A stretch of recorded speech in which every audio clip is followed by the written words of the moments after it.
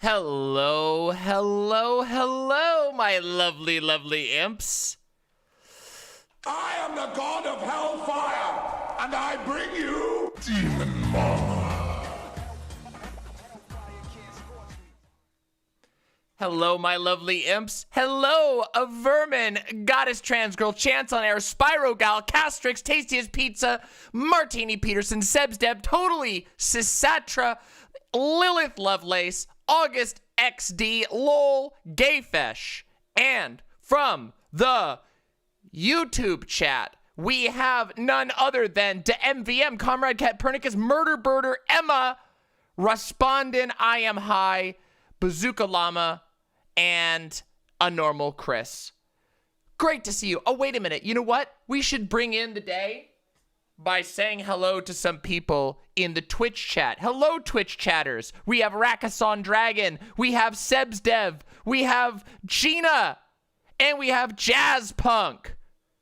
So hello to all of you today. Yes, we are now officially dual streaming on, well, try-streaming, really. We are try-streaming on demonmama.com/live, youtube.com, and Twitch. So that's pretty pog, isn't it?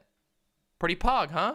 And I will be doing my best to try and keep an eye on Twitch chat, to keep an eye on YouTube chat, and to keep this, but let's be real, that's really challenging. However, I'm going to need some help, all right? All right, everybody? Are you ready? I'm going to need a mod. Some mod who's willing to run over when the time is right to Dylan Burns's channel and drop my links, specifically the Discord, the YouTube, and the website. I want some mod to please do that in Dylan's chat, because that would be super, super helpful. I will not be able to do that while I am doing this. That will be later. We do not know the topics. It is a Royal Rumble. The topics will be on the spot, and people get eliminated every 15 minutes, which is pretty hog wild. By the way, that lovely new intro that you just heard, which I will play again for those who missed it. I am the god of hellfire, and I bring you Demon Mama. That was made by our one and only community member, SheCorp. Thank you very much, SheCorp. Really appreciate that a lot. Thank you so much. I am so excited for today. We have been, so let me tell you what I've been doing today. So first of all, I set up dual streaming, which was, believe it or not, a lot of work. But I figured it out, and we got it. We're not losing affiliate. Why would we're not losing affiliate. But we're perfectly fine. We're following all the rules. That was made by SheCorp, yes. But what was I gonna say? Fuck. I've had a headache all morning, and finally the headache is starting to pass. But I apologize if I'm a little more frazzled than usual, because my mods are my brain. Do you see what I'm talking about? My brain hurts. My brain hurts. Actually, it's not a sinus thing, I don't think. It is that I've had a really bad tension in my shoulders lately, because I haven't done anything for a year because it's been pandemic. And pandemic, it means that you sit around all the time. Okay, it is true. I have had a runny nose and stuff like that. But I honestly think this particular one is not a sinus and is more of a tension headache, because I moved a bunch of stuff and I tore up my muscles. All right, big boy. All right, big boy. Don't make me fucking... There we go. Thank you, Gina. Thank you, Gina. I'm going to have to turn that off. God damn, Twitch chat is distracting. Alrighty, everybody. Yeah, I've been trying to keep up, but I fucked it up. Yeah, it is true, though. I have been having actual general allergies, but... Whew. Yeah, I did a lot today. Also, I had a wonderful meeting with our editing team today, setting up our plan for season 2 editing. Yeah? Super cool. We've got a lot of plans. The dual streaming is part 1. Part 2 is that we are going to be really, really killing the TikTok. Part 3, oh, and this is the other thing. By the way, community members, if you want to earn some money from yours truly, I need a time stamper, okay? We used to have Table Knife used to do the timestamps for every YouTube video, which was super amazing. But Table Knife has been very busy lately, so I would like to find somebody that I could pay. It's not going to be a lot. It's going to be like a freelance kind of thing because it's just timestamps.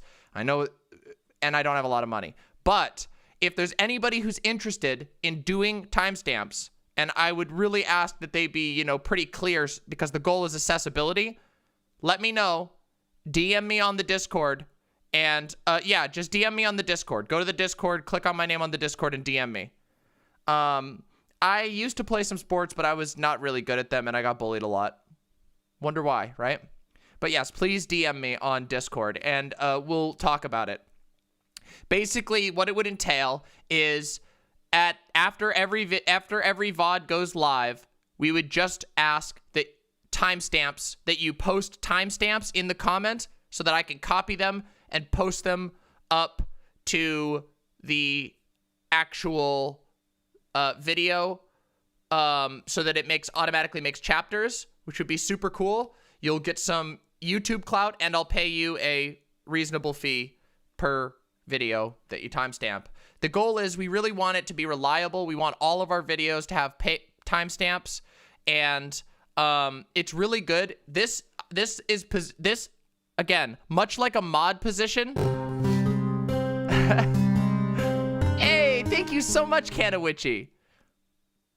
Per time? What? Per video. So, the goal is this is like a mod position. So if you like watching the show, consider it like something you do in addition to that, and you get a little extra benefit for it. It's not like gonna be like there's tons and tons of work for you. It's just gonna be, hey, let's go through and do this. Hey, Adam Flores, good to see you. Yeah, that would be ideal. You could do timestamping, Gayfesh. Gayfesh, I'd love that. Of course, I know you watch almost every stream, and I would love to have you there. So obviously, Gayfesh, I already know you, so that'd be great. I just don't want to. We're trying to find somebody, and I want to give people an opportunity if they want to participate in that way. It's not going to be a whole lot of money, but it's also not going to be a whole lot of work. So there we go. Anyone know where you can get these emotes? These emotes were made for me. Pop Imp was made for me. That is custom for this channel. Believe it or not. Almost all of these. Yeah, they're only here. Well, Pop Imp is also on YouTube, but that's it. I could do it by bounty, but the thing is I don't want a whole bunch of people to be scrabbling. I'd rather just set something out and pay somebody to do it reliably, and they can get money off of it. Yeah, only on my streams. I did add Pop Imp to YouTube chat because YouTube chat deserves a little love. Listen, the thing is, I love YouTube chat. They have their own entire community. It's really sweet, but I don't get to check in on them very much because YouTube makes it so hard to make YouTube chat appear in here. What's going to happen for closed captioning? Is it possible to volunteer for that? Yes, it is. Absolutely, Mayday. Let's talk. Please DM me. Not only is it cool to volunteer, I would be willing to work out something to pay out. Oh, Vermin, please pester Vosh to fill out everything on YouTube. YouTube wants you to fill out all those slots. If you fill everything out, they like it. I'm just saying. YouTube literally tells you, hey, make sure you fill out all the things. Wink, wink, nudge, nudge. It's really worth doing it. They have a little checklist of stuff that you're supposed to do for them, and if you do that, they like you. It's good for your numbers. Fuck, I'll do it for you. Jesus Christ. I did it in 5 minutes today.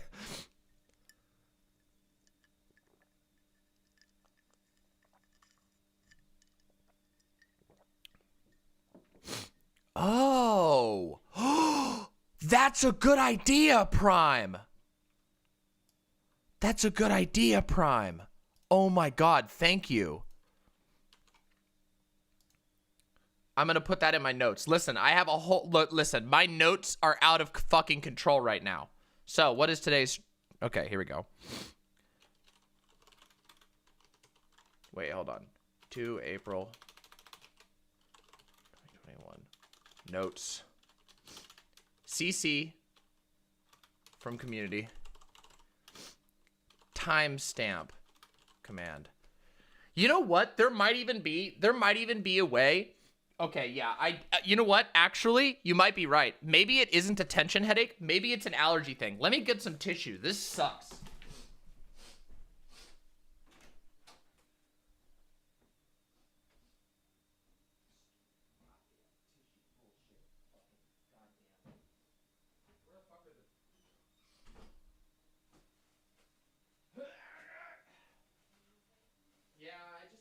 I need to get a box of like tissues or something because I'm getting bad allergies. This sucks. This sucks. All right, everybody. Look at this. I'm gonna hide this so that people don't think I'm a massive coomer. Wait a minute. Yeah, I took some ibuprofen already.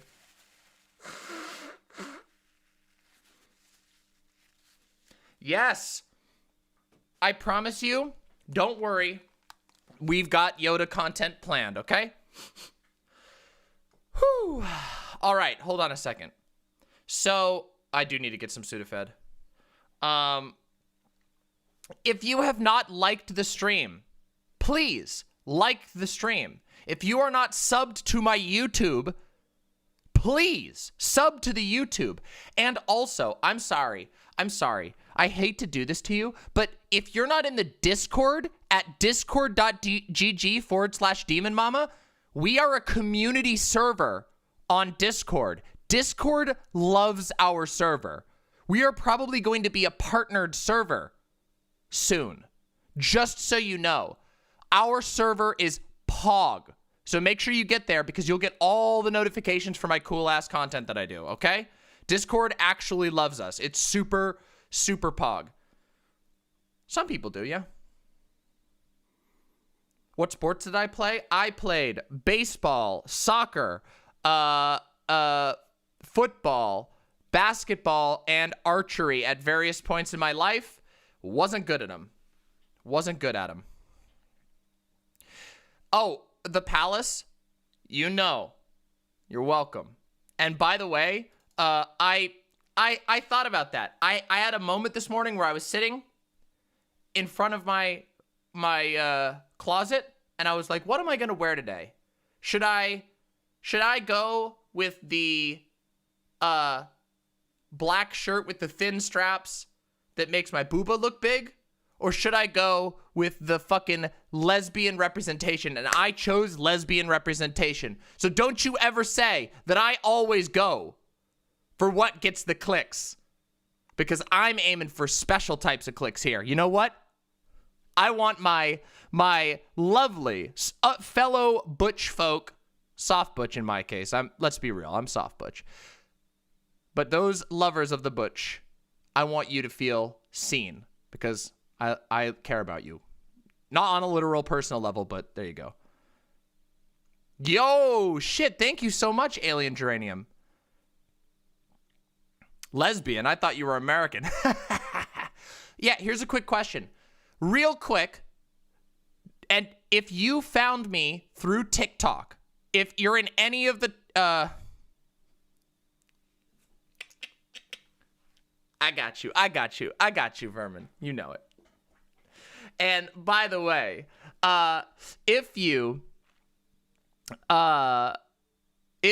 came here from TikTok, if you found me through TikTok, drop a Mama Mald in chat. Don't drop a Mama Mald unless you found me through TikTok. If you found me through TikTok, drop a Mama Mald in chat.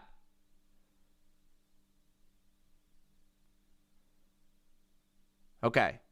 So it doesn't look like many site chatters found me through TikTok. Let's see. Anybody? Let's see. Not yet. Okay. All right, not yet. Okay, so that's a good sign. All right. So right now, yeah, I checked YouTube chat. Don't worry. I checked YouTube chat. Well, let's check. Nope, nobody yet. Okay, so that means I know there's a couple of people who've messaged me. They might just not be here right now, or they might not be chatting. Oh, we have one. We have one. Okay, that's good. That's good. Now, don't feel bad about that, Alora, because remember, we only have 2,000 followers right now on TikTok, which is awesome for us because we blew up from 150 followers last month to well over 2,000. So we're working towards getting to that point. Oh, hell, Brim, that's awesome. Ooh, that's a good idea, Prime. We're going to work out stuff like that in the future. Look, I'm a nerd for analytics, okay? Yes. So I wanted to talk about the $1 trillion infrastructure plan, but I happen to know that a lot of people have been talking about it. And I actually do want to talk a little bit about something else. So here's the plan for tonight. Before we get super into it, let me just... 2,209. There we go. So here's what we're going to be doing tonight. First off, we're going to talk about the attack on the Capitol. That just happened. That is actually really spooky. And we're going to talk about that a little bit and see what we can find out because it is a developing story. And I will not be coming to any conclusions, but we're going to be talking about it. And then after that, we will be tuning in when the Hippy Dippy podcast begins. Okay? So here's the thing. I got to explain this. So listen up, imps. Listen closely, all of you out there. I know you're watching, but listen closely, okay? Listen up, okay? This is a special format. This is built to look like WrestleMania, the Royal Rumble, the free-for-all madness, okay? So at the beginning of this podcast, when the Hippy Dippy podcast starts tonight, it is going to be 8 people, okay? And then after that fight starts to sort out a little bit, there are going to be people being called in to join the fight. I am one of those people. In fact, I am the last challenger to be brought in, okay? And then once I am in, along with a couple of other mystery guests, there will be eliminations every 15 minutes. Okay?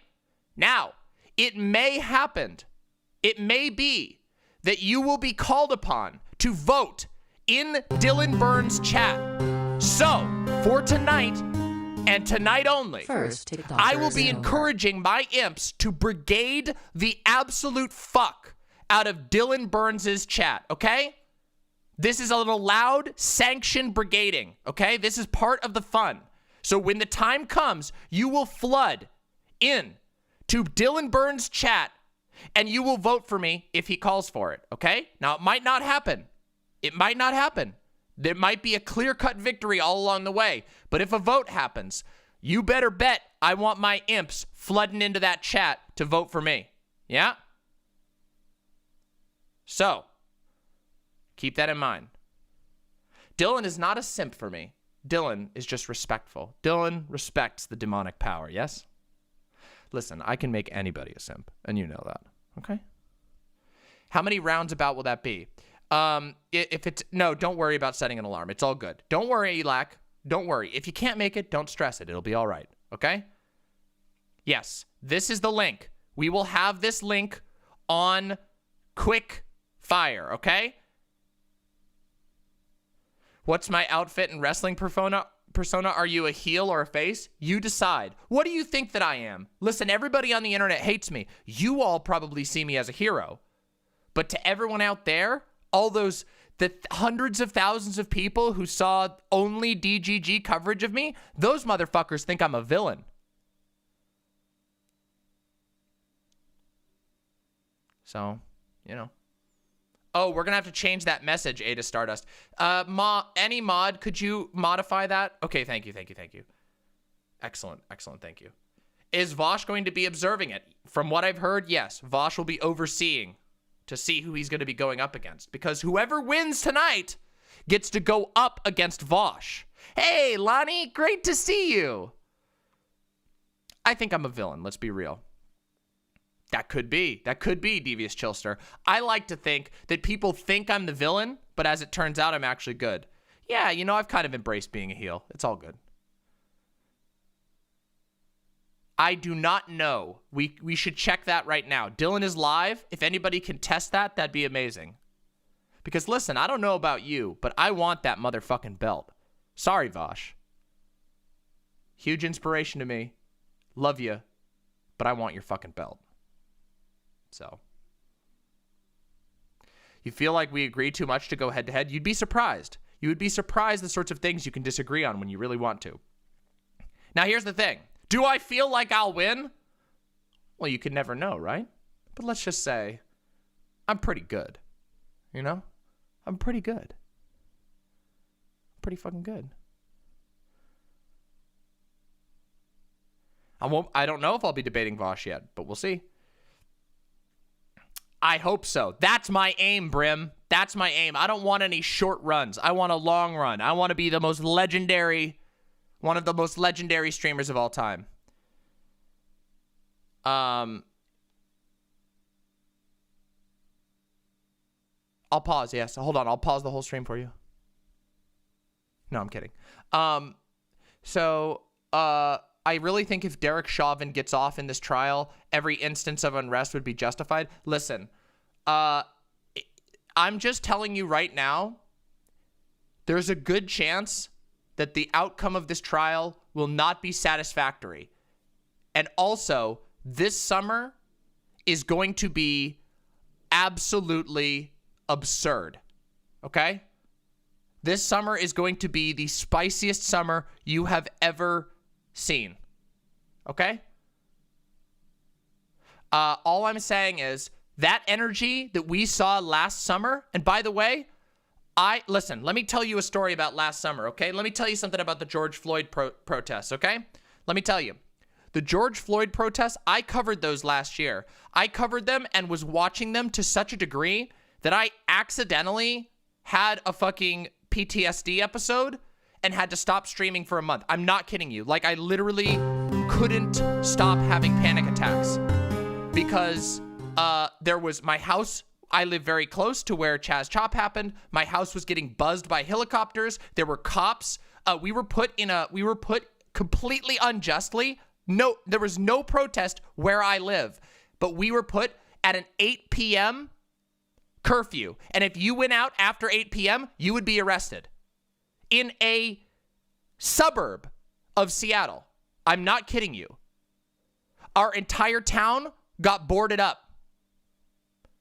One of my partners lived, white nationalists went through and smashed all of the windows of all of the Chinese-owned restaurants in the area. That was last summer. The energy, the anger, the fury has gone nowhere. Nothing has changed to make that. In fact, it's only gotten more intense. So I can tell you this summer is going to be intense. Now, I've learned a lot from last summer. I will not be burning myself out like I did last year. I will not be watching 24 hours worth of live streams while monitoring police radios, which is what I was doing last summer, just so you know. I won't be doing it this summer, but this summer is going to be... Now, I might be wrong. Maybe nothing will happen. I've been wrong before. But I'm just saying I can feel an energy in the populace, in the people. I feel like this summer is going to be the Thunderdome. And Twitter, by the way, Twitter is going to become hell. So you all better start memorizing the IMP's code, okay? So real quick, let's do together a refresher because there's a lot of new viewers who may not know the IMP's code, okay? What is the IMP's code, you might find yourself asking? Well, good news. I have it all laid out for you. The IMP's code is a code that I invented after a long week of thinking in my room. No joke, I'm not kidding you. I was literally so mad at Twitter that I just smoked a bunch of weed and thought about how to get better at Twitter, okay? And I invented the IMP's code, okay? Now, it wasn't originally called the IMP's code. A a friend of the server came up with the cool acronym, the IMPS code, but it had the same rules, okay? So here is how it works. And I promise you, go check it out, try it for yourself, and see if it works. Are you ready? This is the IMPS code. I immediately stop discoursing, okay?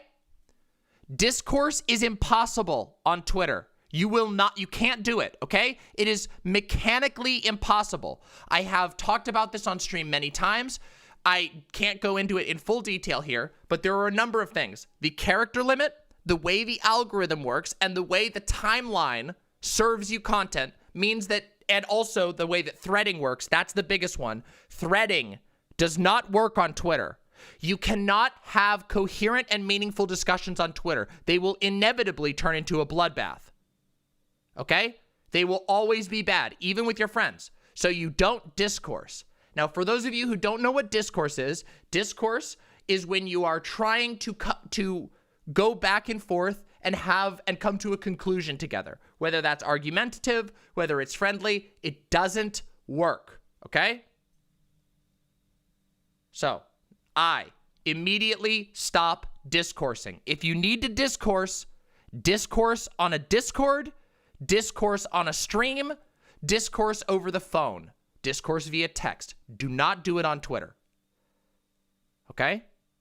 I. M in imps. Meme and cream. Okay?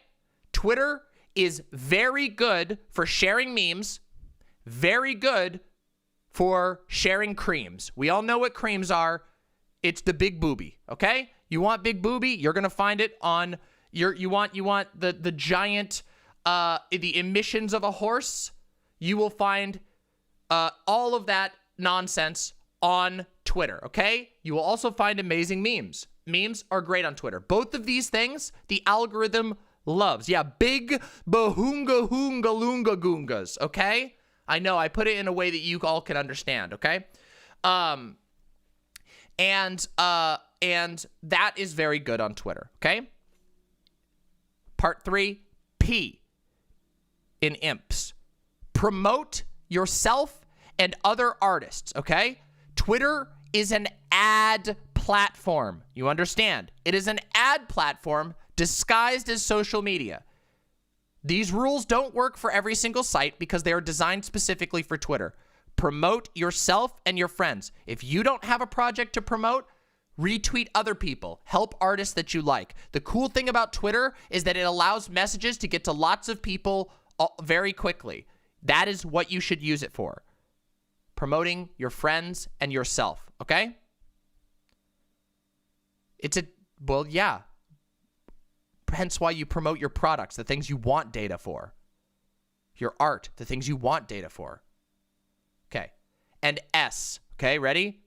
Slaughter your opponents in the arena of ideas, okay?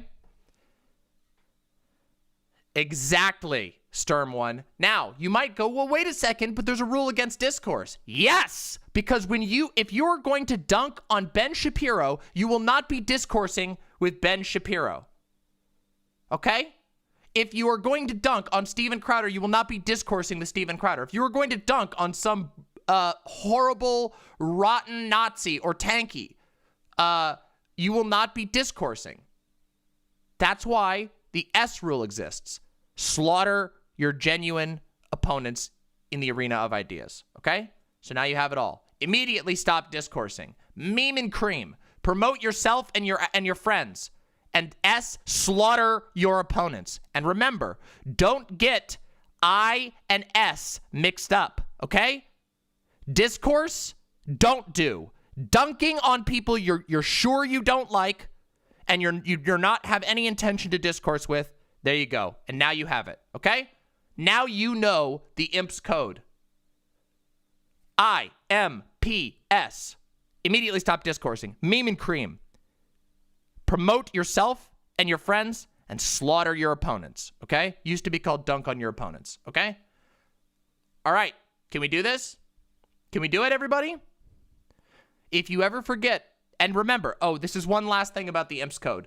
The IMPS code is not a moral code. You do not need to feel bad if you don't live up to the imps code, okay? You don't need to feel bad, okay?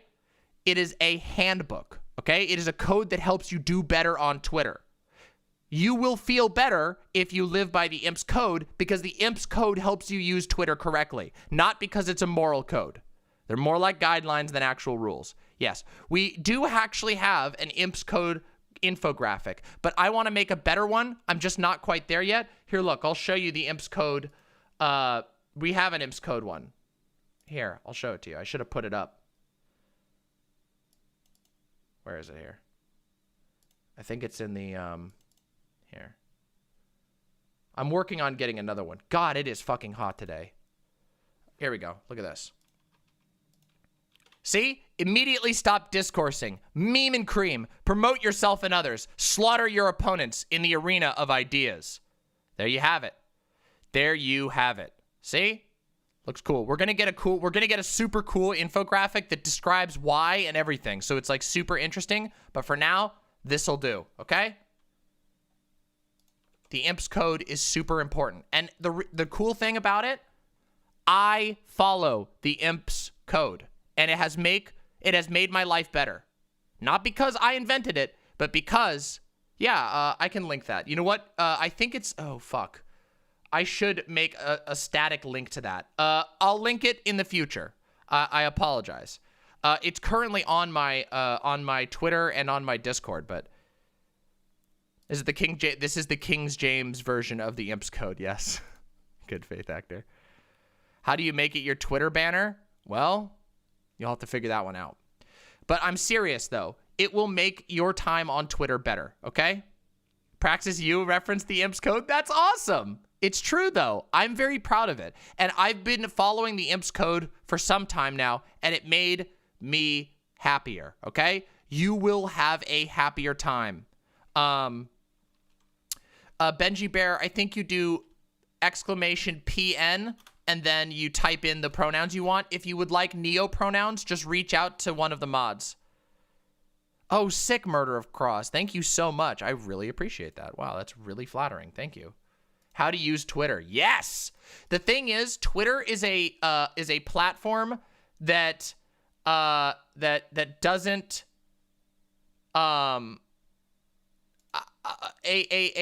what was I gonna say? Oh fuck, I can't even remember. What was I even gonna say? Twitter is a platform. Twitter is a platform that does not tell you how to use it, okay?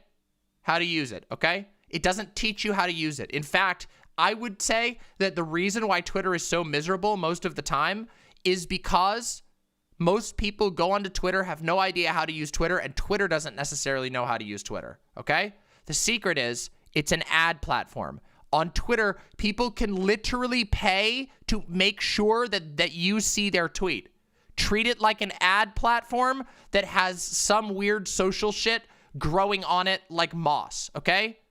It is a rock of ad platform with some weird social moss growing on it. If you treat it like that, you will have a better time. I promise you.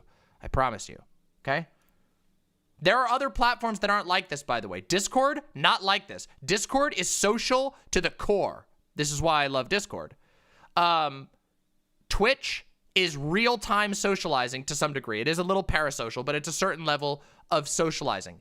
Not the case on Twitter. People sometimes use Twitter like their journal. Don't do that. Just don't do that. What do boomers like you use? Join the Discord. Brian's name, Discord, I promise you, you will be happy using Discord. Discord has a small learning curve, but Discord is where everybody's going. Discord is where it's going. And now, guess what? Discord just announced a new feature. You want to know what they just announced? They just announced stage events on Discord, which means that you can functionally stream a panel on Discord. So it will have a chat that can't talk, and a bunch of people can hang out, and the people in the chat can listen in. That's super cool. Discord they've got vision. I'm telling you, if you're a boomer and you're like, what do I learn? Discord will be easy for you, and you'll have a good time. I'm serious. It is a little bit of a learning curve because it looks like a chat app and it's got some weird quirks to it, but it's totally worth learning the Discord. And if you want to join my Discord, discord.gg/demonmama. There are Discord tutorials out there, by the way, that are super good. In fact, I watched a Discord tutorial by this like 15-year-old Zoomer that taught me how to actually set up my Discord. Like some kid was just like, here you go. This is how you set up your Discord. There's some pretty cool features you can do. And I was like, what? That's awesome. And I did it. I was like, thank you. Thank you so much, Zoomer. What do you do to revitalize your dead server if you have one? Well, the good news is there's no like real algorithm in Discord. So you just got to work on it, upgrade it, change it around, and then find some people to join it.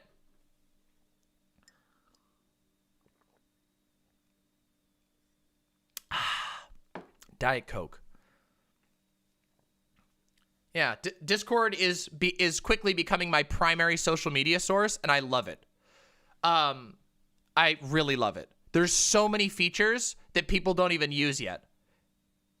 No, Microsoft is not. They were talking about it, but Discord isn't going to accept. Yeah, Diet Coke. Fuck yeah. How do you stop Discord raids, and how do you convince your members that blood isn't worth spilling?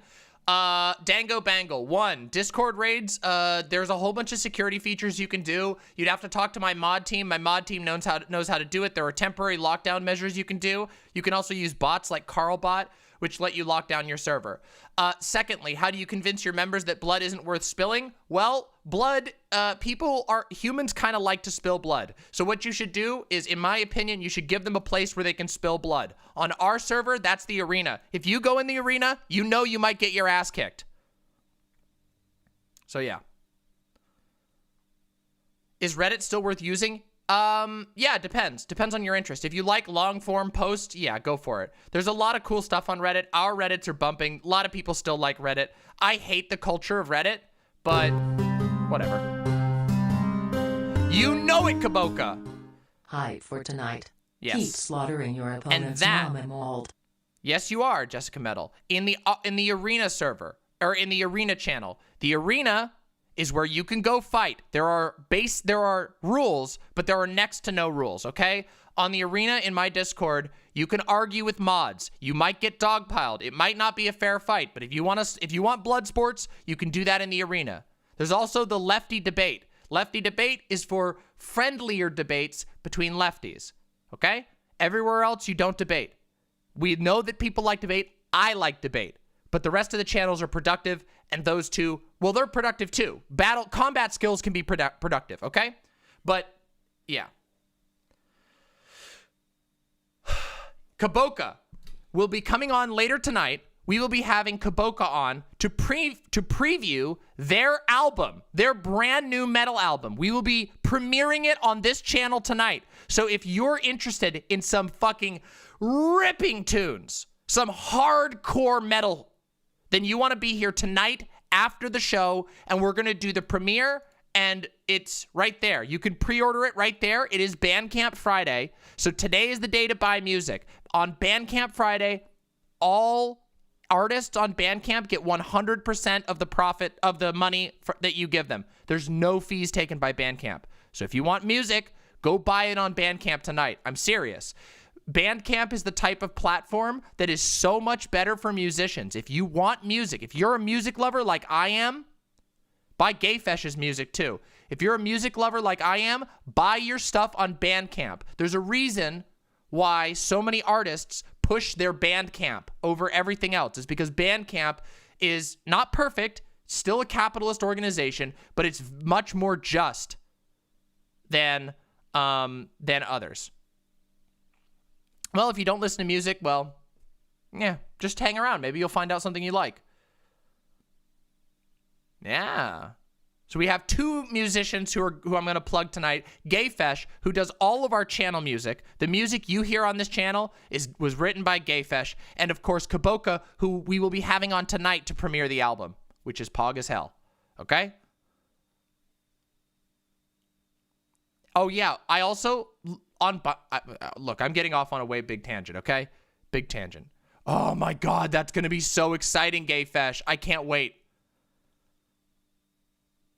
Yeah, no problem, Kaboka. It is going to be, like we said, tonight after the debate. So somewhere around, what, we said 9 o'clock my time, I think, is where it's going to be. Give or take, depending on how bloody the panel is. Yeah. Midnight your time, you're in Toronto. Okay, cool.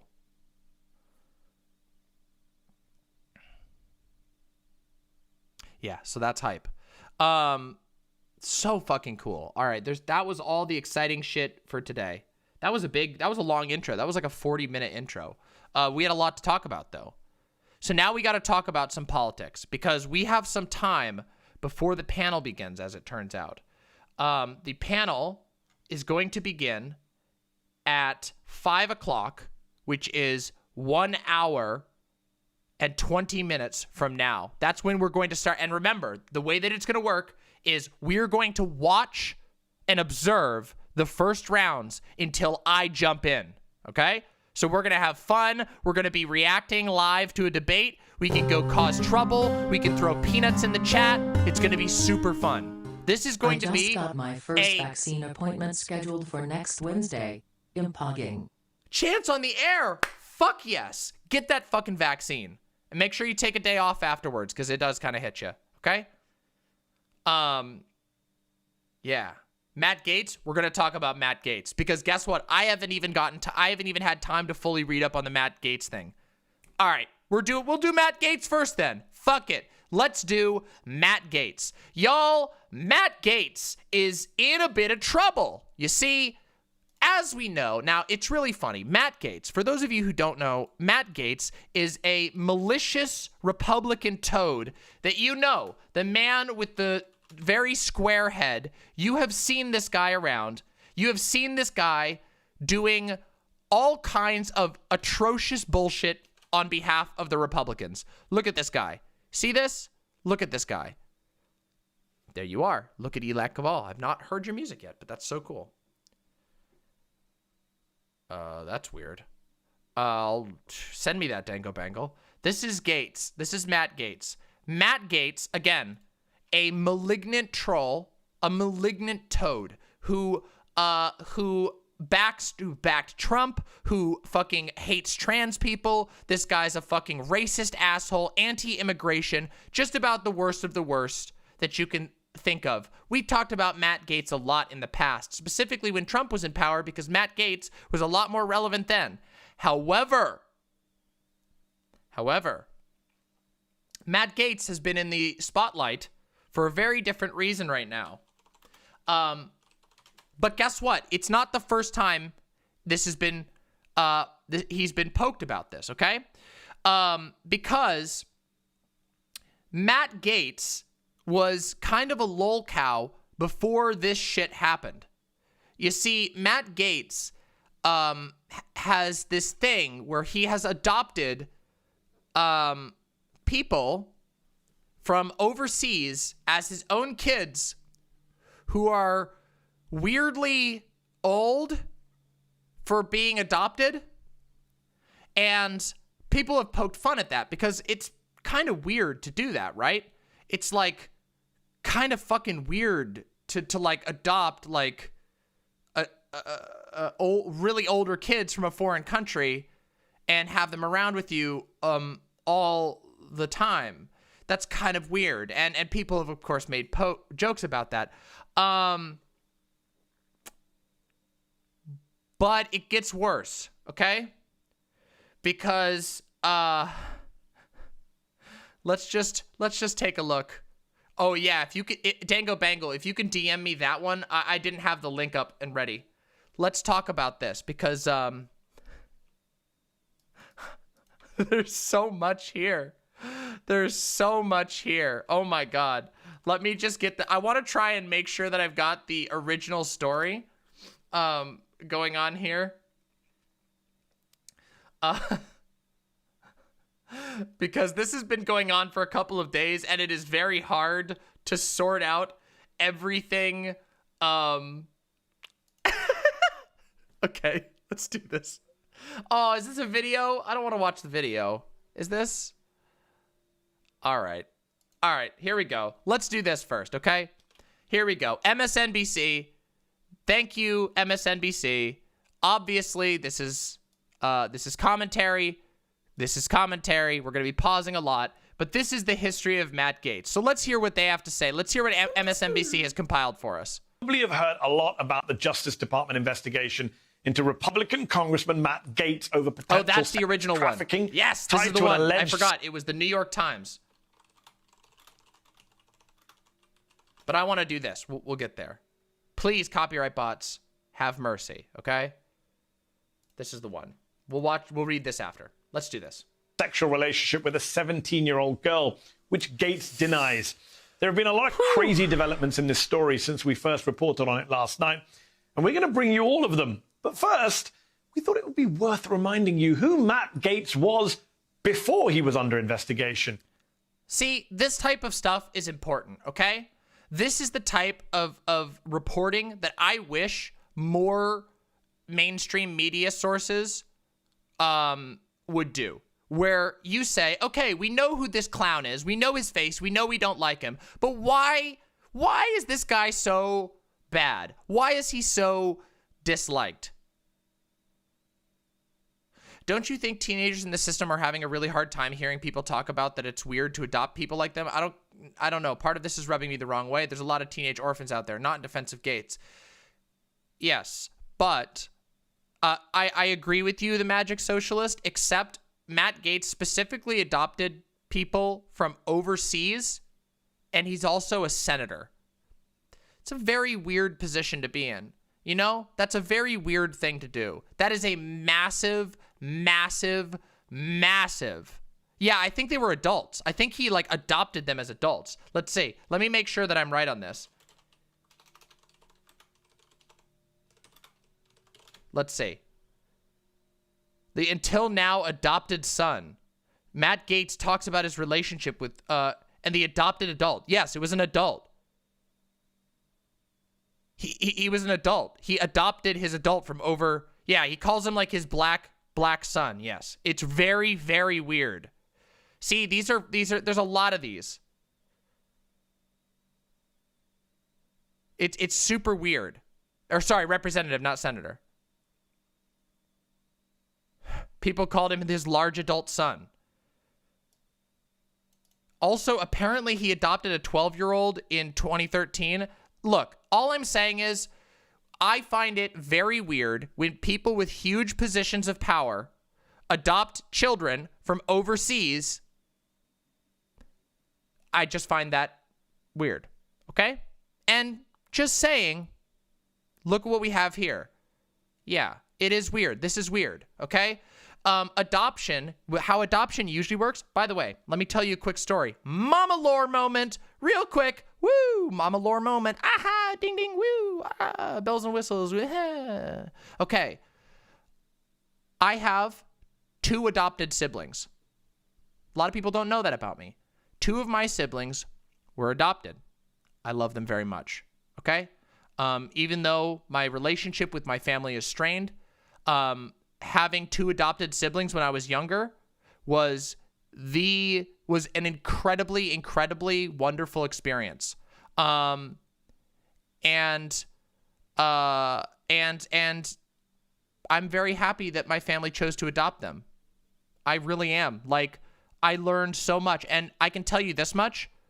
There is no difference. There is no feeling of difference between an adopted family member and a non-adopted family member.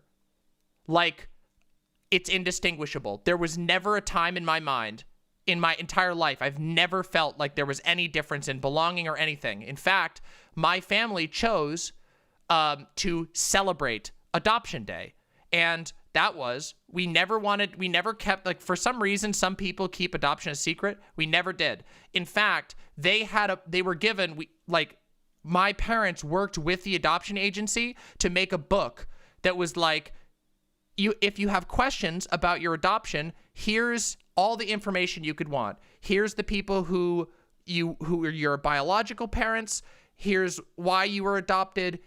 and you can read this little book, and it will tell you everything that you need to know. And we would celebrate Adoption Day once a year. Basically, my adopted siblings got a second birthday where we would take them out to dinner or make them something special, and we would celebrate it. And no one cared. Except for one of my family members. One of my family members is a weird fucking racist, and she was obsessed that they weren't blood family. And the only time my dad has ever had a hero moment, it's not why they didn't love you, by the way. It's not why they didn't love you. That's such a bad way of framing it. It was my adopted siblings' parents were incapable of caring for children. They themselves were like wards of the state.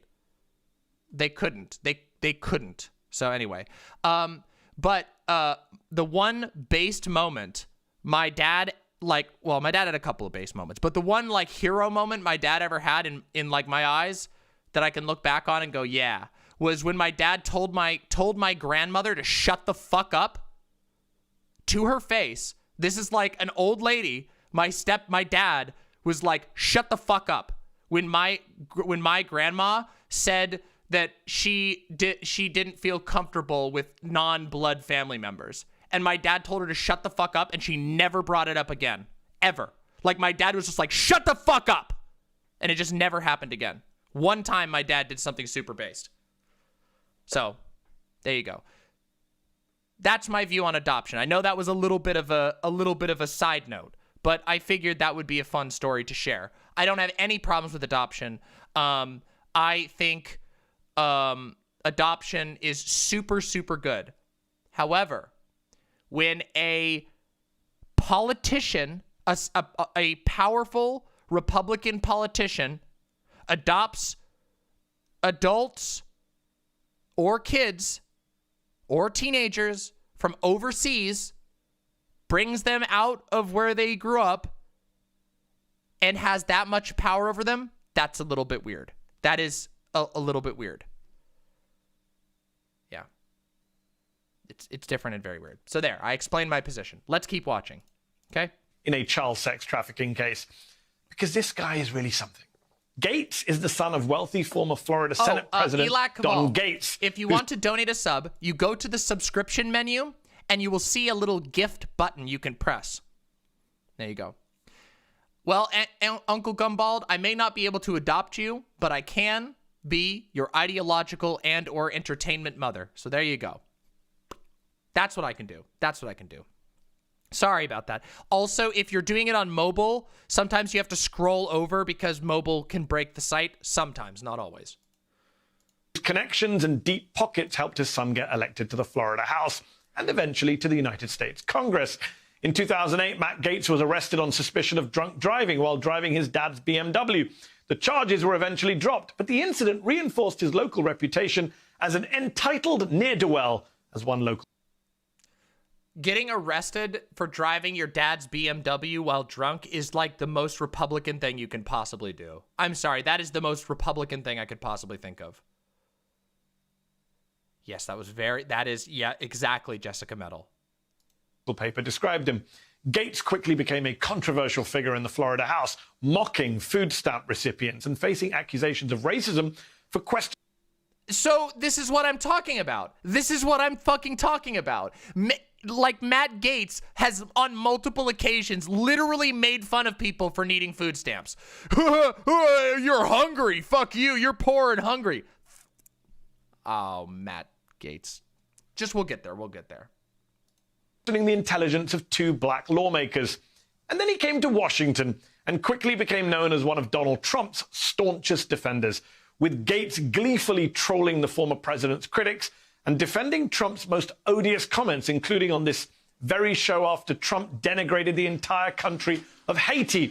As a U.S. Congressman, Gaetz brought an accused Holocaust denier to the State of the Union, suggested George Soros was paying Honduran kids to storm the U.S. border, and hired an ex-White House aide ousted for white nationalist ties when the father of a child murdered in the Parkland school shoot. Ha ha ha! Hey, thank you for the gifted sub, Eli Caval. But remember, ha ha! It's so funny when you are trolling as a representative of the U.S., as a literal member of the fucking House of Representatives. Yes, so appropriate. Called Gates a liar for having the gall to tie immigration to those school shootings. Gates responded by demanding the father be removed from the hearing and going back to his talking points. Gates wore a gas mask on the House floor last March to mock COVID concerns and partied maskless with members of the New York Young Republican Club in December, near the height of the pandemic. By the way, the New York Young Republican... No, that's not the same one. Never mind. Wrong information. I could Never go mind. on. I didn't get it. I There's caught myself. Plenty more. But let's end with this. In 2017, Gates was the lone no vote on an anti-human trafficking bill.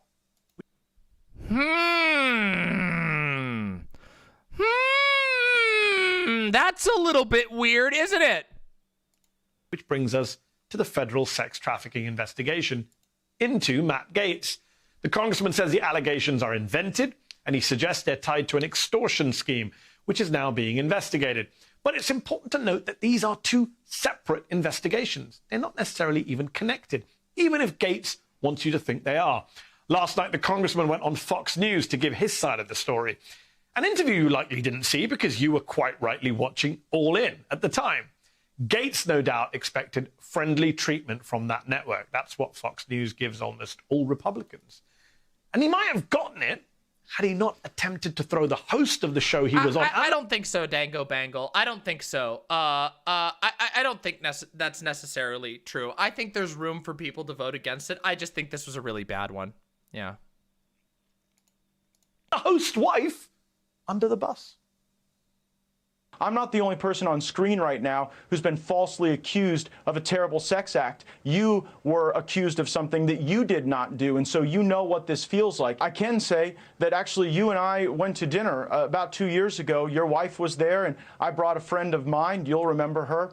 And she was actually threatened by the FBI. I really saw this as a deeply troubling challenge for my family on March 16th when people were, talking about a minor and that there were pictures of me with child. This is what I'm talking about when I talk about how Republicans are vicious when they infight. When Republicans infight, this ain't some Twitter bullshit that you see on the left. When right-wingers infight, Matt is tying himself on national news to Tucker. If Matt goes down, it implies that Tucker goes down. He's trying to politic Tucker Carlson into backing him up. You're watching live politics happen. Child prostitutes. I may have watched that clip a dozen times since last night. It went so well for him.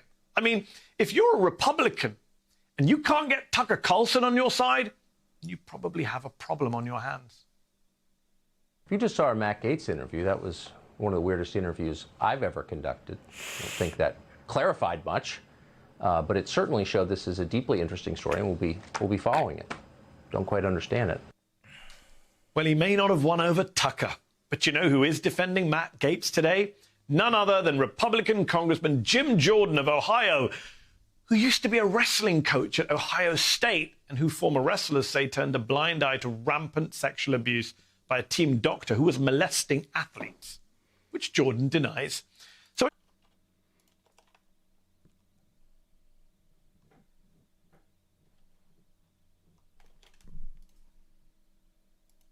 at least Gaetz has that going for him.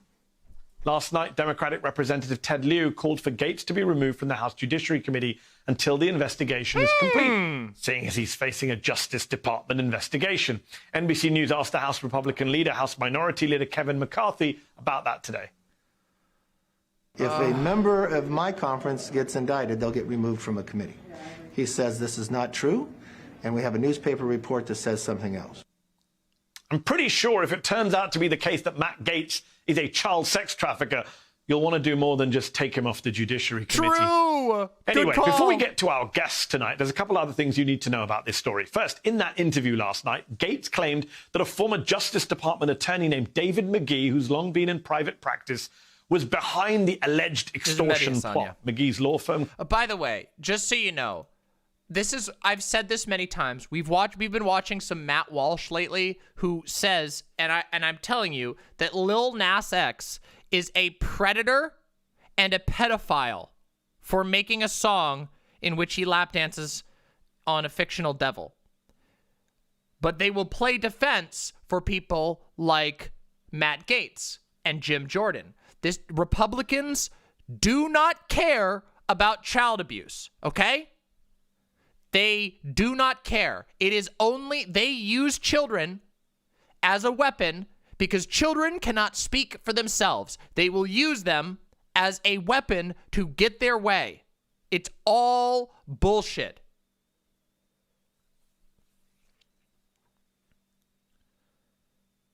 Do we have a spammer in YouTube chat? Who the fuck is... Here, I'll get him. I can't tell if this is like a fucky. I put him in timeout. What the... There we go. Timed out. There. Okay. Should be taken care of. If they come back, let me know. If they come back, let me know. Apologies. Let's continue. Called the flame false and defamatory, and McGee denied it to the Daily Beast, speculating, quote, this is a blatant attempt to distract from the fact that Matt Gaetz is apparently about to be indicted for sex trafficking underage girls. We do not know if that is in fact the case. The other name you need to know is Joel Greenberg, the former Seminole County, Florida tax collector, who posted this selfie with Gaetz and another man in front of the White House back in 2019. As Rachel Maddow deftly laid out last night, Greenberg is a character almost beyond belief. He was indicted on charges tied to his alleged harassment and stalking of a political opponent, and allegedly used his position as the Seminole County tax collector to obtain surrendered driver's licenses and use them to create fake IDs for himself. He was also charged with sex trafficking of a child between the ages of 14 and 18, and alleged in an indictment to have misused the state motor vehicle database to obtain information related to individuals with whom he, quote, was engaged in sugar daddy relationships. What the fuck? He has pleaded not guilty. What Just today, the fuck? Holy shit. That is outrageous. That's a lot of fucked up shit. Listen, quick advice. Here's the thing. Listen, okay? I know that it can be tempting to accept the money of a sugar daddy or a sugar mama, okay? And there are situations where that is perfectly fine. But please make sure that you are safe if you ever do such a thing, and vet your fucking clients. Yes, exactly. You know what? I should have Merrick on to talk about this. In fact, I'm going to make a note. We're going to get Merrick on to talk about this because I think Merrick could really help us on this. There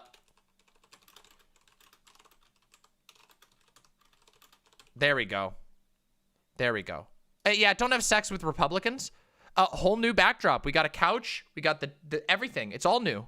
Anyway, Merrick is literally a sex worker who's done a lot. I didn't move, actually. It's just we just reorganized the room. Yeah. Let's continue. Federal prosecutors filed a third superseding indictment against Greenberg, which involved stealing money from the tax collector's office to buy cryptocurrency. The investigation into Matt Gaetz reportedly stemmed from the probe into Greenberg. Devious Chilster. And now both men are facing investigations into sex trafficking involving a child. Back in 2017, Greenberg posted this selfie with Gaetz and Trump ally Roger Stone. And I can't help but wonder what the reaction would be if, I don't know, AOC or Ilhan Omar were in a picture with a guy charged with... By the way, you all know who Roger Stone is, right? Roger Stone's the guy who, he was Nixon's henchman way back in the day, then became Donald Trump's henchman. He has a tattoo of Richard Nixon's face on his back. Yeah. Yeah, that guy. Sex trafficking of a child. QAnon would go crazy. Fox News would have a field day. And yet nobody seemed to care when Matt Gaetz did exactly that. At least not until now.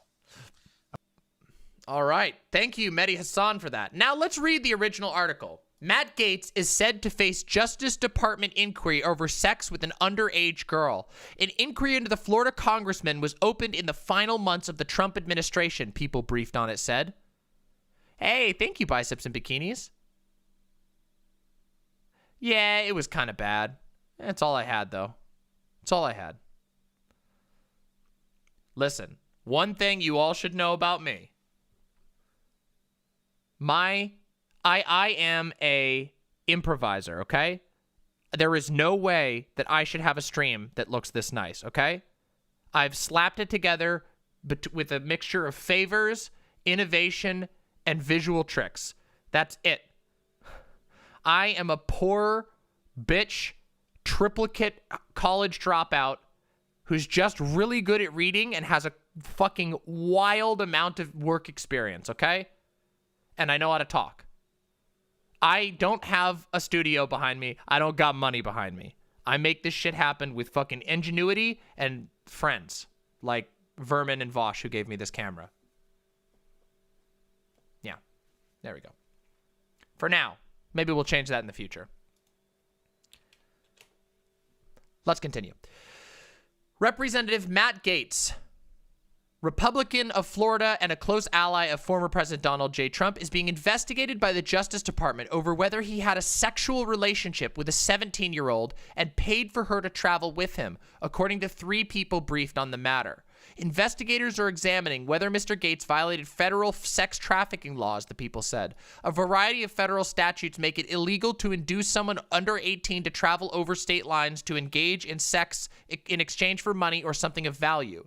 The Justice Department regularly prosecutes such cases, and offenders often receive severe sentences. It was not clear how Mr. Gaetz met the girl, believed to be 17 at the time of encounters about 2 years ago, that investigators are scrutinizing. The investigation was opened in the final months of the Trump administration under Attorney General William P. Barr, the 2 people said. Given Mr. Gaetz' national profile, senior Justice Department officials in Washington, including some appointed by Trump, were notified of the investigation. The 3 people said that the examination of Mr. Gaetz, 38, is part of a broader investigation into a political ally of his, a local official in Florida named Joel Greenberg, who was indicted last summer on an array of charges, including sex trafficking of a child, financially supporting people in exchange for sex, and at least one of them who is underage. So, a child rapist is what we have here. This is a child extortionist and rapist and child sex trafficker. About the worst type of human you could possibly get. Mr. Greenberg, who has since resigned his post as a tax collector in Seminole County, visited the White House with Mr. Gaetz in 2019. No charges have been brought against Gaetz, and the extent of his criminal exposure is unclear. Mr. Gaetz said in an interview his lawyers had been in touch with the Justice Department and they were told that was the subject, not the target of an investigation. I only know it has to do with women, and I have a suspicion that someone is lying to try and recategorize my generosity to ex-girlfriends as something more untoward. It is verifiably false that I have traveled with a 17-year-old woman. Notice his statement here doesn't deny that he ever had relations, just that he didn't travel with it. That is so sus. That is so sus. Also, yeah. Well, you know the reason why he would say this, though, is because I'm going to guess his team is probably going to say that wherever she was from was, like, technically, they probably have, like, they probably have, like, a age of consent at 17.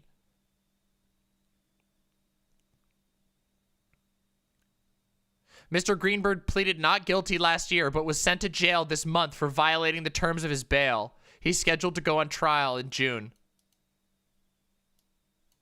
Axios reported, oh my God, a frequent presence on Fox News and other conservative talk media. Mr. Gaetz has recently mused with confidants about quitting elected politics and taking a full-time job with the conservative television channel Newsmax. Oh, he's fucking guilty. Oh, he's fucking guilty. Listen, you would never give up unless you knew you were in the shit. You would never give up a position of power in the Republican Party to go to Newsmax. That is ridiculous. Oh, he knows he's fucked. He knows he's fucked.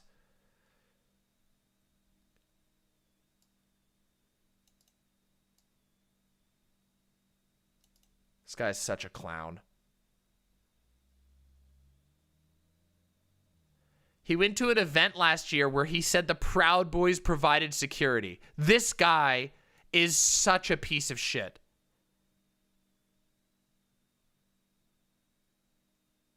Oh my God. So this just keeps going. This was Mr. Greenberg Associations. Now, what? The alleged extortion plot against Florida Representative Matt Gaetz apparently involved two men blackmailing him with details about an alleged orgy with prostitutes in an effort to get his dad to cough up $25 million to help rescue American hostage Robert Levinson from Iran. What the fuck? The men, former prosecutor David McGee and ex-Air Force intelligence officer Bob Kent, allegedly claimed the FBI had photos of Gaetz in a sexual orgy with underage prostitutes. They asked his dad, Don Gaetz, for money to be used to free Levinson in exchange for somehow getting the Department of Justice to drop its reported sex trafficking probe. This sounds like fucking fake. The men who approached Gaetz' dad had no apparent connection to the sex crimes investigation, but somehow learned about it before it was made public. Uh-oh. Uh-oh. Springing leaks. Yikes.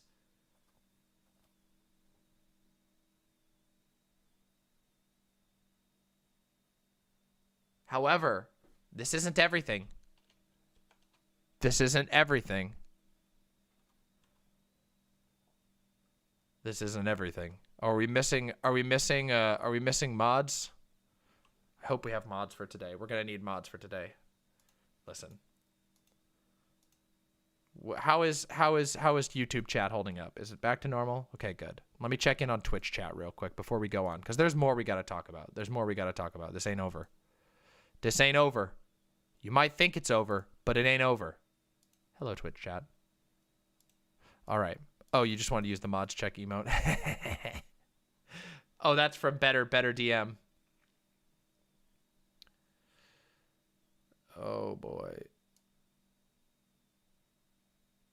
Okay. All right. Let me show you something real quick.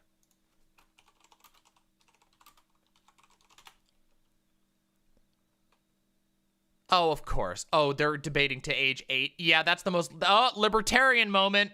Uh-oh. Uh-oh. We got a problem, though. There's more. Gaetz is a weird creep. In addition to all of the other allegations, Gaetz showed lawmakers nude photos of women he claimed to have slept with. Representative Matt Gaetz showed photos of nude women who he claimed he had sex with to other lawmakers. Multiple sources told CNN. Two sources who claimed they were shown the material directly said the photos were a point of pride for Gaetz. Sources also told the news outlet that Gaetz, 38, showed them photos while conducting business on the House floor, adding that the Florida lawmaker displayed the images on his phone and talked about having sex with the women. One source claimed they were shown a video of a naked woman with a hula hoop. God, conservatives are such... Oh, my God. Oh, that is so... What the fuck? That is the most, like... Looney Tunes horny. Oh, we got leaked texts. Oh, it's developing. The story is developing. Oh, no. Uh-oh. This just happened. This just happened. Oh, shit. In late January 2020, U.S. Secret Service agents received information that Representative Matt Gaetz had accompanied a Florida county tax official they were already investing on an unusual nighttime visit to a government office where the local official was allegedly making fake IDs. A source close to the investigation told the Daily Beast. That tip to the feds came in a text message conversation with that Seminole County tax collector Joel Greenberg had with an employee, explaining why they were both in the office one weekend 2 years earlier. A timestamp visible in the message thread indicated the conversation took place on Monday, April 16th, 2018. According to 3 people with direct knowledge of the incident, Greenberg visited the Lake Mary, Florida branch of his tax collection agency that weekend. Grainy surveillance footage captured Greenberg standing near a manager's desk with another man. Greenberg forgot to set the alarm on the way out, which concerned the assistant branch manager when she walked out of the office on Monday. That employee wasn't surprised to find that driver's licenses, which are normally turned in when it expired at the tax office for shredding, were scattered all over the desk instead of in the appropriate disposal basket. Idiots! They're idiots! Oh my God, that is so stupid! She reviewed the camera footage and alerted her boss, who in turn contacted Greenberg via text. Did you happen to visit the Lake Mary office on the weekend? The text message read. The image obtained by the Daily Beast shows that Greenberg allegedly responded, yes, I was showing Congressman Gates what our operation looks like. Did I leave something on? The Daily Beast obtained images of additional text messages that purport to show Greenberg helping Gates get duplicate IDs outside of a proper channel on a Sunday afternoon. On September 2, 2018, Greenberg directly asked an employee to quickly create a new card that complies with the heightened security standards of Real ID, a process that would normally require providing additional documentation, according to those images. Hey, Amy, is there any way to assist one of our congressmen in getting an emergency replacement ID or DL by Tuesday, 2 p.m.? His was lost yesterday, and he's got a flight on Tuesday. Doesn't have any other form of ID currently on him. Sorry to bother you on a Sunday. Greenberg then confirmed that the favor was for Matthew Lewis Gates II, born on May 7th, 1982. When Greenberg later came under investigation by the Secret Service for identity theft and stalking, agents approached former employees at the tax office to obtain proof of the public official's activities. That's when they were directed to Gates. According to the source who provided the text message conversation, who spoke on the condition of anonymity to guarantee their safety, Secret Service agents directed them in the final days of January 2020 to print out the full text message conversation with Greenberg from online AT&T records. That source said those text messages were delivered to the Secret Service. Oh my God, they're fucked. They're so fucked. These are about getting Matt Gaetz a fake ID so that he can travel secretly.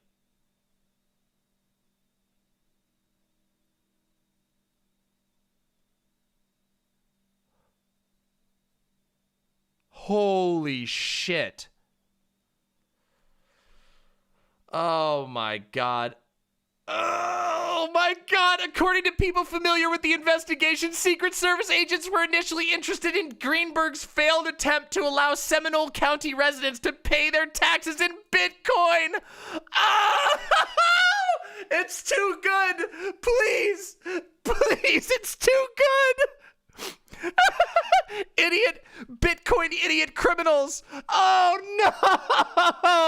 Oh my God. It's too fucking good. I can't handle it. I fucking can't handle it. I can't do it. Baba Booey. Bazinga, bazinga, bazinga. Oh. It's too fucking real. It's too fucking real. Holy shit. Oh, this is so wild. Bitcoin stalking, child trafficking, Republicans. Oh my God. Oh, they have a voicemail. Uh-oh. How long is this? It's 20. Let's listen. Come on, we gotta listen. Dear Anna, this is your favorite tax collector. I'm up in the Panhandle with your favorite U.S. Congressman, Mr. Gates.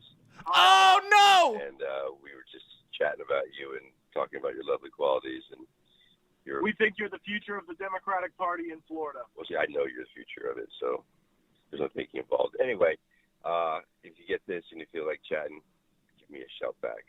Hope you're well. Hope you had a nice 4th. Later.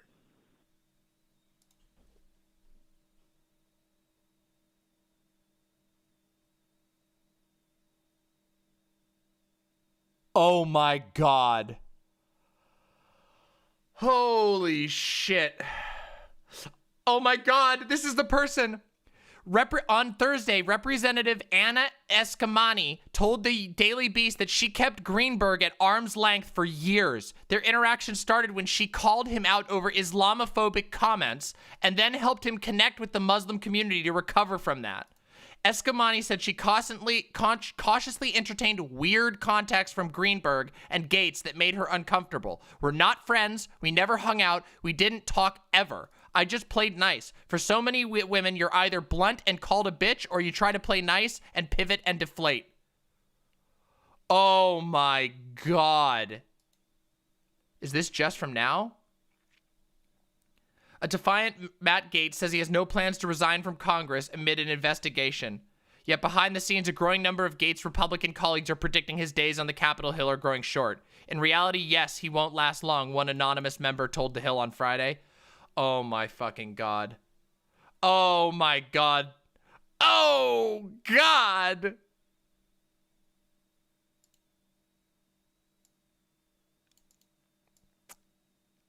By the way, remember a couple months ago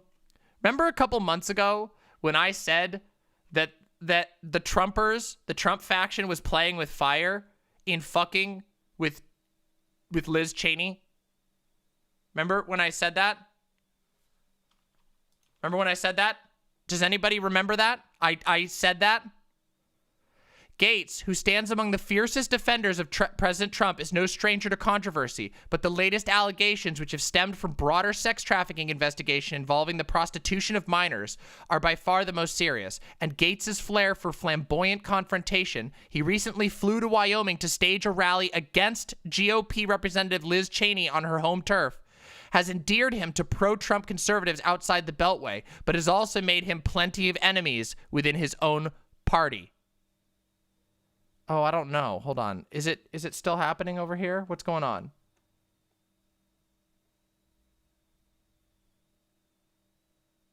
Okay, here we go. I got him. We need a moderator. We need a moderator, if possible. There we go. They're gone. If we could get a moderator on YouTube, that would be amazing. I don't know what's going on. Sorry. YouTube chat it needs a moderator. Apologies. Thank you to MVM. Really appreciate it.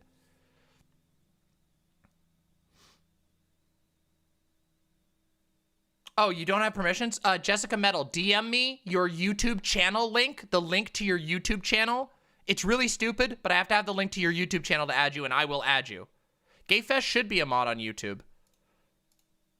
I believe Gayfesh is a mod on YouTube. If not, I'll fix that. Sorry, I know today's going to be spicy. Damn. By the way, if you're enjoying this awesome as hell coverage of the Matt Gaetz story, which is hilarious and horrifying, but hilarious, but horrifying, you should sub to my channel. I notice I have 330 people watching right now, which is super exciting. I'm so happy to have you here. Hit the like button. It's free. Hit the subscribe and ring the bell. Like, seriously, I do amazing content. My channel is blowing up right now, and you can be in on the bottom floor. In addition, you should consider joining my Discord. I know I'm pitching a lot to you right now. I'm sorry. We got to do this. The grind is hard. The hustle is hard. The Discord, discord.gg/demonmama. You'll get notifications that aren't annoying like YouTube notifications when I'm going live.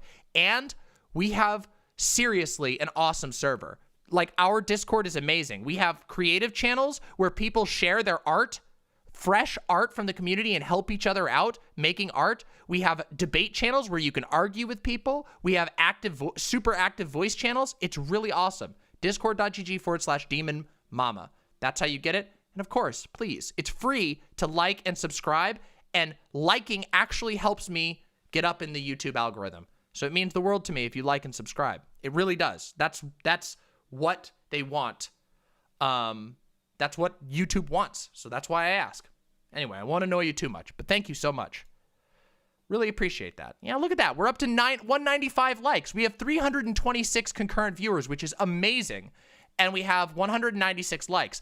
I have a feeling we could get all 300 likes, and that would be super, super cool. Seriously.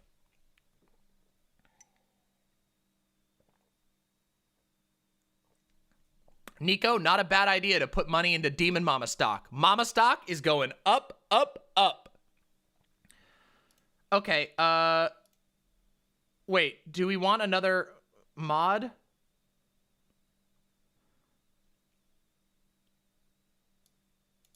let's see. Comrade Catpernicus. Do you want to be a mod, Comrade Catpernicus? Do you think you can handle being a volunteer mod on YouTube? Because you're here all the time, and I would give it to you. You'll mod? Okay. Ivy and Comrade Catpernicus, I am giving you both moderator status. I would ask one request. You don't need to mod on any other, you don't need to mod on the site or anywhere else, but please join the Discord so you can understand the mod rules, okay? So make sure you join the mod Discord and we'll give you the YouTube mod status, okay? Congratulations to our 2 new YouTube mods, and thank you very, very much. Your service is greatly appreciated. Yes, Comrade Catpernicus. Let me add you. Let me fix this on the Discord real quick. How exciting! And I'm going to add Jessica Metal as well. Here we go. Jessica Metal, absolutely. We would love you. You're already a mod, so I want to give you YouTube status. Unfortunately, coordinating the mods status across the board is actually a little difficult, believe it or not. But that should be fixed now. All right, Jessica Metal, you have mod status on YouTube as well now. You should have already had it, but I forgot. So there we go. And let me do this. Comrade. Wait, I don't know what your... Okay. Ivy and Comrade, DM me on Discord, and I'll get you your Discord perms so you can find all the rules. That's all. Just DM me on Discord with what your name is on the Discord, and I'll give you the YouTube mod stats. Because we have a permissions tracking sheet and everything like that. So... just do that later, and we'll do it later. Yes, the debate starts in about 30 minutes, and then we're going to watch that together and commentate on it and throw peanuts and have a really good time. And then afterwards, I will be coming in like a fucking fireball from hell to add to the, flames. It's going to be really good. What's this? Let's continue with Matt Gaetz. Oh, yes. Actually, you can DM Gina if you want it faster. Matt Gaetz' Florida sex game included a Harry Potter challenge and extra points for sleeping in sorority houses. From tonight's debate covered in the blood of your enemies in Minecraft. Oh, you know it. Hell mama. You know it, Uncle Gumbald. It's going to be fucking great. Thank you for the tier 2 sub. Wow. Okay.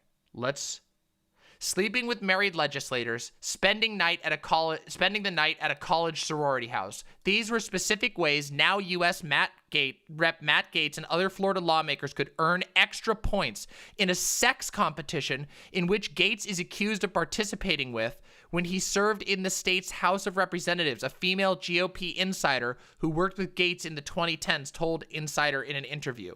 The sex competition even involved the Harry Potter book series.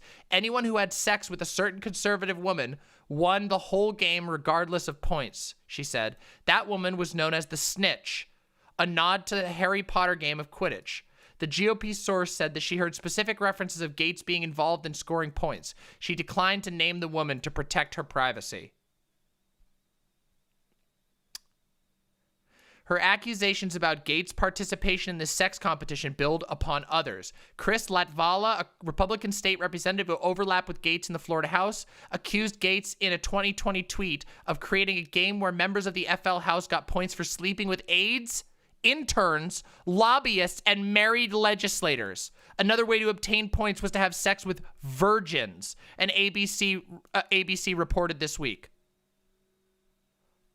Holy fuck! The existence of the game, quote unquote, among male lawmakers was what was the worst kept secret in Tallahassee, the GOP insider said. Lawmakers who participated publicly bragged about it, even among their female colleagues. Some male legislators who didn't participate jokingly lamented the fact that they abstained.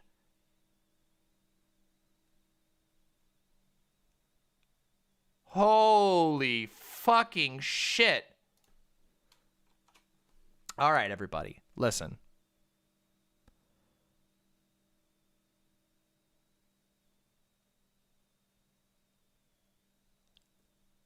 Let me ask you a quick question, because this is the first thing that popped in my mind.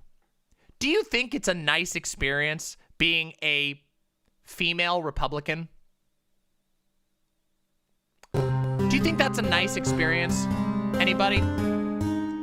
I think Love it sounds stream, take basically my about money, as hellish as you please. could possibly imagine. Thank you very much, Hannah Thing. Deeply appreciate your support. That sounds like the worst experience I could possibly imagine.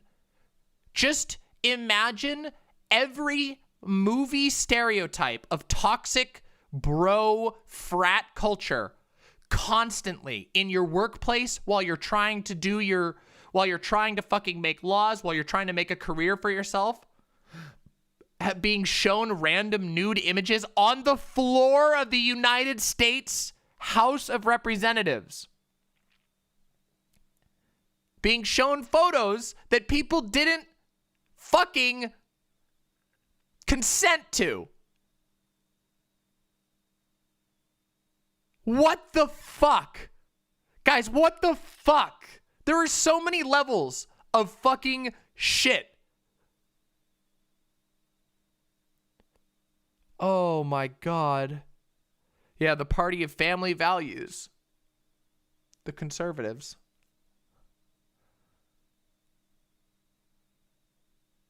This is why all female Republicans who have been in office for more than 10 years have extremely anomalous personality matrices. Yeah, you have to be willing to endure a lot. You know that reportedly, oh God, there's just so much. There's just so goddamn much. Republicans are, the Republican Party is so disgustingly barbaric. It's really, really difficult. Well, I mean, we don't even need to talk about that. Extra points for virgins, no surprise there. With a guy who's now on trial with a decent amount of evidence against him for child trafficking. This is why I get so frustrated, by the way. And keep in mind, remember, we just did a segment on Matt Walsh, on Steven Crowder, on John Doyle. John Doyle supports people like this. John Doyle supports the Republican Party and then does a 2-hour video about how porn is destroying the United States, while the people he supports are literally fucking children.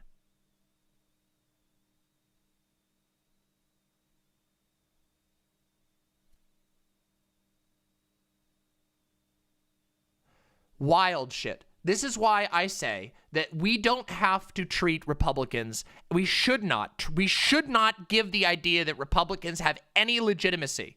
Nothing that they say or do is honest. The party is corrupt to its core. And yes, guess what? The Democrats suck massive, massive shit, okay? And guess what? They have a bunch of bullshit going on inside of them as well. But they don't sell themselves as some party of family values that's trying to regain America's true and loving past. That's the Republicans. That's the Republicans. The Republicans are the ones constantly fueling moral panics about gay people being predators, about trans people being predators. Meanwhile, they, not gay, not trans, white men, are literally trafficking children.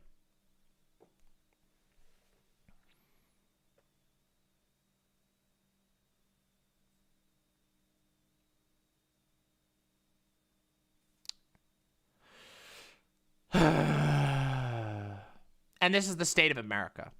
This is America. It's hard to believe sometimes. How does this shit go on for so long? How the fuck? Wait a minute. This shit, 2016, longer than that. This happened, the sex trafficking happened in 2019. How does this shit get away for so long? Okay, let me see. Let me see if I got anything. Oh, God, it's so wild. Here we go. I gotta do this real quick. Oh, my God. I don't know. How does this fucking shit happen? Here we go.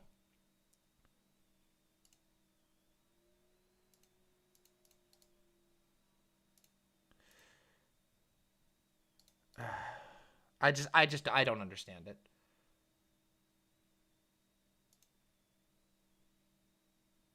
Boom. There you go. By the way, Ivy Evans, I haven't gotten... I'm still looking for Comrade Cat Pernicus's. But Ivy Evans, you have access to the mod channels on the Discord now. Welcome. Welcome to the mod team.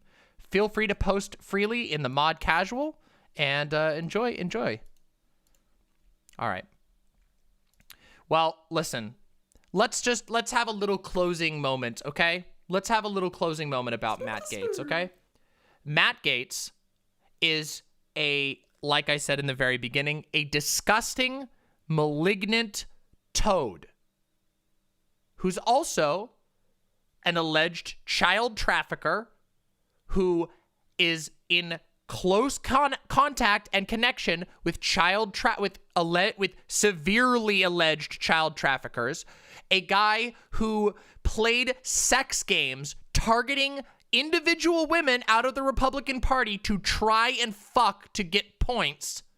That is a level of dehumanization and objectification that is hard to even fathom. Yeah, the worst iteration of a Florida man. True. Matt Gaetz does represent a Florida man, doesn't he? But this is the Republican Party, and don't you think for a minute that this is the only person in the Republican Party like this? Remember, Jim Jordan has been protected by the Republican Party for a very long time. Donald Trump was protected by the Republican Party. He's not an outlier. This is a part of the culture of the Republican Party. Hey, good morning, Trash Candy. They protected Roy Moore. They protect... Wait, what did Jim Jordan do? Jim Jordan was overseeing the wrestling program at a university where the coach was molesting members of the wrestling team, and he looked the other way. There's a lot of evidence that he just looked the other way. A lot. This was a huge deal.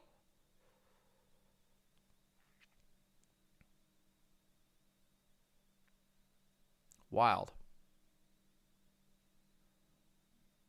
Yeah, imagine being a Dem who looks to work with these people in good faith. No. I've said this many times. I know this isn't exactly... It's not new. Look up Dennis Hastert. Yep, Dennis Hastert's another one.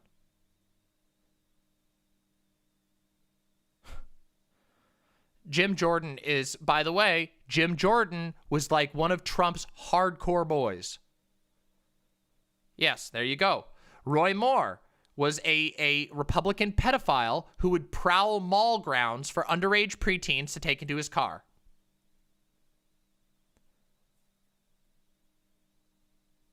Really fucked.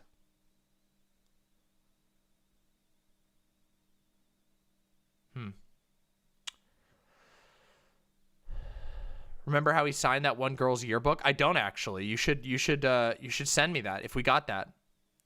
The problem is that, okay, like, oh yeah, Madison Crawthorne. Yeah. Think about this, okay? Have you ever heard of the term rape culture? You ever heard of the term rape culture? Okay, I'm sure you have. A lot of people like to say that rape culture is a Nazi propaganda. It's so extreme. No, this is what we're talking about when we talk about rape culture. We're talking, there was a lot of aspects to what we call rape culture, but this is the kind of thing. A world in which you can be a serious, paid politician and you can get away openly and flagrantly talking about how you're playing a sex game where you give points to try and target the wives of other Republicans and get bonus points for fucking certain women. That is not just... Listen, the fact that you would give points for fucking a certain Republican because she would be hard to fuck or would be too ugly to fuck, do you know how fucked up that is? That right there, saying, oh, I just want to fuck her just for the status. That is quintessential rape culture.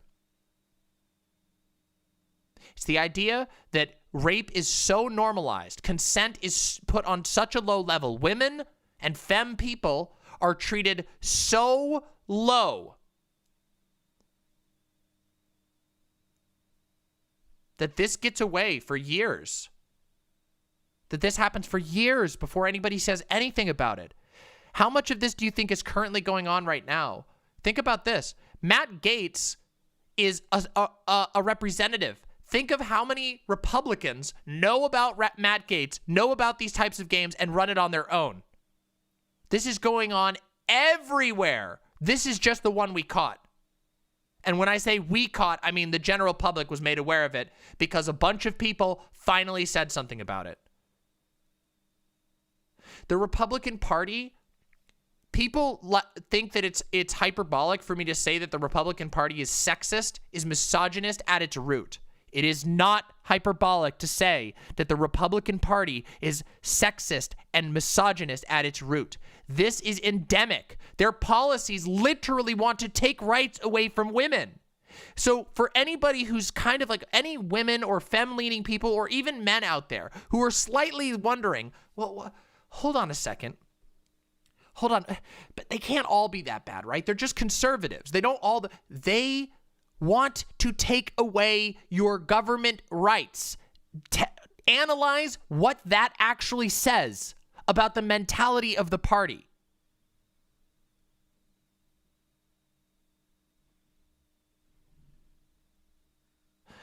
It's a little late for that, Artemis. In the future, I will. I didn't know I was going to do this. But I think it's important to talk about. I recognize it can be a triggering subject. I'm really sorry.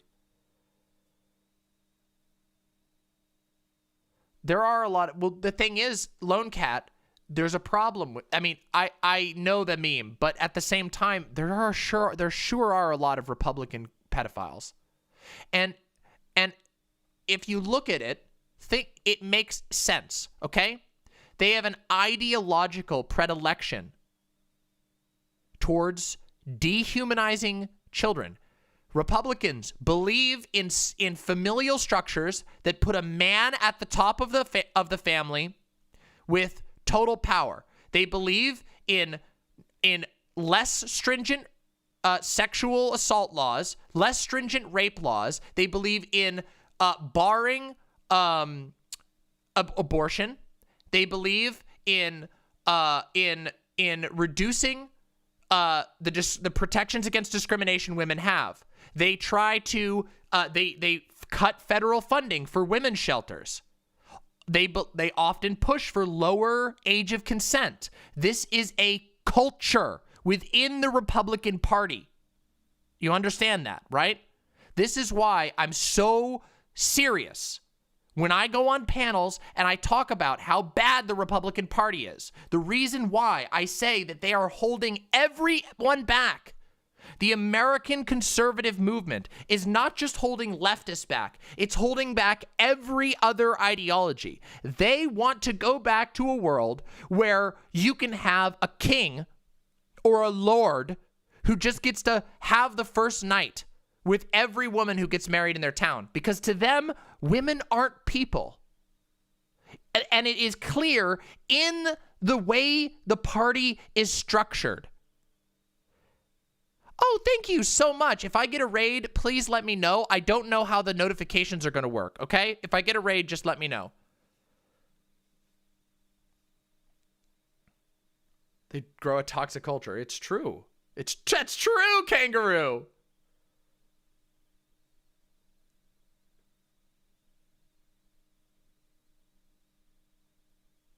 I mean, it's funny. Yeah, Nibiru, it's funny you bring that up. Cold take. The only reason conservatives hate niqabs and burqas is because they're mad that women here won't wear them. Listen, they make a lot of stink about it, but I know. I grew up in a far-right environment. I grew up in a cult, a Christian cult. For those of you who don't know, I know we have a lot of new viewers today. I grew up in a Christian, extreme evangelist cult, okay? I promise you that when you go in a little deeper into the surface of the conservative movement in America, conservatives do believe in enforcing modesty. And if they 20 years from now, if the Republicans were to take over, they would absolutely have their women in bonnets. It's a matter of control. I've said this a million times. Yo, thank you so much. Welcome from Dan Simpson. Thank you so very much, Dan Simpson. Really appreciate the raid. Thank you so very much and welcome. Please come in. Consider coming to the website. We stream now on both Twitch and YouTube. And you can know when I'm going live by joining the website and joining the Discord, which is discord.gg/Demon Mama. So welcome, Raiders. Happy to have you. Welcome to the Imp Pit. Yes, multi-platform streaming. Hey, Aiko, thank you so much. Mama. Thank you so very much for the 100 bits. Look, all of them are working. I don't know what is the I don't know why the binder command wouldn't be working. It might just be lagging right now. There it goes. That was weird. Yeah, that was weird.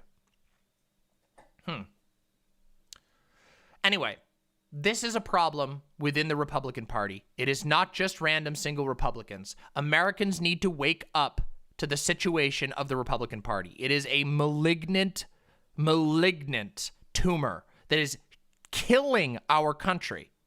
And I understand there's a lot of reasons to hate the Democrats. There's a lot of things that Democrats do that is worthy of absolute disgust and hatred. But no faction in America can measure up to the demonstrable harm that the Republican Party has done to this country. And what's most telling about all of it is if you go and actually look at the Republican Party platform, if you go actually see what their vision of America is, it's worse than what they're doing right now.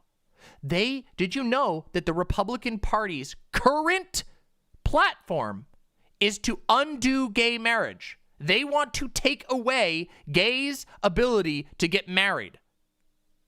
Right now, today, still. There's a very good chance that while it won't be the GOP's official platform, that many GOP candidates will be running on conversion therapy re-legalization. They want to undo a ban on torture. By the way, it is torture. They call it conversion therapy. It is not therapy. It is torture. I'm not kidding you. If you don't believe that, go look up the tactics of conversion therapy. Republicans, a lot of mainstream Republicans support this, and it is torture. Did you know? Here's a quick example. Trigger warning for this one, everybody. Plug your ears if you can't hear this. It's not borderline sexual abuse. It is sexual abuse. One common tactic of conversion therapy is to place electrodes on an individual's genitals and then play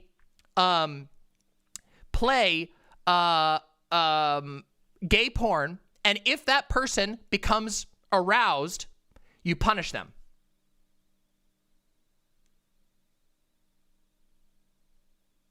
Until they don't get aroused by the thing that they like anymore. Well, they will, but they will have crippling self-hate, trauma, and probably sickness at the things that they previously loved. Can you imagine that?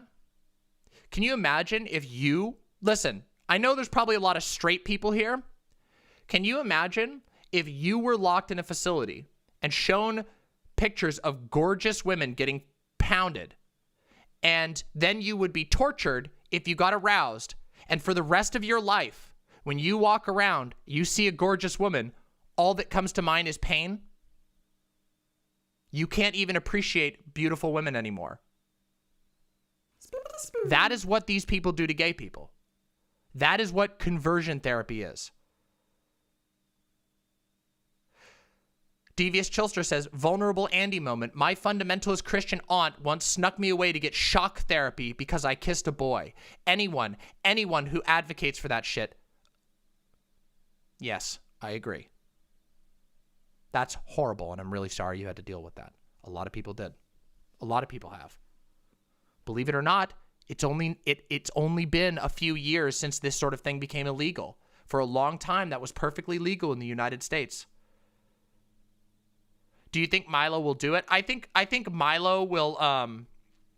I think Milo will attempt, but I don't think he's going to have any success. Milo is only acceptable to a very, very small fraction of extremist Catholics. Milo has the evangelicals, who are most of the Christians in America, hate Milo. They think he's a disgusting Catholic pedophile, which he is. And then they're not going to listen to him. I think Milo is mostly done for. I do think he'll try, though. He'll probably go to some Catholic churches and give speeches about it, but I don't think he's going to have much success. But other people, there's a lot of other people besides Milo who are pushing for this. You know that conversion therapy is becoming more and more of a popular subject as trans stuff happens? Trans people get fucking targeted. No, I don't think so, Dango Bangle. I don't think so, unfortunately. I think Milo is tragically and deeply doomed, unfortunately. And I don't exactly know why. I think he just has dug himself so deep he has nowhere else to go. Yeah. But guess what, everybody? Cool fact. Fun fact. Don't doom out. I know that's dark, but don't you doom out, because guess what? These people are motherfucking stupid. Matt Gaetz and his stupid, shitty criminal buddy literally just opened up all of the fucking Florida IDs and spilled them all over the table, and then left them there, got caught on camera doing it, and forgot to reset the alarm when they went in. And they had an advantage. Oops, I left my evidence all over the place and didn't even try. These people left fucking a paper trail you can't even believe. Yeah. Iko, I just covered it. It's fucking wild. This whole story is fucking wild. This guy left, it's like a shit trail. It's like if somebody tried to rob a bank and they did so in broad daylight with their mask on backwards, and they stepped in dog shit and they smeared the dog shit all over the entire bank. That is Matt Gaetz trying to do a crime. So the good news is, even though these people are repugnant, disgusting, vicious people, they are so stupid that they off other and fuck each other over in the process. And a lot of them are just really dumb. They're vicious, but they're dumb as shit. Okay? Think about it like this, right? People... Uh-oh. Just refresh. Just refresh. It's YouTube issues. Just refresh. It's all good. Everything's good. Everything's fine. Yeah, it's YouTube. It's a YouTube issue. It's a YouTube issue. No, not my internet. No. My internet's fine. Thank you, Corvus. Really appreciate that. Thank you so very much, X-Corvus. Really appreciate the Twitch sub.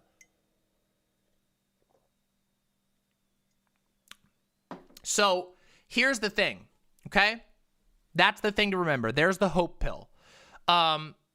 They are like a charging bull. Republicans are like a charging bull. They can do a lot of damage. They can make a lot of messes. They can do a lot of harm, but they're not very smart. So you have to outsmart them, which we can do. The problem is we just haven't been doing it so far. Lone Cat says they are also going to continue to lose the culture war because people will keep accepting queer people, because having queer friends online, offline, representation in art can do way more than any pastor or grifter can. Also need to watch that new Lil Nas X video. It's really good. Now, real quick thing though. I do believe that Republicans are going to keep losing the culture war because I think that they are bad at culture. However,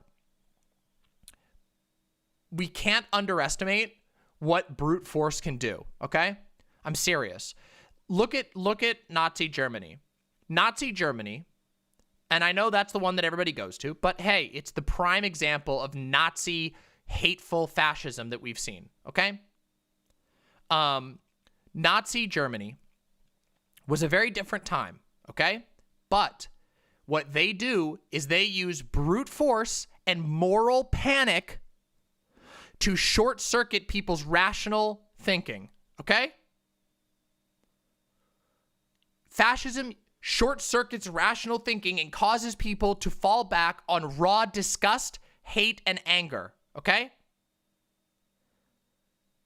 So we really, really need to pay attention to that. We need to learn how indoctrination works. And most importantly, we need visibility. And I know that's scary, but visibility, if you show up and you're fucking Lil Nas X, loud ass queer, every other queer person in earshot will see you and know that you exist, and they will be emboldened. Thank you very much, Benjamin. I appreciate that. I agree with you, Kyle Marshku. It has to be a constant defense because reactionary urge plays off of moral panic, okay? So, there. Now, that's the bloomer pill, okay? We have some pretty strong advantages, yeah? And guess what? Everybody, we're about to go. All of you who are here, stick around because what we're about to do is the next bit of content. The next bit of content is a massive, super hype, based as fuck debate panel. And it is going to be wild. It is the show to see. Yeah? It is going to be, and I'm going to be on it. But not until a little bit later. So here's how it's going to work. All right, everybody? I'm going to explain everything real quick. So get comfy, all my new imps. And here's how it works, okay? First, there are 8 people entering the call. Those 8 original people we are going to watch on my channel and commentate on. Then, a bit later, there will be surprise guests appearing to do battle, to amp up the spice. And I am the final one of those guests. So, and after I join the fight, after that, every 15 minutes, people will get eliminated off the panel until only one remains. And that person will be the challenger to take the Hippy Dippy Championship debate belt from the one and only Vosh. So if you want to see some pog-ass, exciting and fun and hopefully informative political debate, you got to stick around. And of course, you got to subscribe to me. Sorry, it's just the way it works. You don't literally have to. But my show is always, and just so you know, for those of you who don't know about me, my show will always be free. That is a promise I have been saying since I made my show. My show will always be free, always be viewer supported. And if I ever get any sort of sponsorships, that will be only something that is approved by my community. So you're never going to see a fucking Raid Shadow Legends or any of that stupid shit. Now, like, for example, if I was to get, like, say, a sponsorship offer with the amazing co-op guitar company Taylor, I might take that because it aligns with my principles. I'm sure that everybody in the community would like it, but that's about it. Other than that, viewer supported, always and forever. Eve Hypo, very happy to have you. Welcome. Welcome, new live imp. So, thank you. No, Raid is really bad. I fucking hate that game. Is there some big thing you disagree with Vosh on? There's a couple of things we disagree on, but don't worry. Don't you worry. Don't you worry. Actually, you'd be surprised. Did you know that you say there's no money in guitars, but here's a really fun thing. Did you know that that guitar playing has gone way up? Did you know that? Like, guitar playing has gone way up thanks to the pandemic. Tons and tons of people are learning music. Holy shit, Gina. Yeah, it's super cool. Hey, George, new imp, welcome. That's so cool, the Palace. Yeah, look, I just bought this guitar. Look at this. See, I'm one of those. I'm relearning guitar. I learned guitar once before. We're about to start. Ow. What? Whoops. Here, let me play it for you real quick before we go watch the panel. This is my new guitar.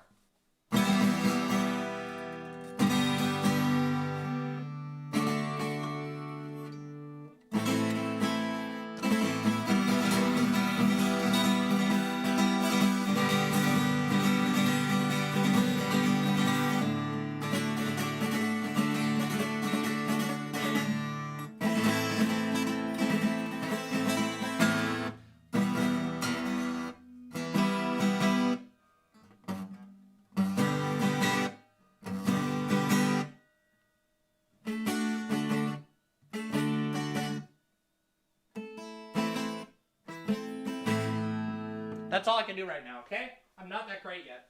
I'm still practicing and learning. Yeah, I'm really bad. I'm still learning. I'm a baby. That's it. I'm a baby. But I'm learning slowly and surely, and my guitar sounds incredible. So there you go. I don't know why I even talked about that, but welcome to my stream, everybody. This is what I do. My stream is all content, all the time, super great. Everybody, yeah. Aw, thank you so much for it, buddy. Appreciate that. Thank you. Yeah, they're comfy. It's super, super hot here today. Played at a campfire during my camping streams? Will do. Yeah, I've things I have planned for the future. Camping stream, IRL stream, a cooking stream, and a jam stream. Tons of people are probably trying to learn being artists also, because that's what I'm doing. Yeah, absolutely. Lots of people are learning arts. As it turns out, guys, here's a big surprise. Hey, that would be awesome. Guitar Mama versus Shamus. Not today, though. Vosh. Not today, The Koala. true battle. True, Herenya Hope. Thank you so much for the dono. Really appreciate that. As it turns out, art helps you, really helps us get through hard times. Art is a supremely human expression, and it helps us understand and contextualize our emotional experiences together. Maybe. I bet I could do that, Jessica Metal. Morgporg, thank you so much for the incredibly generous $20. Hey, thank you it's so me, much. Boy. Please wash your hands, y'all. It's time, everybody. It's time. It's time to watch. It's time. It's time to watch it. It's time to watch the panel. All right, you're going to get my commentary. This is going to be so much fun.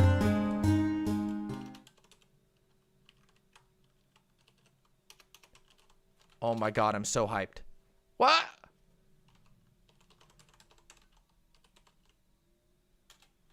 There we go.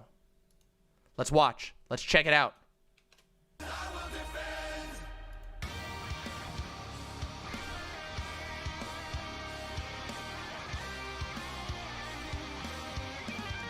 Are you ready?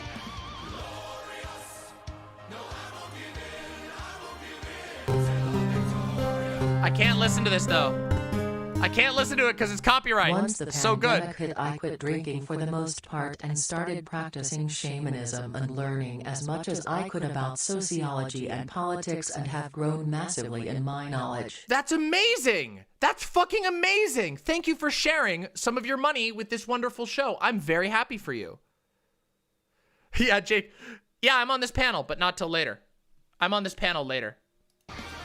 All right, they're still playing the music. I'm on this panel, but I'm one of the guests that's coming in later. So don't you worry. Don't you worry. I'll be on here in a bit. Don't talk to Jake. Whee! I don't know if he's going to lose his shit today, but it would be funny if he did. I'm sure he'll be fine. I think he was just really mad.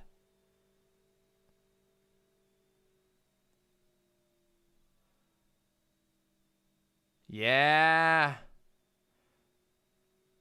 Can I do my CTV impression?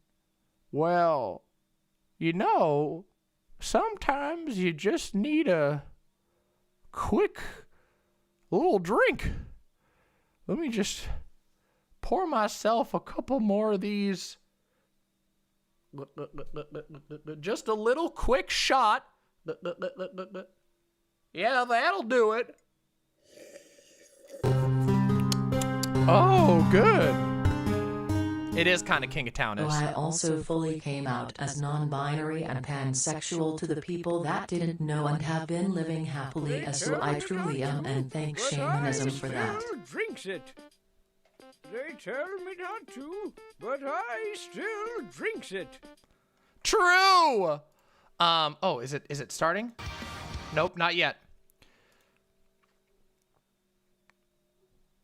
Oh, with his gun in the background? Oh, yeah. There's going to be a lot of those, you know.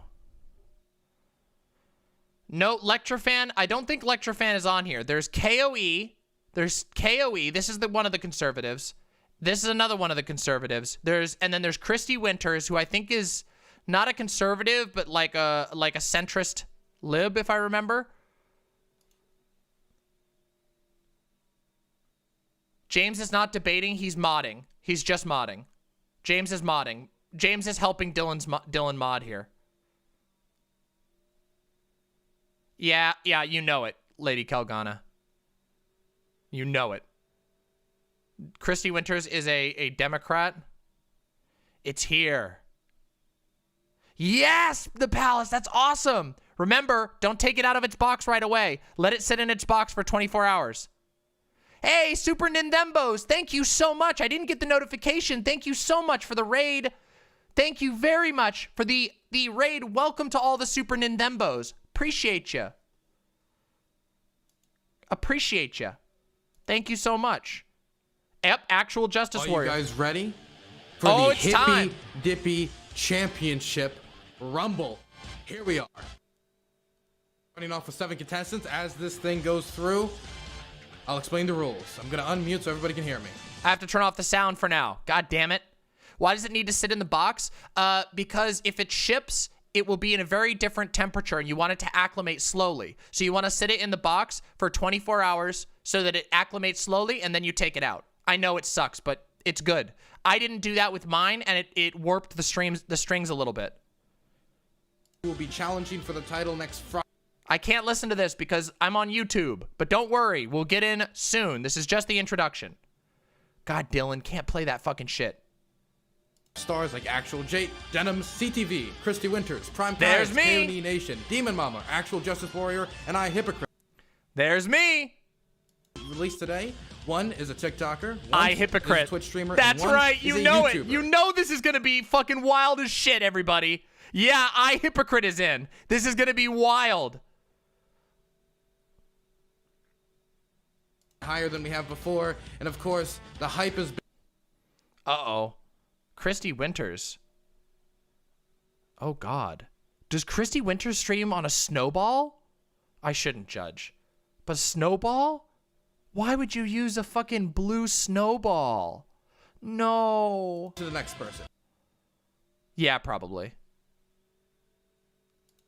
Hi, I'm Actual Jake. You can find me at Here we Actual go. Jake on It Twitch. begins. And we talk politics, and sometimes chat makes me wear a corn suit. That's it. Wonderful. Corn Jake. Now, I'm going to actually introduce Phil KOE, who's currently muted on Whereby.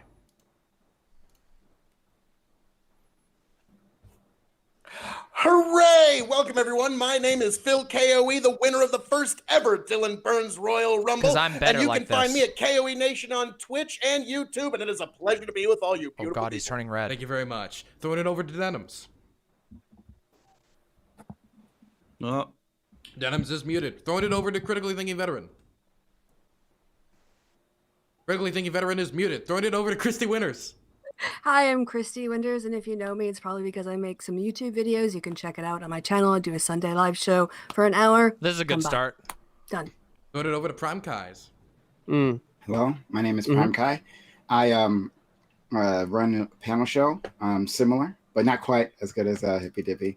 Come over and check it out. Wonderful. Throwing it over to Sean, who is muted on Whereby. Oh, I'm Sean. You find me at Actual Justice Warrior on YouTube, and I'm on Twitter somewhere. No. Wonderful. He's on Twitter somewhere. Now over to CTV. This is lame. Hey, this is your man, Critically Thinking Veteran, coming in from the Wolf's Den. I run the Wolf Pack over here. We have a great group of people. Feel free to come find us on the channel, twitch.tv/Critically Thinking Veteran. Okay, That is and now Actual over to Justice Denims. Warrior. Yes, it is. I have the wrong mic set up, so do you hear me now? I hear you now. Okay, great. Yes, I'm Denims. I run a stream. I talk about politics. I'm a SOCDEM. That's it. Wonderful. Let me quickly lay down the rules. Every once in a while, a round will end. And when that round ends, we will post a poll in chat. And that poll in chat will decide who gets to stay. You hear? And who gets to go. One person will be booted out, and another person will come to replace them. Listen. This will happen through 12 different people. Once it's all done, there'll be one person left. And whoever that one person is will be the person challenging for the title next Friday. For rules about conduct, don't violate anything that is against terms of service on either YouTube or Twitch. If you do, it could get either me or the person I'm partnering with Nope, today. it's on Dylan's Modern Day channel on Debates, Twitch. James, So you're going to have to pop over taken there down, to and vote. We both not to I'll tell you in lose a our second. jobs and homes. So please don't make us homeless. Other than that, If you are having a hard time getting into a discussion because it's too hectic, you can raise your hand. I'll try to write your name down, and we'll try to bring it over to you eventually. But this is a hectic event. Holy this is a moly! Rumble with Rumble in the name. Welcome, all Raiders from the Surfs. Welcome, welcome, welcome. My name, hold on a second. We're going to pop over here real quick. Welcome. My name is Demon Mama. Yes, that Demon Mama, the one you've heard of. The rising, exploding power of hell. And tonight, I am going to be appearing as a guest on the Hippy Dippy Rumble. Now, I am not in until a little bit later, so I will be commentating on the debate so far. So come on in, get comfy. I usually will be streaming on YouTube and on my website, which you can see up here, demonmama.com/live, where you can get all of my super unique emotes. They are free to everyone, and you can support me. So if you want to catch my streams, I am now dual streaming on Twitch and YouTube, but the real way is to join the Discord. Discord.gg/DemonMama, or follow the link on my website. I know this is a pitch, but I'm promising you, you're going to have a good time tonight. So get comfy, stick around. It's going to be an amazing, amazing night. And you can catch all my stuff, all my updates on the Discord. Our Discord is truly amazing. We're on the way to partnership with Discord because our Discord is so cool. We have creative channels where people teach you how to do art. We have active voice channels. We have politics channels. We got live stream chats. It's incredible. Thank you for being here. And thank you, the Surfs, for coming in. My eyes are not going to be as much on Twitch chat just because I'm going to be focusing on this. However, I'll do my best. So thank you all for being here. Happy to have you. And please consider shooting me a follow because I know you're going to have a good time. Whoops. Let's get back into it. You're talking to someone who puts the fill and filibuster here, so I must say, yes, this is the last mechanism that we have. You put the busted in frame rate, too. But no, Jesus Christ, my guy. Sometimes I know this ain't coming from the guy wearing a corn hat, right? I mean, know That took like 2 seconds, wolf pack guy. Yeah. Holy shit. Top Gun hat. Phil only needs 10 frames per second. Kick your ass, bro. Yes, thank you, sir. And Prime, it's me finally over good to them. finally meet you in open battle, sir. It's marvelous. Oh But I my will say, God. the filibuster, there is no other mechanism that forces compromise between both sides of the aisle. Once Have you that's considered gone, there Republicans is having a nothing good left. argument There once? is nothing left. Once Wait, that wait, is hold gone. on, wait. And Let's Wait, talk about procedures, We right? gotta let one person talk at a time, okay? Yes. Okay. Phil had his chance. This Once is you get already there, hog folks, wild. all you will I'm have turning it down, is don't the worry. Slimmest margin political I didn't know it was going to get sacred this loud cows this get fast. pushed through, and This push is through ridiculous. Those sacred cows they shall, folks. We're talking about things like, well, it could affect the right on gun control now, but what happens when the shoe's on the my other foot? What are you going to This is do a when you perfect make that example of trap for filibustering. yourself? Thank you. This is the problem with our democracy. It keeps us from actually having these discussions that we need, right? One person simply takes up all the time, right? Puts a roadblock in the way of actual legislation. What are you actual going work to do when the being shoe's done, on right? the other So foot? let's When why don't we people try you Christie? don't Why don't we like try public Christie? You had a chance, Ronnie. Well, Hold on. Because this is a topic that I do care about and know about.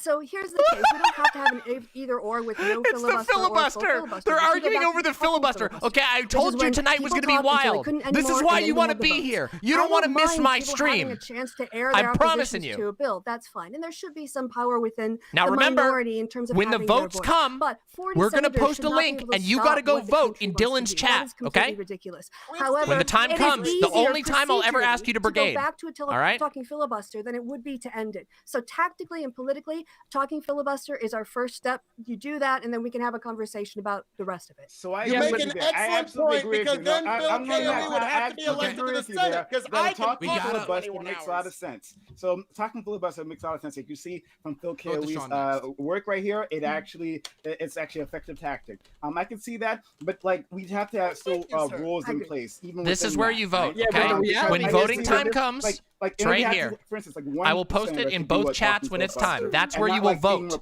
But you want to watch here so you can get my commentary. That would be my You know opinion it. on that, but have to limit the impact of the filibuster. Yeah, I mean, that instead of way. talking Don't you worry, filibuster, Hexagram. you'd have to get up there and do the speaking. We saw in Texas where a woman was trying to stop abortion attacks and abortion going through. Did it right? Actually, that's fine. interestingly, Hella WTC, abolishing the Senate isn't a bad In what idea. the political event is, but to I could talk stop about that a later. bill that 75% of the people want or 80% of the people want because 40 senators say no. That's not democracy. That's You not say not 75, 80%.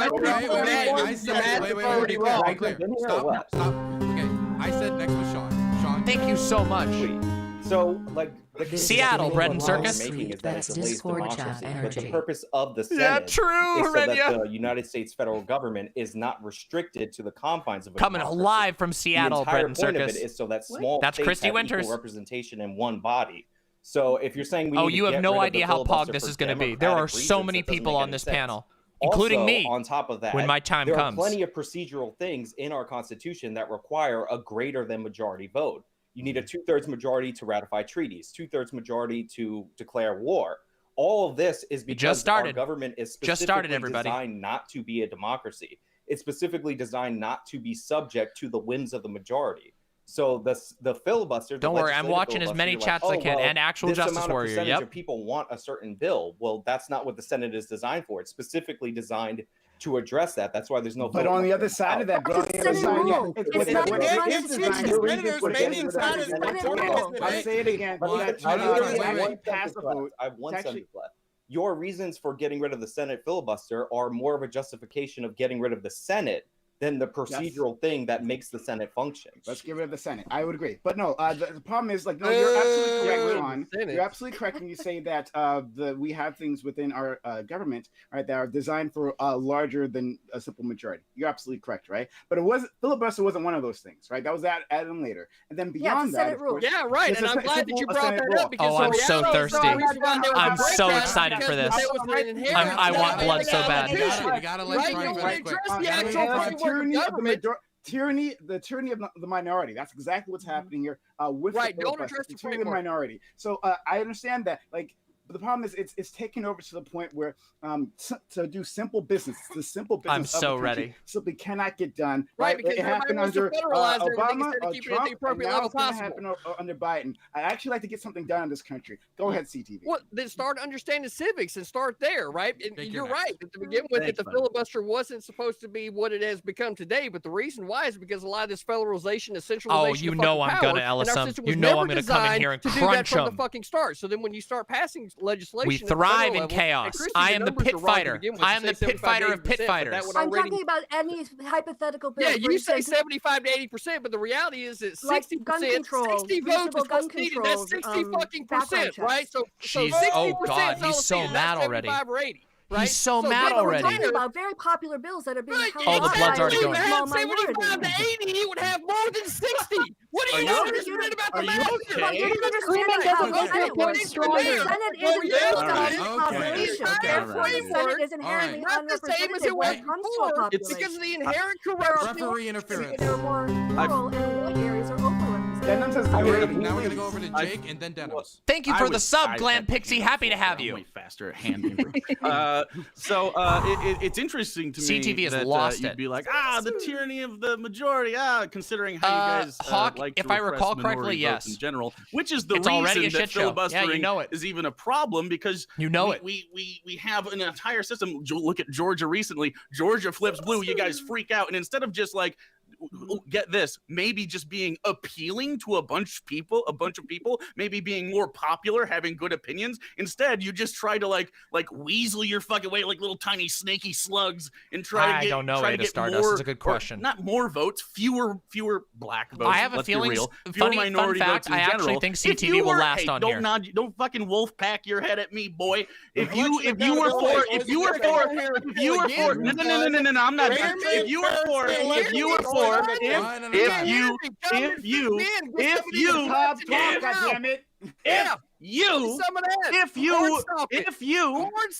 True, Benjamin. You were interested in having Modern Day any Debates sort of is a mod. actual, Modern Day Debates is a mod. reasonable I'm just covering up system because in he's just a general, mod. You Sorry. would allow everybody, because of course you are the party of freedom, to let everybody that was a hard in boy, the easiest yeah. possible way with We want everybody shade, to vote in a with water. transparent, No, you accountable fucking election. don't. You want everybody to vote for a fucking idea. You can't let them have water in line.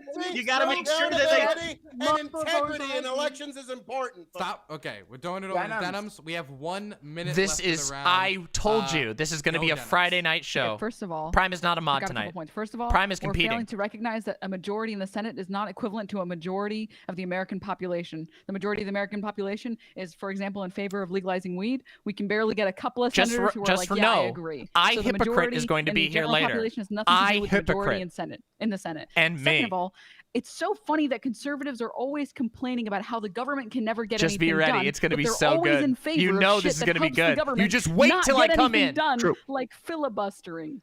By the way, base denims. I yield my time. And that's where a lot of these issues should have been kept at state levels, but because there's been a push ever since the introduction of the 14th Amendment into the Do you Constitution. think we should have kept slavery at the state level?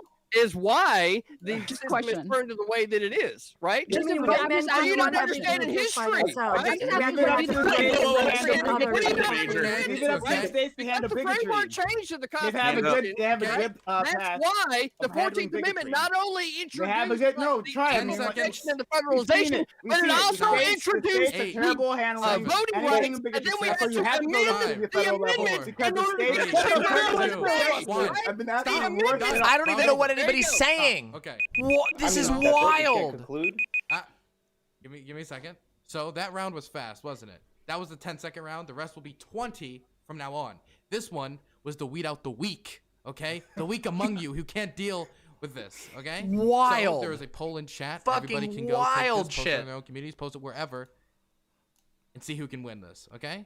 Well, The I poll gotta is in say, chat. honestly, Okay, I gotta so- say, my neighbors are already banging on the floors because. Real quick, just so you know, this is when this sort of call comes out is when you go vote. So go vote now. When you hear that sort of call, go Yeah, vote. I accidentally closed your chat. So you're throwing yourself over the top rope and Wow. living. Ah. Wow. You know what, Can you Christy? hear the bang? There you I go. respect it. There's I the respect link. it, Christy. There's I the respect link. it. Site can't be read. It was a pleasure meeting you. So we're voting who to keep, Wait. correct? Right? Yes, who to keep. No. Which is obviously Phil KOE. Come on, Yeah, folks, you know what the Phil's record is. amazing. I like Phil a lot. So I'm Oh, gonna thank say you. that. Wait, is Christy leaving early? And Oh, that's so in the lame. interim, if I may, there was something I couldn't get in at the beginning, but folks, I think I need to say it here since we are at a Royal Rumble. Are you ready, folks? We are here at the Dylan Burns Hippy Dippy I feel Podcast like this is, Royal this is Rumble. messing up the spacing looks- of the show if we're doing the Is anyone intro else 10 having minutes trouble into looks it. like- site? It looks like the poll's broken, by the way. Yeah, Let's it's get ready to broken. rumble. The poll's broken? Yeah, it looks like the Yeah. poll's Okay, broken. okay, Nobody can okay, get in. I had to Okay. get that in. Try Don't straw worry. poll. Okay, I'll have my mom fix that. Doesn't matter because Christy has thrown herself over the top rope. Okay, My so it's a neighbors link. Hey, Okay. I'm happy to have you. Oh here, my Christy, God. Veteran of the You do it skeptic at a era. reasonable hour. Yeah, it'd be great. But Yeah, You have a it nice was day, nice, Christy. Thanks yeah, coming man. on. good to see you. Wow. Didn't even get to do the ending. Hunter Avalon has entered. Hunter I'm gonna ask them to turn Avalon their enters the camera fight. on. Get ready, everybody. But the next round, which is going to be 20 minutes, is on the idea of big tech censorship. The idea that big tech is either censoring conservatives, liberals, etc. This topic will be going on for 40 minutes. So don't worry, if you didn't get to speak on the last topic, that won't be the same going forward. Just needed to weed out the week at the beginning. YouTube is link starved. Okay, yeah, Hunter, we're if you gonna can have get to the have camera on, the link broke. I'm working on it. I apologize. No problem, but you all may begin. You have about 20 minutes. So what's the subject again? Big tech Big and tech censorship. censorship. Okay, yeah. Big tech has had a big tech at first was very What well loved the within the general society, our general community, especially among liberals. Right, we used to love the possibility that big tech could provide us, and still, like technology can do so many things. It connected us in so many different ways, right? But the problem is the don't worry, consolidation. Pain That's the Sama. real It's problem. gonna get better. Because there's so many. The intro is meant to be bloody. Don't you worry. then the fact that you were censored on any individual platform wouldn't have an Thank impact, you for the right? sub, But Tim YouTube Caucus. is the Happy big to have king you. when it comes to video, right? Twitch is the big king when it comes to streaming Welcome back. specifically, right? And if you're censored on these individual platforms, including Facebook or whatever, right? Just by a handful of individuals can decide they want you gone, and you're gone. That's it. You're done, right? And It's meant to weed out the weak. Yes. On the left, like me, who am I you betting realize on from these this companies round? Aren't really actually progressive. I mean, they'll make the signals, right? They'll do the black squares for Black Lives Matter or something like that. But beyond that, when you actually see their practices, they fail every single time. Of course, So, exactly. I say that it's a good move. To handle big tech and such. Yeah, you know what? I'm gonna vote. I'm gonna say this one. Maybe either this break them round up or encourage more interest. CTV and denims are gonna stick through. Wonderful. Next, we're gonna go to Actual Jay. Yeah, I like how usually the right likes to whine about this, and they're like, we're getting banned because I can't say insensitive things about Asian people, or I can't make gay jokes about I forget that guy, Carlos Maza or something. And they're like, we can't do it. But really, you're bitching about capitalism, and you don't even realize Is it vote to kick? You've allowed these people to run rampant and have control over all these things. And then when it happens to you, do you know what I hear from right-wing people? We should start a public square, a public government-funded Twitter. You guys are such fucking hypocrites all the time. Are you absolutely serious Well, this one right already now? is publicly funded with the bandwidth that it consumes. That's all taxpayers subsidized. We basically do like. Okay, then I guess we're gonna make Bitcoin public, bro. It's a completely free market. We're going by bandwidth? Hold on, I'll get the info for you. I'll get the info for you. Don't you worry. Did you say words that make? Give me a second. I'll get you all the info. Subsidized bandwidth. You're just those weren't words Sorry, that made man, sense. Those were just things that you said aloud. No, that's actually true. Go look it up, folks. The bandwidth that these big tech companies use, it's all taxpayers subsidized. So for them to call themselves free market is more than a little so cute. then are you for or against? Wait, hold on, no. Are you for or against free? No. Are you against? Are you? Do you agree that people should? Do you agree, Phil? Hey, just yelling like Alex Jones isn't going to do anything. I'm immune to you. Okay. So let's be clear. Let's not yell to get our points over other people. Yeah, that's just I want to have fun here. Right. Well, It's his personality, though. Hey, the best. Need to hear the truth. The best way It's to bothering me. What was second? Come back. See, then we end up I am with low here. like So, you were right next to me. It was Wash in your judgment. So, Phil, what I think you were trying to say, right? And you can correct me if I'm wrong. Give me one quick second but here. I'm going to request these are taxpayer funded, right? And so maybe they should be treated like utilities, right? Or maybe there are platforms that become public forums, not simply private platforms, and then should be like judged MCI to be run in your that. call Wait, if they don't okay, like the let's- content. MCI, come on. That's really old. I did date myself a little bit there. Yeah, just a little bit there, but yeah. So is that what you're trying to say? Is that instead of treating these as the public, All right, sorry about that. I needed to get an airdropped new drinky. How they treat censorship? I'm begging my partner Fawn to come deliver me a drink. And that I'm so thirsty. Speech should not be stifled. No, Vosh is watching. Whoever wins this gets to challenge Vosh for the belt. These awful opinions that are being You know. damned off the internet. It's gonna be Their mama. tax dollars help build the internet too. Now, strangely enough, Poland actually introduced a very good law. I want you to hear this out. That I actually like it. Just I don't know if so Endernax clean. is on. We'll see. I know. Actual Jake, when you see yourself on the photo, they're like, God, I'm wearing cord. I'm so silly. I would laugh too. You want my bank account? When, please. This is a lucrative corn for some reason. They fucking love it. It wasn't my choice. Okay. We'll find out, Can we Hexagram. move the conversation into more? Yeah, guys, why don't? Okay. Hey, why don't? He's talking about Poland. I don't know. Okay, let's slow this down for a second. Yeah, Wait. It's Let's slow this down. non-imaginary that you can't possibly verify in this conversation. Okay, give me a second. My guess, one of the Just to be surprise clear, guests, I going think, is going to be forward, when I'm Destiny, speaking, but I'm not everybody 100% else sure. is I don't know. my I job actually is don't know the guess. Now, That's Hunter that's just just my entered, so guess. let's go over to Hunter for a second. Literally, You we can don't take know. the take on The the attendees don't know the Can guests. everyone Is my see camera Hunter? on, I don't everybody? see The No. camera is see not camera. on. No, it is not. No, I Are you agree. I what? disagree with Vosh on a I'm couple so things. confused. You How are cannot see people? you. Your camera's probably being used by another. It's big tech program, like censorship, your OBS. obviously. There you go.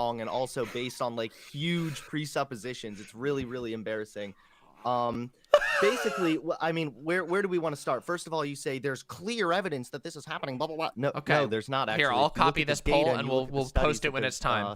The countless different research that has been done on this subject, you will see that there's actually an overwhelming consensus that conservative content thrives on virtually every social media platform. Now, am I saying conservatives are never banned on social media? Absolutely not.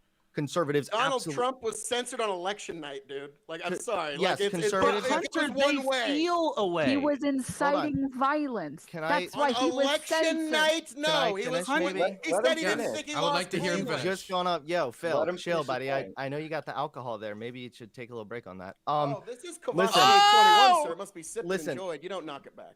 Okay, yeah, that's right.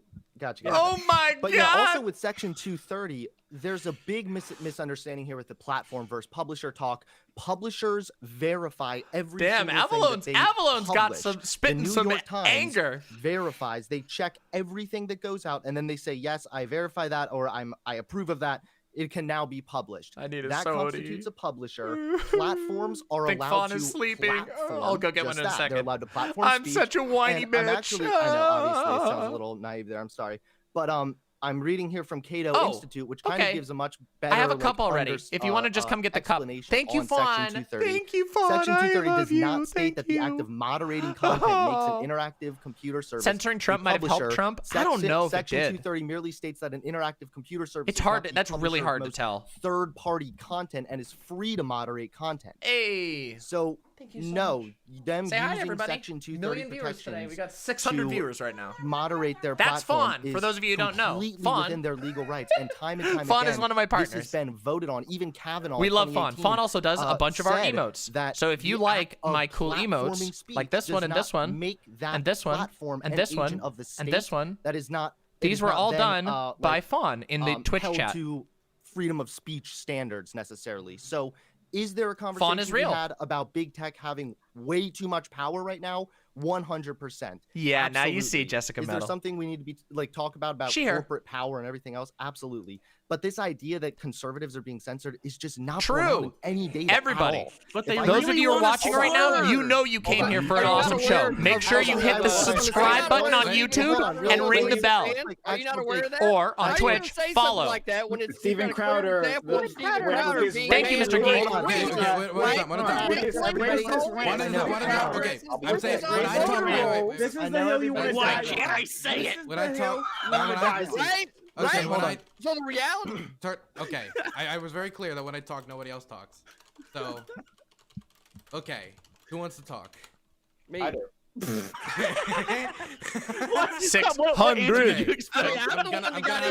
I'm gonna throw it over to Dennis because hasn't had time to talk yet. Then it'll be CTV. Steven Crowder was banned or My point. temporarily suspended or Right? whatever because he's been spreading COVID misinformation. He has a video on global warming where he points Oh, out you know this is gonna be good, one Dooley. area where the ice sheets are actually expanding. Meanwhile, we're losing fucking tons everywhere else. His entire channel is concerned trolling about things that don't matter, making racist jokes, dressing up to pretend to be trans and work out at a gym You might be or right, something. Soul. No one I don't gives a know. shit. It's hard to Where say. literally everyone at the gym is like, Okay. okay, whatever you want, buddy. Whatever, sure. Just can you stop dropping the weights so loudly? That's all we're asking. You can lift whatever you want. I don't care. CTV's done for? literally, Oh, peak shit. Fucking garbage. But he was banned because of his pure misinformation. That's why he was banned. Maybe if No, he conservatives could stop lying or getting things wrong all the time, they wouldn't be banned. Oh! Off of platforms. I would simply Oh, be correct. AJW. That's what I would AJW. do. Exactly. I would Yeah, simply AJW Easy. snore. Right, so here's the Boy, reality. that's a little bit of a Nobody's hyper- saying that AJW. nobody's getting Low fucking banned, energy. Right? And then No, we had that's this not what I'm clear saying. example. We no. have this clear example, right? Nobody. Low not what I'm We had this energy. clear Let's example let CTV where say his we thing have first. Steven Crowder. You know what? Can I right? just say really quickly? This Yeah, is what critical happens, thinking. right? Yo, CTV critical say his thing. thinking We'll throw it over veteran. to you, Hunter. We'll just let Yeah, CTV say, then you can go straight to Hunter. Okay? You still have a I'm good amount so of time. hyped for CTV, this. then Hunter. Yeah, so like, geez, Oh, Hunter, I got put some down the stuff up fucking my energy. You wanna pocket. fucking say Rubik's something to fan. Phil, right? Take a pill of your own fucking medicine. So we'll start from there, right? Now, Steven pressed Crowder period was by accident. banned. There you go. Shut your fucking mouth when an adult is speaking, young man. Right? Let's start there because you were already told by the fucking moderator. yes, so sir. apparently now I have to Yes, fucking sir. tell you. I'm sorry, So I'm with that listening being now. said, the reason why Attention. Steven Crowder was fucking banned had everything to do with Oh what he my said God! specifically in his video, right? Which was that he went to addresses that were listed on voter rolls and showed them that these addresses didn't line up True. with Store voter bumper rolls. skeleton. That's why he was banned off the platform, because he's been doing that same content that Dennis Nice, been Lonnie. talking about for his whole fucking I can't tell 'cause career, right? So if that I can't was the tell case, you what I think, why 'cause that would wasn't be it me. done I back think in you're the fucking both day when he was doing really Change hot, My Mind? okay? Shows how much you Seriously. fucking know about his I content mean that. anyway.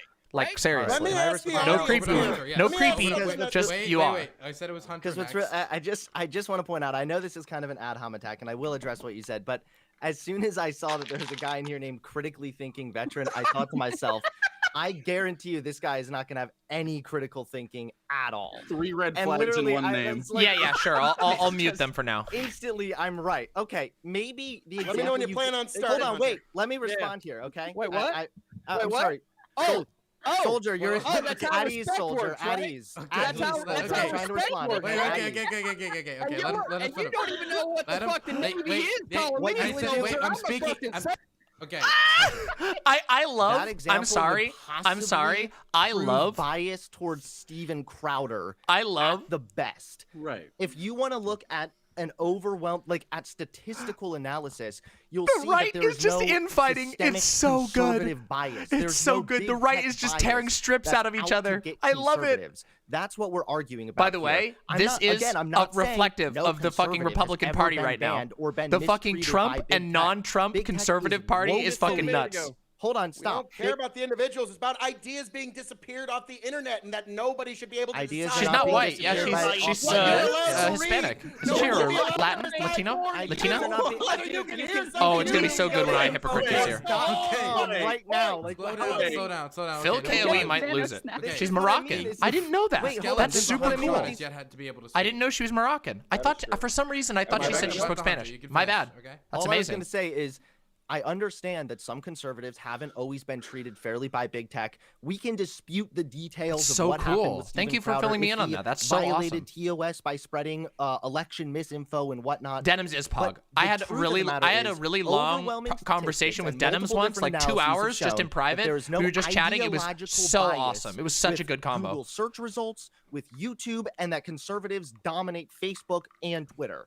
So that's kind of my argument there, that there's no I feel like systemic bias here. It's the exact opposite, right? When we've seen the YouTube algorithm, for instance, right? Yeah, alt-right use that pipeline. red. The conservatives have done a good job working these algorithms.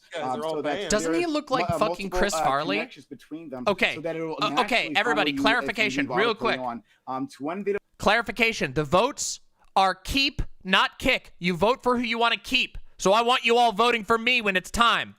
And then like they leave the autoplay on, and then hours. So one later, time right, I'll they're ask watching you. fucking Steven Crowder or Ben Shapiro. Never again will I ask you to it's, brigade, but like YouTube, this. And other companies. For like this, Sean yes. Hannity God actually forbid are Sean. afraid. Yeah, they're afraid Sean. to actually Rock fight because conservatives cry so much. They cry and they whine. AJW endlessly, has a big right? following. And so anytime one of them does get All right, who's Arrogant the person Prince. that's best to decide for you? All right, whether here's it's the link to the right or vote. Who's that person? Like, That's a Vote totally incoming different soon. conversation, Phil. Vote incoming That's soon. what Here we we're go. talking about here. Wait, one Who at are okay, me? one at a time. Because Okay. we're finding out who. Vote incoming there. Okay. Actual Jake, then Sean. Okay. All right. Well, who's to decide? The companies that determine the TOS. Pretty easy not to slur. Oh, that's great. So you want them to decide for you what's fit for you to read On their folks? platform? You Sure. heard it If you here think they're first. being really If you heard hyper-violent. it here. If you want to Actual make, Jake wants people to decide for you. Okay, we have a what's minute. fit. True. Hey, Fair buddy, enough, hey, buddy, Armored hey, buddy. Quills. Take I less think brain you should force, decide calm for down. yourself, folks. There needs to be a Resist situation where you shut the conformity fuck up like Jake and let is me trying talk. to Wait, get you to okay. do. Let's get. Resist conformity. This is what are you Let's let filibustering actual again? Jake This is talk, dumb then shit right now. Sean. Jake Denham's Hunter. Wow. Yes, you there showed up in a corn suit. And you're talking about dumb shit. Okay, I can't believe I make you so insecure. Imagine not being able to be glorious like this, you fucking child. You're a grown Are you man who kidding calls me? himself the- I can't believe Okay, it. guys, There's no reason I should be less cringe than you on screen. There's no reason. I'm a corn cob. But yet you persist. It's incredible. I respect it. Moving on to the point. The actual point. Yeah, well, I got interrupted 4 times. I know. So the actual point is 5 times. The actual point is, if you want it public, that's fine. You can do that. Then the terms of service would be the Constitution. Fine with that. But then it's a big government thing. You guys can quibble about that. That's totally fine. But as far as worrying about who like what Steven Crowder does and who's getting banned and shit. Don't break terms of service on these places that already exist. It's very easy not to say the N-word and not to be wrong easy about to not global say warming. the N-word. It's not an opinion. You're not making opinions. True. You're just lying because it makes you money on the internet. You fool. Okay, quickly. We're going to have Vermin, Sean welcome to the show. The results are in. Sean, go quickly. Okay, well, talking about how conservatives grow faster online. The results are in. Censorship of conservatives on social media. That's the reason for the censorship. That's why mainstream outlets are calling for greater crackdowns on what they call conspiracy theories on all these platforms. A perfect example of a policy that has a left-leaning bias would be Twitter's misgendering policy. That is fully in line with one side of the political spectrum's view on gender and against the conservative view on gender. Couldn't you say the same thing? You're just wrong. Wait. Okay. Is anybody else here named Sean? Am I unaware of that? Sean, continue. Sorry. Yeah. So there are policies built in. A perfect example of this, again, is something I saw yesterday. You can get banned for COVID misinformation. There was a story that broke yesterday that is complete and utter misinformation about Ron DeSantis undercounting. I wish, but I can't do anymore because I'm a part of this. I can't chaos stream because I'm a part of this. Another case of that. But if you read the actual article, the CDC person who covers these statistics related to excess deaths says clearly and unambiguously there's nothing at odds with Florida's death statistics. Yo, Eve Hypo, thank you so much. Related to COVID, thank you so much. That certain areas measure COVID deaths by, you can get banned off. You know it's going to be great, Eve. Thank you so very much for your incredibly generous donation. Again, this show is 100% viewer supported. In general, not in all Tyler cases, Bluntman. the same exact way. Tyler Bluntman. So I'm gonna say quickly, the TikToker, the person fucking Tyler Bluntman. Phil KOE. He has been knocked out of the ring, thrown out. KOE of the ring. Is out. Dastardly faction. He broke his neck. He is permanently been destroyed from competition. He's gonna need some long-term recovery. Yeah, he got the edge treatment. See you later, buddy. I'm sorry, Phil. Hey, folks, I'm Phil KOE at KOE Nation on YouTube and Twitch. It was a pleasure seeing all of you and debating with every last one of you people. Be sure to like, share, subscribe. And share shot. Okay, next, we just got Tyler Bluntman in here. We're going to start the clock again. We're going to continue the conversation on big tech censorship. Vicious. You may respond to what Sean said, continue, and welcome Tyler. Yeah, James is one of the mods tonight. Oh, God. Tyler next? I'm sorry. No? Okay, I'll keep going. Okay. I'm going to keep putting myself over James. I'm sorry. Sorry, James. Sorry, dude. I'll go anyway. So, Sean, I find interesting. Not really sorry, but I feel I find sorry, James. Back up, mod. You bring up the fact that companies don't let you misgender people. Don't let you harass, because that's what it is, right? It's harassment of transgender individuals, right? That simply call them by, or if you don't want to use their pronouns, right? You could call them by their name, right? That's a watch this. I'm gonna make this even cooler. That conservatives have, right? But you count this as what, censorship? I don't understand why you would bring this up.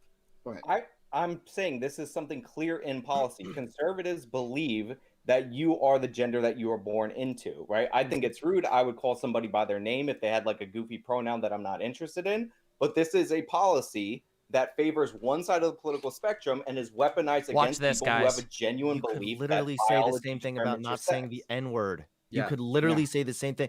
Like, you could say like it's biased towards the alt-right that you can't say the N-word on Twitter. Yep. I mean, but you can say the N-word on Twitter in certain contexts. Watch this. Look at this. And you can probably misgender someone in certain contexts. I just want to say it. Same here. I just want to say it. So why can't I do it? No, I mean honestly, Jake, I think that's a bit of a like look at that. That looks nice. Point of view. It's a weird hill to die on, bring it up, but that's his response. But what do you expect from him? Jake, I'll give you a response. In denims. No. Sure.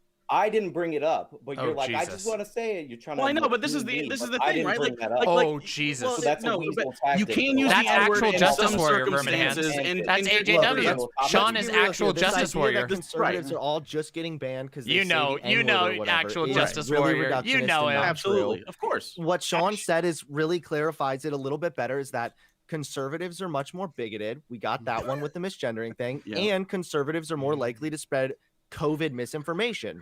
We got that one also. There's actually there was a different study done. I think it was done by either Stanford or Yale. It was one of those ones. And they found that Donald Trump was one of the This has been a shit show. It's so good. Spreaders. You know I'm going to be there soon. Don't you worry, Kanowitchi. I'll get in there. To Donald Trump, for example, getting fact-checked is like conservative bias. But then it's like Donald Trump at the same time is spreading more COVID misinformation. And really quick, one more thing, if I could just add. I find this really ironic every time we talk about these conservative censorship topics because conservatives are so quick to believe this systemic bias towards conservatives exists because they're so desperate to be the little like bitch baby snowflakes. But then you turn around and talk about systemic racism, which is like a real documented thing with scores of data. And they're like, I don't know. I saw one black guy that succeeded one time. It's like it's all based on anecdotes and it's really hypocritical. It's a fun, actual it's like Jake, yes. flaw. So, actual Jake, yes, you can say the N-word, but you can't say it in all the fun ways they want to say it, right? Like it's not Hunter doing well, good. It's even beyond that. It's beyond the N-word Right? discussion. It's beyond the N-word discussion. Exactly. Really, the idea is that I mean, the N-word is like obviously like that has a sordid past, and we've all had this communal discussion forever. Don't fucking say it. That's easy. Done. As far as the other shit, I'm right? so fucking like hyped. The entire I'm COVID so fucking like, hyped all for of this. your This is gonna be bullshit that so you get banned good. for Tonight's is gonna be literally so just good. anti-science, And remember, numbskull shit. Like, oh, I'm anti-trans. Science is against you. Oh, I'm anti-COVID. Science is against you. Global warming. Science is against you. It's all this shit all the time. I thought facts didn't give a shit about your feelings, guys. What the fuck is all this Dylan showing off his shit? chest I tat. feel like I should be Y'all able to know be Dylan standing, has a shut chest up. tat? Be a kind person. Have actual political beliefs besides this sort of like woke, like anti-woke counterculture Destiny bullshit. can't get in on this one where you unless just he's fucking already been virtue invited. signal to your tiny little conservative base, and you go, "Hey, Wolfpack, might be N-word Andy part 3. I'm gonna say the N-word." Like, and I don't know if you actually do that. I don't mean to cast that on you. Oh wow! Now I gotta take a line. Hold on. Now I gotta take a line. CGV has to defend himself. Go ahead, defend yourself. Yeah. So the reality I've never seen your son. The reality, of course, you have it, right? You don't know what quality when you see it. I mean, that's obvious from the start, looking at what you're wearing, right? Because that's clearly like a Walmart. Is that the only thing? For real? Max, that's pog as shit. Going on from there. You want me to put another one on? That's so pog. Right, I so love going chest on from tats. there, I have to take a line from my man Chase Mitchell, right? Because clearly all the fuck anybody else is doing here is like this straw man symposium, right? We got straw men over here and we got straw men over here, right? So let's attack straw men that are not even in the fucking room, so that other people, right, that might be aligned with some type of that's like awesome, similar Max. ideology. Just Holy goes, well, shit, that's so cool. So what the fuck are you on anybody else in the room? Okay, so what do you want to say that you Or is can't this just say? some type of lefty infighting circle jerk? Like what the fuck are y'all doing right now? Denims. Gotta throw it to Denims. Denims hasn't got to talk yet. Okay. That's Rich coming from CTV, who's been arguing with the other righties. Conservatives are just also Tyler Bluntman hasn't said they just want to anything. complain about how What climate is he change talking isn't about? real and the science doesn't agree Make with you. abortion Complain about how illegal COVID again? isn't real and the science doesn't agree with you. Dude, this Wanna guy's a complain about how clown. masks don't work. The science doesn't agree Just with you. got mad about Lil Nas 2 seconds ago. It's fucking insane. It's dude. free speech as fuck. Okay, and then the biggest problem though is, I'm sorry, your ideas about gender that you learned from 5th grade biology are not comprehensive. I don't know how else to explain this. If you just look at anything about intersex people and realize how many of these people exist, like you have no leg to stand on. Like, I don't understand. I can sort of understand how you can get a little bit pissy when you see neo-pronouns and you're like, no, this is a step too far. But like when it comes to people who are trans and they're just asking for she, her, they, them, I just don't understand. I just don't that was get the it. abortion debate. Yeah, hold on. So what don't you I get? think so. I don't get. I think well that I know of, yes. That I know of, yes. Yeah. Since Christie left. What don't you get? Why does it bother you? Yeah. What bother me? Why does any of that shit bother you? In terms of pronouns, he was talking. What we just what talked Denham was about. You were talking about here. In terms of, I'm not sure. Does that bother you, Tyler? I'm not sure. What, that somebody uses? What, that somebody wants me to use the pronouns that they want me to use? Yeah. Mm-hmm. if I don't believe that it identifies. with Okay, their I don't believe your name is biological Tyler. Yeah. Okay, your name Hey, is that's my Jared for argument, no reason. baby. Because I feel away. I What? think Not even man, how it might pronouns be- work. I Though. Bro, don't so hold know. on. So hold These on. are So- some so bad calm- arguments, so guys. calm I'm down, buddy. sorry. So yeah. So if somebody wants me to use a pronoun, so say that someone is born, or somebody identifies as a transgender female, that means you're born as a male, right? So if somebody identifies as a transgender female, they're not a female to me, so I'm not going to identify them as such. Wait, now, why hold not? on. Now hold on. Now that does not Well, that's mean interesting, though. that I am going to quote unquote misgender them. I will go by whatever the fuck their name is. If you change your name from Tom to Tracy, then go ahead. I will go ahead and identify as you as Tracy, and I'll talk about that. And I'll try to stay away from gender specific pronouns. But I'm not going to sacrifice what I believe to be true just because you want me to do it. If you told me, hold on. If you told me that your feelings will get fucking hurt if I don't tell you that the sky is fucking red, I'm not going to tell you that the sky is fucking red. Your feelings just get hurt. What? You can't distinguish between sex and gender. You don't know what the difference between sex and gender is. No, hold on. It would be like skies red, and you're like, no! So Denims right now is again assuming that I don't believe that there's a difference between sex and gender, and I do. See, that's the problem that you have. That's the problem that actual Jake has since I've been on here saying all you people do on this show. All you have done is overgeneralize conservatives. Sorry, we're not generalizing. Instead of attacking this guy's actually triggered right now. You're just overgeneralizing conservatives. All three of you are raising your hand. That's fucking weak. That just shows how weak you are. Give me. Hey. This is so wonderful. I'm digging this so hard. This is so great. Moderator, okay? Okay, I'm gonna stand on the moderator's line. We're gonna throw it over to Denims first. Then, since you're all raising your hand, there's Denims, actual Jake, Prime, but try to not do it super long since all of you are gonna get to talk, and you can only respond so much. Okay, Jared, I want to tell you something. This is not an overgeneralization, okay? You literally said verbatim. That's not your gender. My name's not Jared. Who are you talking to, Karen? No, I'm talking to you. That's what I feel your name is.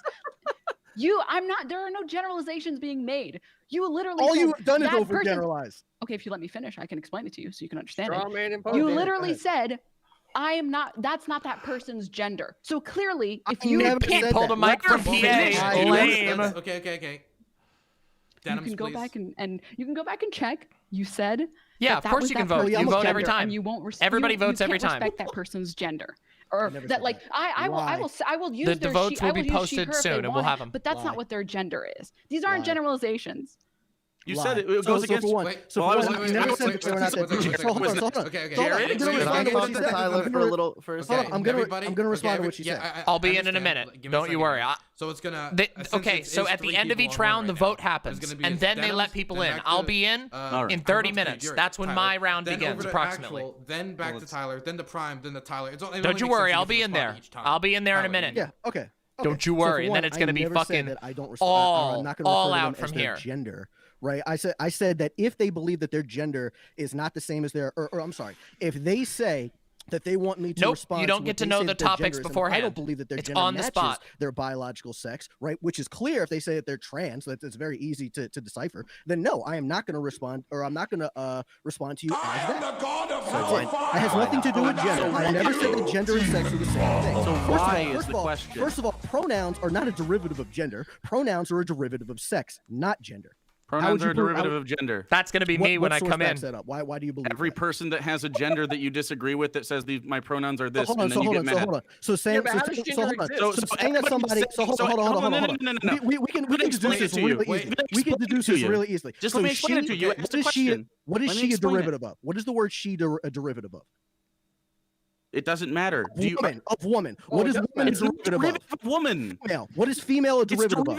Of femininity. Wait, hold on. Can I just say, even if it is, that's irrelevant? Can I explain this? You are definitionally incorrect. Give me a second here. Okay, give me a second here. Okay, there's two people talking at once. All right, I got a magic. We need the poll. We need the poll. Hey, Gayfesh, can you grab the poll? When three people talk, you don't get three. Sorry, I'm sorry. It's impossible for me to grab the polls. Actually, none of the information. So you need to have a tiny bit of order here, okay? So, Tyler, did you get to say your piece? So I can. Yeah, I'm just okay. So just to clear this up for like 10 seconds. Wait. You just said you have to say your piece though. Well, you just asked me. So you said yeah. Well, I'm sorry. Then I meant no. Oh, okay. Well, okay. You got 5 seconds. Can you do it in 5 seconds? Okay, yeah. This guy's So a dumb she shit. is a derivative of woman. Woman Wait, the is a poll hasn't been derivative of posted? female. Oh, okay, Female okay, is okay. Sorry. biological, has nothing to do with gender. Okay, Jake, and then we're gonna go to Prime, and I it's a see swing Sean wants to Can drag I us back to talk for a reality. second? Because there's something I really got to respond here. With Yeah, that. but other people raised their hand first, and I got it. Like, it's so. I didn't know it was like a raising hand thing. Oh, you weren't here for the now- intro. You now weren't you do. watching. You just kind of We've walked been into the raising show. our hands. Oh, so we got somebody Man. that's not an actual fan of the As Hippy an Dippy. actual Yeah, we'll watch fan. that tonight. That's gonna affect We'll the watch that voters. tonight. That's gonna affect Yeah, the voters. yeah. So fuck Hunter, right? Okay. Gender calculus. So I will get it to you. Well, Hunter, hey, I we had promise. gender have enough chemistry, time. I right? know I can give it to you by the end of it.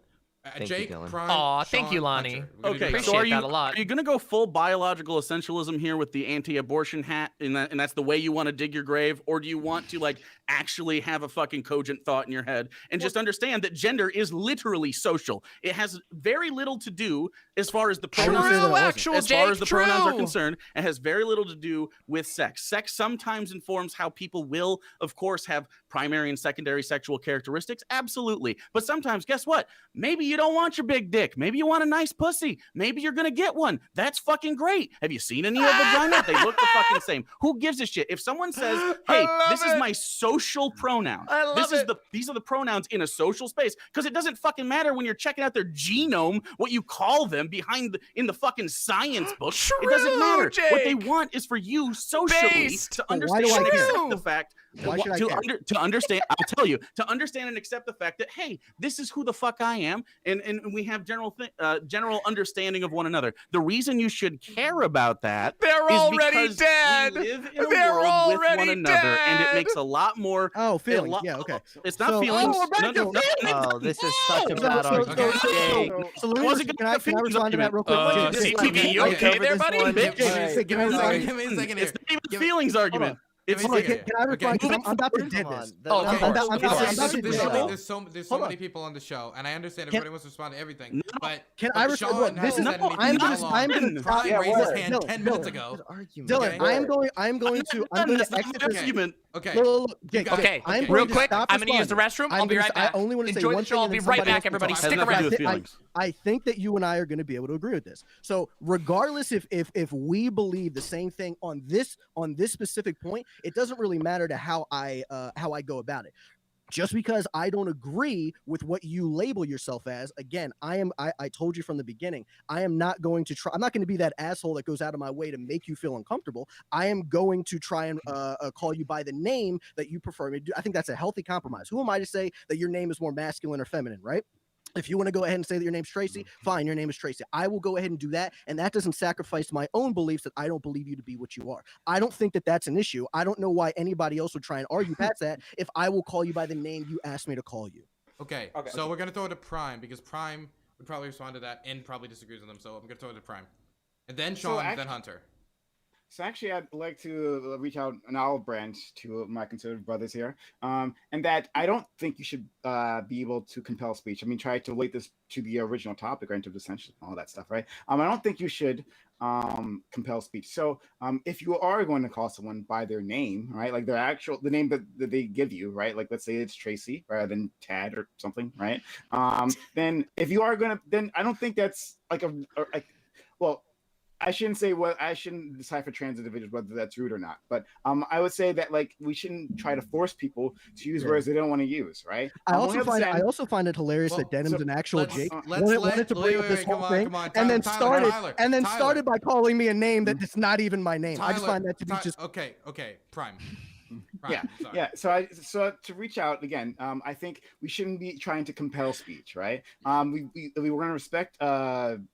Respecting free speech is also involves like not saying things you don't want to say, right? Like that's part of free speech, right? Not compelling someone. So I'm going to say that that's fine, right? And maybe we can actually move back to the original subject because as usual, once we have these political debates, they end up moving towards somehow, no matter what the topic is, like to the bodies of our trans brothers and sisters. So maybe we could move back to the original topic, talking about big tech censorship, right? And so thank you for the gifted tier 1 sub. Let's say like here's the poll, everybody. On YouTube, aren't misgendering someone, right? Like I got some nerds chewies. The given nerds name clusters. Of the person, then why should we care? Like why should AJW we care? is actual justice warrior. It's up to us on the left to be forcing them, to policing them in that way, right? Like as long as it's not but like obviously you vote for who you so want to stay. Misgendering vote is for who you want to harassment, stay, in my opinion, and so that should be put in.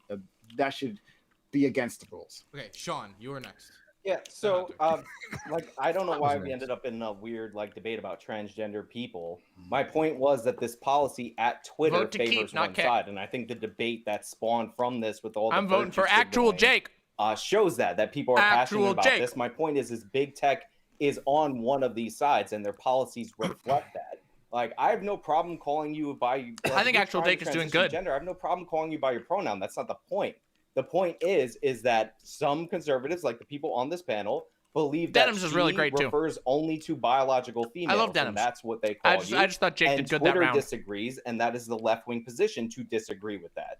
That was the overall point. It wasn't about whether or not, like, thank you so much, whether or Mr. not Geek. that's right or wrong. The point is that these policies cut in direction of one person or one side and against another That's okay, side. Gabe. That's what I was I'm making. sure As I'll get far as it another being opportunity. Harassment is persistent and repeatedly, like you can use misgendering as a component of harassment, but on its own, like Always if you trans thriving. literally Yes. can't tell and you make your best guess, that's not harassment. Okay. That's true. Next is going to be over to Hunter. All right. Hunter. Yeah, Tyler, I would really like a chance to talk to you, man, because I see your hat. I'm guessing from the hat alone, you're probably like a Trump fan too, or at least you were. And you would be guessing wrong. Oh, really? Okay. Really? Okay. Wow. Very surprising. So, I was, but I used to be a conservative. So I Lamau! feel like You get surprised a lot. I missed who said that, but it sounded No, it's funny. CTV. Gotcha. Yeah, if I could just explain to you, Tyler, some of the stuff. Like, so first of all, the pronoun thing, right? Like, when trans people are transitioning, they usually, in like most cases, most every time, they are trying to present themselves as the gender that they identify as, right? So they might be biologically male, sure, but their gender might differ from their biology, and they might identify as a woman, not as a female. And that's what gender dysphoria is. You know, a lot of the times I think people misunderstand the argument, and they think that trans people are up here literally claiming that like if their penis magically turns into a vagina or something. Like, trans people have gender dysphoria. They are like, most trans people are painfully aware of that disconnect there. And one of the ways that they mitigate that, which is literally supported by scientific and medical consensus, is to begin transitioning, sometimes socially, which means they try to present more like the gender that they identify as, which means that for the most part, they are going to look like that gender. You probably pass transgender people all the time and don't even realize it because they pass, right? And for the most part, most trans people pass, enough so that using pronouns really comes down to a utilitarian thing more than anything else. If you were in a crowded restaurant, right? He has come way far. I will give him that credit. I don't know with long a whole lot about Avalon, but he's come a long way since he was first on Bosch. I'm finishing up here. Are you gonna say like, what? I guess I'll go talk to that biological man. That's what I was gonna say after everyone started yelling. Round is before the over. record. I don't understand. Right, I don't guys, understand what that had round's to do with over. it. Good job. Come on, Round's Bosch. over. Yeah, true. We have the results for polling. I'll let chat vote for a few more seconds. Since All right, everybody, anybody might let's just be see. listening to audio, then go and vote now. Go vote. If you haven't voted, vote. If you haven't voted, round, wasn't it? Vote. If you haven't voted, so proud vote. Of Hunter. Do you think You've come a you long guys? way. I love you. Yeah. I am very proud of Hunter of saying all of those great things that was not relevant to anything that I had to say. I'm sorry. I thought you were saying the pronouns were that you wouldn't respect. I got a question. I was giving you a good reason as to for the why you might participants. want to. I got an actual question for the participants. I got a question that's relevant. Okay, so do you guys want to do? We have one more topic after this. Do you guys want to continue on this topic or shift to the next one? Because it seems like there's still a lot to be said. What's the next topic? Let me check. James, do you remember what is next topic? If I remember right, did we cover? We've covered filibuster, big tech censorship. Do you remember what was next? We should stick to the trans issue. Isn't cancel culture the next topic? Cancel culture. I think gun control was it. It was gun control and one second. I'll get it. I'll just let everybody finish. I had it on the list. Awkward. Awkward. It's okay. Here we go. I'm here to keep you entertained in this awkward moment. I'd be able to stick around probably for the cancel culture. Cancel culture. That was it. Thank you. Okay. Hunter was just keeping that in pocket. He wasn't gonna give it to me. Bazinga! Oh, I'm sorry. I didn't know you were looking for that. He one. doesn't even watch Yeah, I the thought you show said regularly, cancel culture right? already. Baba booey. Baba We booey. have the, I've been DM'd by the I've been DM'd by the judges, and we have the results right here on this piece of paper. Oh boy, here we go. I'm gonna guess that it's me. Everybody always thinks it's them. No, Everybody I won't always thinks bazinga it's them. you. Man, this result I'm so really surprising. sorry. Really surprising. Can you believe this result, guys? It's actually super surprising, actually. So I'm just still in shock over the result here. Sorry, like CTV. You've been kicked out of the ring. Bye, CTV. Bye. I'll let you say your moniker though, because you've been a great service to the show. Well, this is the Hippy Dippy Roundtable. You fuckers need to get a lot funnier, right? And there needs to be a lot less disingenuous attacks and some actual truth. I like how That's we're my just name, bro. I like how we're just Wait, eliminating. what happened to the moniker? conservatives. What about the moniker? I like how we're eliminating And he just just left. He all didn't the even do the conservatives. moniker. Again, Conservative as with censorship. elections, just be more Well, likable. don't worry. We have everybody's favorite conservative coming on next. Do we? Second. Yeah. No. You have to Everyone's marshal favorite your- conservative. Does He didn't anybody know? howl. Does nobody Yeah, know? Who's coming in? I just- Who's coming somebody in? surprised Who's guys. coming in? I have no idea. Who we got? Shoe Who on we got? head. Shoe on head. Nobody knew Shoe about on I head. don't know who that is. Pog. Yes, we can hear you. Pog. Nice to meet All right, you. cool. Hey, Shoo, only shoo, person- shoo, I've been shoo, watching. shoo. It's been a train wreck. The only person I've ever seen with an American flag in the background that doesn't make me want to kill myself. What? So, In Minecraft, Actual in the Jake. Rust In RPG. Sorry, Dylan. yeah, seriously. Actual Jake. You It's look really at my nice background quick? to. Can you what? Oh, You look at my background quick, actual Jake. Don't see it. There's a flag right there. There I it do is. see it. I do Yeah, see yeah. it. Damn. Second person. Hurts. Chat, take that in So consideration when voting. it's nice to meet you. Sean. That's okay, Gayfesh. I understand. Been a fan of your work, and I want to say hi to James. didn't get to do that. James, I love Listen, your, we work all on know- YouTube. Can you get me Matt Dillahunty's autograph? Is that a thing you can do? Is that a thing I can ask for? I can get you Matt Dillahunty's autograph too. You're all friends, and I hate it. Let's go to Abandoning the me. next topic, which is cancel culture. Is Abandoning cancel me. culture a Don't you real do issue, it. Or is it being overhyped and it's complete nonsense? I'm gonna, of course, throw it Shoe first is to so Sean Hess, cute since he's though. Shoe's outfit is so cute. So I actually do think that cancel culture is a real thing. I think lately it's kind of being overhyped. Like, as always, conservatives are running with it. But I'm they're, like a calling creepy everything troll in cancel comparison to culture. Shoe. They're Goodness. calling, like, for example, the Dr. Seuss thing, where Dr. Seuss, the publication like itself, wanted to get rid of, stop publishing those few books, and they were like, "Oh, this is cancel culture." Like, no, that's not cancel culture. But I do believe that cancel culture is a real thing, and I actually do believe that it's like a problem. And I feel that, Kanawitchy. The I feel scariest that. thing that I heard recently was during a Trump speech. He briefly said, during, True, like, his Jessica normal, Metal. where he's like, Impin' "Oh, better the than radical simpin'. Democrats are coming," and, like, you Impin' roll better your eyes. than But he had one simpin'. point where he was like, you know, they do this, and he said, they want to get you fired from your jobs. And that, he didn't expand on that. But that kind of scared me, because that is going to become a very important What if it comes down to Shoe versus Mama? conversation, You know like, what in you know who political you have to spheres. choose. You know people who getting has to fired, win. people getting fired from being forced to resign. By the way, if you're not in my from, Discord, college join the campuses Discord. and stuff like that. Discord.gg/Demon Mama. And it's a real fear that like normal everyday people have. Like they can't keep up with the newest terms and stuff like that, like lingo and everything. They're scared be that if they Trihex. say Trihex joke would be on Pog. Facebook, you know, their boss will find out or whatever. Could be Destiny. And I feel like that's a real Could be the conversation Serfs. that's going to be happening, and I feel like the left Could be needs Hassan. to take it seriously, because With Shoe the on right is here, going might to be run with it, Hassan. and it's a real fear. I don't that know normal people if Dylan has have. contact And, with Hassan though. There's a I lot doubt of it though. examples of it actually happening. Like If it was Hassan, it'd be that poor Pog. college girl That would be like, so amazing. said the N-word or something, like what, Could be like RGR. 5 years ago, Yep. and they like kept it. Did you guys see that story? Yeah. They held on to that for 5 years, and then when she got into college, the person, this like psychotic person, was just like, "Oh, hey, here," and like she had to, you know, not get into that college anymore. I Stuff think like that. Sean's And there's out also, next. Like a New York Times writer. I think and, Sean's like, out next. That Thing too. yeah, and so like this is a real issue, and it's going to keep getting worse and worse, and I feel like Destiny and Vosh can't come in on this one. Like, oh, well, it's Destiny sweet, could, it's but just Vosh can't. accountability culture. And like, no, that's not what's happening here. And I feel like the left needs to get a little Vosh can't because Vosh is already the champion. Denims was the first to raise their hand, so I'm going to throw it to Denims first. I wanted to make a quick distinction. When you talk about cancel culture being real, you're not talking about like Vosh is the giant champion celebrities already. getting canceled, This is because the realistically, fight to these people determine will bounce right fights fucking Vosh. back. Like it doesn't matter how big. Okay, Tyler's getting the boot, you think?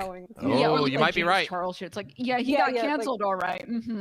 That would be interesting. I think the real I would issue love is to. with, To be workers, honest, ordinary besides me, individuals, I and would you love can't to see fight Shu back. against So I Vosh think because I'm that would not be sure so you wild. mentioned the New York Times thing, and there's lots of things the New York Times has Also, done. Jake against but the one Vosh that would be comes to fun. mind, is the one woman who But you all know you really want to see me go against dressed like Vosh. me in some sort of racially insensitive costume, right? And then they did this expose about this. This was like a long time ago it happened, right? And the woman had already like felt like terrible about it, right? But they decided to put this woman on blast, right? For no particular reason, and it didn't actually. She wasn't. Next link isn't here quite yet. Anyone, like, Mama she V wasn't even a Vosh, public that'd be figure, so good, right? and you know They it. just decided to destroy this woman's life. Why? What did that actually? Hunter V Vosh could be accomplish, good. right? Now, can I know they disagree on a lot of stuff, Jade useful, Monkey. right, to, They just have to find it. actual abusers. I think so. I think we can use that to say that no, you cannot go through life using your money and your power, right? Nah, and I have can't no do the consequences Bazinga right now. whatsoever. But even then, I don't want to lose as my as mods. Denims stated before. Let me check in on YouTube chat. How's in YouTube that chat case, holding up? It really hey, YouTube works, chat. right? So Love you I feel all. like the people with the least Nah. power end up being hurt the most, right? And the people with the most power, Love you, YouTube intended chat. I targets, hope you're enjoying end your up new being hurt the emotes, least YouTube any which chat. way. That and even when they're not I need to hurt, get right? the So you'll YouTube have, chat, the link. And Fuck. you'll have a lot of these people. They'll be on CNN, right? Like fucking Dylan's J.K. partner's hair is Rowling, super again, nice. For example, she is on CNN complaining I'm being canceled while she's in an audience of millions of people, right? So again, it's the little people who get hurt, the big people get. You know it better be me, you motherfuckers. next Look I at that. saw There we actual go. That's Jake right. and That's then right. That's right. Okay. That's right. You I definitely fuckers better think vote for me. There's a little bit where you're right and a little bit where you're wrong. Definitely there was Oh, an overcorrection. shit. Because I'm gonna purge everyone who no didn't one had vote been number held one. accountable for a very long time, or at least not no one, but nobody that needed to be held accountable. And so you No, but I have have a bat. surge, and this tends to happen when a vast minority group, whatever that may be, whether it's trans, LGBT, racial minorities, whatever, or ethnic minorities, religious minorities, any of them, you will have this pushback because for a long time they were voiceless. And they were not being heard at all, and so it's you made your own bed when you decided not to listen to them in the first case. I won't do it this time and because I'm kind. Sometimes that's going to happen. You're going to have these sort of social casualties along the way as we move towards something that's a better system, in which case the better system would be where we just hold people accountable to their words at the time and we call it out. This is what the whole anti-racist movement is that I know a lot of right-wingers don't like to hear because they get upset about it for some reason. But really what anti-racism is, and any other kind of like anti-homophobia, anti-transphobia, whatever it might be. I think Shu's done debates before, not on Twitch, though. Actively calling that out right there when it happens, not laughing and going, ha ha ha, I'm being socially awkward, and then letting that stew and percolate. That's the point, right? We're going to get to a point where we just go, that's not cool. Now, do I think that someone should have their life ruined because when they were 14 years old, they said the N-word on Xbox Live? No. Do I think that, Lady that it's reasonable That's awesome. for someone that says the N-word tomorrow Fuck to yes. get canceled? Whether or not you're a mom that sells cookies and drives her kids to soccer or not, or whatever. Yeah, you kind of know now. There's been a sort of a statute of limitations. We know now, right now, you don't get to do that shit anymore. So there's a little bit of stuff where you got to be edgy in the past, but if you continue to do that in the future, I mean, you know what the terms of service are, both on all these platforms and in the country. Like, you just know it What now. should the consequences be, though? That's true. So Oh, let's it's say relative to in whatever fact, happens, we had, right? Jake got too mad. we It's okay, had, though. talking No about bad mom blood. and It's N-word, fine. that He literally freaked just out. Whatever. happened. It was There's a embarrassing, but woman whatever. within a grocery store, right? Sounded or like a something. Grindr notification, she was yeah. talking to a, Not from me. Clerk or whatever, right? I think it was. I think it was this one. She Yeah, called it's him the actually N-word, from Whereby. and she's like, "Well, that's what you are. You're an N-word, right?" And then no one. I don't think she actually been identified. Oh my but God. If we could identify this woman, what would your prescription be for her? Will my prescription be? Yeah. I mean, I don't have a specific social. We're behind prescription for schedule, every single but that's one of these okay. We're behind scenarios of schedule, but that's racism, okay. If she has a position, say she's a teacher or something, yeah, fucking get fired. But if you're an Amazon worker, I mean, like is Amazon even going to fire that person? They might. It just depends. Yeah, I think that's what. I mean, don't be don't be calling people the N-words. Go ahead. It should be adjusted based on like how severe your crime exactly. is, right? Like Like, if you that's what I'm said a saying. word, it's like you probably shouldn't say that or whatever. But like if And you by like, crime, you mean social crime. yes, Yeah, but if not you like, like, I don't need anyone to be jailed for this. All shit. right, here's Unless the it's vote. harassment. Here's the vote. Here's the vote. Can I respond, Jake? Sure. Is this the newest vote? Here's the newest vote. All right. No, I'm not trying to cut Vote to anybody. keep. 100%. Vote to keep. Vote to keep. This is who you want to keep.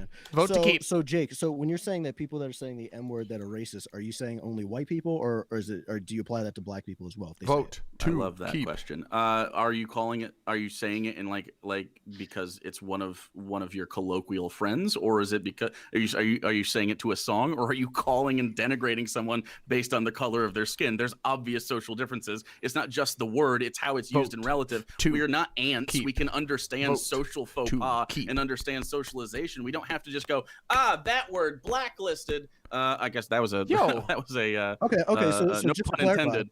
So just to clarify, then are you saying, I'm not trying to straw man your argument, so correct me if I'm wrong. Yeah. Are you saying that if like a white person says it in as a term of endearment, that it would be socially acceptable? I mean, okay. So again, if need to you get give your white Here friends we the go. N-word pass, that's fucking weird to me. And if you are a white person with the pass, you're strange to me. Now there's Doesn't some exist.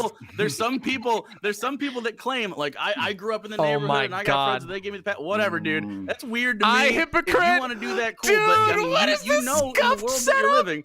If he's saying, hey man, hey bro, and then they What is dap up, this? and then another person sees Oh it and my films it, you're not God, getting what is canceled for that? Obviously, there was like see it social slip consent in there. there. If you're screaming at a teller and saying the you're fuck? an N-word, that's what you are. It You're seems an like N-word. an unfinished So house. yes or What no? is that So yes- backdrop? You think that was Yes a or no? Kendrick Lamar song? You Like, didn't what? actually answer. You didn't actually No, answer. he my really question. did. It's So yes or nuanced. no? It's not a yes or no. Is he living in like a basically model what I wanna house? know- Not a yes or no. Basically, what I want to know. Male is I living wanna make sure that spaces? you're just consistent with Sorry, everybody. I Are know, you that's saying so that in the sexist. I context don't of care. whatever, That's if you're a saying male it living as a term of space. endearment, or if you're saying it in a quote unquote racist way against another person, do you hold that same stance no matter what the race or ethnicity is? He just Didn't moved. I just say that it mattered based on the social interaction out loud with my words? I just outlined that in the question that I just asked you, but you're right. I refusing said to out answer. loud that it matters based on the social interaction, right? Like if I go up to one of my friends and I'm like, "Hey, you sexy bitch," like, and that's one of my friends, they'll be like, "Oh, okay, cool. Yeah, you are also a sexy bitch, Mr. Corn." in that and then I hypothetical, go, and I was then if making I fun say, of I "Hey, hypocrite." you sexy bitch," to some random woman who doesn't know me, we True, have no rapport actual whatsoever. username. How What's could her I? fucking response It's the gonna be? MGTOW shit. Obviously, that's me being a fucking weirdo, not being cool. Like, yeah, so you I'm gonna just lock you in the like MGTOW N-word to shed. a random black guy who you think think when it- you would be cool with at the 7-Eleven. Bye. I Sean's don't like think on his that's gonna phone. What a fucking fly, my loser. guy. But if you AJW. are friends for lifelong with that guy and you're part of the neighborhood, you're part of this culture, like that happens from time to time, but it's not like it's pretty rare, right? And it's irrelevant, right? I don't care about the rarity. That I is just wanna what make I call a So if cursed in your own space. in your own hypothetical, when you were talking about some sexy bitch, in that hypothetical, if you went up to one of your friends, a white friend or a black friend or whatever, and you said, "Hey, you sexy N-word," should you or should you not be canceled? Well, I wouldn't, so I hope you cancel me because that's not If you my did. culture. This is a room with cursed feng shui. Feng shui. Feng shui. Feng shui. Feng shui. Everybody else is not cursed feng shui right there. Like people get Depressing and haunted. Exactly, Zoe Vex. Being gay, right? Bad things have happened putting through up that door photos, in the hypocrite of your shack. marriage on some social media, your boss finding out. Feng and then you shui. fight. I All think right, it's like feng a big- shui. All right, I'll get it right eventually. Shui. Feng shui.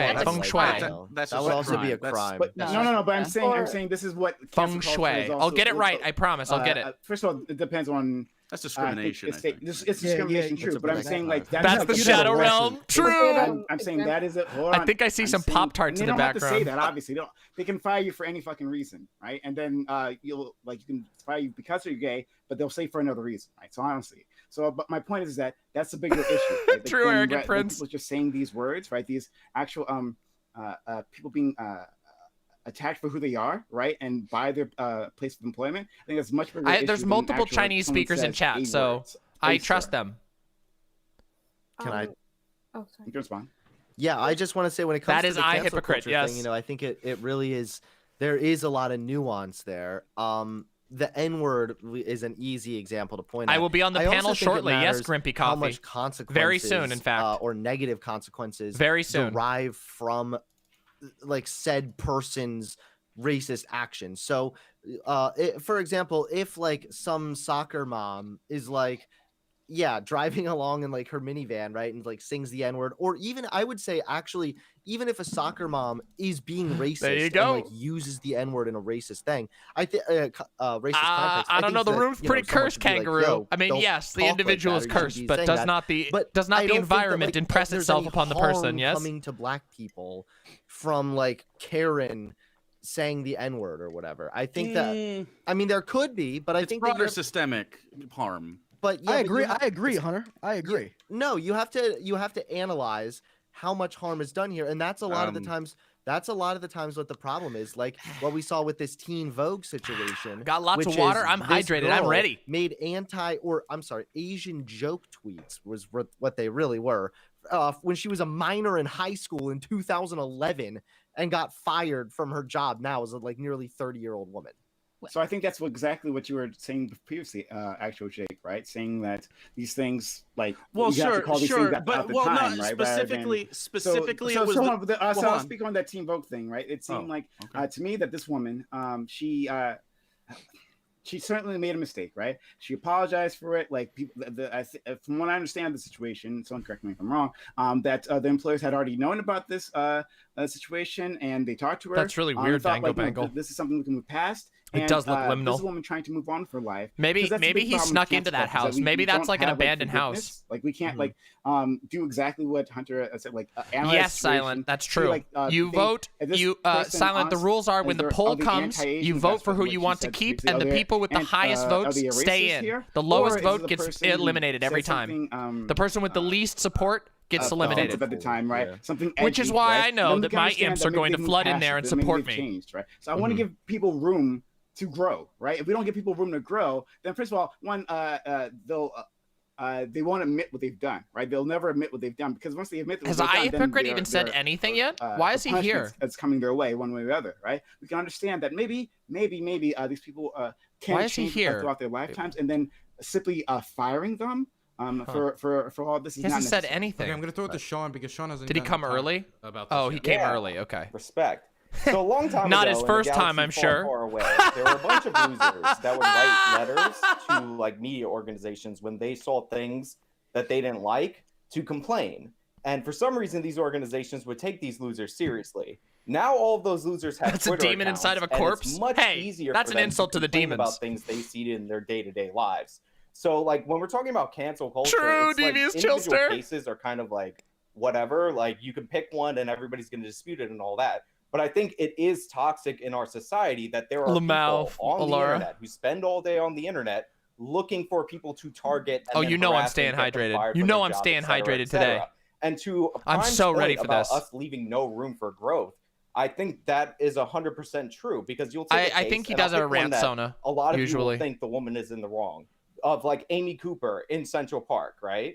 And she calls the police on this guy. I think that any dog mom that gets like threatened mildly by a dude would have probably spazzed out in the same way. And for some reason, that is like international news. And we're talking about it. She's fired from her job. The bird watching guy? Yeah. Didn't she call the cops on him? Yeah, she did. She weaponized. Well, okay. I picked a case that you guys would deliberately be against her because this is my point, right? So she called the cops on him. She like acknowledges she made a mistake. The guy specifically said, like, leave her alone shortly after, before they even called into arrest. He even implied that he wasn't interested in testifying against her. His original Facebook post said that he brought dog treats to like scare people who walk their dogs without a leash in that area. But the internet has not relented. The national media has not relented on this woman. So at what point do we say, okay, you looked really bad in this interaction. You probably spazzed out because you're a dog mom and dog moms are cringe as hell. But like, can we move on as a society and let this person come and join us and get an actual job? It was definitely because of being a dog mom and not because of being an obvious racist. Oh my god! So I think that she should have actually AJW is so brain dead. Holy shit! She called it a fucking execution. She knew exactly what she's fucking doing against that individual. She actually hold on. White women. Hold on. I'm not gonna let that stand. White women have been using their tears, right, to call in violence against African time, Pixie. Don't you worry. We'll get this. This guy's gonna get fucking shit canned. Doesn't stand a chance. Beyond her getting some sort of punishment for what she did, should this be a forever punishment? No, right? So I think like. Is it a possibility that this woman can grow up in this situation, can understand that what she did was wrong, become a better person at the end of it? Yes, I actually do believe that. But let's not like minimize what she did. She was calling in a motherfucking execution. Bluntman has a ton of fans, so they're remember these types of things are popularity contests. That's why I need y'all to vote for me. I want to push back on both what Sean said and doubling down on what Prime just said, which is absolutely correct. And then pushing back just a little bit with Hunter, not a ton. With the harm thing, sure, one instance of saying the N-word at one black person might not seem like a bunch of harm, and in the minuscule it is. In the macro scale, this happens every day. Well, if I could just say more fans, Jessica Metal, saying one more fans. pail of water in the tub isn't going to overflow it.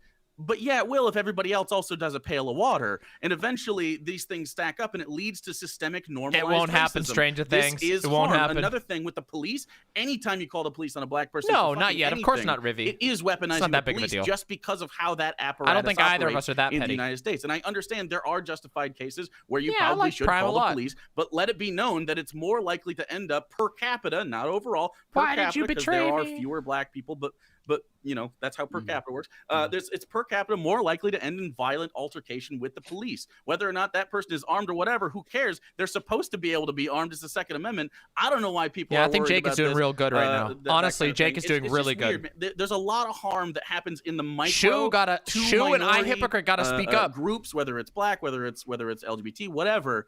And it is harm. Just because it's a little bit of harm doesn't mean it's not harm, and it absolutely exacerbates And I'm overall. not. harm. I actually don't think Really Destiny's what coming you're on saying, after I just all. wanted to Well, no, clarify. I'm not. I wasn't even saying that there's 10 no seconds harm. quick because Denims, we only have 40 seconds left. So under the Denims, you both get 20. All I was gonna say is I'm not saying there's no harm in a white woman. I don't think he's in calling this a round, black guy actually. the Yeah, I think N-word. you're right. I mean, I if think a you're right. white woman says the N-word and it's caught on video, like we've seen, I just think the consequences should fit the crime overall. And I think that sometimes there needs to be some nuance there, and we need to be like willing to look. Oh, into Vosh it. won't be on. Don't worry. And Vosh I is do watching. think that Vosh isn't. consequences Vosh play a is role. overseeing Again, though, who I'm he will not be saying fighting. that there's no consequences to a white woman deliberately. The calling voting someone link the N-word. hasn't come yet. Well, I just want to clarify. Yeah. Denims? I don't think. Okay, yeah. Oh wait, I yes, just it did. wanted to also add on really quickly. I think it was like this how one. we view voting, where like there's a common talking point of like, well, one vote Links doesn't out? matter. Okay, It's there like, it is. Well, if millions of people say that, then it kind of does. The other things I wanted to say, I'll try and be as fast as possible. I think we should I'm make gonna vote for distinctions Denims between this time. children and adults. True. If a child does something, like they said the N-word in a group chat, Tyler's when they were 16, out. Oh, I that just don't care that loser. much, okay? Low If energy. you're 40 and you're calling people the TikTok N-word and you're ain't trying sending to use it as a slur, very I good care people. a lot more. And I want to make a distinction between people who did Tyler, it once and loser, repeat just offenders like who Trump. continuously keep Get getting the caught fuck doing out of also true. here. Okay, so Get the we fuck have the outta votes are in, here. and this is a first. It's a split vote between the judges on who should be voted out, and the two people who are up are Prime and Tyler. So I will read out the votes. The first vote is from the first vote is from Danobo to vote out Tyler. Ooh. The second vote is from Geek to vote out Prime. And the last one, which is a celebrity guest judge, which I will reveal at the end, voted out Prime. I'm sorry, Oh, Prime. no! You have been voted out by the judges. Thanks so much, Dylan. Prime! On this, really appreciate that.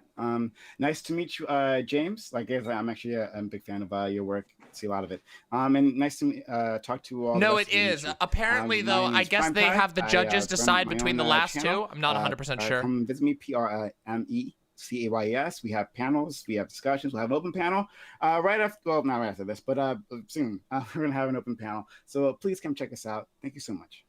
Okay. Next, I'm going Damn. to... Okay, Damn. we're going to continue the topic on this one. We're going to just keep going on cancel culture. Yeah, so you can keep going. Free to keep going. Well, now actually would probably be a good time for me to split, because I've been on here for about an hour now, and I got to get going. Damn, you should have said that before we kicked out Prime. Oh, I didn't.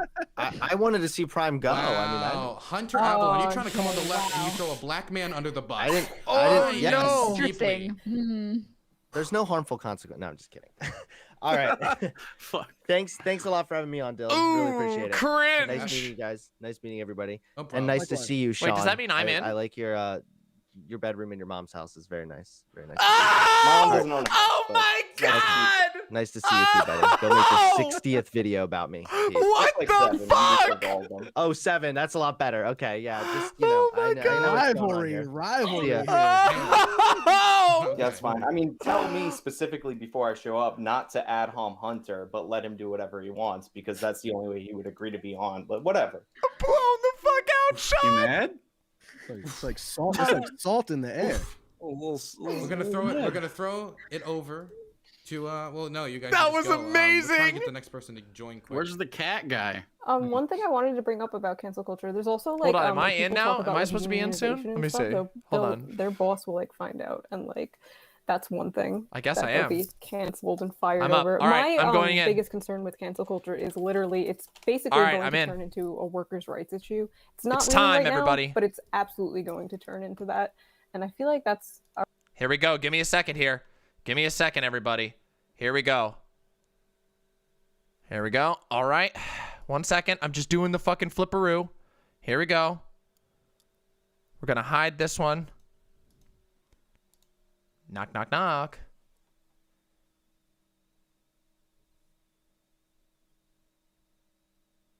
Wait a second. Hold on a second. Hold on a second. People, if they don't really mean harm, we're gonna give them a chance to go through the little struggle session and repent for their sins, and then we're gonna not destroy their lives as long as they show enough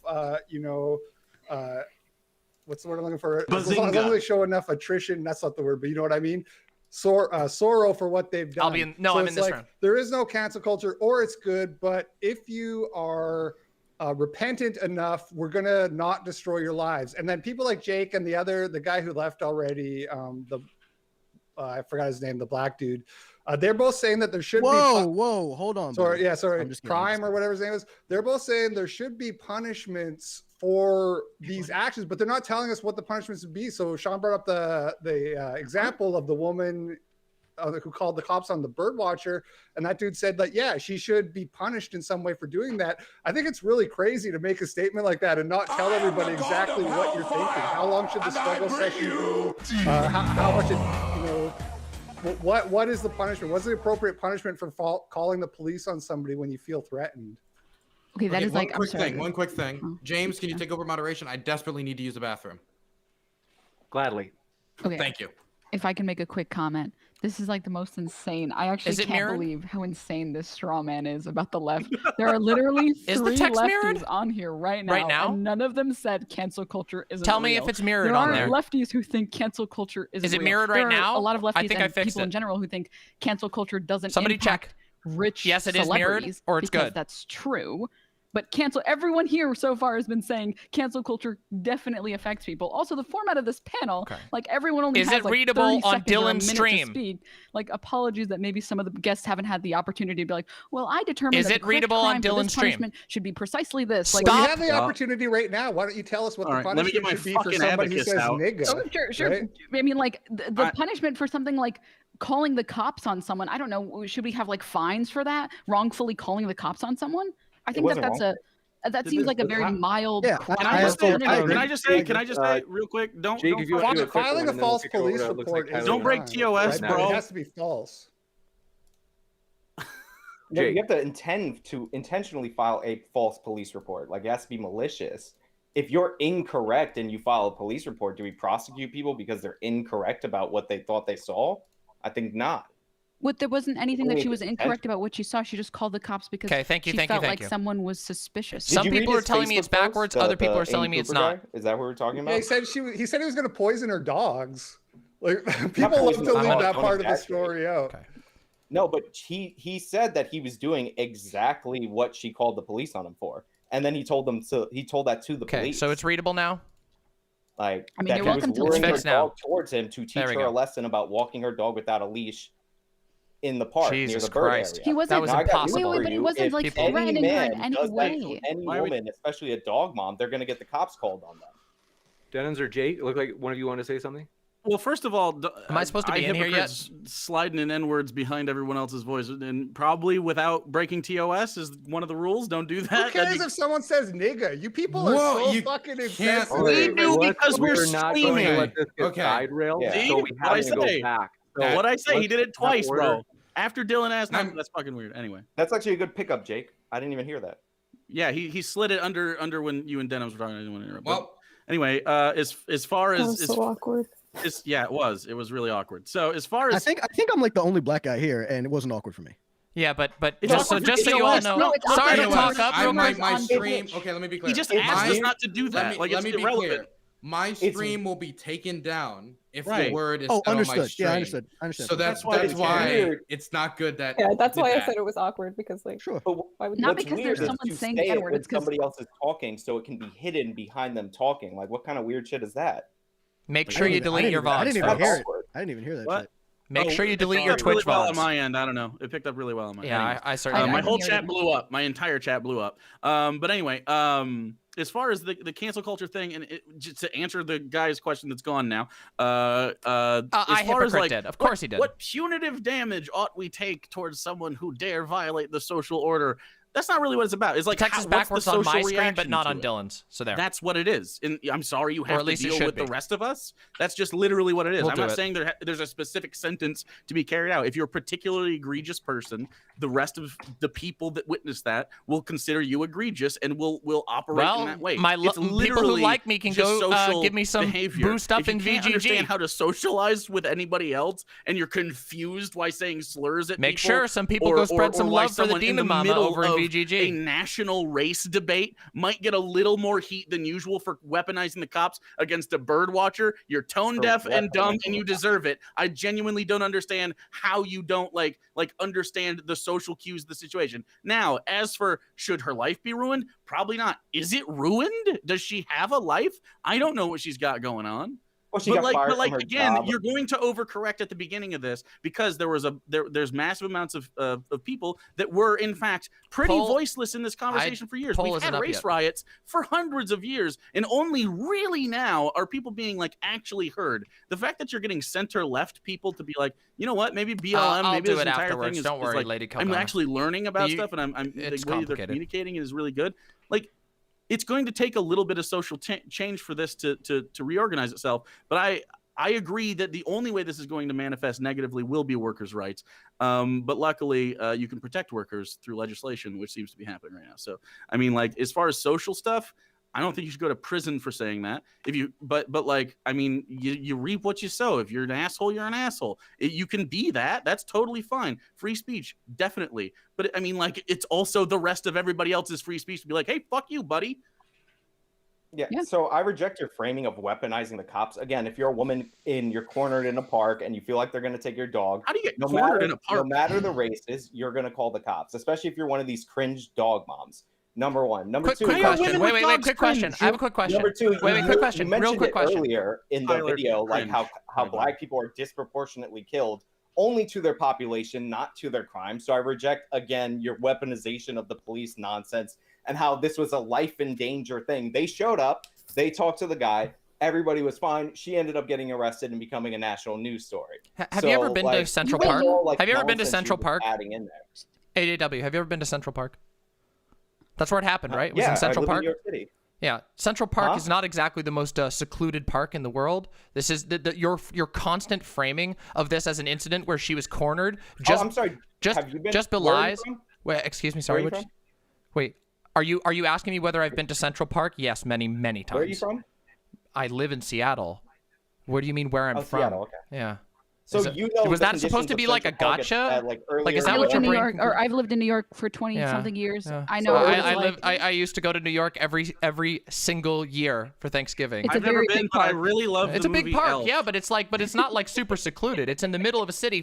In Central Park, you can see lots of other people. Where are all the people in the video? Wait, There were, and I'm pretty sure that in the video you can see other people walking around, and it doesn't. And the idea that you're going to try and use that to stretch out this idea that she's been cornered, when in the video she's literally saying, "Oh, the police are gonna side with me." We know what was happening. Don't play dumb. You always do this shit. Conservatives always love to do this shit. They love to walk in and play dumb, like, "Oh, it was because she was a dog mom," not because she's obviously playing upon racial stereotypes in order to try and make the police side with her and potentially harm this person. His life could have been ended. This happened right in the height of record civil rights protests, which are a response to unbelievably overwhelming violence against black people. And you're going to try and tell me it's because she was an overzealous dog mom? Get the fuck out of here. Nobody believes you. Nobody in this audience believes you, and you don't even believe you. Okay, give us a second. We gotta let you can have moral outrage, but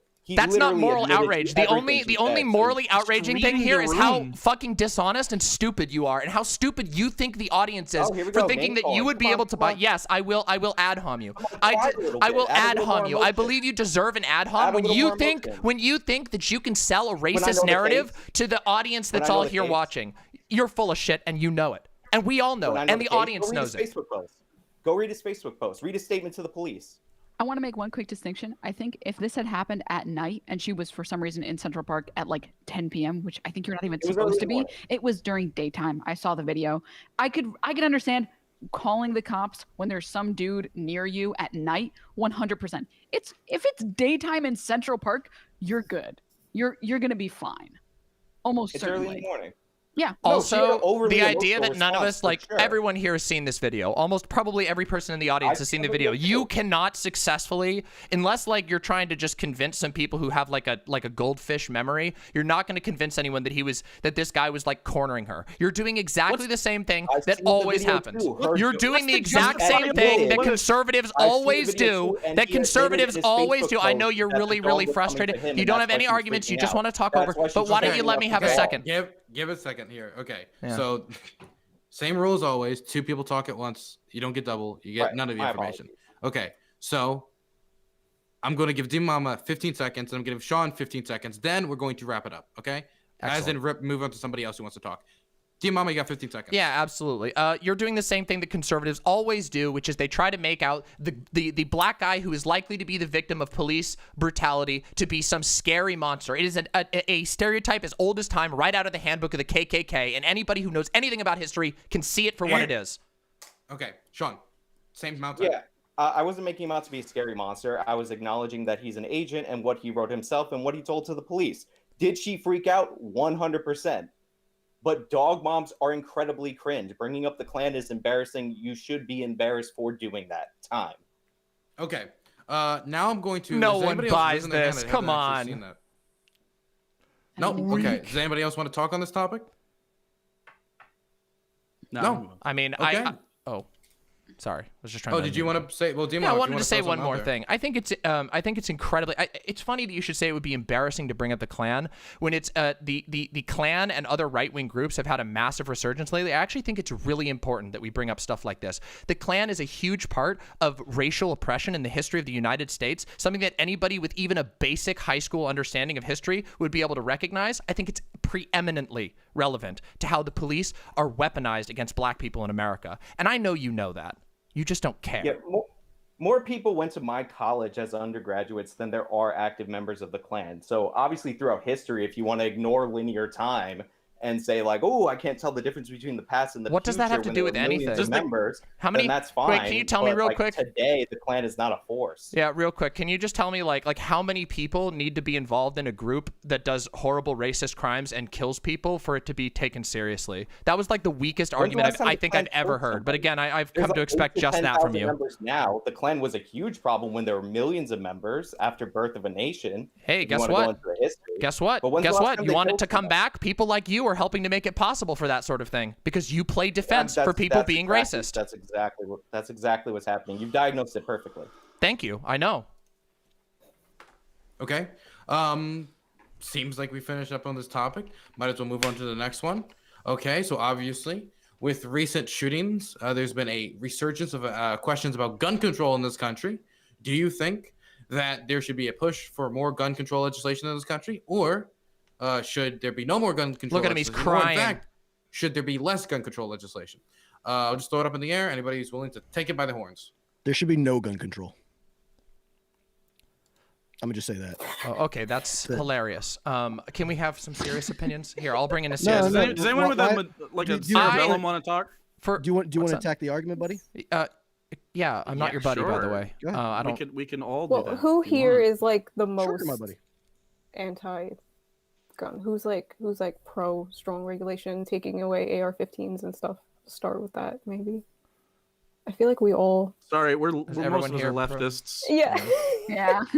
Yeah. Sorry, dude. Nothing will get gun control faster than a bunch of LGBTQ members having guns, dude. True. Like as soon as a bunch of minority groups start having guns, you watch the Republicans. You watch them. You see pride parades with AR-15s. Guess what's gonna fucking happen? Guess what's gonna fucking happen? You're gonna be like, oh, you know what? You know what we shouldn't do? Let these dirty leftists, Antifa, have access to weapons. You know that's exactly what's gonna fucking happen. I bet. So go ahead, go buy all your weapons because, frankly, I think you need them to protect yourself against the police at this point. So go for it. Do it. Go ahead and buy yourself an AR-15 if you are a marginalized a member of a marginalized group. Absolutely do it because the Republicans will turn fucking coat immediately and be like, we should absolutely sensible gun control on terrorist leftists. Okay, and you're gonna see Fox News Sean Hannity's gonna be like, well, I can own a gun, but if you have brown skin, you can't. And you know, shit like that. It's always gonna happen. They're gonna be. Bro, all you do is overgeneralize. Wait, but that's true though. Wait, that's historically. Just assume things and just assume what people are gonna do. You don't actually attack an argument, bro. You are fucking cringe, bro. You are cringe. Wait. All you do is overgeneralize. Sorry, was the argument your statement that said, I don't think there should be any gun control whatsoever? So, like, you would be okay then. So, wait, I just want to be clear. Wait, hold on a second. Yeah, I want to be really clear here, real quick. Do you think that you should be able to take a otherwise helicopter-mounted machine gun, put that in the back of your truck, and drive through town, literally melting buildings with uranium-tipped bullets that are cutting through, blowing up school children before the police are able to stop you? Oh, wait, they can't because their APCs are going to get blown up by your giant machine gun. Like, is that the type of thing? Because when you say something as stupid, are you talking about? You're talking about motherfucking stupid, as there should be. About, dude, how bad of a fucking straw man is that? What, no one you said about literally walked in here and said, I don't believe in any gun control. Hey, buddy, what is it? What is gun control? Wait, gun control? Wait, gun control is a term that refers to a lot of... You're conflating that with just mowing down, like, buildings. Wait, so hold on, let me ask you this. Do you believe that you should be able... Do you believe that you should be able to put a... like, buy an 18-wheeler and mount a giant artillery cannon on the back if you desire? Do you believe that you should be able to do that? You should be able to have an 18-wheeler that you buy with your own money and put a giant cannon that could easily level a town. On that fucker. Yeah, maybe. Let's just say you don't actually level the town. Do you think you should be able to do that? No, absolutely. Yeah. That is the dumbest thing I think I've ever heard, and this is exactly why. This is literally. No, but come on. No, hold on a second. Wait, you have to actually let me talk. If you want me to attack that, let me explain. Shitty debaters. Let me explain. You can't actually attack the argument itself. So all you're saying is, oh, that's fucking stupid. Okay, well, listen. Next time you want to, next time you want people to go like, you are cringe. Congratulations, you've done nothing. If you want me to be able to argue against that, all you've done is say, I don't like that. We are putting a halt to this right now because we have a minute left and we have the straw poll out there.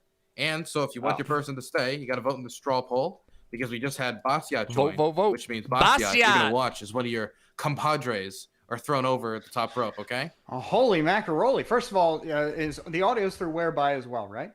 Yeah, no, it's only through Whereby today. Good stuff. Yep. All right. Well, I'm looking forward to seeing it. Good to be here. Do you think if you win tonight and get another shot at Vosh, you'll win this time in the rematch? Oh, we're going right back to Coconut Island, buddy. All right. Right back to Coconut Island. Every time I talk to you, you sound like if boat shoes were a person. That's because I am. If boat shoes were, and I fucking love you for it. Okay? All right. I appreciate it's absolutely beautiful. Okay. We have 30 seconds left for voting. Go vote in the straw poll. Okay, so could Demon actually address like the issue, or all is he going to say is just that's fucking stupid? So what is he going to do? It's she or just use their name, please. It's all good. But for no, what? it's all good. It's all Demon good. Mama. I didn't know that was a trans person. I just thought that was long hair. I don't know. Okay, sure. I don't really care. Here we go. I didn't even know she was trans. There you go. Right? Let's just talk about this. What you're talking about is so absurd that I don't think that most people really need to put a formal argument. But if you'd like me to, I hate to do it. I hate to do so you're it. But wait. I hate to do it. I hate to do it. Okay, The time is up. The time is up. We have to actually cut to it right now. Let me look at the DMs I've gotten from the judges. Saved by that. Ooh, I'm gonna get in trouble. Come on after. Shoeonhead, I'm sorry. You've been thrown over the top rope. Okay. All right. This is fun, guys. I hope to do this again one day. Bye. I'm confused how the voting works. Wait. Okay, let me be clear. I'm the 100% are done, confused. but then the judges look at the votes and they make their own evaluations, and that's based how they on decide. based on like bottom.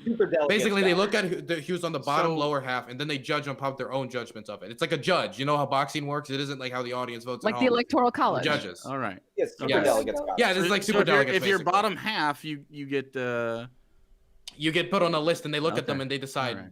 Yes. All right. All right, very Nice. important. I started this by drinking coffee. I got to go to the bathroom. I'll be back. Okay. You can all continue talking about gun control. So Tyler, I'm interested. You said no gun control? Yeah. Okay, I need to know. Do you support the police? Like, are you a big like Blue Lives Matter guy, or are you like No, fuck I do the not police? support. I do not support Blue Lives Matter. Are you a libertarian then? Is that? I just want to know. I'm not a libertarian. No. Okay, so I need to understand what your political motivations are behind no gun control. Liberty. Okay, so you're not a libertarian, but your main thing is liberty on that? Correct. Wait, sorry, Okay. do you vote? Okay.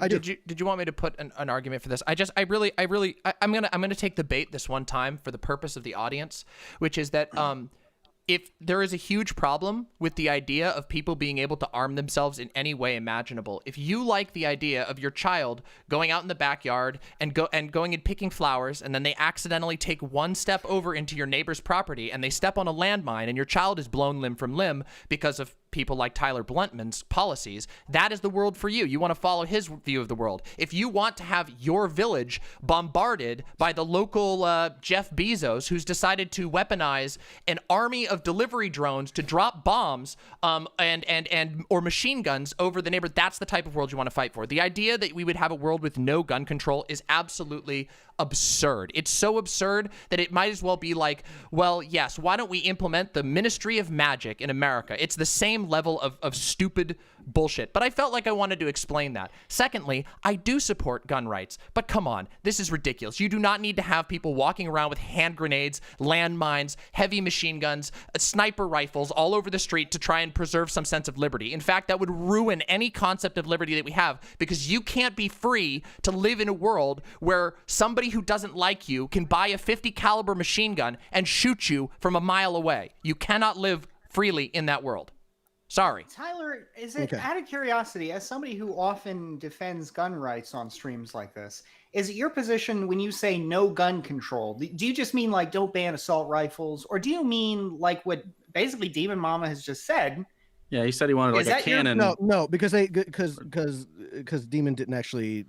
No. So for one, when I'm talking about no gun control, I'm talking about there can not be any type of government enforced gun control. That does not mean that I don't believe in some type of regulation, but it's not for the government to impose those things. Who would impose it? When Demon is who would impose it?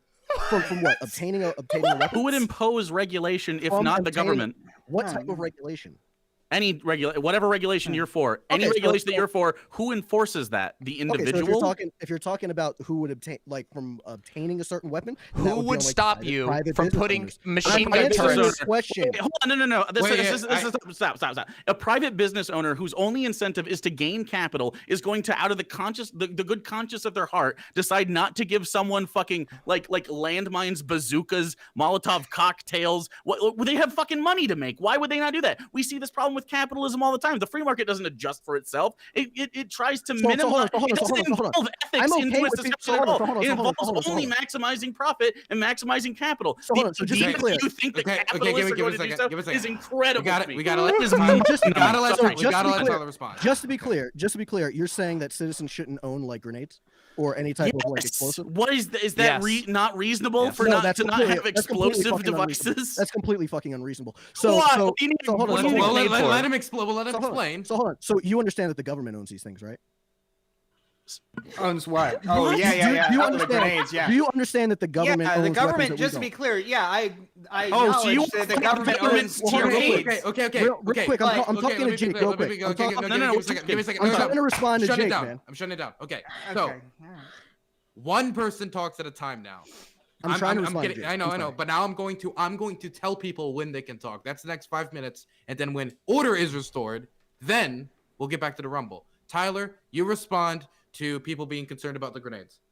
Yeah. So my point that I'm making here is that the only way that you could say that you could really defend that people, that citizens should not have the ability to own like explosives and higher capacity weapons or whatever, military grade, whatever you want to label it as, that would have to go against by saying that, okay, well, then the government would never inflict tyranny upon its citizens. The government has already bombed its citizens, right? So to say that they wouldn't do things like this, and to say that how would we attack them? How would we overthrow said government, right? If we don't have these weapons, it's going to make it increasingly more difficult to be able to overthrow a tyrannical government. Do you understand that? Okay. So you wouldn't be able to have a tyrannical government because everything would fall apart. Immediately everything would fall apart. The reason you can't have grenades, I can't believe I'm explaining this to an adult human person, but I'm going to. The reason you can't have grenades is because they explode. We've had grenades explosives. Before. We have had grenades before. Do you even know the history? Actually, could you tell me the history of privately owned grenades? I didn't They know this was explode, and come on, people Jake, don't deprive us of this. causing massive destruction Yeah, in but an area, apparently throwing they used to be melted. allowed. Let's hear about this. We had grenades in the 1800s, buddy. We had warships, right? We had every single thing that the military had. 1800s? Yes. We also had fucking horses. Wait, It is true there's that there a were really privately obvious owned wait. Okay, one at a time. Okay. So What are you I don't doing? think What does that matter? I don't think anybody understood me. Sorry, I forgot to ask something. Does anybody here have hearing problems of any sort? Raise your hand if you do. I have tinnitus, actually. Yeah, me too. Okay. Yeah. So, sorry, I didn't mean. Okay. But did you guys hear me? Yes. Okay, so I'm going to now choose who speaks. Jeez, we need privately owned hand grenades to deal with moderator Dylan here, you tyrant. Jeez. Okay, so Tyler just said that there were hand grenades in the 1800s. So I'm going to throw it over to whoever raises their hand, and I want to speak. Okay, Demon Mama hasn't got to speak in a while. Bastiat just got here, so I do think it should go to Bastiat, then Demon Mama, then Denims. There you go. Yeah. Okay. Then Jake will be last. There's a huge problem with this argument that, like, oh, you need to be able to have grenades to fight back against the government. You will not stand a chance against an organized military. It will not happen. No militia will ever do that. Why? Because Why? it will not happen. It simply is not feasible. Why? No, listen. Drone The strikes. state. Well, Because State- they let have me- hold on. because Yeah, they let have me make my nuclear argument. weapons. Wait. Okay, I'm now going to mute everyone except for the person talking. You will not turn your mic back on. Thank you. Until I've told you to do so. Okay? So it's gonna be Demon Mama, then this is directed at Tyler, so Tyler will be able to respond. Then it'll go through the ringer as everybody like piles on. Sean, I saw you raise your hand. Don't worry, you'll get time to talk as well. Demon Mama, continue.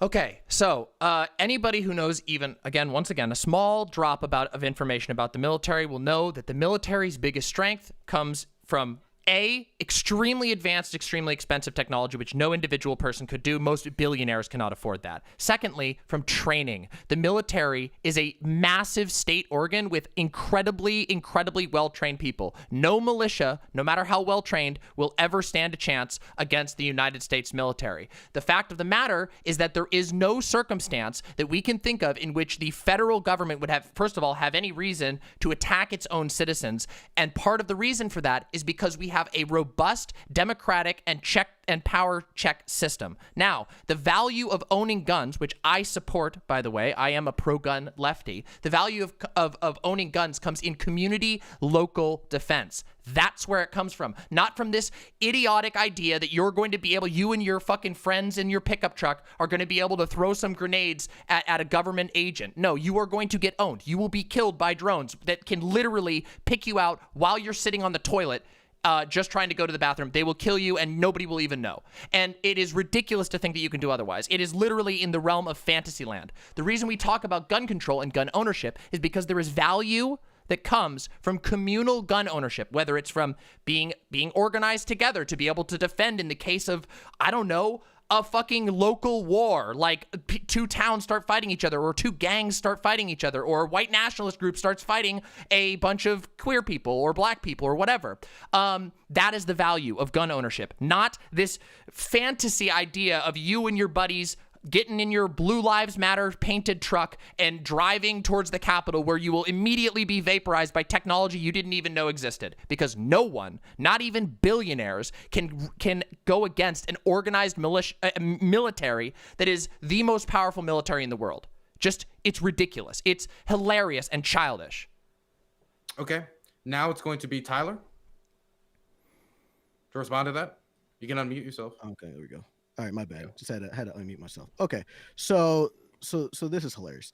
So saying that we don't stand a chance against the military because citizens don't have the weaponry needed to attack the military, while I'm saying, okay, well, let's give citizens and make sure that citizens do have access to this type of weaponry. But you're just like, nah, it's just fucking hilarious. Like, you're not actually attacking anything. You aren't actually attacking anything. You're just saying, oh well, we cannot outdo the government because the government has better weapons than citizens. I'm like, okay, so then citizens should have these weapons, right? You're just like, well, no. And then you're talking about, well, how many people are even in the military? You're talking about between 2 to 4 million people. If the government all banded together, you're talking about inactive and active military. You're talking about police, everybody, even going against. I mean, you have what here in the United States, you have what is it, like 110 million people between the ages of like 18 and like 60. Even if we went against the government today with being outgunned, I would still likely put it on us to win. But I think that there would be many more casualties that are unnecessary. So it's just fucking hilarious that you're just gonna say that we don't have the weapons needed to attack the government when I'm saying we should have the weapons. You're just like, nah. Can I respond to that just real quick? I have a real quick response. Sadly not. The thing is, everybody's piling on one person, so it's a quick response. People are gonna pick it up after you. Don't worry. Bastiat, you're next. You are muted, Bastiat. You can unmute yourself. Thanks. So I admittedly, Demon Mom, I don't really understand your point about community self-defense. It just seems like a smaller version of what Tyler's discussing. I understand the idea of guns for self-defense, but like town violence, I don't get that. But maybe we can explain that anytime you'd like. Yeah.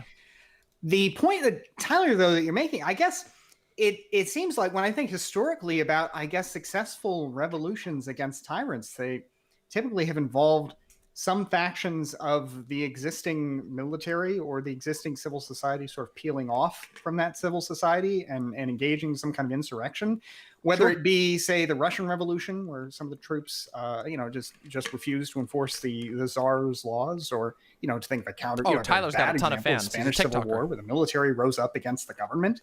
But typically, though, it's not just the government acts in unison against the people, or the people act in unison against the government. So that's one thing, I guess, that doesn't really make a lot of sense. This idea that there would ever be this kind of war where the government, is just against the people. Yeah, sure. But the other thing is that I can talk about that. Cottage protecting Lefty, remind me afterwards. There's the vote. It seems like rather than thinking about some kind of deterrence, with respect to weapons, you would want to be more active in participating in civil society, in the democratic institutions that on an everyday basis help prevent us from getting to a situation where the government actually tyrannizes people. So, suppose, I guess what I mean here is, instead of buying grenades or rocket launchers or private battleships, and, it is interesting. There's a history of private battleships in this country, letters of marque during the Revolutionary War and stuff. But instead of that, you would maybe want to go like to your local city commission planning board meeting and talk about why you should abolish single family zoning, make housing more affordable, participate in government.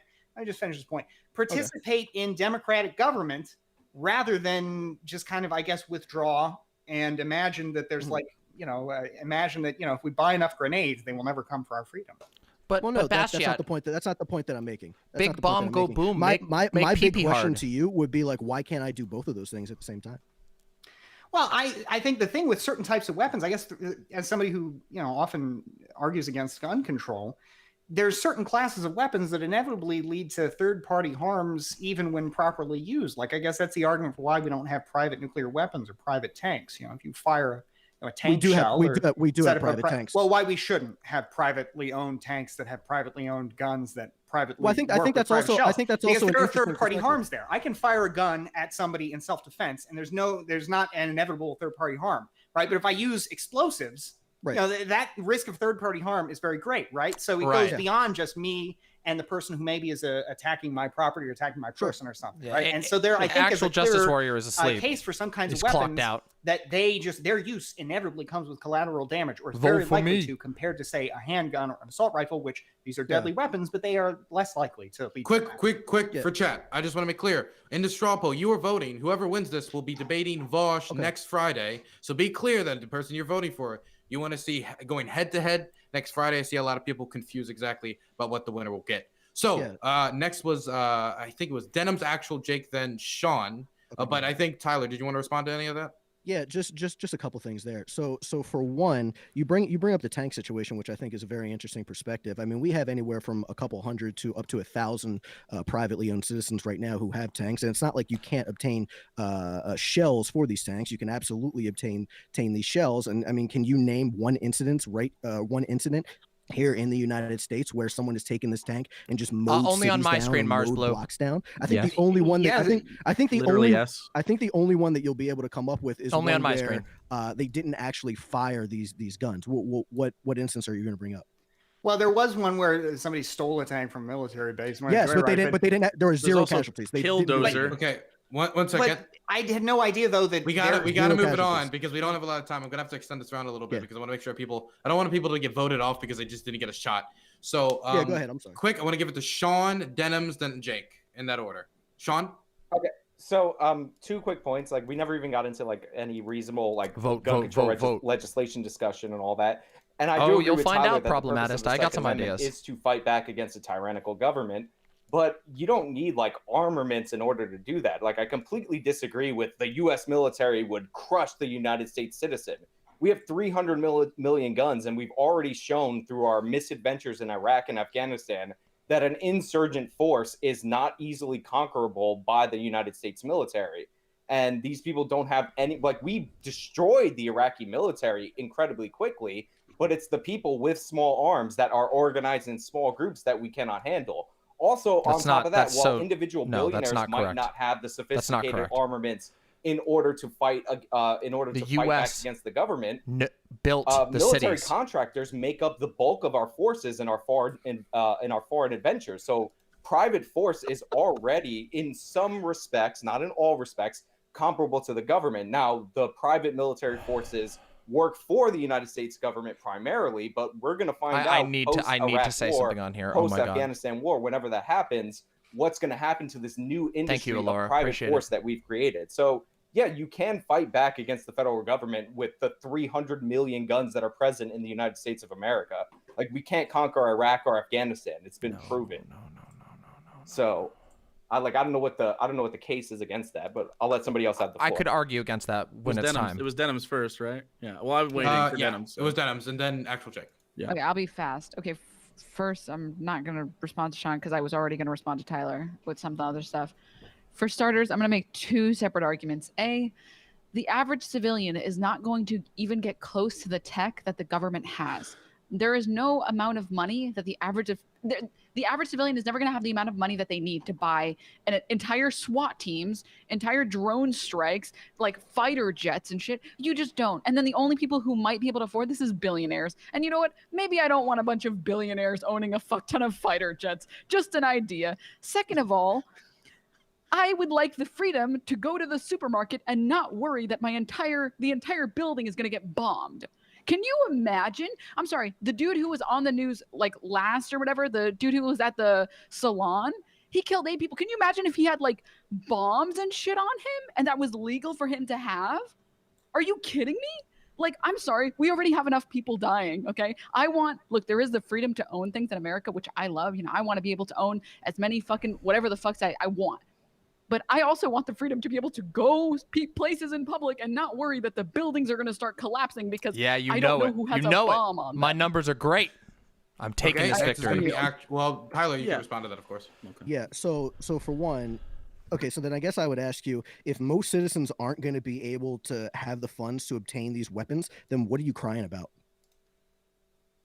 What are you crying about gun control about? If you say that most people aren't even going to have access to these weapons? Will. Hold on. I'm not talking to you. I'm talking to Denham's. About billionaires having a fuck ton of bombs.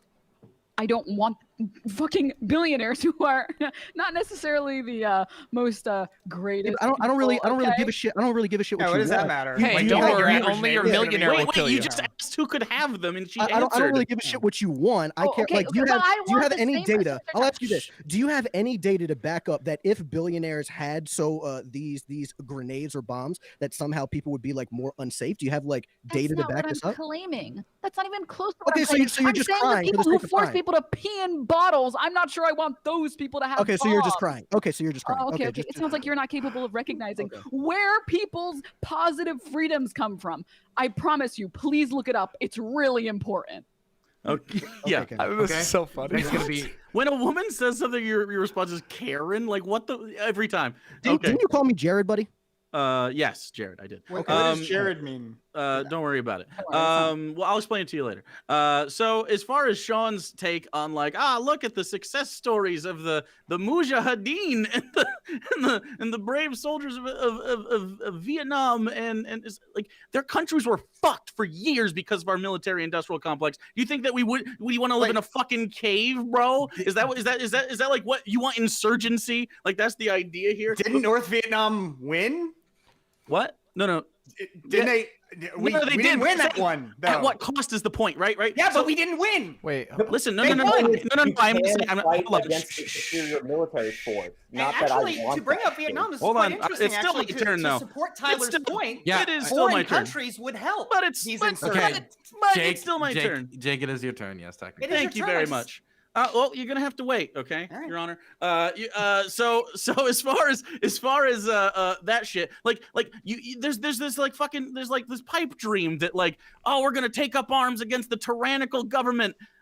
You're not. You're gonna get fucking blown up immediately, and then people will be dissuaded immediately because of drone strikes. I'm sorry, they won the arms race long ago. And as far as the 1800s grenades, have you seen those things? They look like lawn darts. They don't have shrapnel in them. They just go gunpowder, and they're made of like ceramic and shit. As far as like the proliferation of guns and having billionaires being able to have fucking private militaries, how can you not see how that's bad? You don't want tyranny? How about not having hundreds of tyrants on the coasts and anywhere there is a billionaire just making fucking like I don't know what like fucking Maybe. their own little fiefdoms because they own all the weapons in the area and they've somehow locked down the local water supply. Now like that's literally what's going to happen. It's literally just tyranny, but you allow capitalism to provide the catalyst to create the tyranny rather than at least having some sort of government powers of separation here. Where's the Holy proof that that's shit. gonna happen? I mean, the proof it's going to happen. Literally the Dark Ages.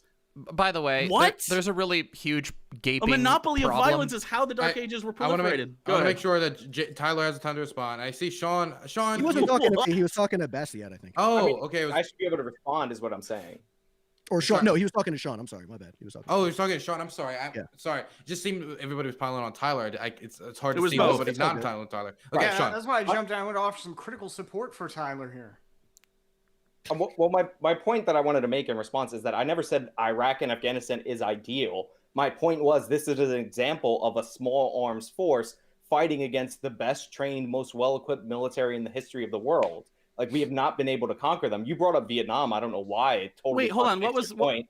I need to ask what you mean by conquering. Firepower against the Vietnamese as well. The whole point is, if the government was tyrannical, could we bog down that tyrannical government in a never-ending struggle where they'll eventually give up? The United States will give up on Afghanistan. Okay, that's what's going to happen. But will they give up on themselves? We got to cut it. We have already gone 10 minutes over the actual vote time, so we have to. But don't worry, you're gonna have more time to talk about this. We're just gonna kick somebody off, so you might actually not get more time to talk about this. Okay, so I will. The judges have sent me their votes.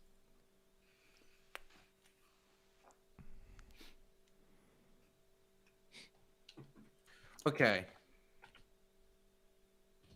That was arrogant, but that's okay. You all love me. Okay. So the votes are in, and they're again a split vote. The first vote for somebody to be kicked is Sean. Fair. The second vote for somebody to be kicked is Denham's.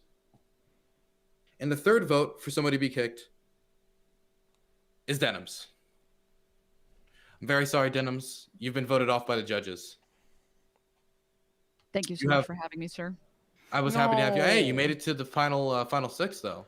True.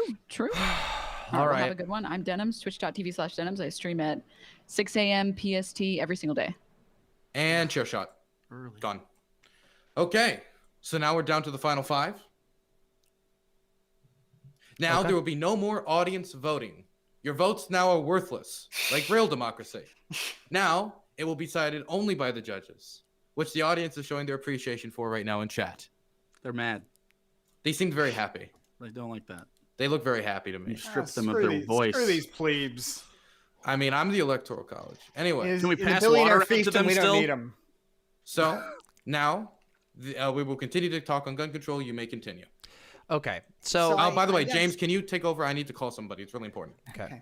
Can I offer a little support to Tyler's position here, since everybody's a dog pile? Go for it. I guess the one thing I would say is you fucking the argument. The only argument that Tyler's making that I have some sympathy for, because again, just to be clear, I think your prescription for gun control here is ridiculous. The idea that we should have none of it and that the purpose should primarily be to fight the government.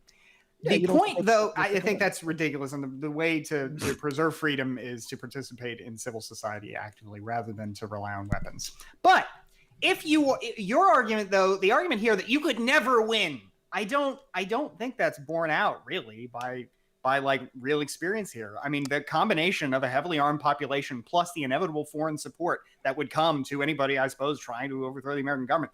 I mean, the chances like greater, I think, than zero. Obviously, it would be bloody and brutal and miserable, but it certainly isn't like zero. I suppose, and it's certainly like while Afghanistan, Iraq, Vietnam.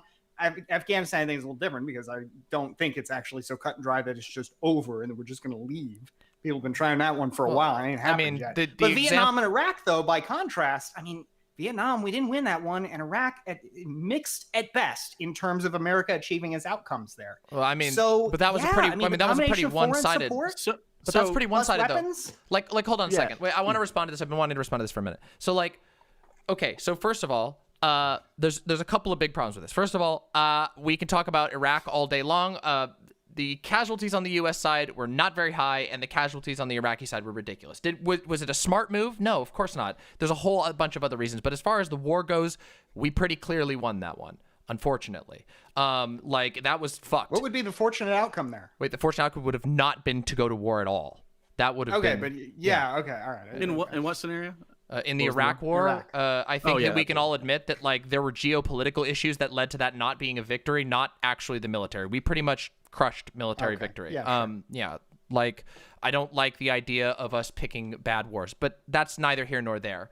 The fact of the matter is that there's a different problem in America, which is that we're going against the government that built this country. That can easily access all utilities. We're talking about, you would have to look at not a war where the U.S. goes against an insurgent populace, but a war in which a highly technically powerful power goes against its own people. And I don't think we have a whole lot of precedent for that. And I don't think it's going to go well, especially when we know that every single consumer used product that we would use to like find our way around everything from Google Maps and all of this has back doors that are literally designed specifically for the government. The government will know everything and everywhere. Their technological advantage is ridiculous. And of course, on top of all of that, you have the fact that there are problems of scale, which is no matter how big of a people's militia that you put together, you will never, ever, ever be able to run a nuclear carrier. That will not happen. The U.S. government has like 11, if I remember correctly, total. It's not going to happen. Like this is, I think that I recognize that there is an argument to be made for the power of insurgent forces, but let's be real. Most of those are born out of absolute desperation, and the results are not good. If you go look at countries where this happened, everywhere from Vietnam, Afghanistan, Iraq, the cost was so great, and the reason why it was able to it even unfolded that way is because it was America saying, yeah, who cares? We can carpet bomb this place. And guess what? There's the countries are economically devastated. So this idea that like there would even be anything left to win at the end is ridiculous. I agree with you, Bastiat, though, at the very end of the day, that we should not look to solve these problems by some inevitable war, but that we should instead participate in building a better society. And yes, while I do think that there are specific instances in which having an armed community can be very, very valuable, that's because I don't believe that there is ever going to be a situation, and I should hope so, because it would be a horrible situation if it were to happen, where the federal government is at war with citizens in the United States, because that would be a dreadful affair. I see. What would you consider? What would you consider at war? What would I consider at war? Well, I mean, yeah. What would you classify it like? Just bombing citizens, or what would you consider? There's a lot of ways to go. That's Tyler. I'll give Tyler a chance to give a quick rebuttal. And this new moderator's a freaking Chad. Holy moly! I've never seen this guy before. So Demon, what would you consider just like? What I consider war? Like I mean, I don't know. I think that consider? civil wars are a lot harder to determine. I would say that prolonged sieges, executions, killings, shootings on a daily basis would probably be considered a war. But again, I think the standards for what classifies a civil war are probably pretty complicated. It's not really my area of expertise to determine a war. My thing is that I think our fundamental disagreement is that from what it sounds like, what you've just been saying over and over again, which is a lot of words, is just that we are not going to win. Well, I'm not trying to insult you. I mean, I've heard that one like literally 1,000 times. You're just saying that, hey, well, citizens, you're not going to win. So what's the point, right? So my thing is that, well, no, even if you're saying that, well, it's unlikely that we're going to win, that seems to be more of a reason that, okay, well, then we need to make sure that we have this level of weaponry. No. Right? So the government has bombed its citizens. The government goes against its citizens all the time. So to say, I know you're not saying that they wouldn't, but if they are doing those things, it makes logical sense that we would need the weapons that we need to minimize the casualties on our side when we it exacerbates the casualties. Let me ask you this. If you were eventually, just because Jake's been patiently waiting, so we'll give you maybe a really quick rebuttal, Demon Mama. I'd like to respond. Quick over to Jake. So what I'm talking about is that it is simply not going to happen that you're going to win against the U.S. government. It will not happen. That it is not going to be a winning situation. Yes, I'm saying that because it's like saying that, like, well, if we have a slightly bigger rifle, we'll lose, but with a bigger rifle. No, you have to prevent that from happening in the first place. We can acknowledge this, right? Like, imagine if the sun was going to explode. There's no way we could stop the sun from exploding, right? You would hope that there would be a way to avoid that ever happening in the first place. The goal is that we should use the reason why we have society, why we have governments, why we organize as people, is because we acknowledge the amount of ridiculous damage and pain that can come from ceaseless war. We acknowledge that war is not good, and that's why we build societies. It's called civilization. You don't run around in the woods killing each other with rocks because of whoever has the biggest rock, because we realize that's not a good way to live. So what I'm saying is the answer is not hoping that you can raise enough money on your GoFundMe to fund a nuclear submarine, but instead that you could say, maybe we should avoid ever getting to the place where I would need to try and GoFundMe a nuclear submarine so I can fight back against the United States government. At least give Jake a quick one to kind of throw his hat into the ring here, Tyler. I promise we'll come right to you. No problem. No problem. Okay. But wanted to push back a little bit at Bastia, and also this is the general conversation, I guess. The idea that yeah, maybe foreign countries like a China or something could see a civil unrest in the United States where the government is fighting with its people, and you'd have this insurgency, and then you'd have China join in and disrupt the government. That is not what right wingers are talking about when they want to overthrow a tyrannical government, right? They do not want someone else outside of our borders doing something within the borders. That's a foreigner, and that ain't good if you're a Republican. So that's what we're saying. Even if they say they're allied forces, eventually that would become the new tyranny, and then they would just go on again and say we need more guns. So the proliferation of this arms race that you can't win between a massive government and between individual people, even if there's 300 million of us, at best, your argument is to escalate violence, escalate the ability to kill people on a massive scale. Also, the catastrophic ramifications of having anything that has third-party interactions with it, like explosives, right? Any of that involves escalates the problem beyond what it was when you just were debating regular gun control. You can, for now, in this country, deal with it through societal change, as well as through sometimes you need some forms of political violence. Sure, like a BLM riot tipping over a car, these things happen. Race riots are things. Sometimes the tension gets to the point where it breaks and it needs to happen, but not to the point where you think you can actually overthrow or have a reasonable shot against anyone in 2021 as far as technology has gone. Yeah, maybe in the 1800s you could, when ceramic bombs were things and flintlocks were normal and rifling was rare. But I mean, like, as soon as that happened, it changed war forever. It made everything catastrophic. The reason we have SEAL Team 6 is because you don't have fucking musket balls firing at people anymore. You have precision weapons. You have precision strikes. You are not SEAL Team 6, bro. You're not going to be doing that. So this is just not happening. What I want to do is, just to be fair, because we had heard from both Demon Mama and then actual Jake, and so Tyler, if you have a quick one, I know Sean's had his hand up for a while too. Yeah, so again, this is just the same. It's the same argument. The argument is just, well, because we don't think that we're going to be able to overthrow the government because they have weapons that we don't have, then we should further not have weapons that the government doesn't have. Like the government has. Not the argument. Like, it's so fucking. It's so. That is your argument. No, it isn't. Exactly You're not listening. You're not listening. So hold on. Did you not just say that it's? So do you think that we could overthrow the government right now? No. But that's not Why, the reason. okay, why can't we? But that's not the reason. Why? Why there's like technological numerous differences, reasons. but that's not the argument. It's not just technological differences. It's organizational differences, funding differences, it's strategic differences. Yes, and guess what? This is what it boils down to. It boils down to there's a trade-off. The trade-off. Wait, hold on. Wait, the trade-off. That's not even the fucking argument, dude. The trade-off. Let's kick it over to Sean because Sean has been waiting a while. He can do this. I think I can explain this afterwards, though. So there's this weird thing where you're like, oh, the Iraqis and Afghanis, they took massive casualties. It's like, yeah, I mean, good thing that the American people have a numbers advantage. Like, obviously, it's a brutal war. Obviously, it's the last result.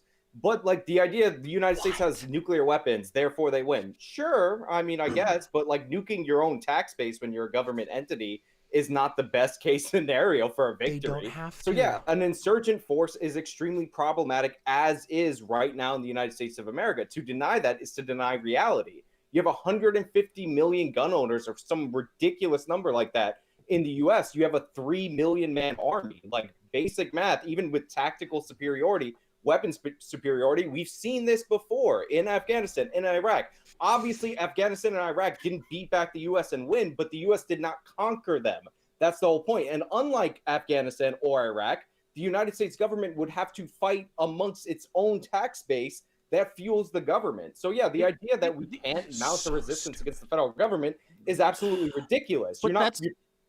You're probably going to get bogged down until the government goes bankrupt, sure. But like, of course. That's like the end point of the argument, not the actual argument, though. For the United States military, and this is way off the point of gun control.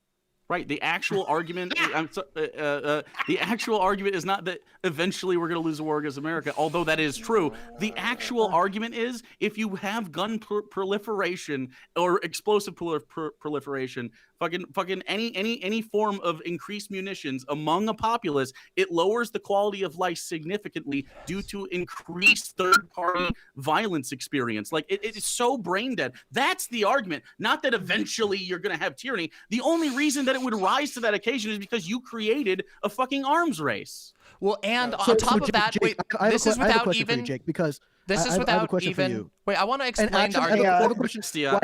I have the same question for Demon as well. Sure. I have a question for both of you. Okay, so we've gone very far off of this to like, because I said that I believe in zero gun control, but you didn't actually state like what level of gun control that both of you reasonable. Yeah. What does that mean? Yeah. We can all deliberate what reasonable means, but you. So you don't know? You disagree? No, I actually have a detailed plan. But do we want to get bogged down in what my particular detailed plan? I want to know what gun control would look like if you were in charge. Yeah, has to say, and then we can, if we want to, we can dig into that. All right. So I just want to say, I guess first of all, a small point on the gun, on the plausibility of pushing back the government. I guess I would only say that, first of all, you know that these MAGA people love Russia and they love Putin. So they're happy to get some foreign support, I am sure, for one. And the founders, I mean, they hated France. Yeah. They hated France, but then they made all kinds of deals with France. I mean, but the real issue here, I guess, is that once again, and this seems to be a real big conservative debate tactic, is that we started talking about gun control and then we immediately get sidetracked with the plausibility of basically the right-wing version of the revolution, which is to say this thing that is never going to happen that is used to suppress discussion about actually improving society in some plausible, possible way. And at the end of the day, if your position is that we need these weapons to fight the government, oh my God, Lonnie, you that's are awesome. making arguments that are so detached from reality, detached from anything that affects people in real life, that you may as well be talking, you may as well be in the same loony bin with those folks who say, look, we don't need to do anything about climate change. What we really need to do is overthrow capitalism, all right? And then we can think about climate change, because there's no hope for doing it under capitalism. You're just making the same kind of nonsensical argument here. You're appealing to some ahistorical, ridiculous event that's never going to happen, and it's fun to talk about. I enjoy memeing about it with everybody else here. But at the end of the day, if you want to have a serious discussion about gun control, and your point is we need these weapons to fight the most powerful government in the world, and that's how we're going to stop tyranny, it's ridiculous. And if that's the only argument you've got for it, I mean, we made a real, I think me and Jake, I don't know what Jake's position is on guns, but I think the two of us made a pretty clear argument for what reasonable might mean, which is to say a reasonable likelihood of third-party harms. And when you talk about a gun with a bullet that you can point at a person, and that's a conflict between two people, hey, maybe there's a really good and powerful liberty argument for that. And that's an argument I would be happy to make. On the other hand, when you're talking about explosives, all right, that destroy other people's property, that hit other people's lives, people who are not even involved in your dispute, well, that's something that I think there's a real clear, reasonable argument to say, look, in a society where we've acknowledged that we want a government, you're saying you're not a libertarian, you clearly, if you're not a libertarian, want to have some kind of government, the first and foremost purpose of the government is to be a monopoly of violence, right? Except in self-defense, we don't use violence in this society because we have a government, and that is the purpose of government. And if you don't think that's the purpose of government, then you are either a libertarian in denial because you like that MAGA hat, or you're inconsistent beyond belief. This isn't a MAGA hat, buddy. It's a make abortion illegal again hat. It's all the same nonsense. It's not the same. I don't support Trump. So okay, all right, yeah. So I got a red armband. That's because he lost. Not a swastika. I don't support the NSDAP, guys. All right, it's very different. It's very different. I don't vote for Trump. Hold on. Weird. You're just making the same assumptions that like leftists make. So I don't support Trump. I'm not a Republican. I don't support the Republican Party, nor do I support the Democratic Party. Right. So that's he's a centrist. So I'm not a centrist either. I'm an originalist. I'm an originalist. So it's even worse.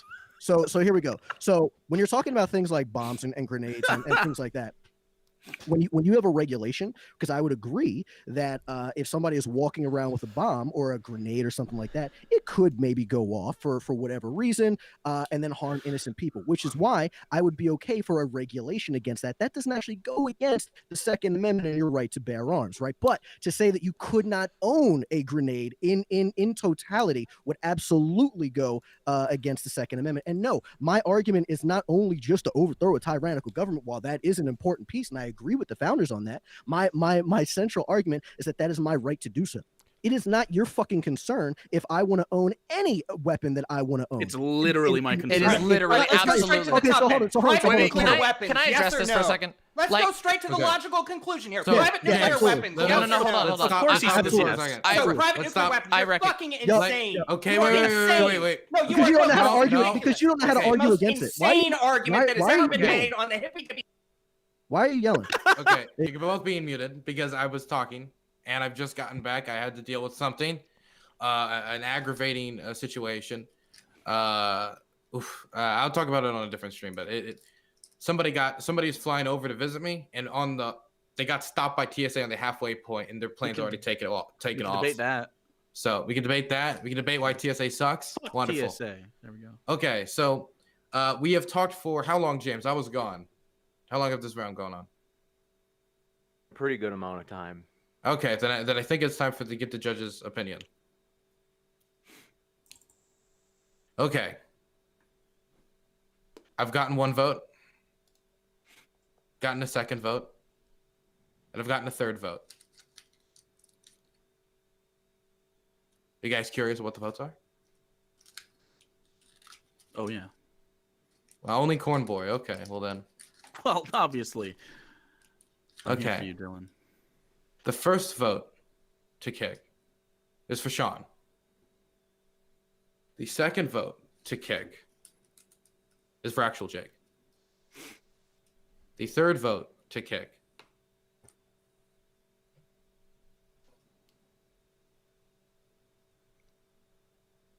Wait, was I saying something? Oh, the third vote to kick. I'm sorry, actual Jake. You have to go. Oh no, who are those judges? Those fools. Danabo, Geek. You in here? You scared? I'm kidding. Danabo and Geek. You got to bring it to them. I'm sorry. Wait, how do you not kick Sean? He was time. not really good in that round. It's the judges. Yeah, it's not my fault. You got to blame the judges. Hey, judges? Maybe have better quality judges, because gotta Maybe say, they don't like the go complain to Geek. underperformed. Go complain to Geek, okay? I'm definitely gonna do that. Okay. Twitch.tv/actual Jake. Twitch.tv/actual Jake. Leftist corn politic. Chair shot. Okay. Now we're down to the final 4. And look at this. Demon Mama, yes, Bastiat, Sean, and Tyler Bluntman. What do you think of this crew, Jake? James, sorry, Jake. Indeed, I'm very excited for this. You're very excited? So do you think we should continue this talk on gun control? Yeah. Can I say something to Tyler? I'm pretty done on I don't want to go out on, if we're going to go out on this topic, I don't want to go out rude. Look, Tyler, I didn't mean to blow up there like a private nuclear weapon, but what gets me, why that's so frustrating to me is if you believe in liberty, all right, as it seems like you do, then presumably what you're most interested in is preventing third-party harms. That is to say, harms to people who don't consent to those harms, right? So if you engage in violence against somebody else, you've basically consented to violence against yourself in a sense. Thank you so very much, Lawboy. Thank you so much. When you're using weapons like, say, nuclear weapons, thank you so much, Lawboy. You're amazing. It's impossible to avoid that kind of harm, and that's why at a certain weapon or at a certain point, like that's why your argument just seems to be so irrational. It seems like you were clinging to consistency despite all reality. I am consistent, but let me go ahead and address what you're saying. So what is your if I could just have 5 minutes with Bastiat right here, just so we can have kind of like a quick conversation. So Bastiat, what is your main concern? Or I would ask you this: at what level should we limit guns or weapons in general? Like, where would you stop it? If there's a very likely third-party harm, right, I think there's a very reasonable case for a limitation. And so I'd start with, and again, I go to the nuclear weapon for the point of starting, I guess, to go with the principle, right?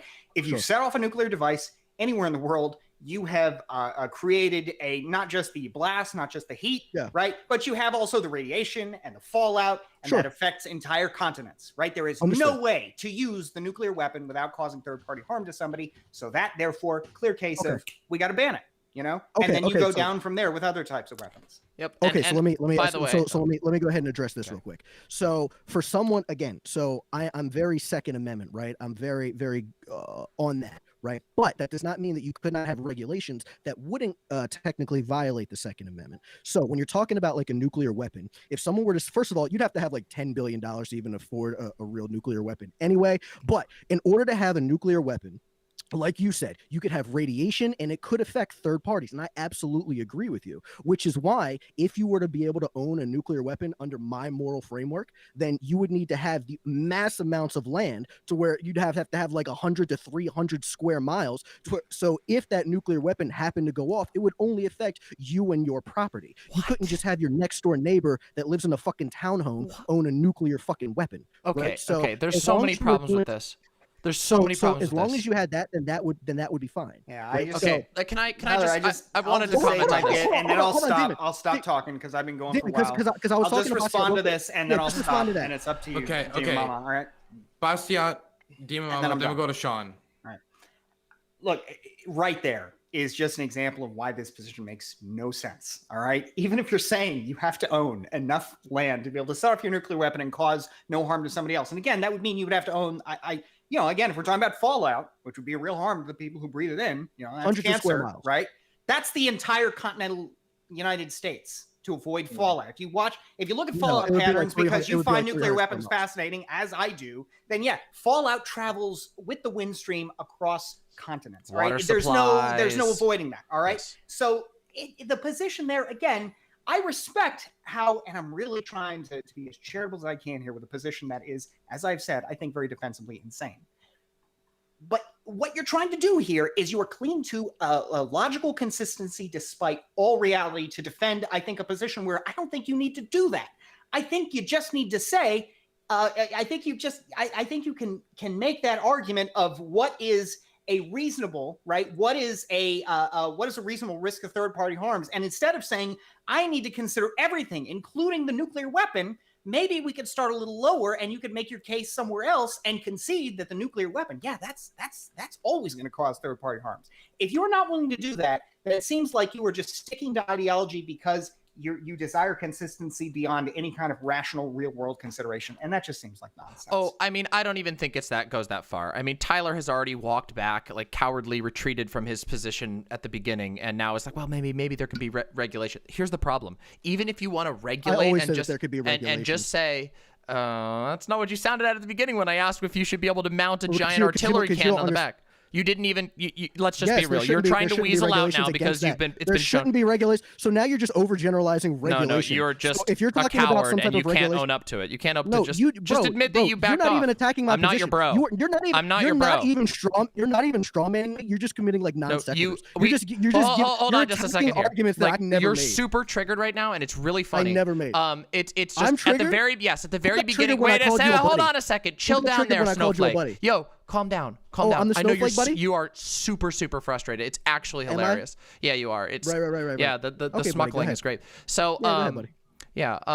So at the very beginning of this conversation, I very clearly asked you. You think that somebody should be able to mount a giant cannon on the back of an 18-wheeler, and you said yes. Now you're like, well, actually, they can't actually do that. Well, here's the problem. I never said that. You can do that. Okay. I'm talking about his regulation on nuclear weapons. Problems. You are strawmanning the shit out of me. Do you know how to? Do you know how to debate without using logical fallacies? You are so hilariously triggered right now. You literally won't even let me talk. Without using logical fallacies. You literally won't even let your opponent talk. All you do is ad hom, overgeneralize, and strawman. I'm shutting it down. Sean wanted to talk earlier. Never got to. Sean. I never even got to say my position. I got interrupted. You're logically fallacious. Okay. Come on, you are a walking logical fallacy. Nice try. Okay. We're going to bring it over to Sean, and then afterwards we'll bring it back, hopefully, when there'll be a little less interrupting. Sean. So Tyler's position is essentially governments are instituted among men. We can only give governments rights that we already have. Therefore, nuclear weapons. I don't agree with it. I agree with Bastia. Like, this goes up into the atmosphere. It affects generations to come when you use this weapon. Obviously, that's way too far. But like to say that you can't have regulations on nuclear weapons is not the same thing as saying that you don't want regulations on guns. It was gun control that he was talking about earlier.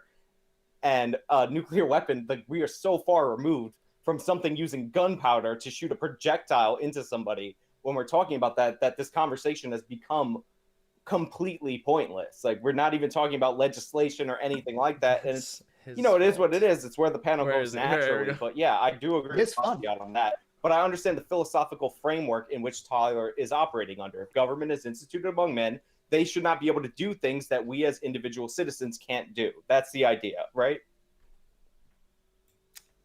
I just if nobody else is jumping in, the point you just made, Sean. One second. I do want to say, Mama did never get to finish the point. So let Mama finish the point. Then Tyler will respond. Then we'll throw the bus. Cool. Okay. So there is a number of problems. The government is always going to be able to do some things that the people cannot. That is just a fact of any government, unless you want to go like full-on anarchy and talk about like non-governmental systems, which is a whole different conversation. That will always be the case. The government will always be able to do some things. Now, there is a problem with weapons that goes beyond just whether somebody can own something on their property. You see, because if you own something that can cause mass damage, and we don't even need to go all the way to nukes. I can talk about something like a canister of white phosphorus gas that if even accidentally discharged could kill and horribly, torturously kill a lot of people. And if somebody got real mad, even if it wasn't the owner, they grabbed that canister, rolled it into a school, suddenly you have a whole bunch of dead people. And it's horrifying and disgusting.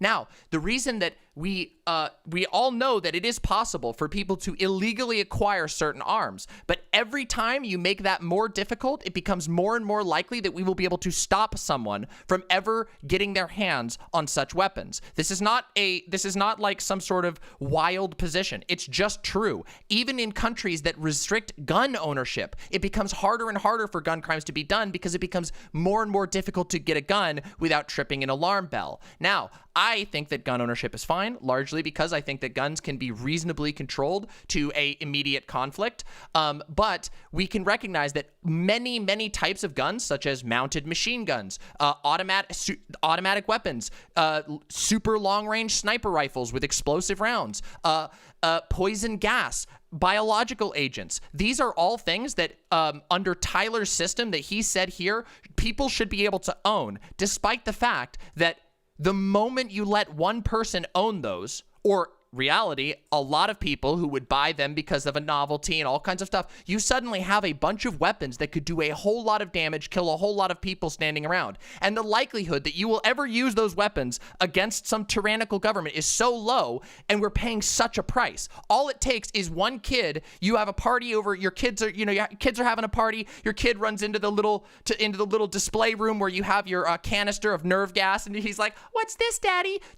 Instantly, party dead, all dead in the blink of an eye. And you want that type of world? That's ridiculous. This is so patently ridiculous. And you don't even need to go to nukes to get to that position. You could say this about a lot of things. Did you know it's a really common occurrence in America for toddlers to pick up guns and accidentally kill a relative? As in, this happens like a statistically significant amount of times. That's with guns. Guns which we acknowledge don't have high risk of third-party damage. If you think that it's like a fantasy that people like having canisters of fucking nerve gas around their house or white phosphorus around their house won't lead to horrific outcomes, horrific death that you can't even imagine the agony on, you're just living in a fantasy land. But I mean, what's new? This entire conversation has been taking place in a fantasy land.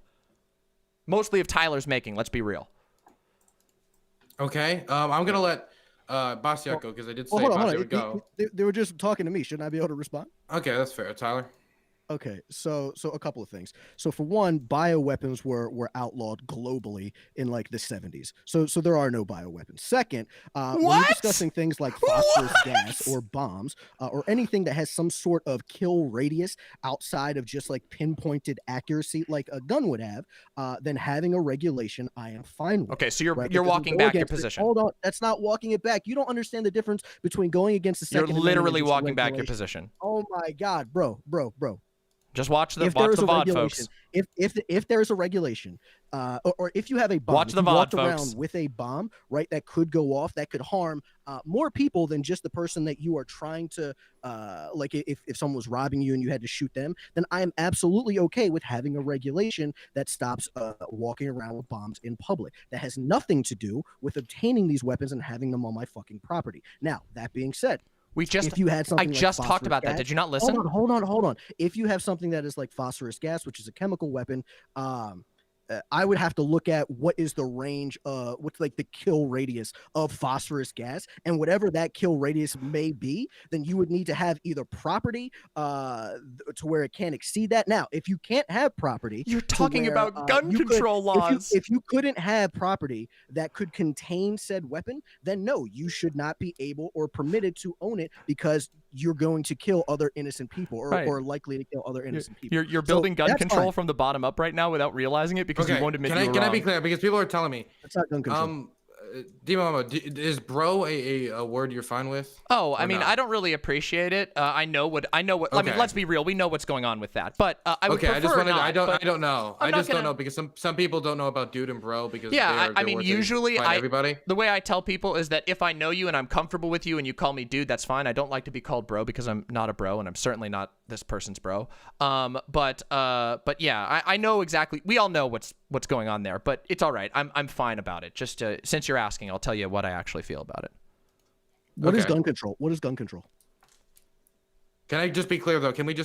Let's just go by everybody's names from now on. Is that cool with everybody? Sure. Good. Demon, what is gun control?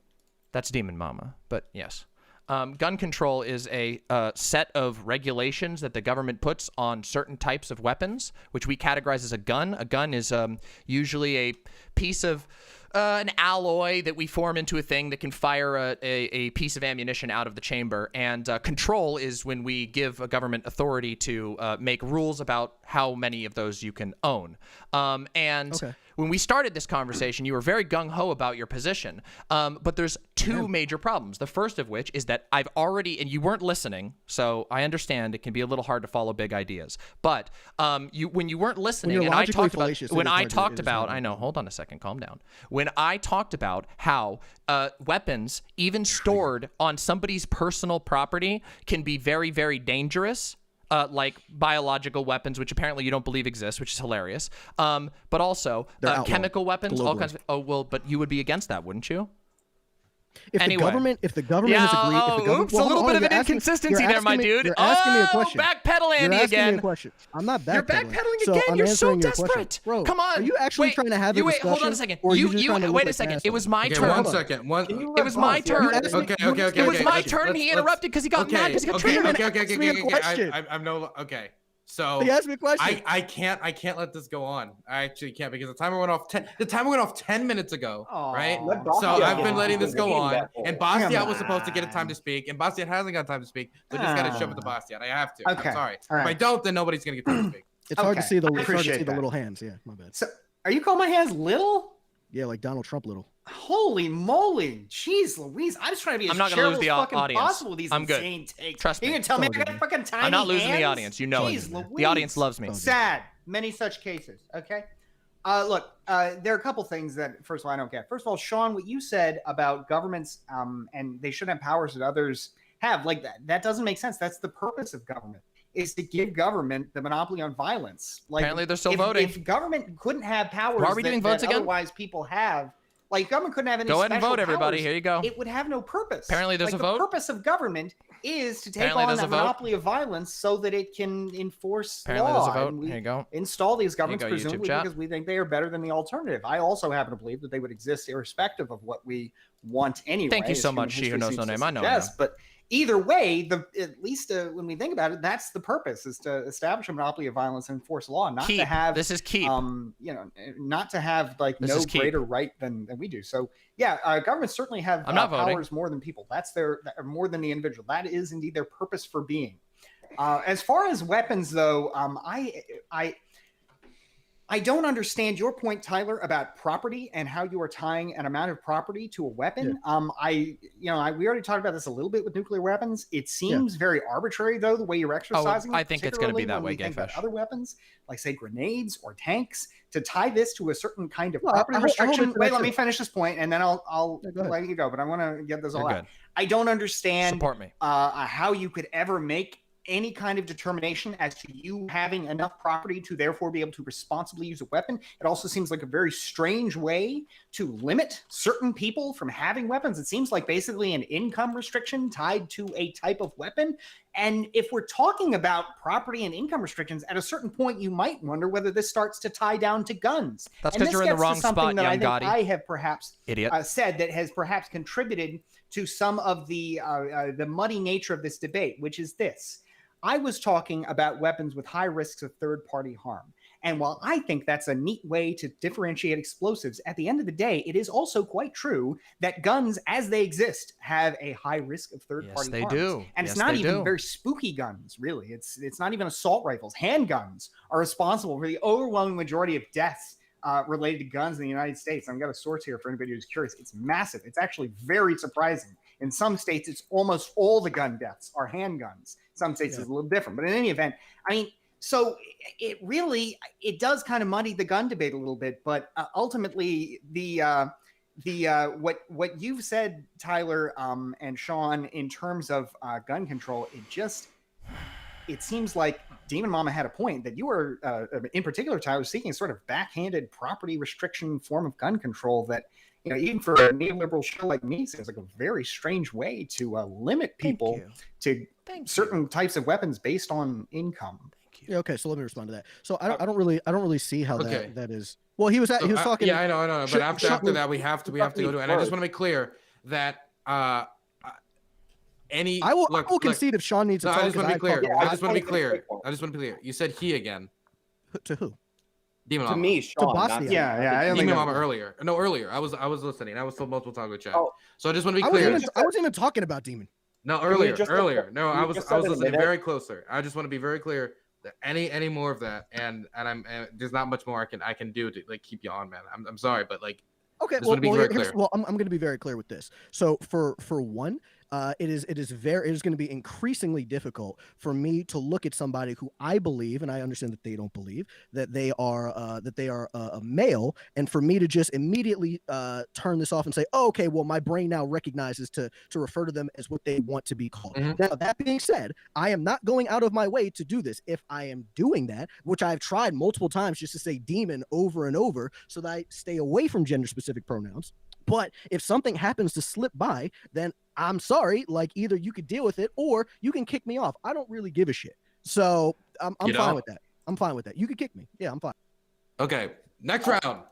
Wonderful. Can I respond to Bosnia right quick? Sure. Yep. Next Well, round. I was just stating the philosophical underpinnings that are related to I what didn't ask Tyler for was it. saying.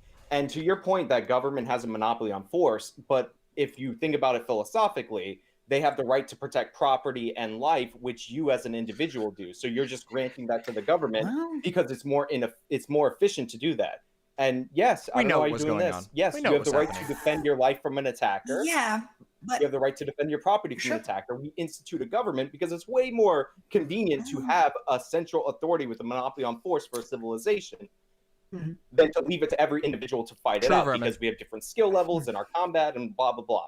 So that's like the philosophy that he was going with. I was just trying to express I get that position. I get that point, kind of. I guess the thing is I would be hesitant to reduce everything to that. I suppose that's certainly at least one view of government, though, that it basically, that's actually a pretty good point. I wonder if I'd have to think about it for a minute, but I guess if you're saying that, it still feels like there are things that government does that are unique in the sense of the way that it can enforce law. Well, no, actually, because you could engage in self-defense of somebody else's, as Destiny has made the point many times, perhaps to his financial detriment. You can engage in defense of others, property and person too.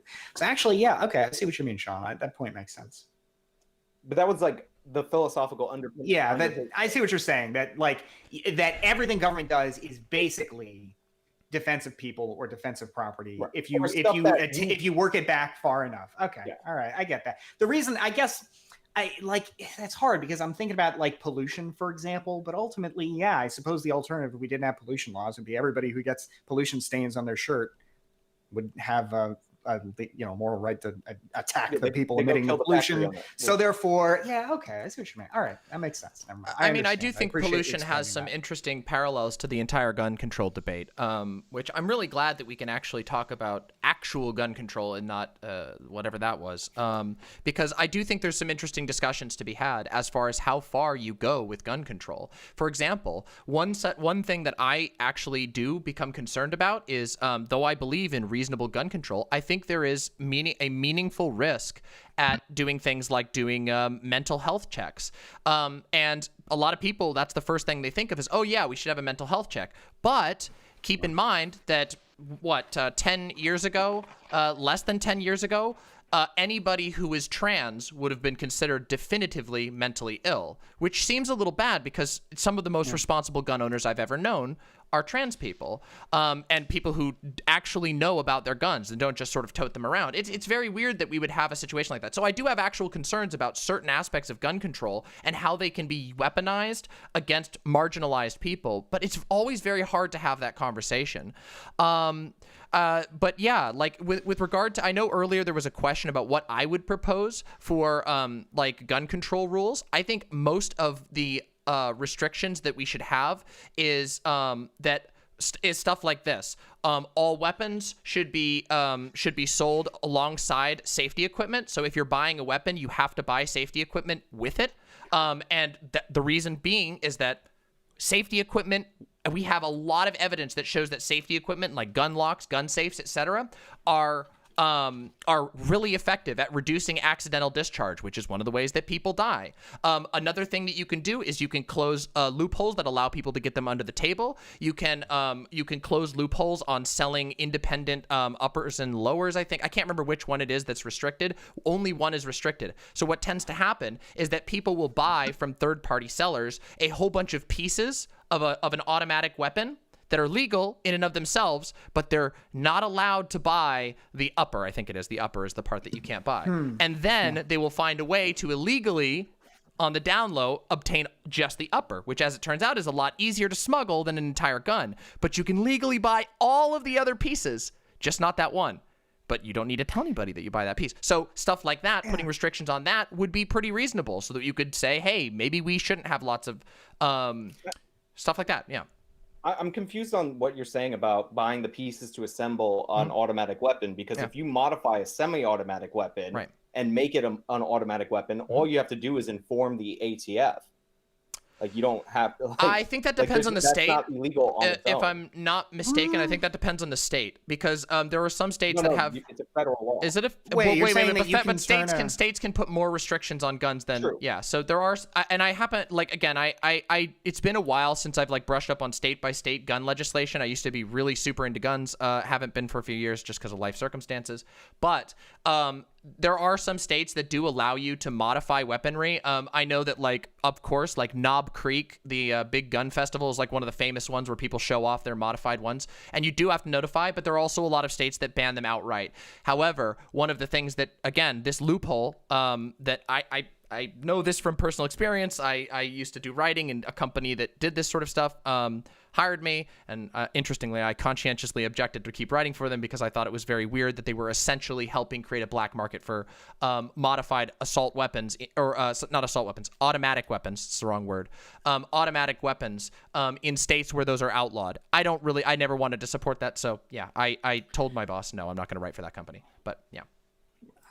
That is quite interesting, actually. I'd heard about bump stocks, and I know that automatic weapons purchased before a certain, I think 1986, there's some different rules with, just grandfathered in, like so many other kind of old laws provide for grandfathering. But I didn't know about the modification kits, which seems like a strange and inconsistent loophole. I looked that up, and that does seem to be true. Yeah, you can find there's all kinds of spun up SEO sites. So I want to stop this here for a second, because we have passed the 11 hour. It's 11 p.m. And I want to make it clear that now this is the last about 5 minutes of the show. Okay. And you guys are the last 3. Instead of doing it the way where hey, the judges decide, how about we do a poll combined with judge voting so the judges can look at what the people said. I'm bending a little bit because I saw how much people just hated private judge votes. Get ready to poll, everybody. This is the moment. Tell people what you would debate Vosh about. Convince them why you should debate Vosh, why you should win to go debate him. I'm going to start with Bastiat. Oh, I don't know. If you want to hear more about sucking dicks and coconuts and do socialism round 2, that'd be fun. Ultimately, while I think that, folks listening, all memes aside, look, I totally understand wanting to, get somebody new. So, I totally wouldn't hold it against somebody for that. What I would say is that if you enjoyed a little bit of what we did, and that wasn't my best performance. It wasn't my favorite job I've ever done. I would like to ask him a little bit more about what he really means by socialism, because the second half of the debate kind of seemed like he seemed to me like kind of a social democrat rather than a socialist. I'd like to press a little bit more on what it is that separates him from that, like where that socialism really comes into play and what that would look like. So I'd like to do that again a little better this time. With that being said, at the same time, I totally understand wanting to see somebody new, but that's probably what I would do. I think a better version of the first one. And, we could maybe do some foreign policy too. Thank you, that's something that he had a big debate about recently. Watch this. But I imagine that as somebody who's a little more pro-American intervention, pro-American Watch generally, this, everybody. That's, we'd probably have some bust up there. So that'd be my thought. Socialism round 2, and maybe talk about foreign policy too. So that's a thought. Okay. Mama? Yeah, I actually have a couple of options. The first one I would love to talk to Vosh about is veganism.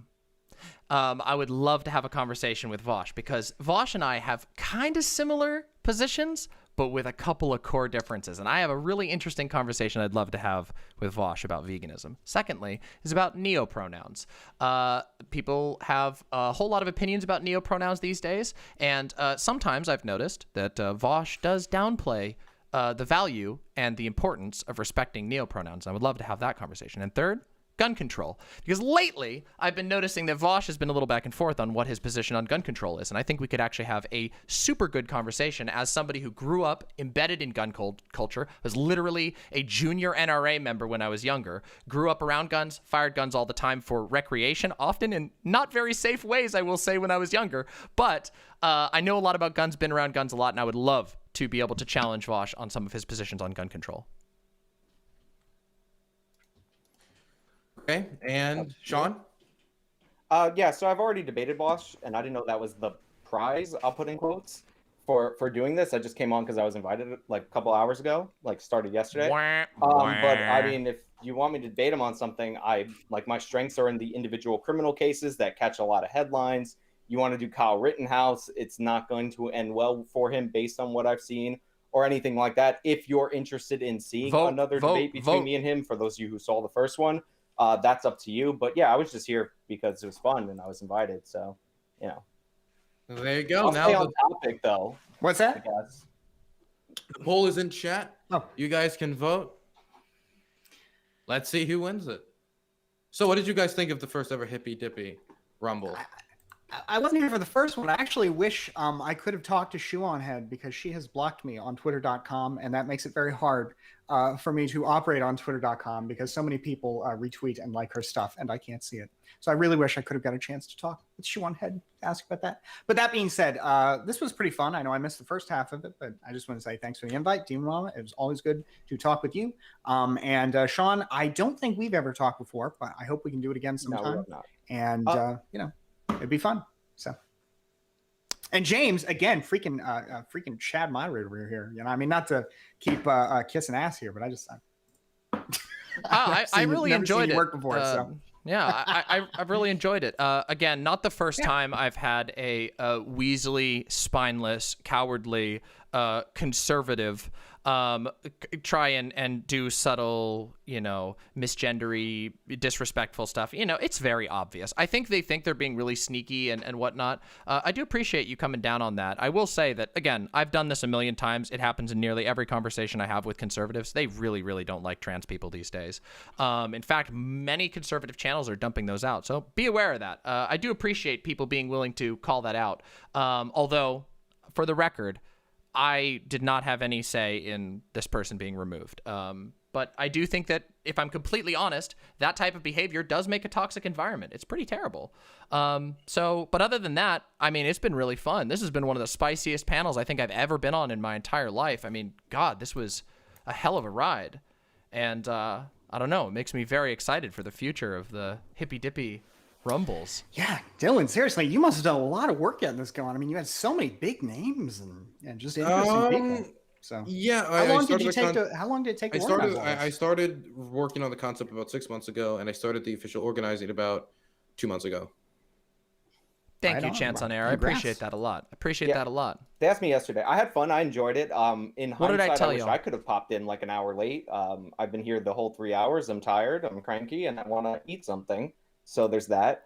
But if you follow me on Twitter, though, I'm at IamSean90. I'll follow anybody back on the panel that I've never heard of before, because it would be interesting to follow you. But you probably won't like my content because I am a more right-leaning YouTuber, so I understand that. But everybody, I try to be cordial. You know, you fight back a little bit. Thank you very much, Kanowitchi. I'm very proud of this one. Not go with the low blows as much as possible, and I enjoyed it. So that's how I felt about it. Okay, let me check the results. It seems that the people have voted for Demon Mama over Bastiat and Sean. Now let's go see if the judges agree after looking at that data. Okay.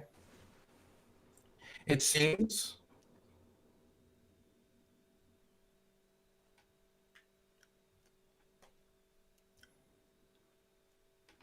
so I'm just waiting for the last person to send their vote. Oh, okay. I thought this was a dramatic pause. Very, congrats on winning the poll, Demon Mama. Thank you. I appreciate that a lot. It was great. It was great arguing alongside you. Okay. And the winner of the first ever Hippy Dippy Roundtable, Royal Rumble, is Demon Mama. Thank you very, very much. Thank you. Thank you all so much for voting for me. I did my work. I did my homework. I did my fucking exercises. Coming in with the demon energy. Thank you so much. And am I allowed to plug in victory? Of course you are. Yes. Please join my Discord, discord.gg/Demon Mama. That's the best way to get up with my notifications when I'm going live and doing cool stuff, which is a lot these days. We just began season 2 with our amazing backdrop. And you can also find all of my social links if you were really thrilled by my performance. You can come hang out with us at demonmama.com/live. We have a giant chat there. You can usually stream on YouTube, but now I'm doing dual streams, which is super fun. And yeah, we would love to have you. We have an absolutely incredible Discord community, and I stream long, powerful streams about politics and life. So thank you all very much. It was an honor competing with all of you. Wonderful. And you will be facing Vosh next Friday for the championship. I'm ready. I also want to take a moment to thank all of you degenerate late voters who just put me over the top after the vote stopped. Thanks for that. Like many left-leaning liberal-type people, you couldn't get out of bed to vote in time. So, hey, thank you so much for that. I'm just kidding. That was pretty funny, though. That was good. I appreciate you all tuning in to tonight's show, and I appreciate you guys all sticking in for the long haul. I know this was a very, very, very long show, but I really do appreciate it, everybody. I want to take a chance to quick say, folks, we are super thrilled to collaborate with Dylan Burns. Dylan is linked in the description as well as all of the guests. So I want you, if you want to hear more, folks, please do check out those links of all of the guests, including Dylan. And that way you can hear more. And that includes if you're listening to the podcast, as we also put guest links in the podcast description now, too. So thanks so much to Dylan and the guests. It's been a true pleasure tonight. It's been really fun. Wonderful. And I think everybody can agree. Congratulations, Demon Mama, on winning the first Hippy Dippy Royal Rumble. Indeed, that was quite a matchup of people. So yeah, enjoy thank your you. victory, Thank and you. good luck in the debate. Absolutely. If any of you want to ask me questions or argue with me, I always do Q&A afterwards. So feel free to come by my stream if you want to debate. Great. And I also want to say you can find Modern Day Debates on YouTube, spelled exactly how I said it. I'd really appreciate it if you give them a look out too, because they helped me get a lot of guests last second, like Sean, for example. Sean, anything you want to say? Yeah, find me on YouTube, Actual Justice Warrior, on Twitter as @IamSean90, spelled the old-fashioned Irish way. Thank you guys for having me on, Dylan and James. Collaborative effort and all that. I really enjoyed it. Okay. You all have a blessed day. Even though, Sean, thank you for coming on, even if you kind of steamrolled the skeleton the whole time, never giving me a single time to talk. That was pretty wrong. Anyway, thank you all. I'm going to send you over to a certain somebody who's here, who, I mean, you know, kind of deserved it. You all have a blessed day. Take care. Bye. Take care. Take care. Well, everyone. We're about to get a big raid. So I'm going to have to wait. Thank you and welcome. Welcome. Come in, my lovely new imps. Please come within. Come in. Yes. Welcome. I love you, lovely imps. Please come in. All the Dylan hippies. I actually don't know what Dylan calls his fans, but welcome. And thank you for all of the support and love. Holy moly, that is a lot of people. I have never had this many people watching my content. But I feel like I don't want to be too arrogant. It's pretty cool, though. Look, it feels really great to have you all here. As you all probably know, I've been in the debate sphere for some time. Like, actually a really long time, I've been in the debate sphere. I've been grinding and fighting my way up, and as it turns out, I'm kind of all right at it. Thank you for all being here. By the way, just so you know, I usually stream on YouTube. My primary platform is YouTube and Discord. So if you want to connect with me and get my notifications, join the Discord. Our Discord is legitimately incredible. I'm not kidding you. We have one of the most robust Discord communities on the entire online left. And I don't say that lightly. I mean it. We have amazing mods. We have absolutely wonderful creative channels. We have debate channels. We got voice channels that are always full of people working on projects together. It's a super wholesome, super cozy, and super fun space where you're going to learn a lot. If you're unfamiliar with my usual content outside of debates, just so you know, what I usually do is political edutainment, okay? So you come to my show, and I make sure you walk away having a whole bunch of laughs and learning something. I do game reviews, movie reviews, stuff like that, in addition to my staple coverage, which is political debates and political news coverage. Am I Yi or Pepe? I mean, I kind of like Pepe. I'm not gonna lie. Pepe always has a special spot in my heart. What are my credentials? Well, my credentials are being a based ass demon mama. No, I've been around a while. I went to college 3 times, though I never finished my degree. Not because of bad grades. My grades were fantastic, just because of money. I've worked oh no, the Discord, wait, hold on a second. Discord.gg/demon mama. There you go. Try this one. That one is busted. Okay, apparently that link is busted. Try the discord.gg/demon mama. That's the one. We have a vanity link because it's cool as hell. And when you join, just make sure you click the imp. You got to click the imp to get into the rest of the servers. Do I like Destiny or do I think he's cringe? Listen, I have had a lot of conflict. Well, I should say Destiny's had a lot of conflict with me. We had a bit of a spicy first debate, but Destiny does not like me, okay? That's all. And that's about it. Yeah, my TikTok is also exploding and whatnot. I don't want to keep, oh,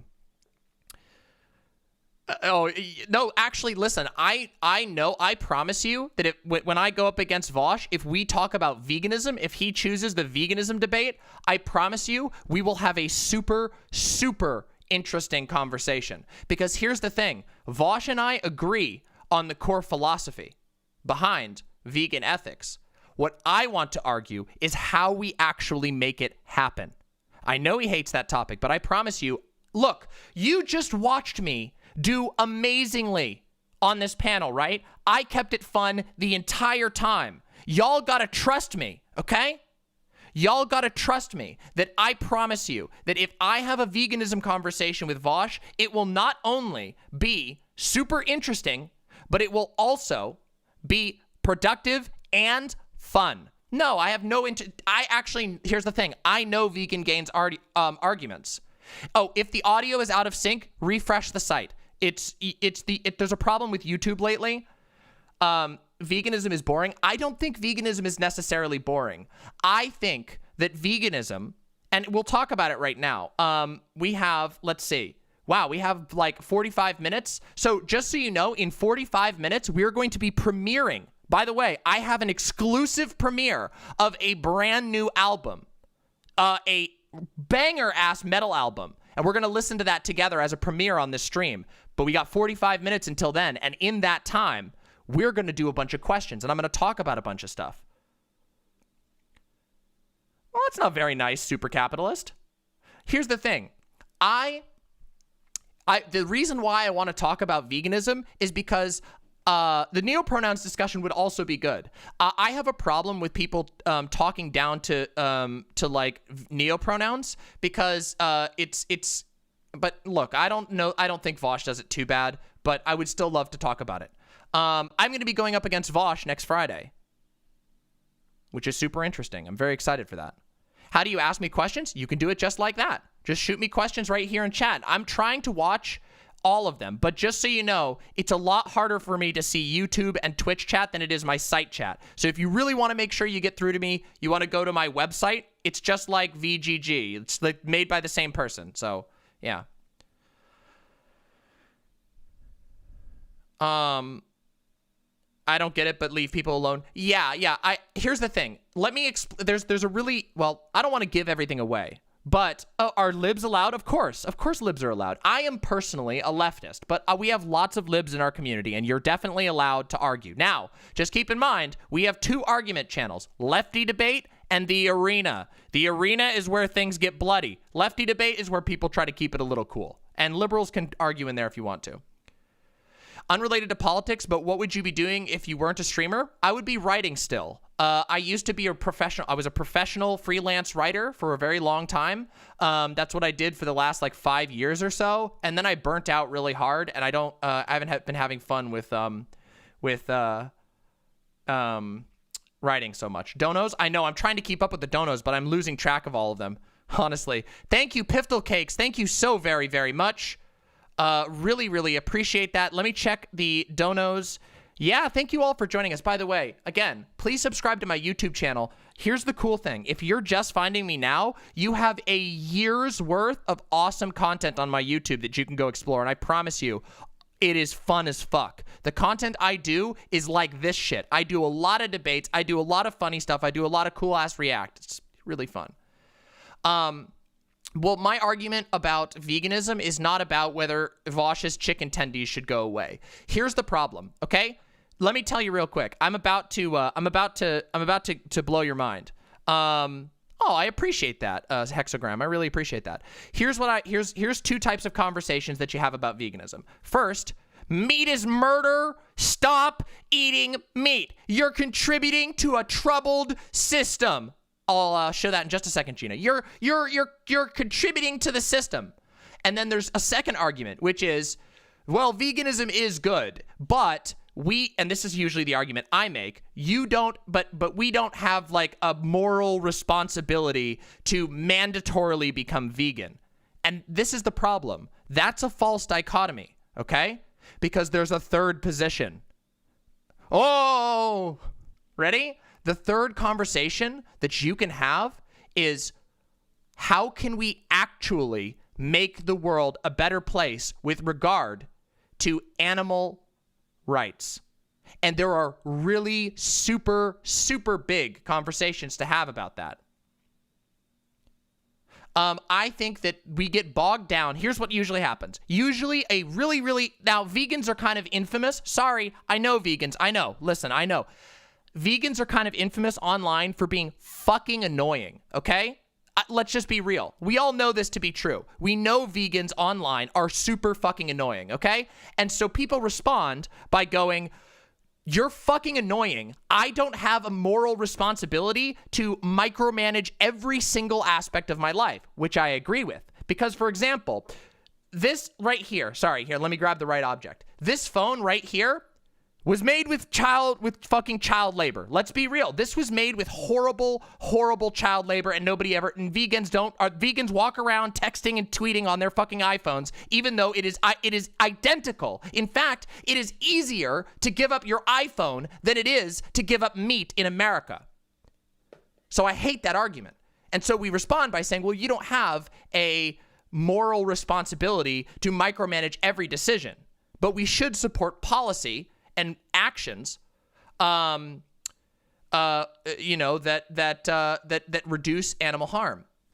But we never actually have the conversation about what we can do, how we do that. Because here's the thing. I know that both myself and Vosh believe in vegan ethics. But how do we actually do it? How do we actually make it happen? And I got some ideas. I got some real good ideas. And I wonder if we don't have a different position. Because for me, while I agree that I don't really have like a moral obligation to participate in veganism, I would argue that between Vosh and I, that we both could probably do some things better. We both could probably contribute somehow to the betterment of animal rights in this world. Whether it's obligatory or not, I think we can both agree that we should do it. And we should talk about how we do that. Yeah, absolutely. Why is a planned economy better than a market economy? That's a huge question. We'll talk about that another time. I feel like most vegans are pretty hypocritical when it comes to honey. Most of the time, their argument comes down to animals can't consent. The bees literally chose to stay in a hive. The beekeepers let go. They go out to get the pollen. They come back. Yeah, I recognize that. Oh, yeah, I could debate him on Final Fantasy as well. Do you think it's weird to force someone to use neo pronouns over they, them? What do you mean? What do you mean? Do you think you'll win against Vosh? I believe in you, but he's definitely a really skilled debater. Listen, if I lose against Vosh, it will be the fight of my life, and that would be fine. But you know me. I don't give up easy. I don't fucking lay down and die. I'm one of the fiercest fighters. I just proved it. I just proved it. Anyway, let's see here. There was another thing I wanted to say. If you, I wouldn't say that if somebody uses they, them necessarily. Okay, I actually have a position about this, okay? So here's the thing. If somebody uses neopronouns, is calling people they, them, is that necessarily misgendering? I will, don't worry. Not necessarily. However,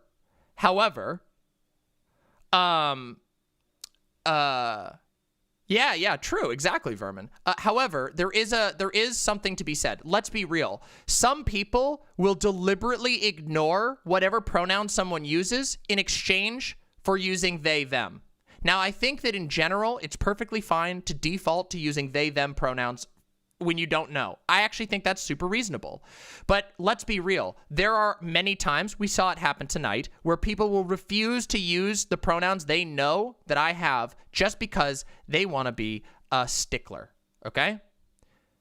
And I think that can be pretty bad. I think that that is, I think that that's not good. Now, with regard to neopronouns, I will agree that neopronouns are a bit of a tough sell to some people, but I want us to think big, right? I want us to think actually big.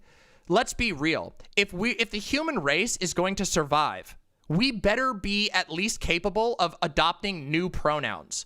Like, what the fuck? That is like one of the easiest things we could implement into our language that would ease social tensions for a lot of people who want to use those, and it doesn't cost us anything. If we can't figure out how to accommodate neopronouns, how the fuck are we going to communicate with different languages? How the fuck are we going to communicate with aliens? How the fuck are we going to do anything like that? We have to be able to do that. The thing is, think about it this way. There is no functional difference between a neopronoun and another language that has different pronouns. Look, I don't know if aliens are out there, but let's be real. We all dream of a sci-fi future, right? The gay space luxury communism, right? Oh, we could do work versus anti-work. I would love to have a work versus anti-work discussion.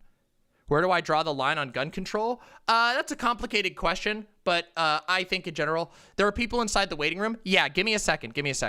I want to finish this thing, and then we'll talk about people. I know there's people who want to argue with me in the channel.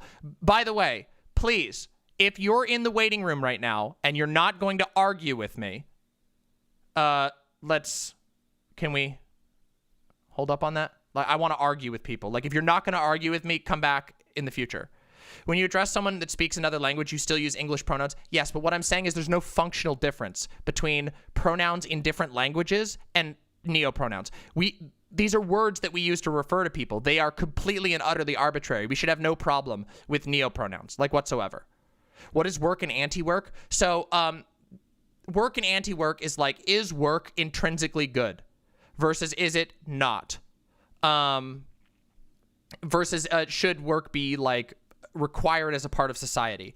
And I think that that's an interesting conversation, but that's a long conversation.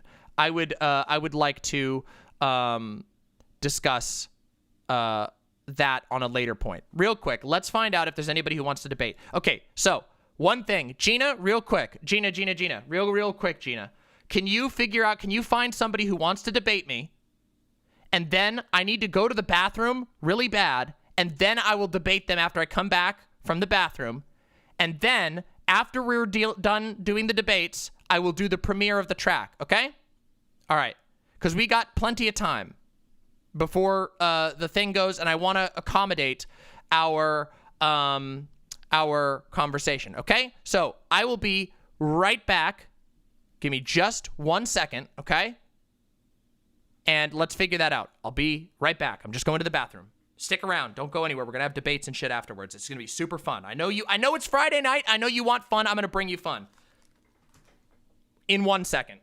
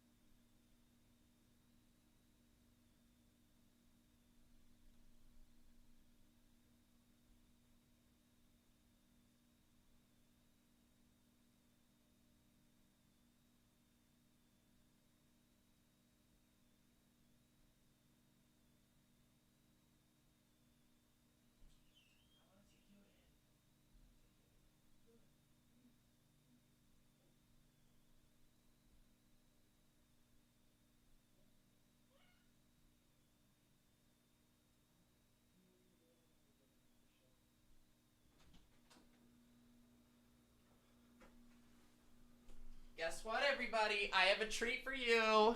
Look who it is. It's Yoda. Yoda, you want to show the stream? You want to show the stream your skill? You want to sing? Oh my God. You want to sing? Sing. Come on. Sing. Good. You can sing. You can sing as much as you want. Yeah. The victory song. The victory song. Mama won. All right. You want to get down now? Mama won. Did you hear that, Yoda? Mama won. Yeah. Mama won. Yeah. Good job. There we go. All right. You go on out and have fun, okay? Oh, you think there's a snack in here. There's no snacks in here for you. There's no snacks in here for you. But guess what? Guess what? Will you give her a treat or something? Yeah. Okay. Go on, Yoda. No snacks in here for you. There you go. There you go. Yoda loves to sing. Yoda loves to sing. Ah, yes. Yoda is such a good girl. She's amazing. She loves to sing. If I say the word sing, she'll start singing. She's wild. Why are pronouns so important? Why does the world have to reinforce an LGBTQ person's identity? Self-identity is from the self, not from around you. Listen, this is silly. This is a ridiculous argument. It's not about forcing anybody to do it. It's common respect. This is how you build a working society. When somebody tells you their name is John, you don't go, no, it's not, Dan. When somebody says, hey, could you call me by my nickname, Danny? You don't go, no, Daniel. It's ridiculous. Identity is social. It's not about forcing anybody. It's about just having basic common human respect. What? No, I'm not taking friendly calls right now. I'm just, Q&A is you submit questions. If people want to debate me, I bring them onto voice. I'm sorry.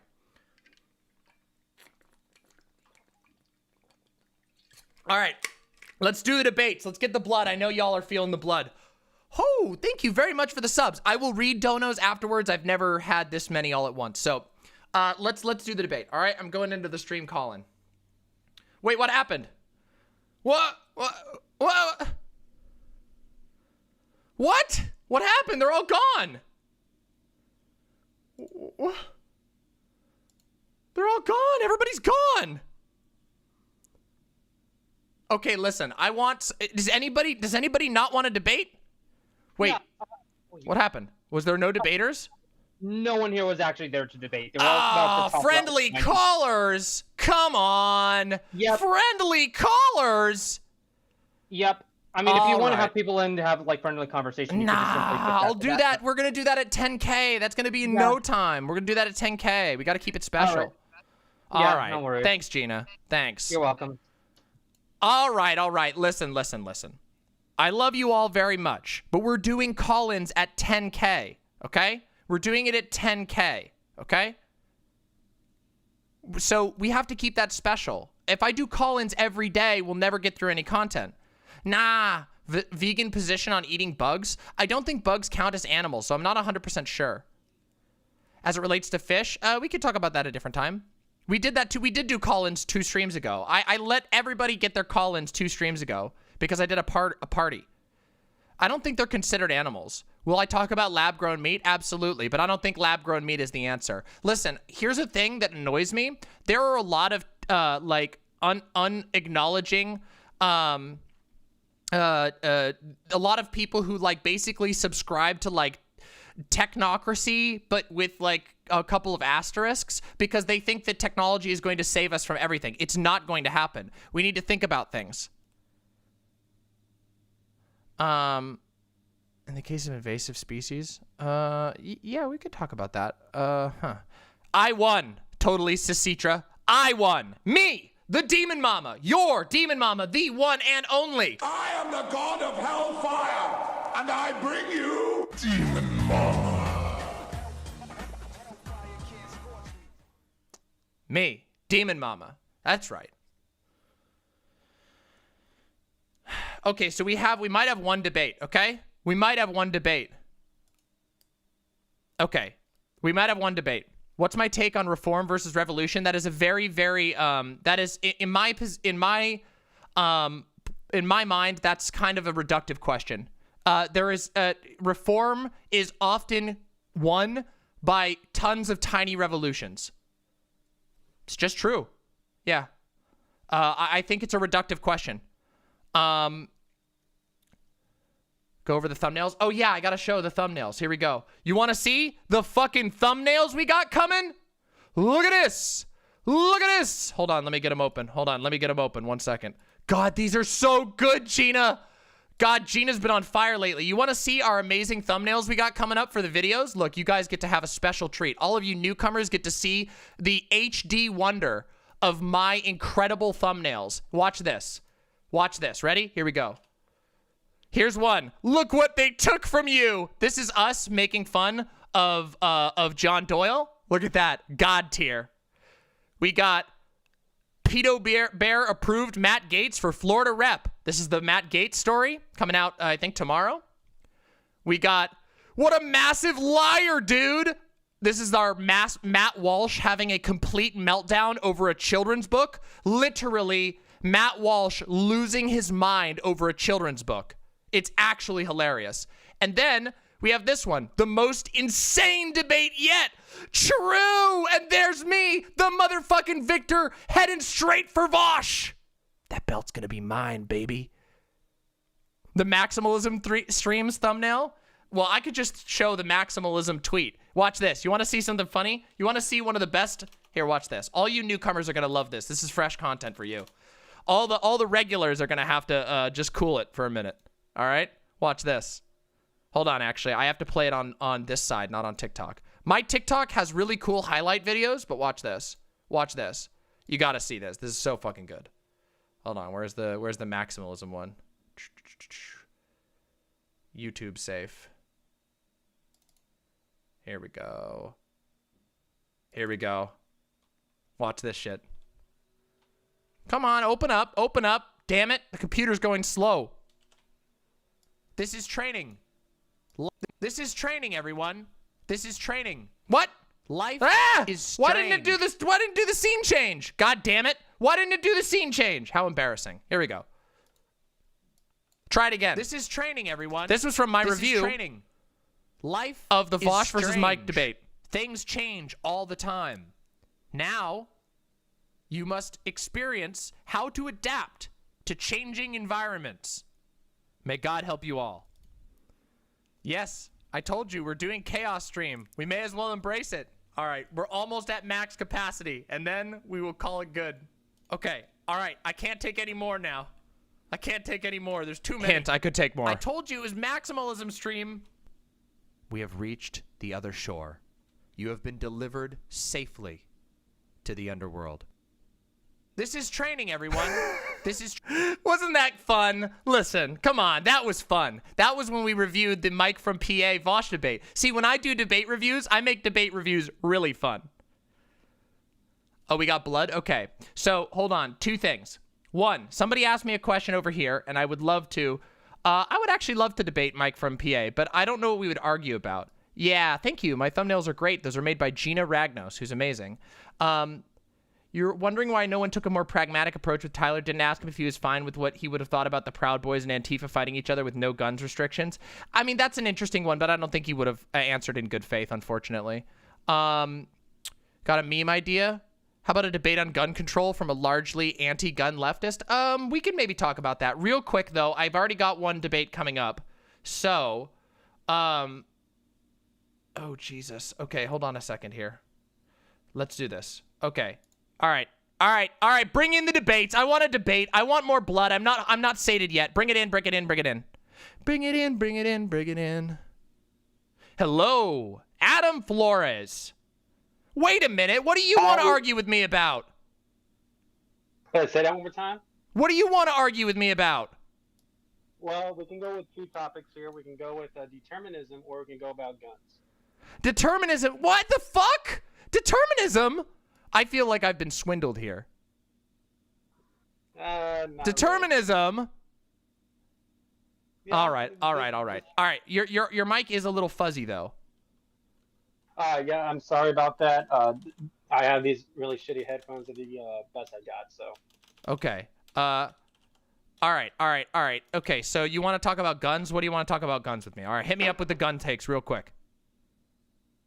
Sure. So I've kind of grown up in the kind of society. Obviously, I grew up in El Paso, Texas, and my view on guns. Hold on. Your audio. My view on guns. Okay. My view on everything is gun.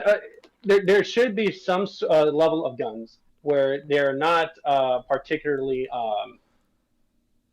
I guess you could say, able to be purchased or able to be traded via person to person. So, say here in Oklahoma, I'll take a personal situation for example. My roommate had an AR-15, like semi-loaded out and everything like that. And there was this one situation which I won't get into because legal reasons. I found out that we were trying to defend our home from guys that my roommate knew. Which we found out he'd never told us that they were coming, and the whole situation was messed up. Okay. Then one of the guys said, "Hey, that's my AR-15, right?" And which, if you're kind of using that, it kind of shits your pants. And I asked him, "No, this is his AR-15." And so my thing, my priority in this is I don't necessarily think a private citizen should be able to freely and free willy just go ahead and trade, like, hey, here's my AR-15, or here's like a I don't know, whatever equivalent rifle you want to put into to trade with a fair price, and not be able to skip on, like, I don't know, ATF forms or certain state forms. So you're talking about like the gun show loophole, the private sales loophole. Yeah, basically that, but more in a very, very individual scale. I don't believe that individuals necessarily have that specific right. If it's going to create such a legal loophole and trouble, I guess you can say. I mean, it could be precedents, but that's my opinion about that. Okay, yeah, I mean, I don't entirely disagree with you. I think that there's room for loopholes. All right, Adam, I love you, but that was not a debate. Let's talk another time. All right. Okay. All right. Much love. Now, if you Tyler Tripp. Are you there? Hello. You're muted. Tyler. I'm Hello. muted. Do you hear me? Yes. Yeah. Hello, Tyler Tripp. What's up? Am I talking to Demon Mama? Sorry. Yeah, you're talking to Demon Mama. Yes. What are your pronouns? I go by he, him. Okay. Alrighty, Tyler. What do you have for me? What do you have for me? What can I do for you? I feel like we disagree on some trans issues. Okay. So I'm skeptical if one can ever fully or truly change their sex or gender. Okay. Do you recognize that there's a difference between sex and gender? Yes. Okay. So if that's the case, can I say for the record too, I fully support all trans rights. Okay. Personally, and I think you should always call someone by their pronouns, and you should treat them as such, and they should have extra help in the law. They should be a protected class. Okay. All of that, which is I just kind of disagree with the metaphysical limitations of it. Well, I don't think there's even a metaphysical discussion to be had. We don't even know, like, gender isn't a matter of metaphysics. Gender is just a concept that we've invented to describe a sort of, gender is kind of like a bucket that we use to catch a whole bunch of different things, ranging from tastes in fashion to the roles that we take in relationships to the roles that we take in society. And as it turns out, as time goes on, that bucket doesn't really hold up all that well. So gender... Okay, no, I'll let you finish. Sorry about that. Yeah, no, gender, in my opinion, is something that's it is by its nature in flux. It changes all the time. There is no single hard definition of gender, and as a result, we should just take people at in good faith that they are the gender they say they are, and it's simple.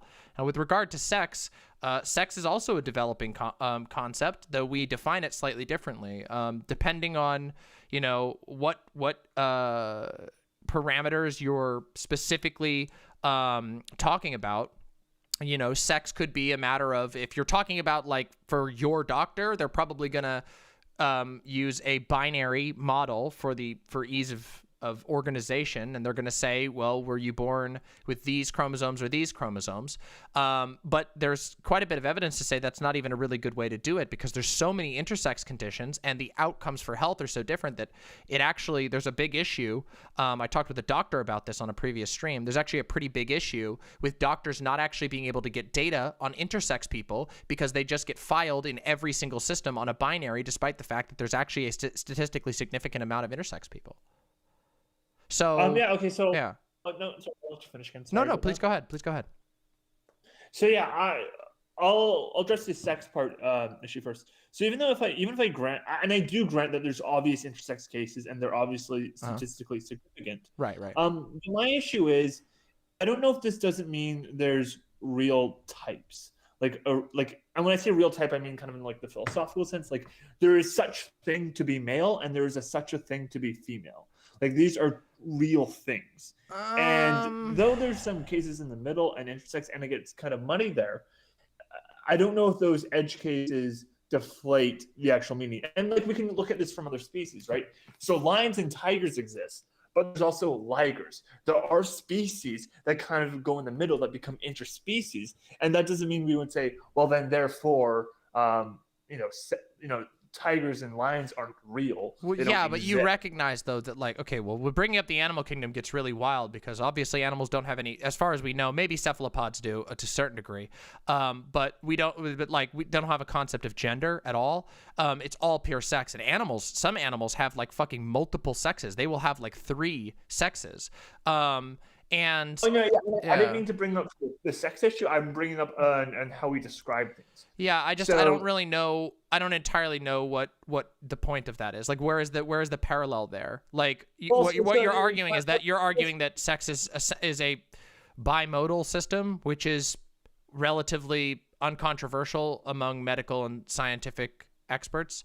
We recognize that there is a tendency towards a polarity, that our genetics tend to push us, in one way or another, and a lot of people are perfectly fine with that. But there's also a fuckload of people who fall along the middle, and actually, there is quite a lot. Now when there's like, when you get like a karyotype test or something like that, depending on like how deep of a karyotype test you do, but like the upper echelons of biology will use multiple markers, not just XY, XX chromosomes. They'll use multiple gene markers to identify sex, because as it turns out, it's not just XY and XX. We thought it was basically all the gender info, all the sex info was stored on XY, XX, but as it turns out, it's not. There's actually multiple locations on multiple chromosomes within the human body that refer to different parts. Secondary and primary sex characteristics are influenced by different parts on the in the genome. And you can actually, there's a really good example of this you can look up online. I think it's Scientific American did a huge, massive fucking like Discovery magazine quality infographic on it. You can look up. It's super fascinating if you want to learn more about that. Okay. So sorry. I don't have as much time as I thought. Okay. That I would have. I think this is really interesting. I don't want to look like I'm back and white. No, don't worry. But there's something else unrelated I want to kind of ask you. It's more just like a little very quick thought experiment. Okay, so there's a button in front of you, and if you click it, a random person in the world will die, but you receive $100,000. Would it be unethical to click that button? I don't know. Probably. Probably? Yeah, probably. Okay. What about this situation? Okay. What if you're not going to drop a slur or something, are you? No. Oh, okay. Let's say all of a sudden you had a long lost relative who passed away that you've never heard of before. They just died. And in their inheritance, they left you $100,000. Sure. And when they left that to you, you were all of a sudden, this case came right at your feet at the exact same time saying, oh my gosh, we need this surgery to save this person's life. It cost $100,000. Are you then ethically obligated to use your money to save the person's life? No, I don't necessarily think so. No. But then I think there's a bit of a contradiction there. Then maybe. Why don't you think the person would be wrong to click the button for $100,000? Well, because the button will kill somebody. But you're but you not giving the money away will also kill someone. Like I can change it to a button too, where if you just click the button, you lose the money. Well, yeah, but you're talking about like agency, right? Versus like what is allowed to be taken away from you. Like pushing the button is an action you're taking to go out of the way to kill someone and then receive money as a result of that. Whereas in the other situation, some random person died and you received this money, and then somebody else might need that money. Could potentially need it more than you. They definitely need it. This one they definitely need it from you. Yeah, I mean, I think that's like, I don't know. I think that's a hard conclusion to come to. Personally, I don't really think so. I don't really think that people are required to go out of their way, like morally required to go out of their way to save someone else. But I would say it's a good thing. I would say it's a good thing. Yeah. Sure. So do you think, let's say you were like walking by the dock.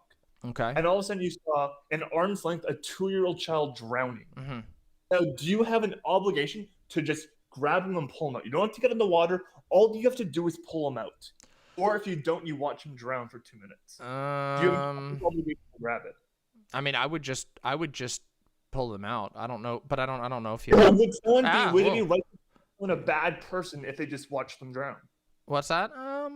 I mean, I do think there's something a little creepy about watching a child drown when you couldn't do anything, but I don't know. Because I mean, what if it's something like this? What if you're on that dock and you're in a wheelchair and trying to get the kid out of the wheelchair or trying to get the kid out of the water would have a very serious risk of you tipping over into the water. Are you morally obligated to save that child? Sure, yeah, I agree. Yeah, but see, like you can make like sort of super hypothetical examples. But what's the point? What's the point, though? What's the point? I'm trying to get to like the issue of that action and inaction can be relatively the same things morally. So that's why I give you an analogous situation where there's no loss to you to grab the 2-year-old boy out. There's nothing to lose. Just like in the case with the inheritance, you just randomly got it. Well, but that's not necessarily true that there's nothing for you to lose in the inheritance situation. In the inheritance situation, if depending on the circumstances, you could lose a lot. You could lose quite a lot. Like, for example, if I was to come into $100,000 right now, it would change my life forever. I could probably do so much, not just myself, but the people that I love, the people that I care about. Yeah. But then you're letting someone die for that. But in the same sense, you said press a button which would kill a random person. That would be wrong. But I agree, $100,000 could do a lot to change your life. I feel like this is like, I don't know, what is the, like, I don't really get what this is supposed to reveal. This feels a little bit like mental masturbation, which is like, fine, I get it. But like, I don't really get what this is supposed to reveal. Like, what sort of deeper truth are you revealing here? Like, if the goal is to say, that we should probably, if it doesn't cost us much to help somebody else, we should probably do it. Yeah, I agree. We should probably do it. Yeah. Well, I don't think that, because here's the thing. I think what you're trying to get at is you're trying to get some sort of universally applicable standard, but I don't think that's really how morality works, right? Morality is complicated and messy with regard to like the situation. Like, you can generate a hypothetical where it's like, if it costs you absolutely nothing to lift a child out of the water and save that child's life, yeah, that'd probably be a good thing. I would probably argue if it cost you literally nothing. Yeah. More importantly, it's a bad thing. But what you're looking, well, I don't know. Like, is it a bad thing? I don't know, really, because if I say, well, here's the thing. Hold on a second. Because if I say yes, if I conclude that yes, it would be a bad thing, well, then that would mean that the person who is in a wheelchair would also be right. They would be impugned for not being able to do the same thing. I don't know. This seems like a almost meaningless question. Sorry, you cut out. Well, actually, no, I don't think that's true at all, because I think that we expect certain things from certain people depending on their abilities. So like, let's say you were CPR certified. Okay. Right? You did first aid, and you saw someone die on the ground who needed CPR. I would say, well, no, you're more obligated to go help that person than somebody who has zero idea how the human body works. Well, I don't know if can we actually, I don't know if you can actually objectively quantify that, right? I mean, I think there are circumstances. Hold on a second. Wait a second. Hold on.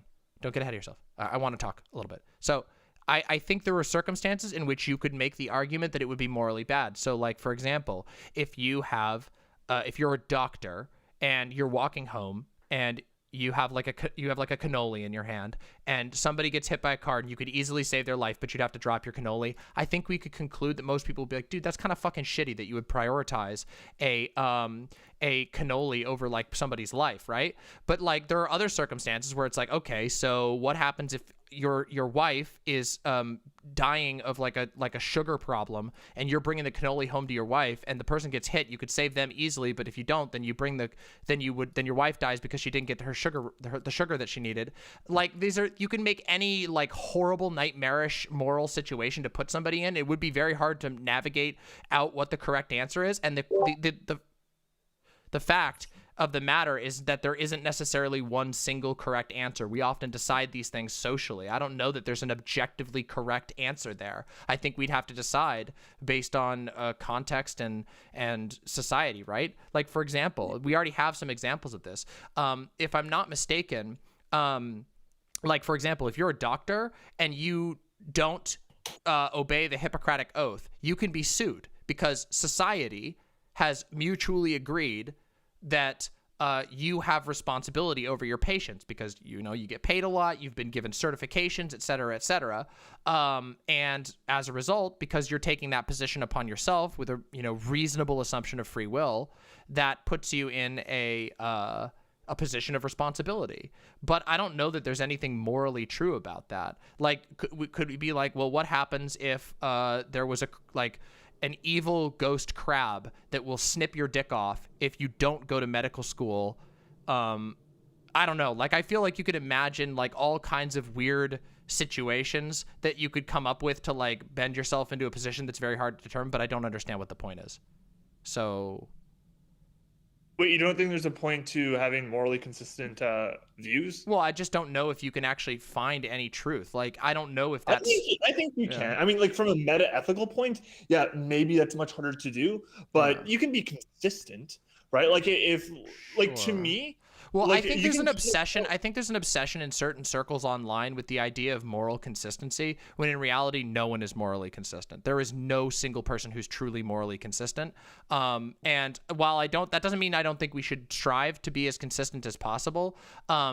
Like, the fact of the matter is there are fuckloads of situations where we don't have perfect information, and the human experience of navigating morality and ethics is much more complicated than a lot of people who like to think they're super consistent like actually admit. Then you agree with me that we should try to be consistent then? That's what's important. I think in general, yeah, like it's pretty bad to be inconsistent, to be like, but I don't know, is there really an inconsistency that, like, what, this is what I'm trying to say, what inconsistency are you actually revealing? Like, what inconsistency are you revealing? Wait, hold on. What inconsistency are you revealing by saying that provided there's some fantasy situation where you could save a child with no cost to yourself, that you know, you'd probably be kind of a piece of shit if you didn't do it, versus what? Like, I don't know. What is the consistency you're trying to reveal? It seems like what's actually happening is it's kind of like, I don't want to accuse you of anything because I've enjoyed this conversation, but I mean, it does feel a little bit like, again, like mental masturbation. It kind of seems like, can I invent a situation where it would seem as though there's some level of moral consistency when in reality, I've just set the parameters such that it's very difficult to determine what the right decision would be in that circumstance. Because if you try to apply perfect consistency to the idea that, yeah, somebody should lift a kid out if it doesn't cost them anything, you run into all kinds of other situations that you extrapolate out. Do you see what I mean? So what is the actual question? What is the actual, like, well, I mean, if you find yourself all of a sudden inconsistent in your moral principles, I think you need to change one of your moral principles by definition, right? Okay. Because you found the exception to the law. Yes, but what inconsistency? What is the inconsistency you're alleging? Well, I'm alleging that you seem to think that there is a morally relevant difference between inaction and action, and therefore... Yeah, I think most of the time there is. Yeah, absolutely. Yeah, Really? in most Okay, cases so there are. Yeah, I'll give absolutely. you the example again then. There's a 2-year-old who's drowning. All you have to do is literally lift him out of the water. You, not somebody in a wheelchair, someone who's able-bodied. Okay, They will have virtually no loss from it. Okay, sure. Do you think they should lift them out? And if they don't, they're a bad person compared to if someone just lightly tapped a 2-year-old on the back when they're walking by them, the 2-year-old falls in and drowns. I think those two situations are morally identical. Sorry, can you state those again? So, do you think that you should pull a 2-year-old out of drowning water if it's at no cost to you? Uh-huh. And I would say, if your answer is... Sure, you should do that. It'd be great. I would highly recommend doing that. You would say you're a piece of shit if you don't. Like, you're a bad person. Yeah, but usually it's because like there's like something pretty psychotic about watching a child drown when you could do something else. I would say that you're probably not a good person because that would be a guess. I don't know. Maybe they have a really good reason for doing it. But yeah, if we assume that they don't, then yeah, I would assume they are. Sure. But that's an assumption at the end of the day, right? Because there's no God that's going to tell you whether that person was good or bad. Like, I would just be my personal conclusion. Can you give me the situation where the person had a good reason to let the 2-year-old drown if it's no cost to them? Sure. Maybe they're just absolutely terrified of the water or of 2-year-olds, and it wouldn't really cost them anything. If they're terrified, like it's a phobia, then that's an emotional cost to them. I said there's no cost. So there's no cost whatsoever. Well, is there any situation in which there is no cost to an individual? Because guess what? There is a cost in having to use your energy to pick a child out of the water. But if you're saying there's no cost, then okay. But what situation? Wait. Here we are again. We're doing this again. Like, this is where I'm starting to get the feeling of like the skin on the dick is getting a little raw here, because what so my issue is I feel like when people don't want to answer thought experiments, they always try to it's not a matter of not answering. I already gave you my answer. Yeah, I think it would be a pretty good idea to help the kid. It's just not good enough for you because I'm going to tell you. Wait a second. I'm going to tell you what you're doing right now because I think I figured it out. What you're doing right now is you're trying to take a situation that would that if you control for all parameters, you could make a statement that yeah, you probably should help the kid, and you're going to try and take that and you're going to try and extrapolate that out to a situation that is perhaps on the surface somewhat similar, but isn't actually the same because you haven't controlled for the variables. I've heard this argument before, by the way. I've heard people use this against a bunch of other people, in fact, a whole bunch of different debates that use this tactic, and I think that it comes from, like, basically, it's like a 5-head take. Yes, we acknowledge that there are some situations I agree. Peter Singer's pretty smart. What's that? Peter Singer's a pretty smart guy. I agree. Okay. Did that make you feel smart?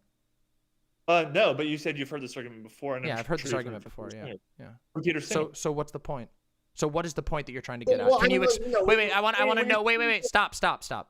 You're like. You're right. I've been talking more than you. I agree. But all I'm saying is, I want to know what you're actually trying to determine, because I've already given you my answer, but that apparently doesn't seem like good enough for you, which I don't really understand exactly what you're asking. Feels like I have a disdain for philosophy. No, I don't have a disdain for philosophy. I have a disdain for listen, back when I used to argue philosophy a lot, there was a term that we would use, and my friend would say, do you want to engage in a little bit of mental masturbation? And we would do arguments like this, where you come up with a very, very specific hypotheticals. It was usually not meant to be a serious judge of anyone's character. It was just to think about things, which I agree. But here's the thing. In this question, I've asked you multiple times, what is this supposed to reveal? I think it is possible to create all kinds of hypotheticals where there are very difficult or murky decisions to be made. And I don't know what that's supposed to be pointing at. Like, what is the bigger purpose of this conversation? Well, do you want me to explain it to you? Yes, I've asked you like 15 times to do that. So explain to me what you're actually trying to talk about.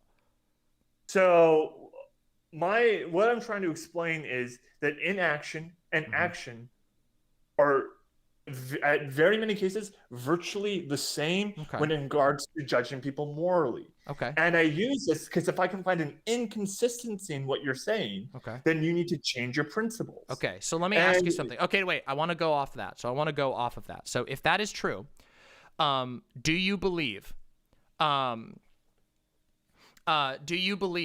that that every person is a walking pillar of guilt and sin that they basically need to find a way to purge out of them? Because that sounds like the model that you're proposing, right? Because if inaction is equivalent in your mind to action, well, then everybody right now, every single person watching this, all of you in the audience, including yourself, are mass murderers. Because right now, you could be doing good things and you're not.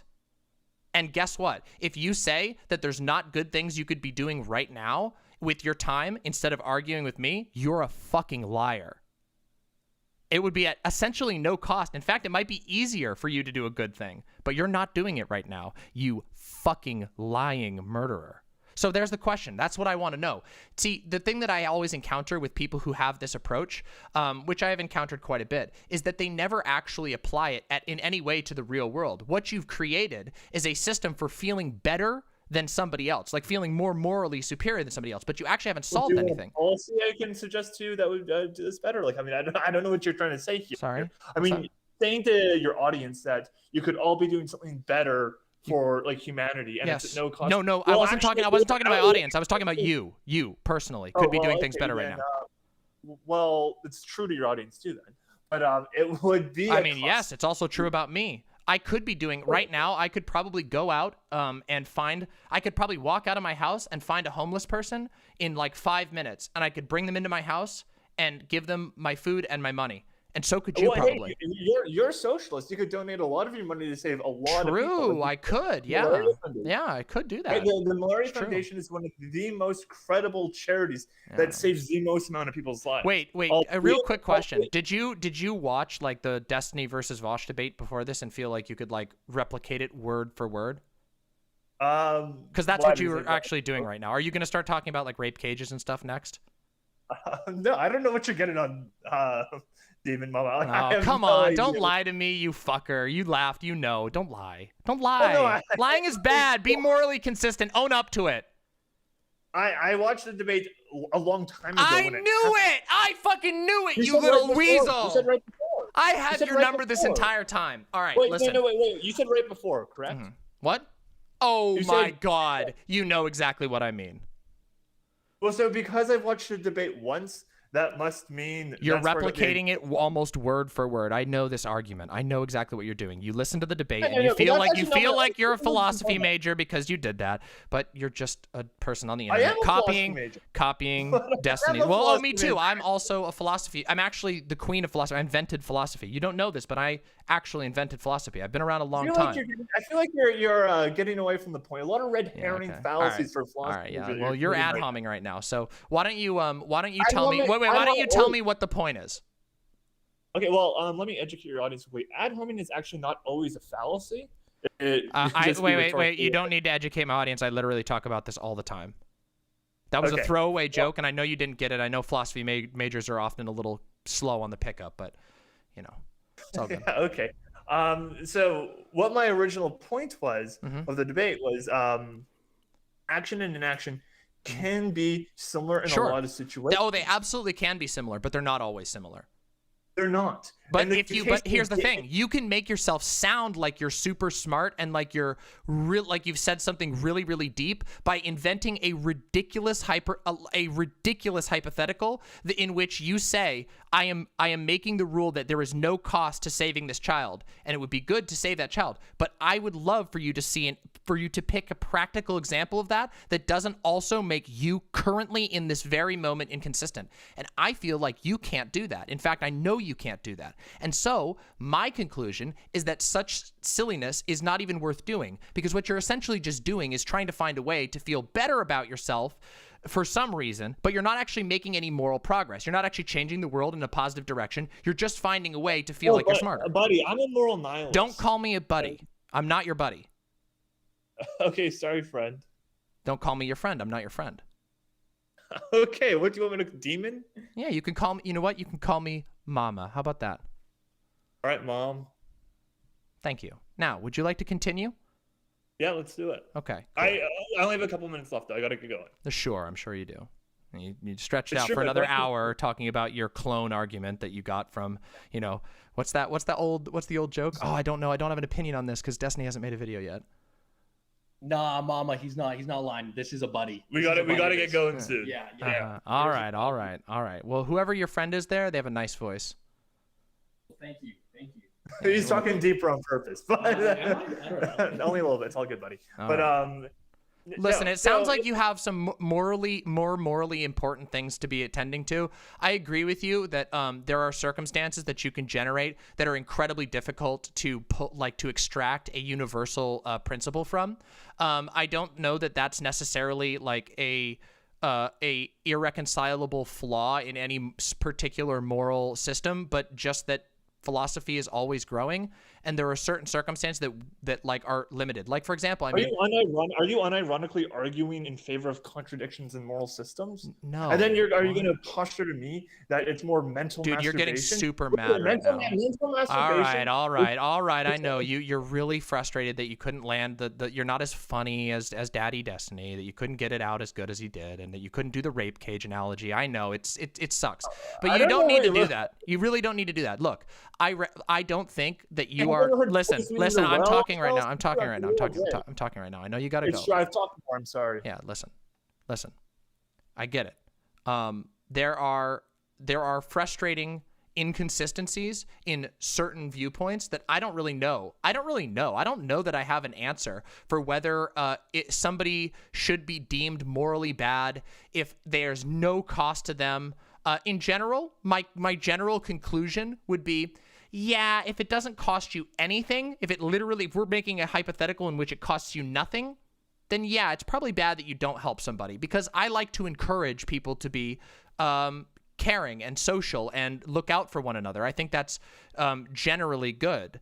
But I will acknowledge that I don't know for sure. I think it's very hard to distill a perfect truth from that. That doesn't mean that I don't think that there's necessarily a massive inconsistency. It's just an unknown, right?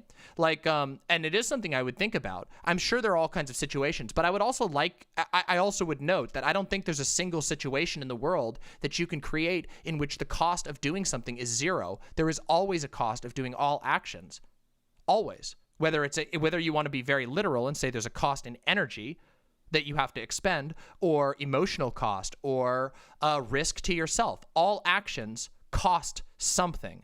And so I think that what a more helpful discussion is, where do we put societally and generally, where do we put the outer limits of those things? I agree. And that's where I was getting to. Obviously, there's not a action that's zero cost.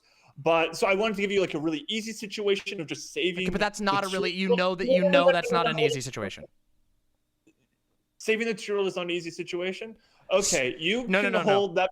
Hold on a second. You can hold the position that it's not easy to save the turtle from drowning. That's fine.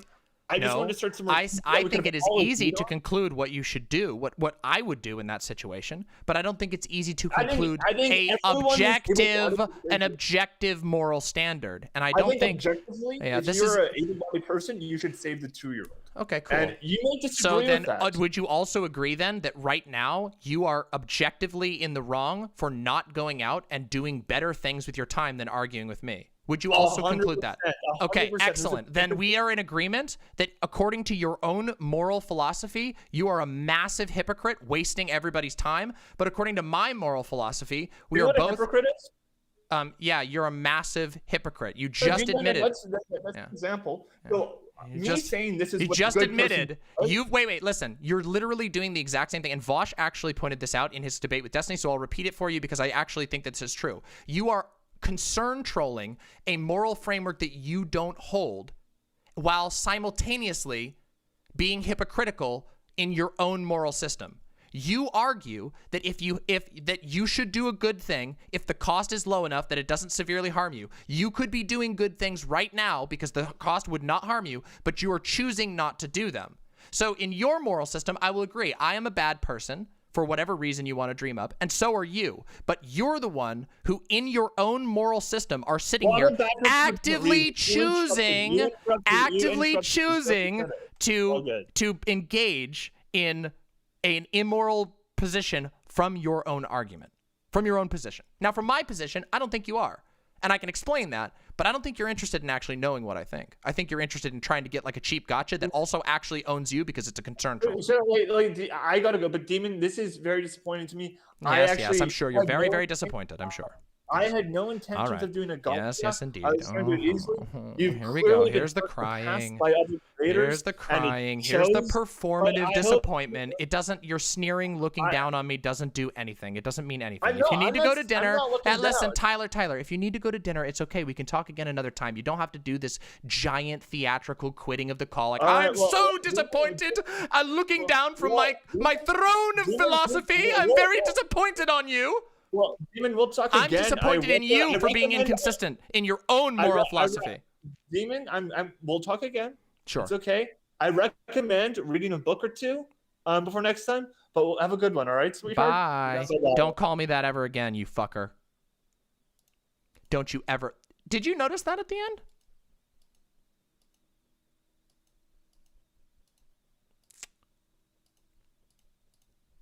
Yeah. See, this is what I'm talking about. These types of people, this is the thing. Listen, you notice how I was able to how I was able to admit that there are some moral questions that are very difficult to sort out? People like him want to believe that they have every answer, that you can objectively prove anything. And they're so desperate. They're so desperate to have a perfectly objective moral system when they're usually a dumb fuck who got all of their philosophy off the internet, specifically one corner of the internet, that they don't even realize how much of a stupid, incoherent asshole they are, which that was a perfect example. And they also lie all the time. And notice, by the way, just so you know, I want this to be on record. Notice that he did not contest that he's a massive hypocrite for not obeying his own moral system in concern trolling me about my moral system. So there we go. Yeah. All right. So, who's next? Okay, so just so you know, we're going to Kaboka. As soon as I'm done taking the calls, we will do the premiere. Everyone stick around. The premiere is going to be awesome. Kaboka, I apologize. It's running a little late. Don't worry. We will still do it. I promise you. I just want to finish out these debates because I do always do this after every panel. I'm sorry. I know it's not perfect. Don't worry. We're still going to have a pog-ass premiere. I promise. Okay? I promise. All right. Next one. Bring the next one in. Eve Hypo. Eve Hypo. Eve Hypo. How are you? I'm good. How are you? Good. Eve Hypo, what are your pronouns? Okay, so they, she, he if you're trans, but no he, him if you're cis. Okay, cool. All right. I like that. I like those conditionals. That's cool as hell. All right, yeah, Eve. Let's talk. Cis people don't fully understand what should be presented when they're using he, him, you know? Yeah. They just assume it's male, but that's not what it's about. They haven't ascended yet. But it's okay. Yeah, We'll get them. They'll get enough insight, and then they'll ascend in time. Anyway, what can I do for you, Eve? Okay, so I was just wondering, Tumblr, were you on it a lot, in its heyday? No, actually. Oh, okay, because there was a large, or I guess there was a good period of time to where there was a lot of LGBT discourse going on. Of course. And it was kind of famous. It was it was like a hellscape. Yeah, I can imagine. But I was very active in it. But the main issue that I think is the most inflammatory that I wanted to ask you about was ace discourse and whether or not you believe asexual people belong in the LGBT community. Yeah, sure. Yeah, I have no problem with that. Okay. Yeah. Well, and the reason for that, I mean, if you want my reasoning, I can tell you because ace people, while I would say that most of the because it's okay, so it's mostly invisible most of the time. It doesn't quite have the same level of directed public prejudice, but we don't determine someone's belonging in the LGBTQ community based on how much suffering they have at the hand of cis heteronormative society. Asexual people do experience mistreatment. They experience misunderstanding. They experience lots of implicit forms of discrimination. For example, you can there's benefits that are made by the government specifically for people with families, and people who are perhaps sex repulsed or whatever can't ever access that. And it's that's kind of that's kind of fucked. So yeah, absolutely. I have no problem. I have plenty of room in my LGBTQ community. I don't know about other people. Some people want to be weird and gatekeepy, but not me. So yeah, no, I definitely understand your opinion there. I do have to respectfully disagree there. Okay, sure. That's fine. Personally, I mean, I know where you're coming from with the whole. It's not about who gets oppressed more. Yeah. But I think it's just more that asexual people aren't on the same axes of oppression. I do agree that do we really determine that by like, do we really determine what is LGBTQ because of axes of oppression? Like, I mean, queer is a catch-all label. The struggles of intersex people is very different than that of trans people. The struggles of trans people is different than that of queer people. There are just a lot of overlaps, and we acknowledge there's enough overlaps that we have a shared communal interest. We have a shared interest in fighting together in solidarity. And I would say that in the case of ace people, we have more than enough shared interest for them to share our community, in my opinion. I do think that like the solidarity angle that you're expressing here is very valid. I just think that asexuals need to kind of be on their own standalone community. And I agree that they do experience, misunderstanding and mistreatment. And I think that they're totally valid. But I just don't think that not having a sexuality, or I mean, having the absence of sexual attraction is one that's really, I guess, like, I don't know how to say this. But I mean, that like the same arguments have been made about trans people, have been made about bisexual people. Like, I don't know. To me, it feels like there's not much gain from not publicly expressing solidarity with ace people, and there's a lot to lose. There's the risk of isolating people who don't really deserve to be isolated. I do see your point there. I wouldn't say that I would want to like. I'm obviously not trying to like break up any sort of online communities. No. I mean, it doesn't. I trust that you're coming in like good faith. Like you don't sound to me like a very hateful person or anything like that. Oh, thank you. The thing is, I feel like you could always push somebody out, and in reality, like, here's the thing. I even accept, like, obviously, I don't think that. Here's the thing. I don't like it if people like are going to try and like weaponize certain things, but you can't really control that, right? Anybody can say that they're anything, and we kind of got to take it on good faith. Sometimes people will do shitty stuff. Like they'll be like, I'm bi now, and they might not actually be bi, but we can never know that. That's just the reality of the world. And they might be like, now I'm going to talk down to other queer people. And it's like, okay, that's really fucking annoying, but you can't really structure community to prevent that. That's going to happen no matter what. People can do those things in bad faith. I think that in reality, I would accept even, guess what? I will accept even straight people that's like straight cis people, heteronormative people who feel like they have solidarity with LGBTQ people. Guess what? Because chances are they're not as straight as they think. I know that people get pissed off when I say that, but the reality is there's a lot of people out there who think that they're cishet, and then turns out they're not. So I don't care if even cishet people want to be a part of our community.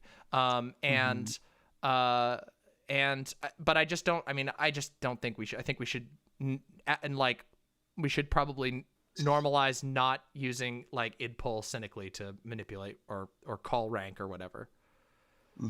I want to clarify something to chat because a lot of people I think are misunderstanding something of my argument. If you're gay and you're ace, or if you're trans or bi or lesbian and you're ace, like that's totally valid. I don't think that you're not a part of the community. I just don't think that a cisgender heteromantic asexual is faces the same type of, I guess, discrimination that a bi, gay, or lesbian or trans person might,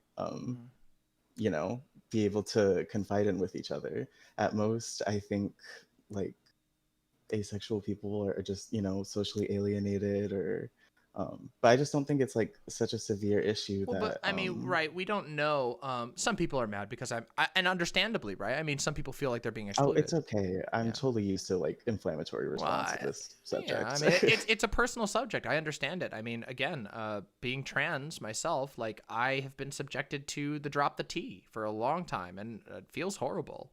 I recognize that, like, you know, you can't like be like, I'm Nazi sexual, you're a part of LGBT now. Obviously those are ridiculous, but we know those aren't in good faith, right?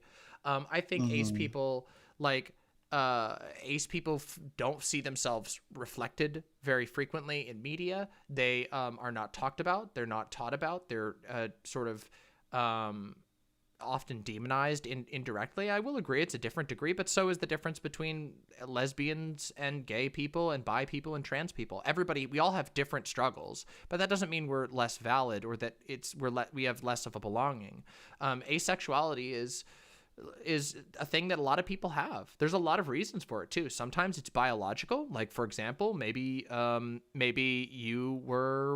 you received like an injury to an organ when you were young and you just don't experience sex drive, which is a pretty weird and alienating experience in a society that's so obsessed with sex as ours is. It can be very alienating.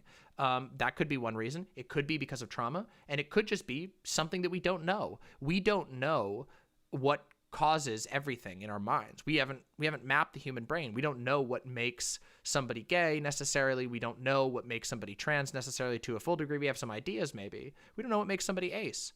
It could be, realistically, the most likely thing is that it's a unfathomably complex and messy cacophony of social, biological, and societal factors that influences people's sexuality and gender. And so I say, we can err on the side of welcoming people in and being warm and protective of them, personally.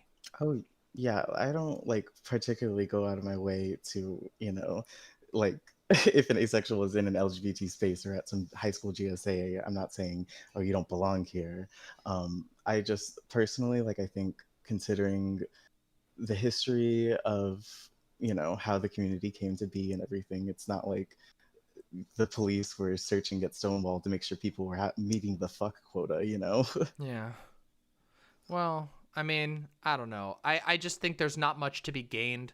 I don't think there's much to be gained from excluding ace people, and there's a lot of harm that could be done. So, again, my position is we're all in this together. Let's fucking fight together. If ace people feel they have things in common with me, well, they probably do. So let's fight together. Yeah. Yeah. Okay. Well, I am satisfied with this conversation, and Likewise. I thank you very much for your time. This was very pleasurable. Absolutely. Have a good one, And if you ever want to talk about stuff like this again, just hit me up. I do call-in streams and stuff like that, and I'm open to debates most of the time. All right? I would love to. I was considering getting into this stuff with I wanted to kick off with a video essay about, because I'm Polynesian, and we've been severely affected by Mormonism and colonialism from the church. Oh, totally. So I've been working on writing basically a video essay explaining how severe the situation is. Please, when you finish that video, send it to me, and I'll give it a watch, okay? Thank you so much. All right, you have a good night. See you for now. Bye-bye. And good job on the panel, by the way. Thank you. Thank you. Bye for now. Oop. All right, Gina. Do we have another person who wants to debate or we something? have plenty of more people. Okay, but wait. Holy hell. Wait. These are all... I recognize everyone from here. I reckon these are all regulars. Regulars, are you trying to sneak your way into a call-in stream? I'm not doing a call-in stream. I'm sorry. I love you all. But goodness. Gun control debate. Oh, okay. All right. No, here's it. I'm doing two more. And it's going to be Mortimer, who says they actually have a topic, and Snowfison, who says they have a topic. And then I will be bringing Kaboka on, and we're going to listen to some fucking banger tunes before I wrap up. Or maybe we'll do some bonus content because I am having fun. So, all right, let's bring him in. Let's bring in Mortimer. Welcome, Mortimer. How are you? How's it going? Good. Not Mortimer, too bad. Pronouns. He, him. All right. Welcome, Mortimer. What can I do for you? So I had a question. Good job on the panel, by the way. That was really entertaining. Thank you. You said right after that you were talking about neopronouns, and I'm pretty new to leftism, so I'm trying to learn everything still. Okay. But do you think they them is a appropriate like generic that you could say to anybody and it's valid? Yeah. I mean, in general, I would say that they them is a pretty safe option. I have never now. I know a lot of people who use neopronouns. In fact, one of my partners uses neopronouns pretty frequently. But I've never met anybody with neopronouns who's like gonna mind if in a situation where you don't know somebody, you use they them. I've never met anybody who cares about that at all. That's good, yeah, because the main contention I have with the like saying that not using people's neopronouns is offensive to them is that there's a lot of people, and I think I would put myself in this category, who when they use pronouns, it's they don't really think about it too much, you know? And trying to put whole new words into their language is really difficult. Well, I mean, here's all that I would say. Adding neopronouns to your lexicon is actually super. Rakasan, I won. Of course, obviously. Anyway, I disagree with the idea that pronouns are hard to add. It really isn't that hard. Now, sometimes you won't know, but come on, like I would need to know somebody that has them to understand that. Maybe it's not that hard. It really isn't that hard. And the thing is that is that I don't know, like there are much bigger challenges that we're going to have linguistically than adding pronouns. I have studied languages my whole life. I don't speak any other language fluently yet. That's one of my goals. But there are much greater challenges. And if you learn a language, you will start to realize that it actually isn't really that hard. It's in fact significantly easier than learning another language, which has completely different rules or maybe no rules around gender. There are languages that don't have gendered structures. There are this is super, super interesting. But what I am saying is I think a lot of people sort of have a sort of gut reaction to something new as opposed to any sort of real principled stance. For example, let me give you an example of something that is the same length as most neopronouns and has become used almost like wildfire overnight, and almost everybody uses it right now. Are you ready? Sure. Pog! I'm so glad you're ready. That's pog as shit. Wow, I am pogging out right now. That's a great example. So we just need to make neopronouns into memes and everybody will accept them. Well, I mean, that's kind of true, right? Yeah. No, that makes sense. I think it's going to take a long time for like greater society to use neopronouns regularly. Yeah. I mean, of course it will. As long as people can fall back on they, them. Yeah, but I mean, that's the thing. Like if somebody specifically asks for neopronoun, just do your best. There's the idea of like, again, this is largely a carryover from the conservative straw man about trans people who like you say she, but you have a hard time saying the S, and so they mishear and then they pull out a gun and kill you because you offended them. Like that's what conservatives think of trans people. It's like it's a straw man, but it's the same thing for neopronouns. People with neopronouns know that some people are going to struggle with it, and what matters more is the sentiment of giving it a try and being open in your mind. All right, no, that makes sense. I actually thought we would disagree, but I think we actually don't on this. So yeah, I mean, the thing is, like, I've thought about this a lot. Again, like, I mean, I've been trans I've known I was trans for over 10 years now, and that means I've spent a lot of time in spaces with lots of people who are gender nonconforming of all types, and in that time, I've just realized there's like a lot of things that like our society kind of primes us to be very distrusting of one another, like we're gonna get like embarrassed or something, but it's really not even that big deal. Even when people really fuck up, most trans people don't care. Now, of course, there are some times where like people don't handle themselves well or they get overly offended about something, but those are really, really rare. And usually it's kind of understandable, right? Like, I mean, people talk about like this one example of, there was like a really famous, like trans freak out that ended up in all of the SJW compilations. I think Contra actually talks about this in one of her videos. But this lady was like videoed freaking out about someone at GameStop not using her pronouns correctly.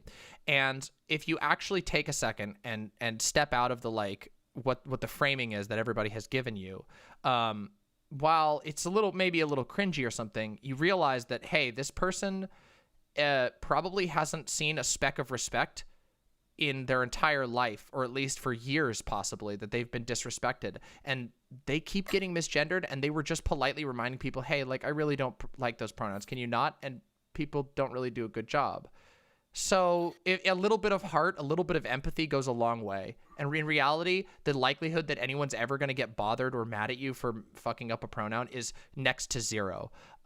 Like, I literally, even in the debate tonight where this person was aggressively misgendering me, and you know that's exactly what was happening by going like, hey, Absolutely. buddy, hey, bro, hey, dude, hey, Palerino, hey, you know, like that sort of shit. Like, I'm sorry, I can't see you as a woman, then gets kicked off the panel. By the way, I for the record, I did not ask for that. I never do. I always know that there's a good chance. But that sort of thing is like that. Most trans people take that shit on the chin all day, every day.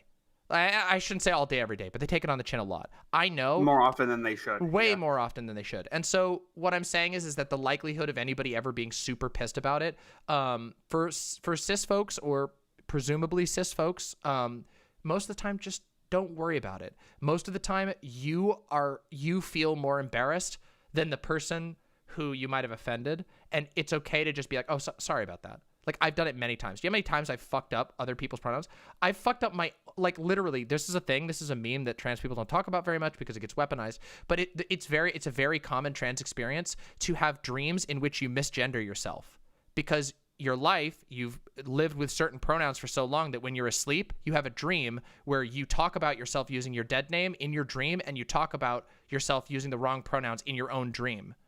And it's not because of any. That makes a lot of sense. Yeah, it's not even like it's super common. It's super common. It's not anything because of essentialism. It's just you've done it your whole life. And I've had this happen many times in my dreams. Actually, it doesn't really happen anymore, but it used to. For years, that was the case, where I would have a dream, and in my dream, I'd be buying a hot dog in my dream or something, and they would go, sorry, name for the order, and then dream me would just, because it's just automatic, like, would just say my old dead name. And it was like fucking weird, and I would think about it in the morning and be like, oh, that's cringe. Does that mean I'm not trans? Nah, it's just fucking random shit that happens. Our brains are imperfect. But yeah, Exactly, if you ask trans people, if you go ask trans people on a trans forum in good faith, like, they'll tell you all about that. Yeah. Oh, yeah. People try to find edge cases all the time, and it's super cringe. I guess the main question I have is, if there's somebody that uses neopronouns and you call them they, them, is that misgendering to you? Well, is that what you would call that? No, I don't think so in general. Like, I would call cis people they, them. Like, I do that regularly. Well, that's what I say as a catch-all. Like, okay, this is the situation that I use like this. Imagine, like, I use she, her pronouns. I really prefer she, her pronouns. I am a non-binary trans woman. I just prefer she, her. Like, I prefer being femme. And that's fine. But there are a lot of people who will aggressively they, them me. And usually it's usually not a right winger, but it'll usually be like a sort of right leaning lib or TERF. That happens a lot. And they don't want to grant me the she, her. So they'll only use they, them, even though it's obvious, even though I've gone out of my way to make sure they know that it's she, her. That sort of thing, people do that. And so I would say that if somebody is like specifically, they're like say they're like a Zer or something, okay, and that's the pronoun they really like, just try your best. And if you fuck up a few times, they're probably not even going to care. And in fact, if you try and you nail it a couple times, it'll probably make them feel really good. So there's a benefit to it as well. And the thing is, here's the cool thing. This is what I always think about. This seems like a very silly argument, but for somebody like myself who loves sci-fi, I'll be way ahead of every other human when it's time to learn about the aliens that have 15 genders. And I'll be able to pick it up like that, and they're gonna be like, all right, this bitch Demon Mama, she's a candidate to be our interstellar emissary. We'll beam her up, give her some cool cybernetic enhancements. She's totally ready. So yeah, I think about it like that. All right, you get those neopronouns down. When the aliens come, you're gonna be a prime example to be like brought into alien society. Which, hey, that seems cool as fuck to me. So. That's a silly exercise, but come on, you got to admit it's kind of cool, right? Yeah, for sure. Yeah. So I think that's all I wanted to say. All right. So thank you. Yeah, absolutely, Mortimer. It was wonderful talking with you. Yeah. By the way. Yeah. If your moral system means that everybody's morally bad, it's fucking useless. I agree. agree. Okay. I literally agree with you. Yes, that's the thing I was trying to get at. It's true. If your moral system determines that every single person is a sinner, you've just recreated the worst version of Christianity possible, and you don't even have a Jesus to forgive you. Sucks. I agree. Thank you, Mortimer. Thank you. Oh, it was such a good ending. Thank you, Mortimer. All right. Snowfison, get in here. Let's get Snowfison in. Snowfison. Snowfison. Hello. Can you hear me? Hello. Yes, I can hear you. Okay, I got a new mic. Is it any good? Yeah, it's great. Pronouns? Yeah, he, him. Okay, excellent. That's what I thought, but I wasn't sure. I don't always have the best memory. Excellent. Snowfinson. All right, what can I do for you? I know you want to argue about gun control, I think? Yep. So here's the thing. I think that guns are overall a negative for society, and I think it'd be best if we did our best to eliminate them as much as we possibly can. And I don't really see the idea of community self-defense or self-defense in general being a good or like valid reason to be anti-gun control. Okay, so I by and large agree with the first part. The second part I would contend a little bit, and here's the reason why. Okay, so I agree that universal disarmament would be super good. And in fact, I think that, and this is actually the same argument I have for nukes, by the way. I think that the only rational path forward is for every nation and people on Earth to recognize that that the existence of nukes anywhere where it's out of the control of the entire population of humanity is a risk to all of humanity. Because here's the thing, and I'll explain this and I'll tie it to the guns in a second. With nukes, if one country has nukes, everybody else has to live in fear of that country. That country rules the world. If two countries have nukes, well, those two countries could do mutually assured destruction, which could destroy the rest of the world, but you basically have to play nice with that country or the other country. Yeah, and everyone still lives in fear. Everyone still lives in fear, and you can go on forever. Now, you could say that everybody should have nukes, but once everybody has nukes, well, then there's a huge problem of that, which is the fact that there's a fuckload of nukes sitting around, some of which are going to be really low quality, some of which might get detonated. We've almost had a lot of accidental detonations, which would most likely result in mutually assured destruction. So, my argument is that at the end of the day, the only rational way to solve this problem is for all nations to mutually agree and make a Earth-wide concordance that says none of us will have nukes. And the only nukes that will exist, I've said as a gimme, I say we build a giant Antarctica silo that has a code that requires a handprint from a designated representative of like all of the countries on Earth or something like that. Some crazy, I'm sure that the crypto nerds out there can come up with a better solution than this, but that would allow you to unlock it in the case of a hostile alien invasion. But other than that, all of humanity would benefit from no humans having nukes. And I feel much the same way about guns, right?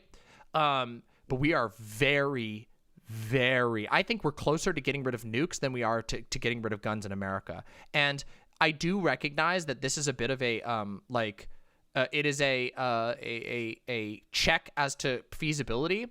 But in my opinion, first of all, I know for a fact that most Americans will not give up their guns. So if we do a mandatory buyback program, that will almost guarantee a civil war. I actually genuinely believe that. If you spend pragmatically, it probably wouldn't work too well. Yeah. So, but I do believe that there are programs like non-mandatory buybacks, incentivized buybacks that can do a good job at slowly reducing the amount of guns that we have in America. Right now, we have a fuckload of guns, and most of them are held by right-wingers. But until then, I do believe that there is a benefit in communities that are diverse, that are good and strong, that are not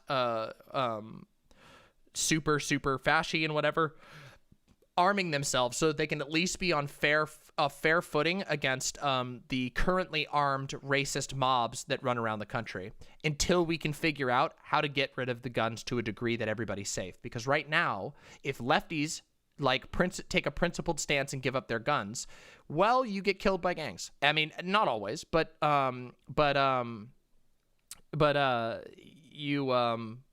you run into different issues, right? I mean, like for example, like I know there's not like a plague of white nationalist gangs invading neighborhoods, but let's be real. Actually, there is, but it's just, you know, I don't like talking about it because it. Yeah, but I mean, I don't know. I haven't heard any like statistics on this. I'm still kind of iffy on whether or not this is like as wide. The white nationalism is obviously a widespread issue, but if like the gangs of white nationalists coming into communities that are very like, I can't think of the word. I can tell you about one. Do you want to know a predominantly white nationalist gang? Yeah. There's this one I'd love to gang. hear it. It's called the Hogs. They're really, really infamous. Not a lot of people don't recognize they're a white nationalist gang, but they totally are. The Hogs often show up, and they often specifically, almost exclusively target neighborhoods full of LGBTQ people, brown people, Chinese immigrants, immigrant communities in general, Jewish neighborhoods. All throughout history, an overwhelming amount of data showing that the gang, that this plague of a white nationalist gang known as the Hogs, often target unjustly, completely unjustly, and ruin these spaces. Now, I'm not saying that at all that people should just like shoot at the Hogs. That's ridiculous. That would be war in the streets. However, it is true that the Hogs, being very, very cowardly creatures, will, if they know a community is a community that happens to be, you know, pretty well organized and heavily armed, well, it's not so easy to go push your weight around, is it? The Hogs aren't as successful if that's the case. So, and I don't know how much data exists, but we certainly have historical precedent about this. There are literal times in American history in which citizens' militias, largely the Black Panthers, actually basically became the local defense force because the police would either... Sorry, not the police. I meant to say the Hogs gang. The Hogs gang would literally not go into neighborhoods because they just didn't want to police them because it was a ghetto. And so there would be nothing. And so instead, armed lefties usually would take up neighborhood watches. And the times that the Hogs gang would go in, they would often do so with the goal of taking out civil rights leaders. Like, maybe not directly, but arresting them or finding something that they could get them on. We all know about the well-documented fact that many, many Black people in the 70s and 80s were arrested, and then they would shoot them and sprinkle cocaine on them. That was a well-documented phenomenon. So I think that it's a very real problem. And while I acknowledge that this is not a perfect solution, that I would much prefer to have guns off the street and the police significantly disarmed. I mean, the Hog gang significantly disarmed. Let's be real.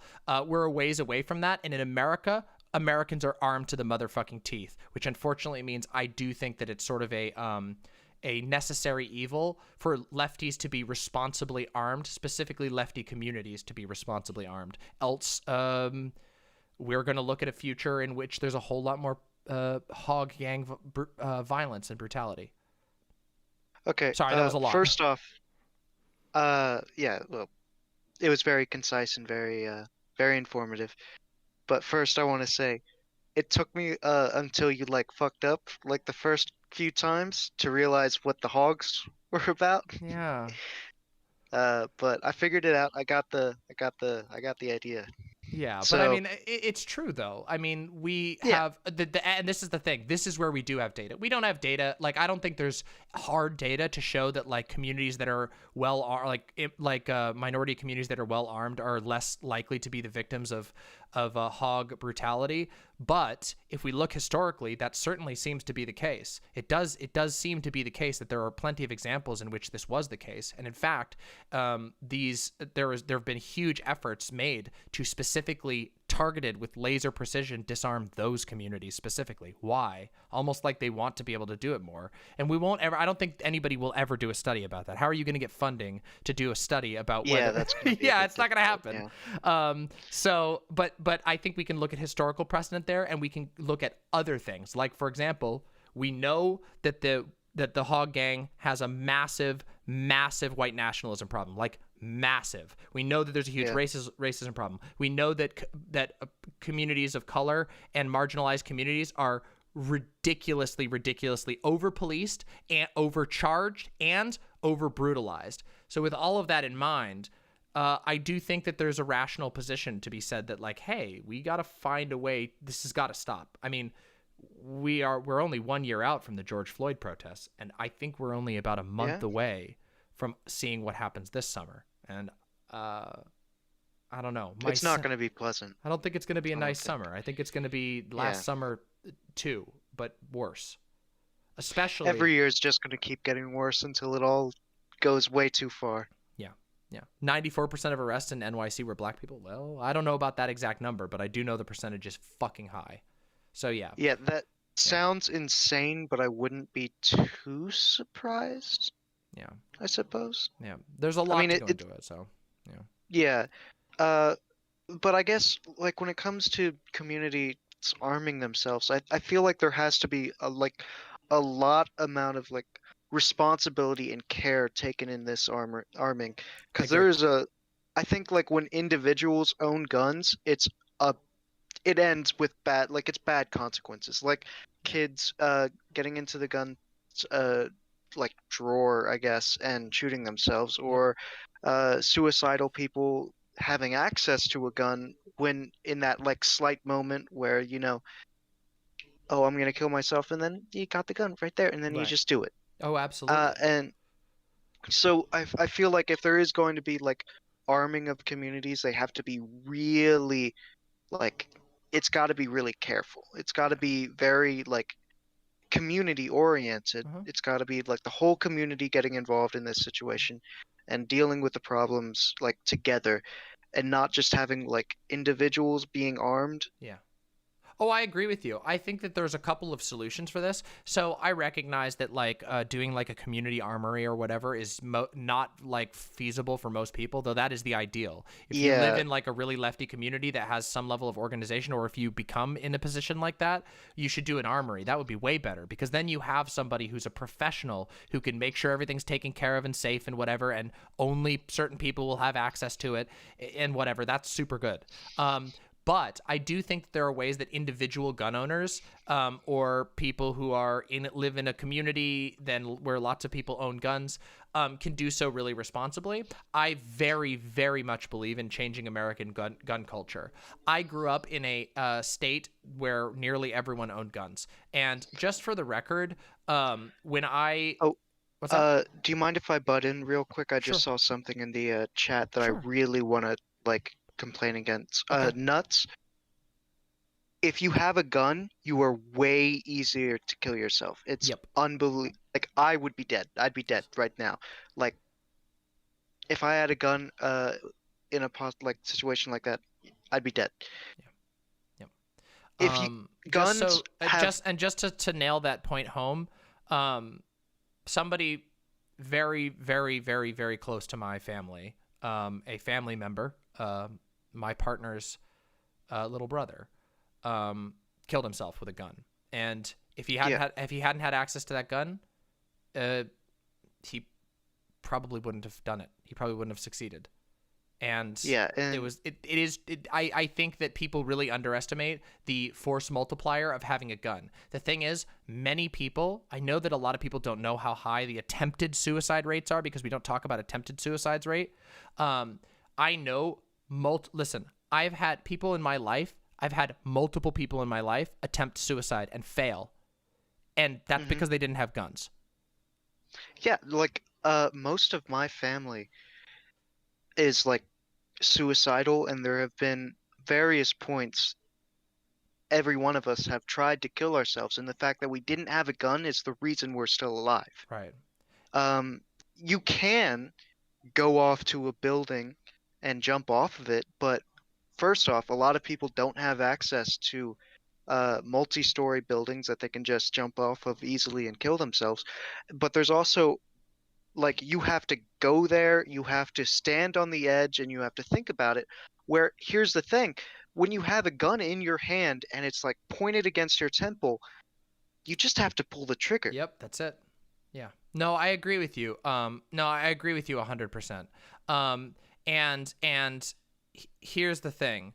Yeah, I agree with you 100% on this. And here's one of the things I've said. I don't know, you know, I know you watch my stuff a lot, but I don't know if you've ever heard me talk about this before, but I've talked about how if you're somebody who struggles with depression or suicidality, just don't get a gun. I promise you, it's the benefit is not that much. When I talk about gun ownership, I mean on a systemic and communal level for responsible people to own guns. For example, like I can think of a lot of people who I don't think should own guns. If you have somebody in your house who's suicidal, just don't own a gun. And if someday, maybe down the line, they're super stable for a long time, you can do that with a safe that is locked so that only the people who don't have struggles with depression or suicide can have access to it. I believe in changing American gun culture. I grew up in a house where my gun nut father, who's like a crypto Nazi, hid guns like all over the place. I mean that. Like there were movies in his movie, like VHS tapes in his VHS rack that when you slid it out, it would be a VHS with a gun hidden in it. Like the VHS was cut out. He cut out the middle and took all the tape out and hid a gun in there, and then you slid it in. It was super that's dangerous. Almost impressive. Yeah, it is. Honestly. I mean, he had a hollowed out book. He had a pocket in the back of one of his couches where there was a shotgun. He had all kinds of stuff. I mean, just guns everywhere. It would have been super dangerous, super dangerous. But you don't have to. That's not the only way to have guns. You can have a gun safe. You can have gun locks. They make fingerprint gun locks now that you can get off like that, but it's only your fingerprint that can do it. They have fingerprint gun safes, and we're not like the situation. Nobody needs a gun to be American John Rambo. Like, you know, the guy breaks into your house and you blow them all away and then you're the hero and your wife wants to fuck you again. That's not what the reason that I would advocate for gun ownership. Responsible gun ownership can be really cool because you can practice and it's a skill you can do, and also you can contribute to making your community more safe on a broader scale. But you got to do it responsibly, and taking things like gun safety courses, making sure you actually have secure storage for your guns is like super important. Yeah. Again, when it comes down to all of this, my biggest concern is largely the suicide thing and people having them responsibly.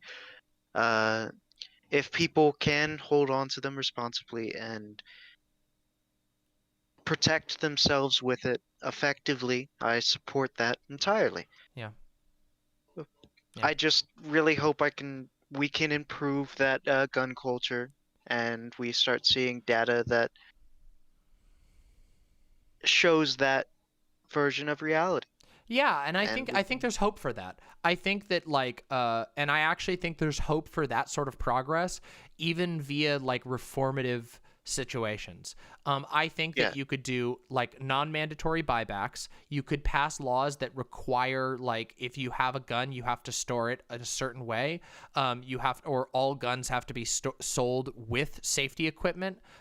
You could make it like the government could do like free gun safety courses. In fact, they do that in a lot of places. In a lot of states, you can get like a tax rebate if you are a gun owner who does gun safety course. There's like a whole bunch of stuff like that. And there's a whole bunch of ways that you can do this that would start to lower the amount of guns we have in America, that wouldn't tick off the militia types, because the militia types are going to go hog wild, and we might have to deal with them anyway. But if you were to try to do like a Australia style like mandatory gun collection program, we would have a civil war on our hands. I mean that. I genuinely mean that. Our gun culture wouldn't support that. Beyond our gun culture, our general culture wouldn't support that. I guess guns are just kind of part of our thing, you know? We're stuck with it, unfortunately, as bad for as the near that future. is. Well, I mean, and that's the thing. Like, it's the problem with this is the thing. We should have never let it get to this point in the first place. But unfortunately, we did. The NRA has run wild for like 30 years, and they're terrible. They're fucking terrible. But yeah. Anyway, Snowfinson, thank you so much for coming on. Like, always love talking with you. And this was super good conversation. Was there anything else you wanted to hit me with before you go? And we gotta do some music. Ooh, can't wait for that. Just definitely gonna be listening to that. I guess the real way to solve gun culture in America is replace it with swords. sword culture. Hey, you can do a lot of damage with swords, okay? You know what they say about a gunfight? A gunfight versus a knife fight? In a gunfight, I don't know. One person ends up in the hospital. In a knife fight, both people end up in the hospital dead. So, yeah. Okay, maybe. How about an axe culture? Ooh, I like that. Battle axe versus chain mace, stuff like that. Yeah, let's do it. Let's bring it back. The trebuchet warfare. Yeah, let's. Yeah, I'll agree culture. to Tyler. What was the name? Bluntman. Tyler Bluntman's universal proliferation. If we cap the era of warfare off at like the medieval, like early medieval, so you can get you can construct trebuchets legally. You can construct pots of Greek fire, logs with nails in them that you can roll down a hill. You can build like little pits with spikes in them if you want to, and go to war with your neighborhood, but nothing beyond that. Yeah. Yeah, no guns, no tech beyond like medieval era. You start getting into like advanced pole arms, that's the cutoff point. No advanced pole arms. No fucking. You can get a crossbow at max, and it has to be like a crank crossbow made out of iron so that it rusts if you leave it out in the rain. None of this fucking advanced triple shot ballistae or anything like that. Yeah. That shit better take like at least 5 minutes to reload. Yeah, exactly. You have to sit there and go, fuck, fuck, God, fucking damn it, as the enemy's like, Yeah. Amazing. All right, Snowfinson, thank you so much. I'll talk to you soon, all right? Yeah, wonderful talk. Yeah, have a good night. Kaboka! It is time. For everyone who is viewing, we are having on the incredible Kaboka, who has premiered an album for us. Okay? Well, Kaboka's muted right now. Wait, okay, hi. Hello. Can you hear me? Kaboka, what are your pronouns?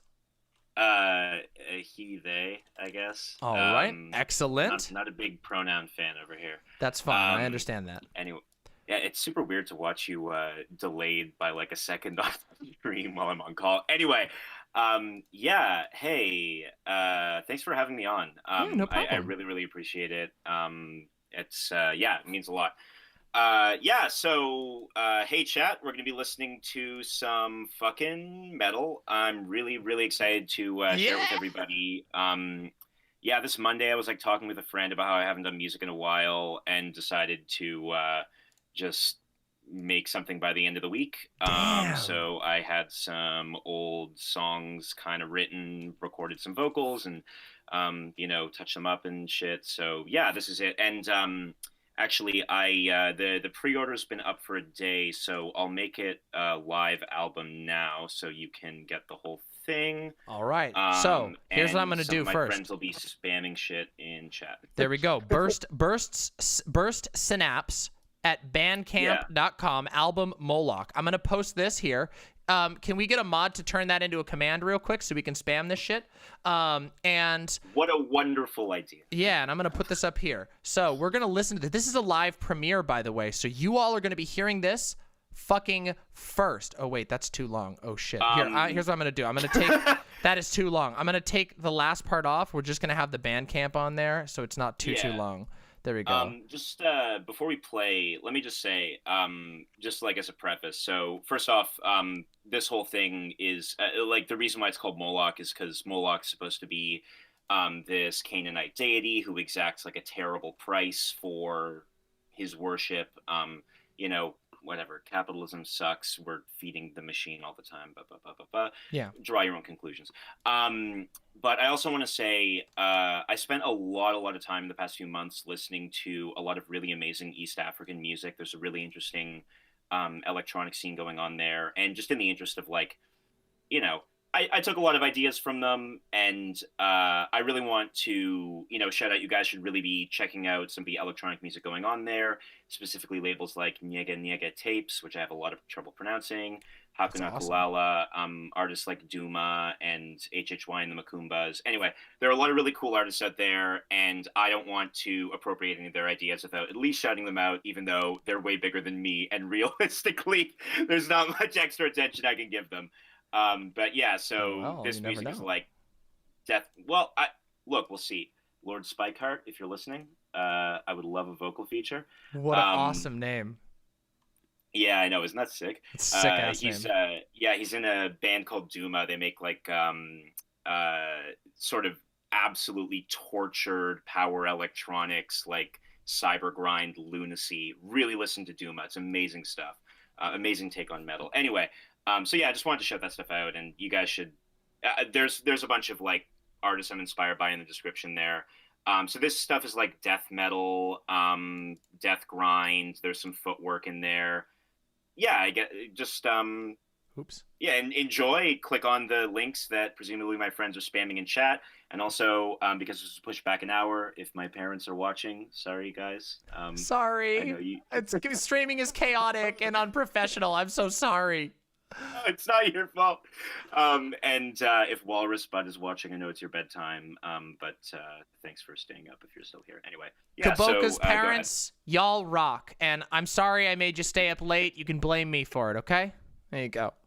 Okay. All right, so this shit rips, everybody. I hope you're all ready to have your fucking soul torn up because this is fucking awesome, all right? So sit down, get ready to fucking listen to this. All right, first track, Aimless Roar by Burst Synapse. The band name, right, or the artist name of our own, very own Kaboka. Am I saying your name right, Kaboka? I always say it that way, but I don't know if that's correct. Yeah, it's actually kabocha. Kabocha? Named after a kind of Japanese squash, but it's sort of like where you meet someone cool and they mispronounce your name and you're like, no, don't do that. If I listen, chat. Listen, if I ever mispronounce your name, just tell me, please. I'm always gonna fuck it up. I listen. In the world of streaming, everybody has usernames from a million different things. I'll never be able to pronounce everyone correctly. Don't hesitate to correct me, okay? Thank you, please. I know, but it's been so long, and now Kabocha. I think it's like it sounds kind of nice. I mean, it so- does sound kind of cool though, doesn't it, Kaboka? That's kind of cool. Yeah, you know what? You guys can call me whatever. You can call me kabocha. You can call me kaboka. Just make sure you call me, okay? Wait, slice of onion. It'd be funny if I pronounced your name wrong. Yeah, a slice of onion. All right, let's do this. Let's listen. Let's listen to Aimless Roar. It's got to load. What? Why is it? Here we go. Sorry, I'm trying to make it play. Why is it doing this? Okay, hold on a second. I'm gonna fix this. Okay, that was really, really bad. But I have it here. You need help with Bandcamp. Yeah, Bandcamp isn't playing. Why is it not playing? I don't even have the blocker on or anything. Why won't it play? I'm such a boomer. I'm so sorry. Hold on. I think I can download it directly real quick. Yeah, Watch guys, it. we crashed the site. There was too much support. Wait, it actually could be that. I don't know. Hold on. Let's see. I'm going to download it right now. We'll solve this in just a second. I'm so sorry. I'm so sorry. I should have done this before, but I didn't think the site was not going to work. This is the most streamer moment ever. I'm so sorry. This is the most embarrassing. But watch, it's going to rip enough that it won't matter. Okay? Let's do this. Here we go. All right. Okay, cool. Yeah, guys, recombo. I want a record-breaking recombo, all right? Do it! Let's get headbanging. Let's get monkey gang, grug, headbang. Let's go, okay? Let's do it. Here we go.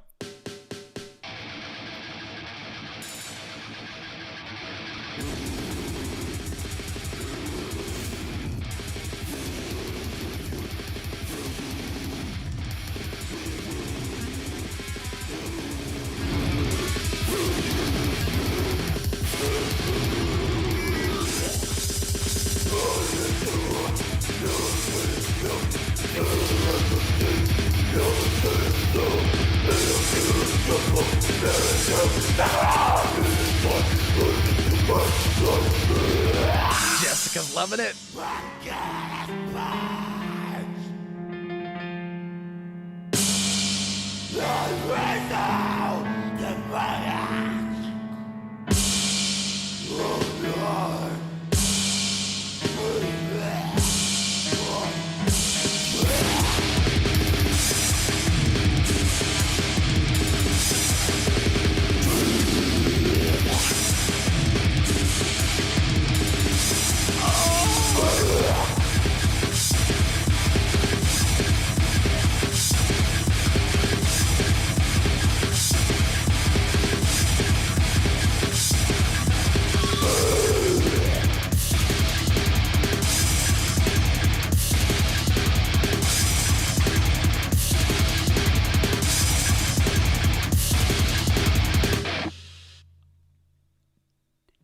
Damn, did I not tell you that rips?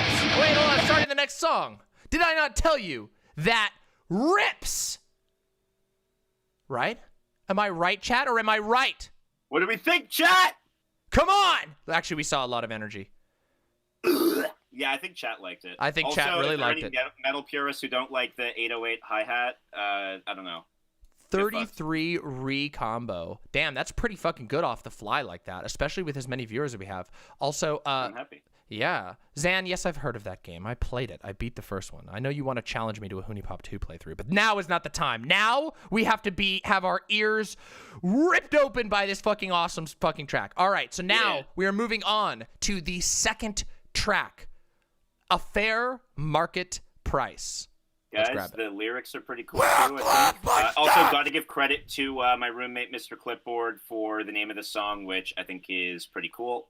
So anyway, Aimless War was out yesterday, but this one has never been heard before by the wider public. So I hope you guys like this one's a lot different. You all get to enjoy the premiere. Here we go. We're glad by steps, not by words.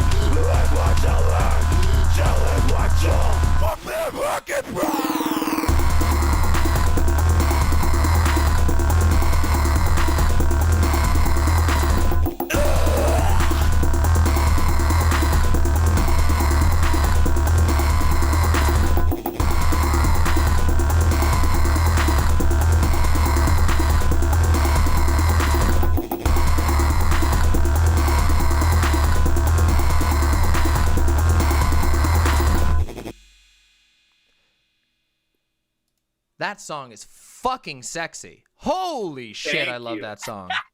Whew. That is fucking... Did I not tell you this shit rips? God, that was so good. Everything from the bit crushing. I don't know if that's the right term for it, but I can't think of the right term right now. There was some bit crushing. There was some bit crushing going on there. Yeah, I used like a bunch of new production techniques on that one, and like I've always wanted to mix together like all the different kinds of music that I like. I'm really happy I got I hope the bongos sounded menacing, chat. Chat, did the bongos sound menacing? They were awesome. I fucking loved them. That was like probably my second favorite part of the song. I really love the bit crush. What was your favorite part of the song? I love that. Well, I mean, come on. There's the latter quarter of the song where the song really hits its groove and it's like fucking wild as shit. That was the part where I was like, oh fuck, like this is my vibe right here. I love that shit. I really appreciate you saying that a lot. Yeah. Guys, okay, so, or not people of all genders in chat. Imps. For real, imps. Thank you. I started making music around the beginning of quarantine. To be fair, I've been doing piano since I was a kid. And I listen to a shit ton of music, so I have a lot of this stuff bouncing around in my head. But basically, I got a completely legal copy of Ableton, and just started making this stuff about a year ago. If you want to make music, go for it. Like, for real. There's a lot of really interesting communities out there that'll support you. Also got to give a shout out to a new Cybergrind Discord server that I got invited to recently called Big Money Cybergrind. Damn. Big Money! Yeah, so if you like this, I do have a back catalog as well. I do not think it's as good as this. Like, this is definitely my best stuff so far, but I am planning on releasing at least something every month on Bandcamp Friday. Yo. So there'll be more shit. If Demon wants to premiere more, I would be down for that. You know it. You fucking know it. Okay, thank you. You know I'm here for this fucking hard-ass shit. I love it. Yeah. I'll also say, more tentatively, there may be a monkey-themed, head-empty, grug-core kind of band on the horizon, but I can't say any more than that yet. Oh, damn. Yeah, if you want to be part of Gorilla Gang, but you don't like infrared, perhaps this would be the album for you. Hell yeah. Listen, that's I awesome. gotta say, Infrared seems like a terrible person, but my roommate and I can't stop like saying Gorilla Gang because his branding. The Gorilla Gang. So ridiculous. Gorilla Gang. Yeah. Listen, They're gonna take you down, Demon Mama. As you know, as a longtime member of Team Monkey, I can get behind the monkeys work together, the monkeys crunch together. I love my monkey energy. Yeah, and if anyone in chat wants to collab or anything like that, you can hit up my Insta DMs. I'm Burst Synapse Grind on Instagram. I'm happy to talk to people about music or make music together or whatever. Whatever. It would be fun to build like a cozy little fan base of monkeys who want to be strong together. You know. Yeah, and smash shit up for good, Yeah, for the good, in the good direction. Yeah. Yeah, that's the fucking energy we need. That's the energy we need going into the future. We've been through dark times and we're still in dark times, but we need fucking monkey energy. Yeah, I feel that. That's what death metal's about. It's about life, you know? It's about looking death in the face and saying, "No, I'm gonna live." Yes, that is exactly the type of energy I'm talking about. And I love that we chose to do this at 10:18 my time, because this is the best time to get amped up. No, but seriously, I am so happy we got to listen to this together. I told you, chat. I told you these songs fucking rip. Did I not? I've been saying that all day. So, yeah. And they do. So, make sure, I know we got a lot of imps watching right now. And guess what? It's Bandcamp Friday still for another couple hours, which means all proceeds will go to the artist and not to Bandcamp. So if you want to support our own Kaboka Burst Synapse, then you jump in there and you fucking get this music. By the way, it's a great time to start buying music on Bandcamp, because buying music on Bandcamp is way better than fucking listening through Spotify or whatever other stupid bullshit. Okay? Yeah, here. We got it here. It's right there. Yeah. Wait, please support other artists too, for sure. And I'll also say someone who I did a split with last year, Chop. That's actually his project name. Nice. He's kind of blowing up a little bit. He's at chop7times.bandcamp.com. Whatever. Just look at a lot of chops. I see that in the recommended. Out next. Yeah, exactly. His debut album is coming out next Friday. It's going to be called Tarantula Daydream, I think. I'm really hyped for it. So I definitely want to shout him out because he gave me a little bit of a clout boost last year. We still talk a lot. So, hey, if you're watching to, shout out my dude. Anyway, yeah. We have a request from chat. Can you give us a trans rights and trans thriving in your best heavy metal voice? Okay. Wait. How deep? Do we want to go or like I can do a lot of them. I'll do my best. All right, hit us with it. Okay. Trans thriving. Yes. Is that not the energy we need here? The energy that is the fucking demonic energy that we fucking need right now. Listen, I'm here for it. It's fun as fuck at a protest to say like no justice, no peace, no racist police while sounding like Corpse Grinder from fucking Cannibal Corpse. Listen, people listen, okay? People have talked about protest bards, you know? Yeah. Protest bards of many types. You have no idea how incredibly intimidating and powerful a protest bard can be. Okay? Listen, I'm just going to tell y'all firsthand.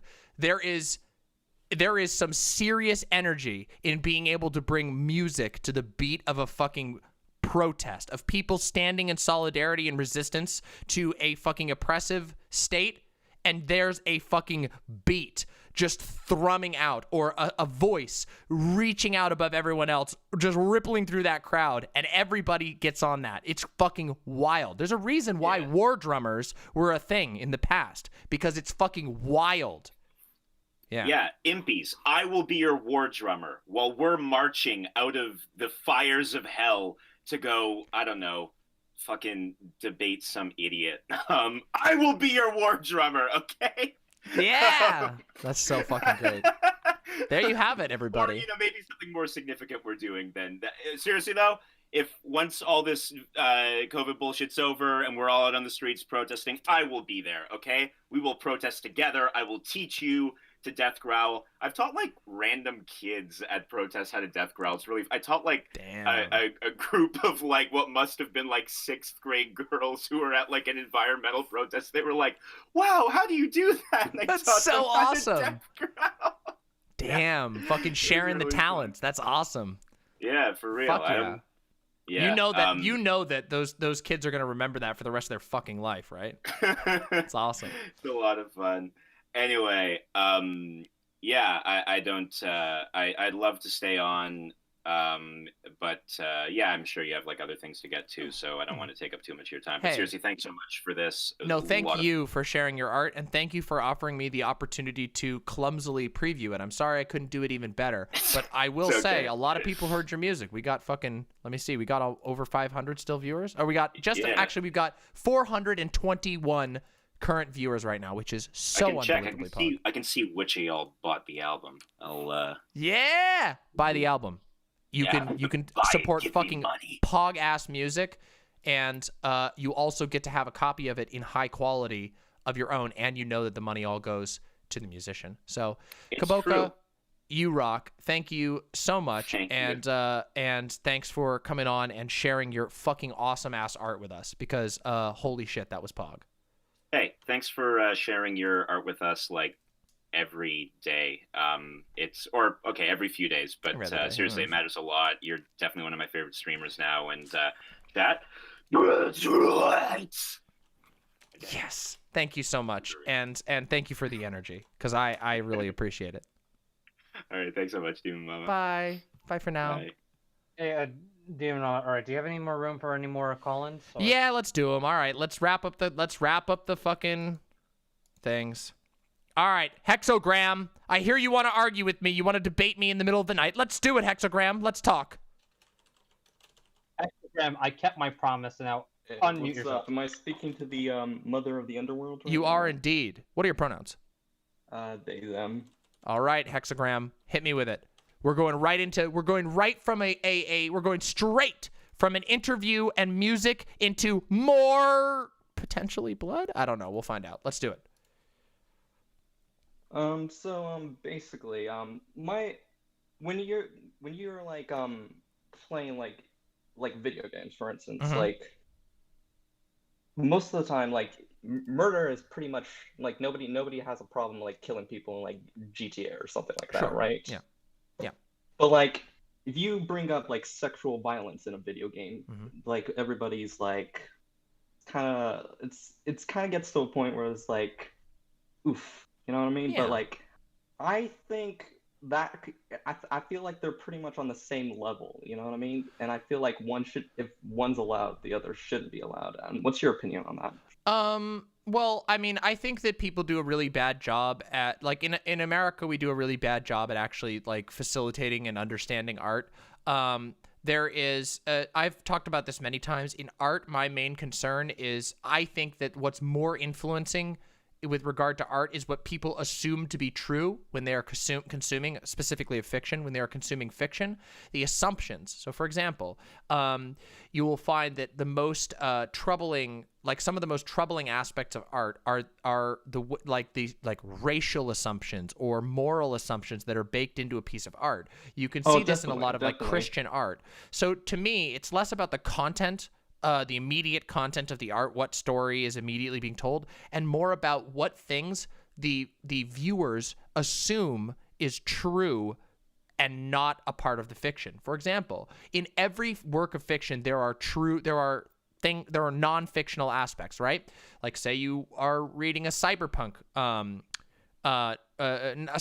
novel. Well, there's going to be things that are normal, like there's going to be things that are real in that universe. There are going to be human beings that are analogs for us, most likely. There's going to be words that we recognize, facets of society that we recognize, ideologies that we recognize. And the best works of art challenge the assumptions that we bring into them. But there are a lot of books that just reinforce assumptions. I mean, there's a whole market of like Christian right-wing novels about, you know, suburban Rambos shooting Antifa, and it's not really the problem that I have with those books isn't so much like that they're writing about shooting people, because lots of books have the shooting message people. they're putting specifically, right? It's not even just the message, because who knows, the message of the story might be like you should defend your family from bad people, but the assumptions that they've baked into it is that, well, yeah, Antifa are the bad people. Antifa are bad. They're okay to be the villain, and that might never be challenged. So your view would be basically like, if you're gonna have like a story with sexual assault, it should be clear that the person is like the villain, or like not necessarily that they're the villain, just that okay, here's an example. Sorry, some people are going to get mad about this. A lot of media, the one that we all can think of is anime. A lot of anime have sexual assault in them, and they don't frame it like that. It'll be like a guy falling over and accidentally squeezing the breasts of a woman, and he's like, "Uh-oh, I'm so nervous. I'm squeezing her breasts multiple times. Oh God." And then that's just like played off as like, "Oh, that's a normal thing that happens." Do you see how that's like, it doesn't necessarily have to frame him as a bad guy. It's just like the fact that you've baked this in as like a fact of your universe, that this kind of thing happens all the time, is like really weird. Let me give you a great example that highlights this. I want to find a better way to word this, because I've talked about this a couple times and I feel like I don't always have the right words. But let me give you an example. This right here is a Bible, right? There's a load of fucked up shit in this book, right? There's like all kinds of stuff about killing and genocide and fucking wild shit all over the place in this book. So is there in Lord of the Rings, right? Lord of the Rings has a lot of bad shit in it. People get crushed by monsters, their heads get cut off, all kinds of stuff. But I think we can argue that the Bible has probably done more harm to the planet Earth than Lord of the Rings has. Oh, definitely. And what's the reason for that? Well, when people read this, they usually assume that everything in it is true. And that's a big problem, right? People don't see this as a work of fiction. So imagine you pick up The Lord of the Rings and somebody tells you this is true. Suddenly you have a dangerous book on your hands, right?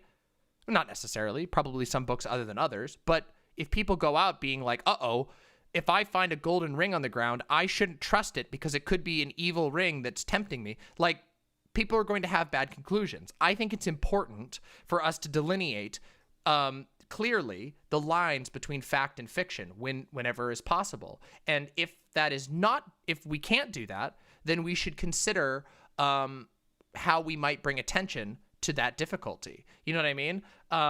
I tend to think that there is room for all sorts of detestable, disgusting, like morally reprehensible, well, I don't know about morally reprehensible, but reprehensible art. You know what I mean? I mean, fuck, the book Lolita is like still taught in schools in some places. Yeah, it's pretty, the book's pretty, that premise is pretty fucked. Yeah, the premise is fucked, but I mean, I think there's stuff that you can learn from it, and I think that it could be a perfectly fine book, a perfectly fine piece of literature. There are way more fucked shit out there. Like, imagine this. Here's an example. Here's an extreme example that a lot of people will be squicked out by, okay? Imagine somebody is super, super, super into, like, you know what CNC is? Are you familiar with CNC? No. Can Okay, you describe it? CNC is consensual non-consent. Okay. Oh yeah. It's basically like the type of people who are like, I want my husband to dress up as a burglar and one night when I least expect it, burst into the house and kidnap me and fuck the shit out of me. Okay.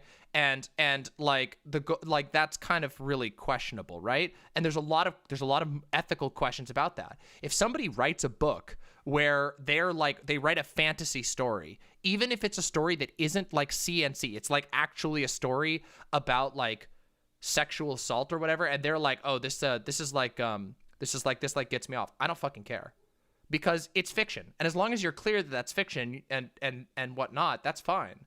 I think there is room to criticize such works, but I don't oppose distasteful or bad works from existing, or I don't think that they shouldn't exist. I just think we need to do a really good job about delineating the differences between fact and fiction, and I do think that books like the Holy Bible that are taught as facts can become particularly dangerous, because there's a whole lot of things in here that if you assume it as 100% fact is pretty troublesome. I mean, I would agree with that, but like, I'd also say like I just found something I didn't know I had.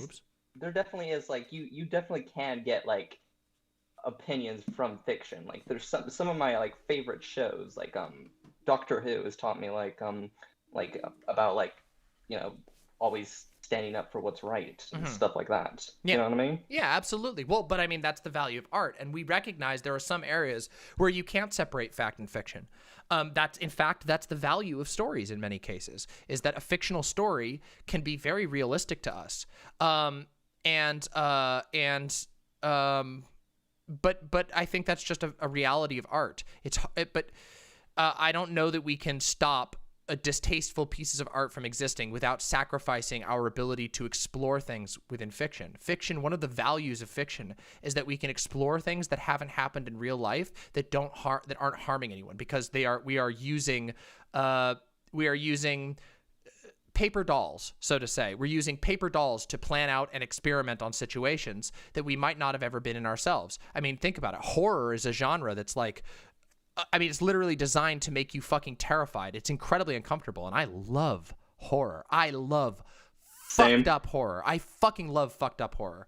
And that's not because I'm actually like a person who gets very terrified. I've had, like, for an example of this, like I've had nights where I've been up at night, like with my eyes like this, thinking about like the worst situation I could imagine myself in by accident, because of like, you know, your brain starts running, and I'm like, oh my God, what if I went spelunking and got stuck in a cave? And I'm like, oh God, or what, like, oh, or like, God, it's like, oh God, you get nightmare situation. I would never want that. But I fucking love fucked up horror, because it's interesting when we know that it's fiction, when we know that it's not real. It's interesting for us to think about these things, and we can gain a lot of stuff from that. I just think that we should try and delineate that and be responsible with it to the best of our ability.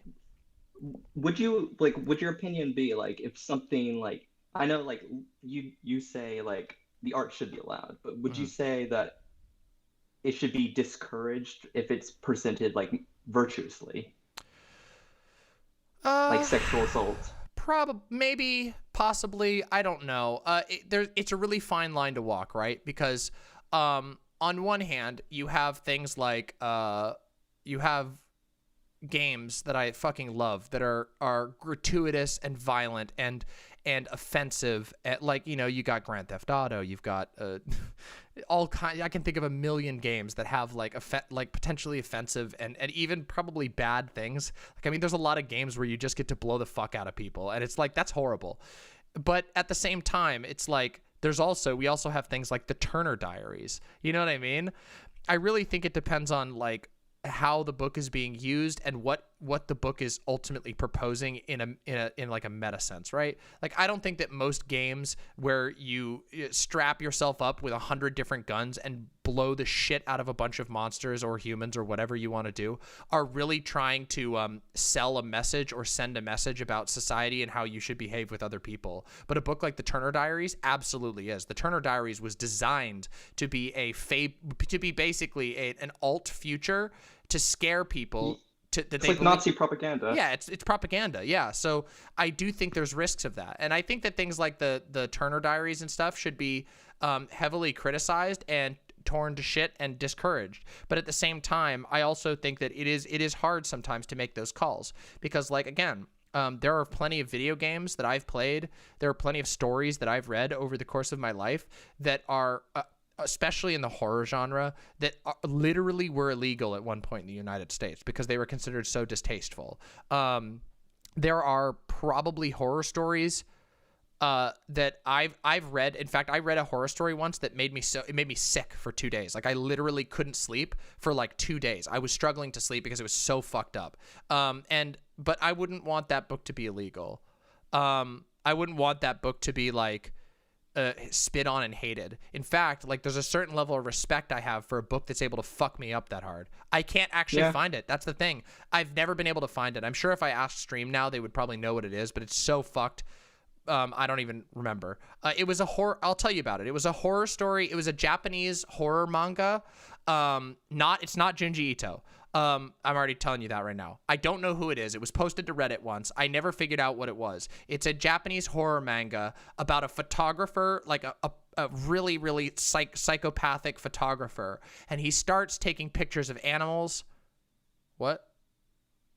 I won't go too far into details. I'm not going into details. He starts taking pictures of animals, and as it goes on, he becomes more and more fucked up and more twisted until the very end, which is so fucked up that like, it actually made me sick, like, unironically. It is incredibly, incredibly fucked. I don't remember what it was called. I haven't been able to find it since the day that I read it, and I like Sounds closed interesting. Yeah, I mean, it's honestly, I feel like, again, it's a book I wouldn't recommend to most people because I have a pretty strong stomach, but it made me fucking feel bad. Like, it actually made me feel bad. It was like a cursed object, and at the same time, I mean, it's not glorified. It's just like, this can exist, and we should, like, I think that there's room for such things, such horrible things to exist. It doesn't, but and I would say that book, even though it made me physically ill, isn't nearly as bad as something like the Turner Diaries, a book which purports itself to basically be a guiding text. You know what I mean? So, yeah, I don't know. It's a really hard question. I think these are things we have to sort of sort out, and we're probably going to need to do more research on to find out what it is that gets people to take things seriously, you know, like I mean, what gets people to take the Bible so seriously? There seems to be a huge scale of people.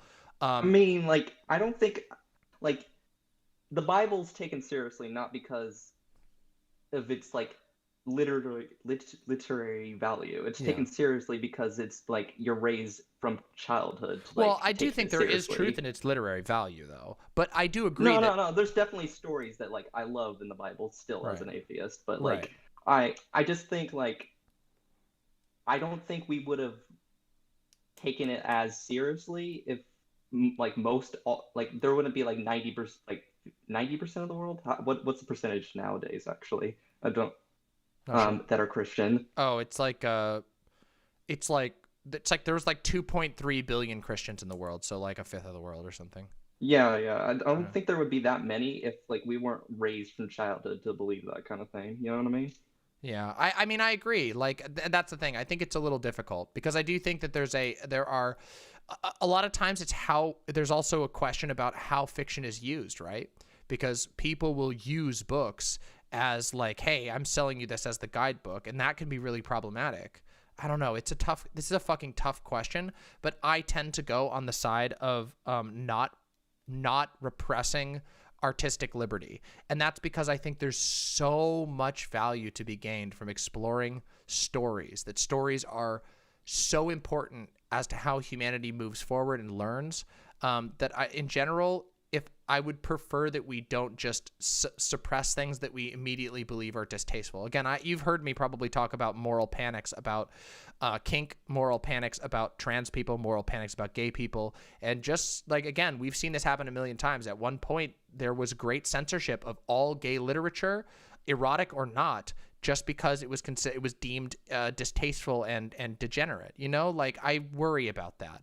And I think that like it is something that we see happen quite frequently in many different societies. We've seen a resurgence of like puritanical approach that refuses to acknowledge that fiction can exist and doesn't do it doesn't necessarily advocate for or encourage the things that are contained within its pages. So again, yeah, definitely. Yeah. This kind of puritanical attitude is also kind of cannibalizing the right nowadays. It is, because like people like Blair White are pretty much like on panels and shit. They're pretty much being like taken, like not taken seriously because like, you know, the values that they propose. You know, you have to be, you know, this gender. You have to be biological sex. You have to be everything. Yeah. And if you're not fit into this mold, then you're not really a human, or you know what I mean? Yeah. Or you're not somebody I want to associate with.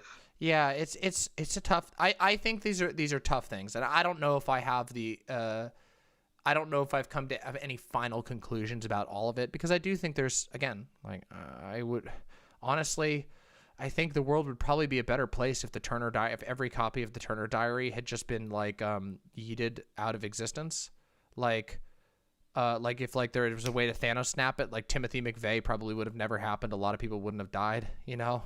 I'd agree with that. But at the same time, it's like, do I really want to make that like a moral rule? Like, Columbine also wouldn't have happened. Yeah, Columbine. Like, they were really influenced by that as well. Yeah. So it's just like, oh God, I don't know. That's really tough. I mean, it's possible that there would have just been different versions, you know, of these books, that stumbled up or whatever. But it's really hard to say, and I don't know. I don't know if there's a clean answer yet. I don't know if I have an answer for that yet. But my general line is that my general concern is that, first of all, I don't want to see people getting like their lives ruined because they wrote like a problematic fic online or something. You know what I mean? Which happens actually, as it turns out. Especially to trans people. Like trans people will like write an erotica story that's like, I don't know. Just think of a problematic thing. It's like, I don't fucking know. Like a character that's an adult baby or something. Who knows? Fucking whatever. Imagine whatever thing that people would be disgusted about, and people will make or you know what's another great example is like people will do stuff that's like it'll be like Goro, like violent. It'll be like super violent, and somebody just gets off to that type of shit, and they're like the nicest person in the universe or whatever. They don't have any interest. It's like their weird kink, and people will just be like, I'm not kidding you. I wish I was making this up, but like this is where actual cancel culture happens. There will be like a mob of people who will harass that person off the internet because they're like they're gonna be accused of doing all this shit when all they did was write a fucking stupid Twilight Guro fanfic. And it's just like, like I get it, it's kind of gross, but it's just like, fuck, like come on, like it's just you just don't like that, okay? Like I agree with you totally. I've always felt like there's been like two kinds of cancel culture. Like there's been like the fake bullshit one that the Republicans usually talk about, and then there's like the purifying like left one, you know, like we have to make sure that the like woke skulls basically have to make sure that everything like meets their exact values, or it's not, you know, you have to be canceled. And I feel like there's basically the word that has kind of lost meaning because you don't know if somebody's talking about like actual cancel culture, or you know, you actually said some stuff about like the JQ and you need to be censored for that. Yeah, and I don't know, like I feel like I need to go revisit like old literature about like mob mentality, and maybe read some of that on stuff so that we can like clean up this conversation about cancel culture, when in reality it's just a lot of mob mentality, a lot of people getting on board with something and getting really fucking pissed about it. And it's easier. Mob mentality works easier when it's targeted at an already stigmatized group. In the past, we've seen this through fucking all of history. It is marginalized folks, homeless people, Jewish people, black people, queer people, trans people. people who are mentally ill, they are the ones who end up being the target of mobs, because as it turns out, it's a lot easier to make somebody have a horrible time when they can't really fight back as easily. And also, if they're kind of weird and you don't really understand them, you can make them out to be a dangerous other, you know? Yeah, I agree with you. Yeah, so this is a tough topic, and it's one that I think it has been, as with many topics, it gets destroyed. It's an interesting topic, though. Yeah, it is. It is super interesting. It gets destroyed by like conservatives weighing in and like making it about like Mr. Potato Head is canceling gender or some stupid bullshit, whatever they're on about this week. They have the stupidest takes ever, and so all of our collective IQ is like dipped ever deeper because we have to sort through. Like, I don't know, conservatives concerned trolling about how they're mad that that Mr. Potato They, or whatever you want to call it, is like a sign that society is degenerating away from biblical values. And then it's just like, okay, like, you know, I don't know. It's so exasperating. It's pretty cringe. I love it. Yeah, it's pretty cringe. Well, hey, I really appreciate you coming on to ask about this. I will admit it's a complicated topic, but just so we have a clean takeaway, my usual take is that, listen, if you have a story you want to tell it. Just be careful about the sort of assumptions you bake into your work, and just remember that people have a right to critique art. And also, it's okay for people to not like art and also not have the artist be completely destroyed. Yeah, so. Yeah. Before I go, I'm just going to say trans rights. And trans thriving. Good night. Yes. Good night, Hexagram. Let's see, do you want to pull in Liz or something? Liz isn't here, but like... Wait, what about... Isn't Pops waiting to get in? Why not? I'll pull in Pops. Pops. Oh, shit. Pop. Pop. What's up, Pops? How can I help you? And what are your pronouns? Hey, he, him. He, him. Okay. All right. Yeah, Elak Kaval, by the way. Yeah, I'll watch that afterwards. That sounds great. I almost forgot I was in here. Jesus Christ. Yeah, it's all good. Yeah, sorry. These things take a while. So, Pops, what can I do for you? So I just I was watching the Hippy Dippy Roundtable, or whatever it's called. Rumble? And that's where I found Rumble. Yeah, that's it. And I was enjoying the argument about private nukes. Mm-hmm. That was fun to watch. And so I came here and I saw you continue to talk about nukes, and you talked about how you seem to think they're a net negative on the world. Yes. Okay. So like if you could snap your fingers, you would just delete all of them. Banish them all. I mean, that would actually probably be pretty good. It would take a while for them to wind up. I mean, ideally, I would much prefer to Thanos snap a global nuclear disarmament treaty, which involves mutually monitoring one another for the production of new nukes, because I personally believe that nuclear weapons have put us in a perpetual state of terror, and it is actually deranging us, and like we're like every generation has lived with like the sword of Damocles over their head. And it's making us go insane and not be able to actually work together at all. And we're going to kill ourselves with all kinds of other things because we can't get away from the fact that we're so scared that one of us is going to nuke the other one. And we have, by the way, we've dropped nukes on other people. It's horrifying. Yeah. So. Oh, yeah, of course. I mean, no one denies nukes are horrifying, right? Right. And I mean, I'd probably agree with like an expansion of the IAEA. I always have trouble saying that. Just to monitor, make sure no one's developing some new sort of nuke. Yeah. But I don't know. I've heard people posit that the presence of nukes in the world has deterred massive countries from waging war on each other. And it might have prevented world wars that could have happened had nukes not been invented following World War II or during World War II. I think so you don't see the mass scale conflict you saw in the early 20th century. I think that's possible. I don't know that conclusion is like 100% sure. I don't know. I think I could be convinced that there's some deterrent effect, but also notice that like television instantaneous communication has also risen up, and a lot of people lived their entire lives in the past, like, oblivious to war. Like, and if you lived in war times, you just had a horrible, horrible time. And but there could be tons of wars going on around you, and you would never even known, because you probably only know the news out of your town and maybe your country at most. Now that's not true. Now we know whenever a war is igniting, somebody's going to find out, and if it's super, super important, lots of people are probably going to find out because of instantaneous communication, video, live audio recording, all kinds of things. So I think those things are really big deterrents as well. But also there are natural deterrents to ground wars, right? Especially we know democracies have engaged in war many times, but I believe that that democracies have the potential to diffuse wars on both sides, specifically in highly culturally integrated democracies that aren't functional ethnostates. I think that highly culturally diverse and interconnected democracies are much less likely to go to war with one another, especially when the cost of war is incredibly high. I do think that there's a possibility that certain border conflicts and stuff are likely avoided. Pakistan, India. Yeah, Pakistan and India. Yeah, and India and China, right? These have probably been delayed because of nukes. But at what cost as well?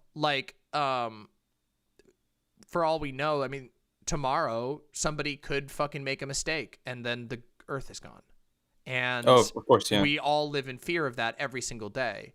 And while war is horrifying and terrifying, I think we all agree on that. I don't know that it's as clear cut to say oh, well, these nukes are preventing war, when, I mean, in reality, they might also be creating a lot of wars. Because how many wars have happened as a result? How many nuclear armament has basically allowed for the last 60 years of proxy wars to happen, which is basically nuclear powers are just able to, without any check whatsoever, meddle in the affairs of non-nuclear powers, all the time. Look at the history of Afghanistan. Both the United States and Russia, both just completely fucking an entire population of people for 50 years straight, because that country doesn't have nuclear capability and can't really defend itself against a nuclear empowered nation. And so there's just I totally agree. Yeah. But I don't want to get into alternate history because that's always kind of rough. Right. But that, as bad as it would have been worse had the Soviet Union and the US actually engaged in armed conflict instead of proxy wars during the Cold War. And our tensions with the Soviet Union were arguably much higher than with any other country during World War II. We just wouldn't have gotten involved in armed conflict, in personal armed conflict. Maybe it would have just been deemed too expensive, right? That's why alternate history is rough. Yeah, it is. Going back to your earlier points, though, I do agree that it's not the only deterrent to war. I think that the number one deterrent is trade. If you depend on other countries for trade, then you're not going to attack them. Interdependence but I think number two is really valuable. Yeah, exactly. But I think that there are some positive effects of having nukes, or having a global system of deterrence. The analogy that comes to mind is in California, the legislature passed a law that lowered the punishment, the minimum punishment for having sex with someone while not informing them that you're HIV positive. And on its face, this seems like a bad thing, right? But if you take a consequentialist perspective when it comes to policymaking, which I think is what you should do, what ended up happening is a lot of the people that it caused people to report being HIV positive after having sex with someone more often. Yeah. Because the punishment wasn't as severe. So sometimes something that's on its face seems like a bad idea. Yeah. Or a bad thing for society can produce positive effects. Oh, I agree. I mean, I talked about this with this was a long time ago. I bet nobody's seen this, so I don't even know why I'm referencing it. But in a conversation I once had, a debate I had about mask mandates, I argued that mask mandates, I don't really like mask mandates. I don't necessarily like mask mandates, because in our system everything is punitive, and the people who are going to get hit the hardest by mask mandates are the people who are already in most danger, aka homeless people who might not be able to actually get a mask and if they seek shelter in like a grocery store, which they often do, and they don't have a mask, well, and they get hit with a mask mandate, they get a fine, they can't pay the fine, then they end up in prison, and they die. It's really bad. So I argued that like what we should do is, instead of introducing mask mandates necessarily, we should encourage social social mask mandates. Like basically like, okay, we'll make it a rule that companies need to enforce mask wearing in their stores, or else you can't come in the store. And we should also invest a bunch of money in the government just going to communities where we know there's like a lot of homeless people or houseless people, and giving out free masks and hand sanitizer and stuff. Interestingly, my state has actually done a lot of that, although we do also have a mask mandate. And I tend to prefer non-punitive solutions because of the exact thing you brought up. I know we're getting off on a little bit of a tangent, but I do agree. There are circumstances where the solution is not immediately apparent because of an effect we hadn't predicted. And I'm willing to be open to the idea that that's the case to a certain degree with nukes, but at the end of the day, even if it has prevented some ground wars and whatever, we have to acknowledge that as a planet, we have to figure out how to solve the nuclear power imbalance, or else our planet will be torn by war forever. And I really don't want us to live on a planet that's torn by war forever. Yeah, I just have trouble imagining how we could confirm that every country had fully disarmed themselves, because the idea behind nuclear deterrence is that everyone knows that they can blow each other up. So if only one country doesn't fully disarm, namely Russia or Pakistan or North Korea, then the entire system is broken. Or the United States. I mean, obviously, probably we wouldn't either. Yeah, I know. Well, see, that's the thing. That's why we have to acknowledge on a universal basis that that's the case, and we have to commit willingly to being essentially, having our national nuclear sovereignty impugned. We have to have that or impinged upon. You have to be able to say, no, actually we are okay with being investigated all the time by our by a council of people of other nations that have agreed, and we'll all do this to one another and check each other for these things so that we can live in harmony. If we don't, and I don't think that that's going to solve every conflict, obviously that's naive, but it would certainly change the way that the calculus that's going on our planet. And like the alternative is what? We hold each other at arm's length until somebody accidentally detonates a nuke and all humanity dies, or we live forever in an imperial hellscape where where whatever current nuclear powers have the biggest army and the biggest ability to launch nukes just absolutely crush the rest of the world and bomb people into submission. I feel like that's a grim outcome. I feel like that's an outcome that will be basically guarantee that our planet either gets glassed or that we die from Look, I'm sold on the idea that nukes are bad and their presence in the world, in a vacuum, is a bad thing. Yeah. But I think the way we get rid of them is not with some international treaty that's very hard to actually enforce.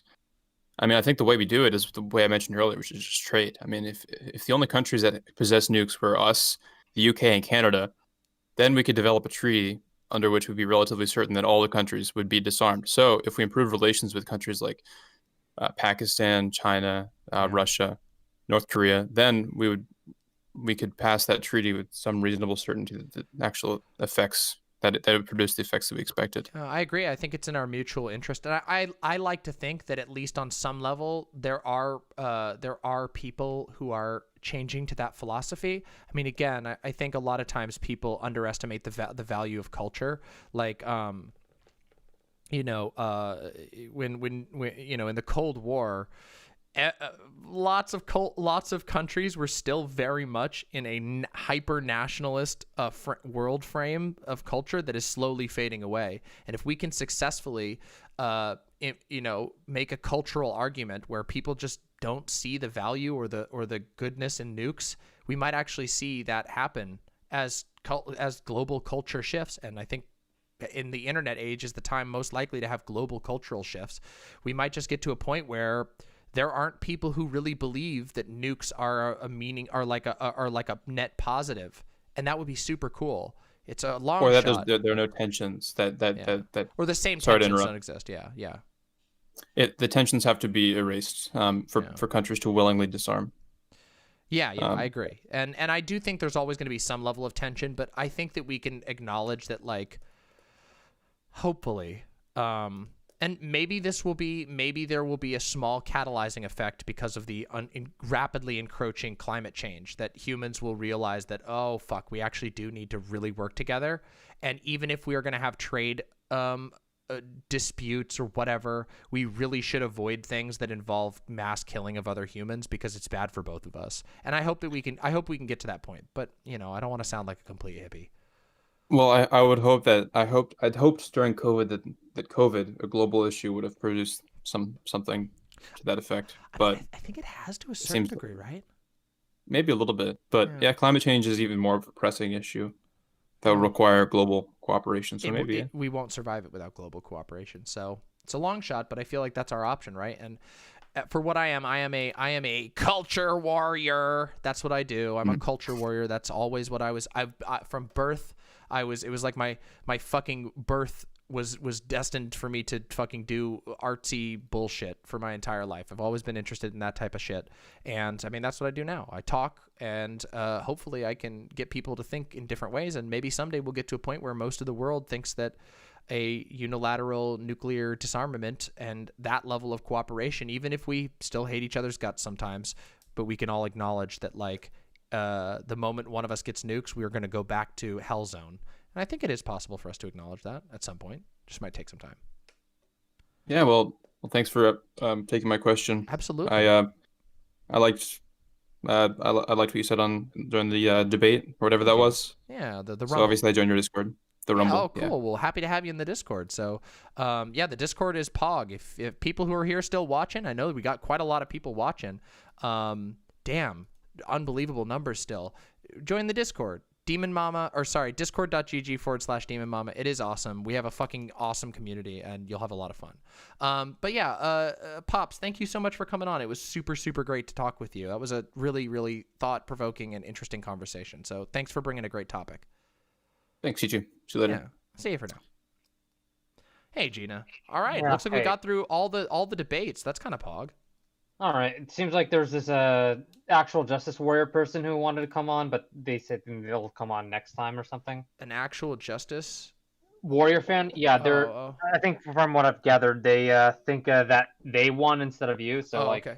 That might have been a fun debate. Oh, okay. Yeah. Well, they can come argue with me on another day. Ooh. Food? Yes. No. Yeah, all right. It's fine. Thank you so much. All right, Gina. I'm gonna watch a couple of videos with chat. And I'm going to eat these burritos. And all right, thank you for all your help. Really appreciate it. Yeah, you're welcome. I'm going to be working on the 10K special. So. Yeah. All right. Talk to you soon, Gina. Thank you. All right. Laters. Bye for now. Woohoo! Hey, that was awesome. All right, everybody. We got a little more content. I know we're on hour 8, but you know me, marathon streamer. I want to watch this meme. Here we go. This is a pathologic meme, so who knows? Maybe we won't get it. Let's check it out. Let's check out this pathologic meme while I eat my burritos. This was made by our one and only Elak Kaval.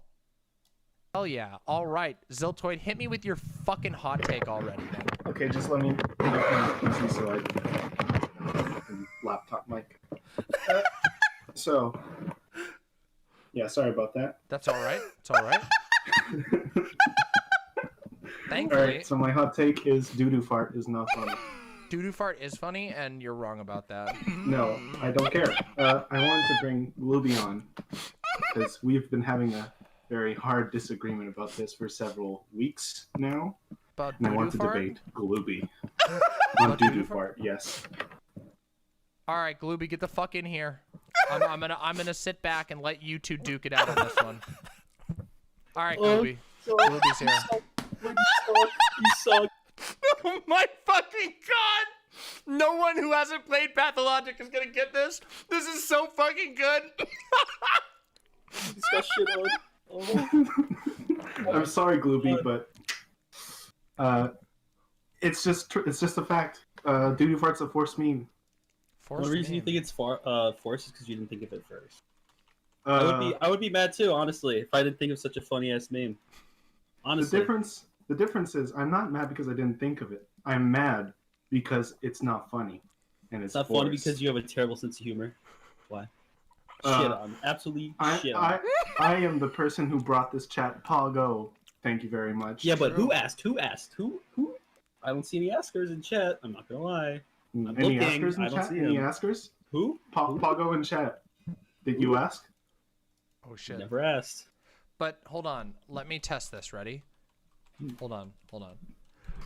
Doo-doo fart. Oh shit, I'm getting seeing a lot of Pagos in chat. Oh, but I see it. Oh shit, look at that. Oh, that's even more than the Pagos. Oh, they're laughing. We only got one weird champ too, and that was nuts. So, by the way, this character and the character, the sus character, the one that I have is the sus emote right here, Marky. The sus emote, and these are the same character. Their art from the first game is the sus emote. That's their art in the first game, and this is their art in the second game. Oh, we got some criers in chat. Oh, hi, Yoda. Hi, Yoda. Listen, Yoda, come on. Zoltoid. I understand that No, you're she just wanted not to funny, Oh, she and you got want to hate on other things that make wanted people to laugh. And you know what? I can't get mad at you for it. It's just, Wait, it's here, just, I'll pick her it up. just happens, you know. No, you know what happens, Gloopy? What happens is that you're a representative of the imps, okay? Yeah, and if you perpetuate unfunny, forced memes, you put a bad image. So here's of the thing, imps. Ziltoid. You know why I'm like, you know, whatever the fuck you just said, I wasn't paying attention. I love Because this you're so an much. irresponsible public figure for. I am a spreading the doo-doo public fart meme. figure of this community because of Doodoo Fart and the memes I have cultivated in this stream. And you're just mauled. It's just mauled. That's all I can say. That's all I can say. I would be mad too. I would be mad too. But I'm not. Well, you have yet to prove that doo-doo fart isn't a forced meme. I don't know. Seems like I'm winning this debate. You're the only human being that has ever said it was a forced meme. Chat seems to agree with that. Doo-doo fart meme is a force meme. I agree with that. You know what, Gina? I'm sick of you.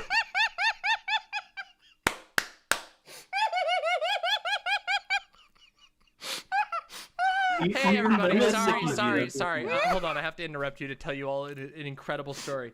So Yoda really wanted to come into my room, and Izzy didn't know why, and so she opened the door, and Yoda came in. Well, she wanted the duck that I had. It was set on a little thing over here. She tried to get the duck, and Izzy grabbed the plate and walked away, and Yoda was so excited that she was gonna get duck that she peed on the floor. She got so excited about duck, and she didn't get any duck. But she did pee on the floor, which never happens. She never gets that excited, ever. I don't think I can remember the last time something like that happened. But she smelled the duck, she got her nose so close to it, that she was so excited that she was gonna get duck, that she peed on the floor. So, anyway, did you all figure out whether doo-doo fart is funny or not? It is funny. Dude, Mama, you said it yourself. You said it was funny. I mean, I do agree think it's I have funny. to agree with the streamer here. This is okay. The Pathologic fans in chat, this is twice as funny if you know Pathologic, and it's still funny even if you don't understand Pathologic. But I promise you, this is even funnier if you understand these characters in Pathologic. I'm Oh sorry, my but god! the head mod agreed with me. Yeah, but It's if you the look forced at meme. chat, here, the consensus is you're just wrong, and you'll always be wrong in this regard. It sucks, doesn't it? Take the L. You know what sucks? The doo-doo fart meme. I I'm don't out. think it does. Okay. Fuck you, Bachelor! Fuck you, Bachelor! Mic drop. Glooby, you have lost this debate. You are No. intellectually dishonest. And, No, I don't think I am. I don't think I am. I don't think I am. I don't think I am. I don't think I am. I don't think I am. I don't think I am. Here, this is what I think. Bad Faith Glooby versus. You're just mad. You're just mad. You're just versus mad. base Pago Ziltoid. You're just mad. Yeah, exactly. You're just mad. Hot take, doo-doo What fart can I is say? only really funny with the bass boost. 50-50. Oh, we have a perfect 50-50. It appears you both have lost. Congratulations. I'd like to call upon a special person to break the tie. Oh my god. Pan Oh, Nesmain, Lord. please. Aw. Please, can Pan All Nesmain right, spot in? bring You know Pan what? in. Pan, Bring get Pan Jess in in. here. This is the I party need your stream. support. Oh my god, here we go. Oh boy, here we go. Pan Nesmain, get in here. Pan, you know what to say. Pronouns. Wait. Pronouns. He, him. Okay. All right, Pan. Hit us with your hot take. Is doo-doo fart funny or not? Come on, man. Everything is riding on this. I would say Ziltoid did make really good arguments. Ziltoid did presented the case really well. And also, I do think Glooby's defense was kind of weak, but on the other hand, while it is, I will say, to a point, it is kind of forced, but meme overall is funny. Whoa! So I would side with Glooby in this case. Thank you, Pen. Oh, shit on. shit. Shit on. All right, I'm gonna take this L, but Glooby, I will have my rematch. Okay. Yeah. Okay. Yeah, we will have a rematch. I will find a new topic, and we will have a rematch. I will say Ziltoid did present the case better. And with the fucking steel chair, Elak Kaval has entered the fight with the steel chair. Oh my god! I shit my pants. Elak, welcome. Man, So- I actually want to talk about something. Alright, doo-doo fart is incredibly funny. It's like naturally funny. Let's go. Because, like literally because like children laugh at it.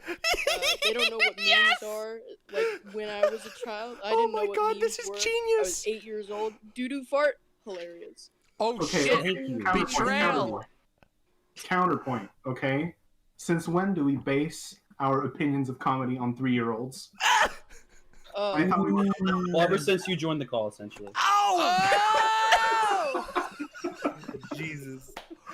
Okay, I gotta say I got owned. That was a pretty damn. That was a blast from orbit. No. Bad faith. Bad faith. All right. Well, I it never was lose. wonderful I never witnessing lose. this bloodbath, and I'm glad to be vilified in the fact that my doo-doo fart memes are very funny. And Your doo-doo fart memes. extremely What are you pog. on about? I've made many Mine doo-doo doo-doo fart fart. memes. I've No, made these are Glooby's memes. I'm sorry, Demon Mama. It's Glooby. Glooby made the meme. Wait, Glooby Yeah. didn't make doo-doo fart. Yes, no, I did. No, you didn't. Yes, I did. You weren't even Whatever. born Yes, when the first I doo-doo fart did. video was I'm uploaded. sorry, doo-doo fart is a primordial meme. Oh, Glooby, look at that. Elak has the fucking steel chair. Yeah, So, but here's the thing. Here's the thing. When did I ask? That's We're literally. just it. It's just Any it. askers? Any askers in chat? Pogo askers? Any askers? I'm looking. I don't see any. Pogo At the end of askers? the day. End of the day. all right. That's At the not end of the day. I carry Demon Mom in Apex, and that's all that matters. You know. all right. I got to the point where I couldn't even play with Demon Mom because the rank was so low. It's just. That's because I was doing productive. That's because I was doing productive things instead of I like. actually want to talk to Demon Mom. All right, Penny. Mic drop. I'm out. All right, bye everyone. Baba booey. Okay, Elak Kaval, that is a god tier meme. Seriously, I am literally, my head hurts from laughing so hard. That was so perfect. I can't even begin to express. And guess what? I don't care if nobody understands that meme because nobody's played Pathologic yet. You will soon, but I can tell you, in the future, we will watch this meme after more of my audience has played Pathologic 2, and you all will realize how fucking hilarious and on spot that meme is. Every single character was perfectly cast. Oh my god. Holy shit. Masterpiece of a meme. Yeah, go buy Pathologic 2. Buy Pathologic 2.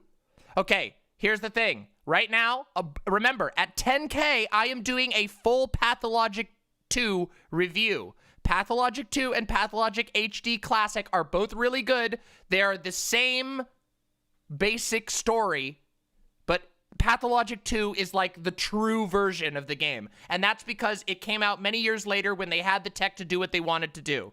I promise you. Play Pathologic 2. You will not regret it. It is so incredible. Pathologic 2 is fucking a masterpiece of a game. Easily my favorite game of all time. Okay? And I have a tattoo of Majora's Mask, and I still think Pathologic 2 is my favorite. It's on sale for $14. No excuses. Holy shit, that was such a goddamn good. That was so fucking unbelievably good. This is this is a true Hall of Famer meme. There you go. You got this. Holy shit. Do I recommend playing Pathologic 2 instead of Pathologic 1? Yes. Pathologic 1 is super, super good. It is still a very good game, but the gameplay hasn't aged as well as I wish. Pathologic 2 is the same general story told in a new engine, and it is beautiful. Pathologic 1 is still really fucking good, but I recommend playing Pathologic 2 first and then going back and playing Pathologic 1. Yeah. Also, it's unfortunate, but the translation in Pathologic 1 is not as good as Pathologic 2. So yeah. How did the, me, I am. Shibaisku, me. I'm going up against Vosh. I won. Somebody animated an incredibly high effort Godzilla meme. Oh my god. We have to watch this. This is so good. Let's do it on another stream because I'm getting super tired, Jessica, but I will. In another stream, we will. Just remind me. Look at this. Holy shit. Look at this. All right, look at this.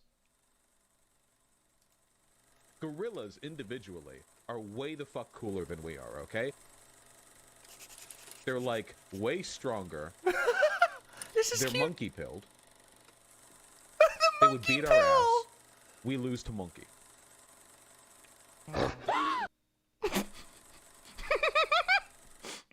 That was so good. Oh, watch it again. Gorillas individually are way the fuck cooler than we are, okay? They're like way stronger. They're monkey pilled. They would beat our ass. Oh my god. We lose to monkey. Lonnie, that's awesome. That is so good. Here, I'll link to it. Here you go. Here's the link. That's so good. Holy shit, that was so good. Lando Flowers, that's so good. That was high effort. By the way, Lonnie, congratulate Zan. That's going to be an interesting fight between fucking Zan and Lauren Southern.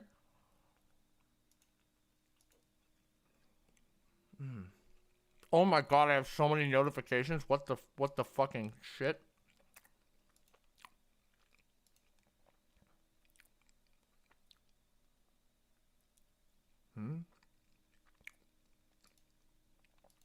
Yeah, you know it. You know I'm coming for the belt. Look at this. I'm coming for the belt, baby. Me, Hippy Dippy Championship. Ha! I am the queen of the Rumble, baby. I'm so fucking... Listen, we didn't get a lot of time to celebrate because I went right into debates, but all I'm going to say, seriously, I'm so fucking happy. I'm so fucking happy that I fucking pulled that off. Did I not deliver? Did I not fucking deliver?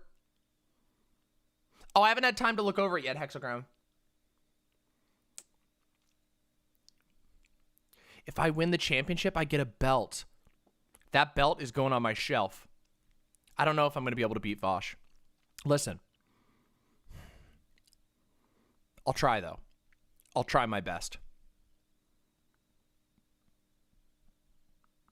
I did deliver. I think I did. I think this was one of my best debate performances ever. Like, no joke. I think I did so good today. Like, I'm actually so proud of how well I did today. Next Friday. Which is so fucking hype. I have to beat Vosh. I know, I gotta beat Vosh. I can't let him hold on to the thing.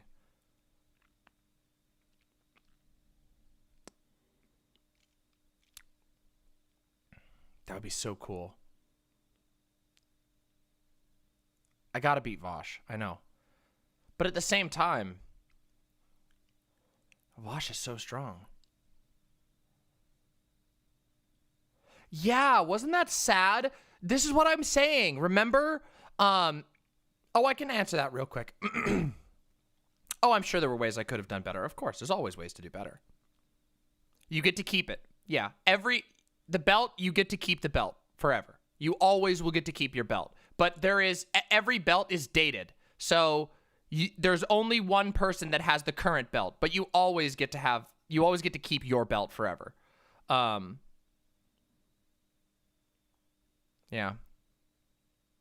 Did I beat Destiny? Some have said that I have. It's hard to say for sure. The belt isn't literally passed. It's only symbolically passed from person to person. Just like real wrestling belts, by the way. No, that would be too much. It's COVID. No, you don't send the belt around. It's just like real wrestling. In real wrestling, everybody gets to keep their belt forever. It's just, it's dated. Yeah.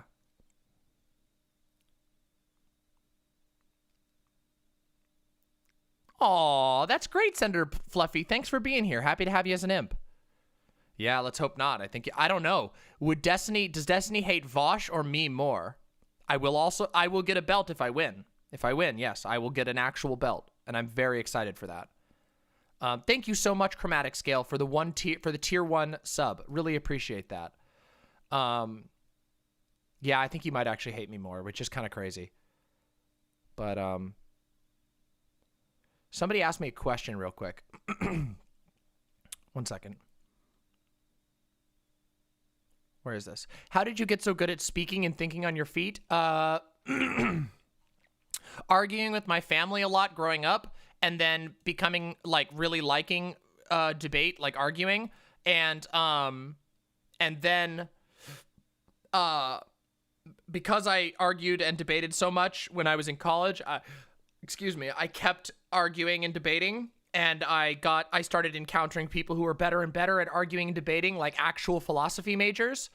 It wasn't just Christmas, it was any family gathering, like major birthdays, Thanksgiving, Christmas, any holiday, we would have debates.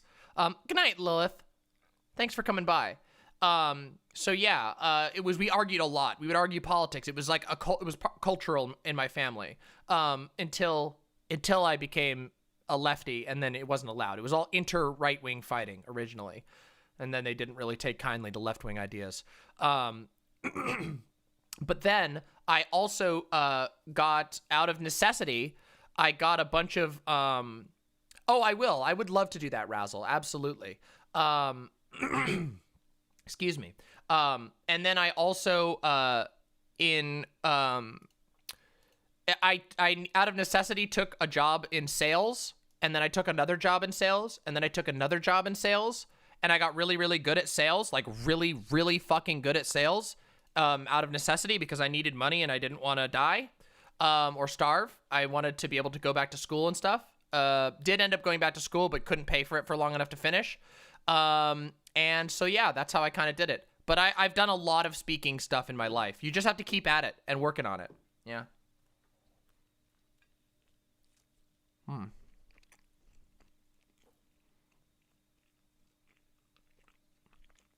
Yeah. 2 separate people got kicked off today. Both of them just for being stupid assholes who didn't follow the rules. I told you, right-wingers, they have no sense of respect. Right-wingers are actually like social children.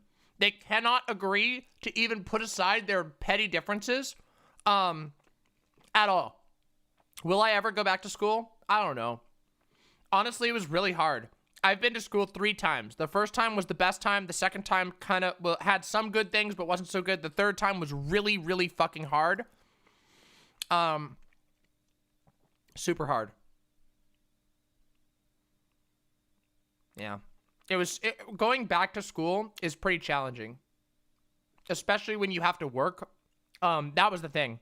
I had to work too much, and I couldn't keep up with it, and I still wasn't making enough money, so. No, I don't think he will, Nuts. I think it was pretty obvious what he was doing. What advice do I have for freelance writing journalist work? Fuck.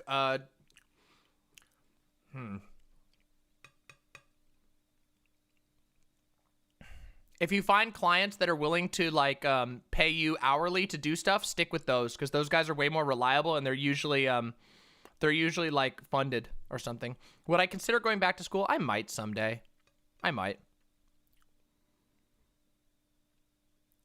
Maybe I would play Life is Strange. I've never played Life is Strange, actually.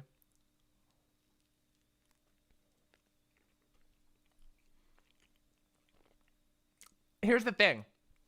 I didn't get my degrees, so I can't, like, virtue signal about having a degree. However, I learned so much. I learned so much in school, and I killed it. I killed my grades were awesome. I just couldn't finish because of money. That's how it goes. Oh, I'm sorry, Mixed Dizzy. I know that's really fucking difficult. I actually have high school nightmares mostly, not college nightmares. It's mostly high school nightmares. High school was tough for me. I had a hard time in high school. I did good in grades, but I had social troubles.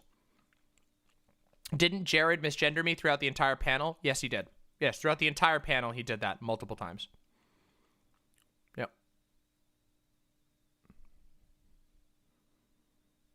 I mean, this is the thing again. Like I was saying, conservatives are like categorically incapable of being decent human beings, even on the most minor thing. Listen, I'm a fucking look. I have a lot of love for anarchist philosophy. Okay, you know this. I talk about this shit all the time, and I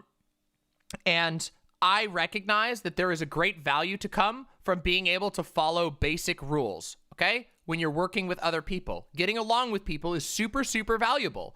Even if somebody says, "Hey, you just said something that annoyed me," you go, "Oh, I'm sorry. I didn't mean to annoy you." And then your solution is solved. Or you can be a stupid child and go, "Well, stop crying, baby." And that's what they do every time. They're actually too stupid to be worked with. And this is the thing. I keep saying this. The reason why you don't see conservatives on a lot of debate panels is because they literally endanger the panel. They endanger the panel. They will say things that could get the entire show destroyed. They are too stupid to be trusted. It's literally that bad. I love debating against conservatives, but it's so dangerous because they will always try to TOS it. In fact, I have to delete this VOD afterwards, unfortunately, which sucks.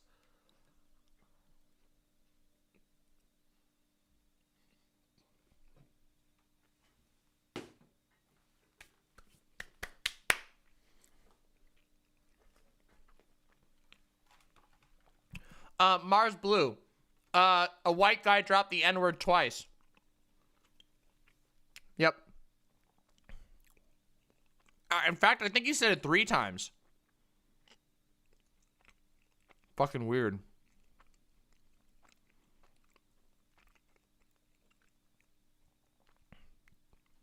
I think he said it 3 times, actually. Can I censor it? Not on Twitch, unfortunately. But on YouTube, the YouTube VOD will stay up. So just watch my VODs on YouTube. Soft A. But, yeah. That doesn't really matter. They don't care.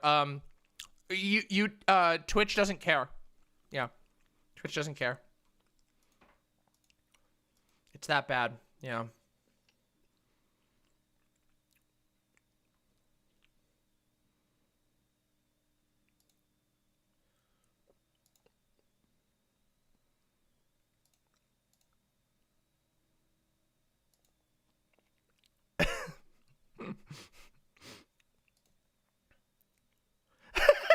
Damn, some seriously great.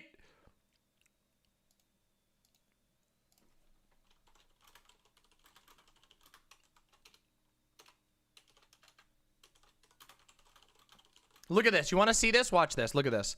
Here we go. I seriously want to understand who was voting for Demon Mama to win, quote unquote. The hordes of hell. We have more power than you can imagine. Watch this. Watch this shit.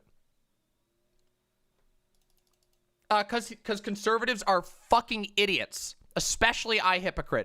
iHypocrite is a just completely brain dead moron.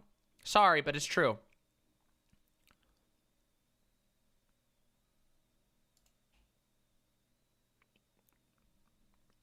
Yeah.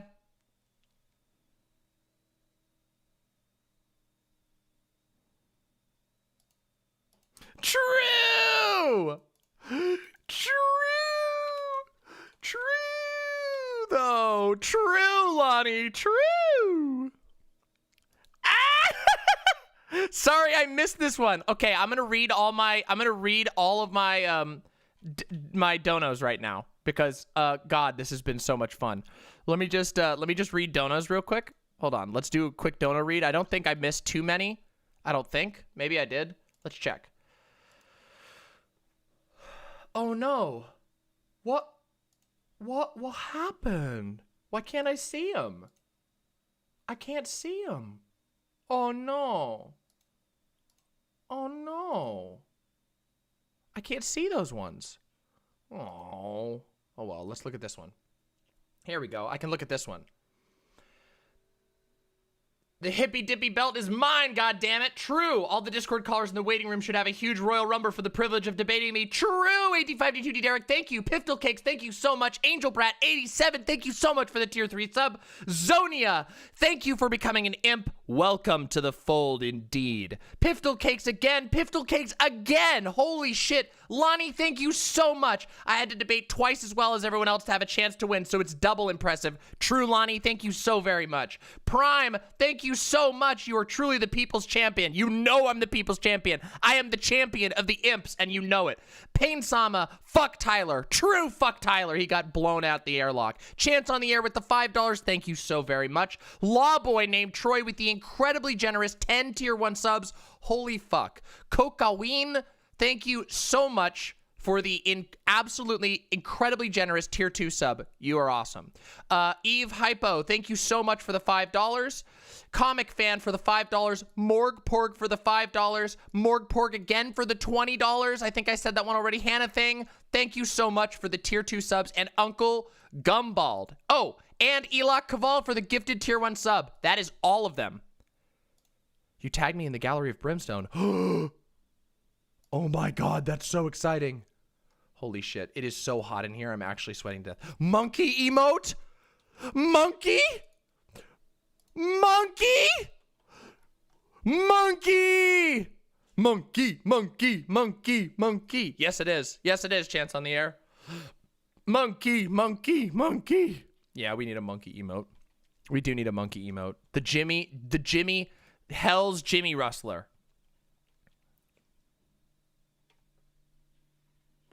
Damn, that's so good. Monkey S. What a great fucking meme. God, the memes have been so good today. Oh my god, this meme. Okay. Wait. Redemption? Evander? Redemption? You need to post this. You need to post this on the fucking Discord. Please. Look at this. Don't say slurs. Say slurs and immediately get banned from the panel. I hypocrite. And then apologize for misgendering and try to be better. Be an asshole and get kicked because you're too much of a snowflake to apologize. Tyler. True. True. Wait. Sorry, did I say the Discord? I meant the Reddit. The Reddit. You got to put it on the Reddit too. You got to get the Reddit karma. Come on, get yourself some Reddit karma. You deserved it. You deserve it. Oh, thank you so much, Ziggy Richards. Thank you so much. I'm super hyped. God. We're going to have, remember, okay. All right. It is 8. We've been going for 8 hours and 42 minutes. I'm actually starting to become tired. As you can see, I'm very sweaty because it's 1,000,000 degrees in here. But I just want to say, okay? Thank you all for being so pog. Make sure you join the Discord, subscribe so that you know when I'm going live and all of that. Thank you for all of your incredible support. And remember, this Sunday, we will be doing a gaming stream. That's right. We will be doing a motherfucking awesome ass gaming stream. And you know it's going to be good. Kabocha.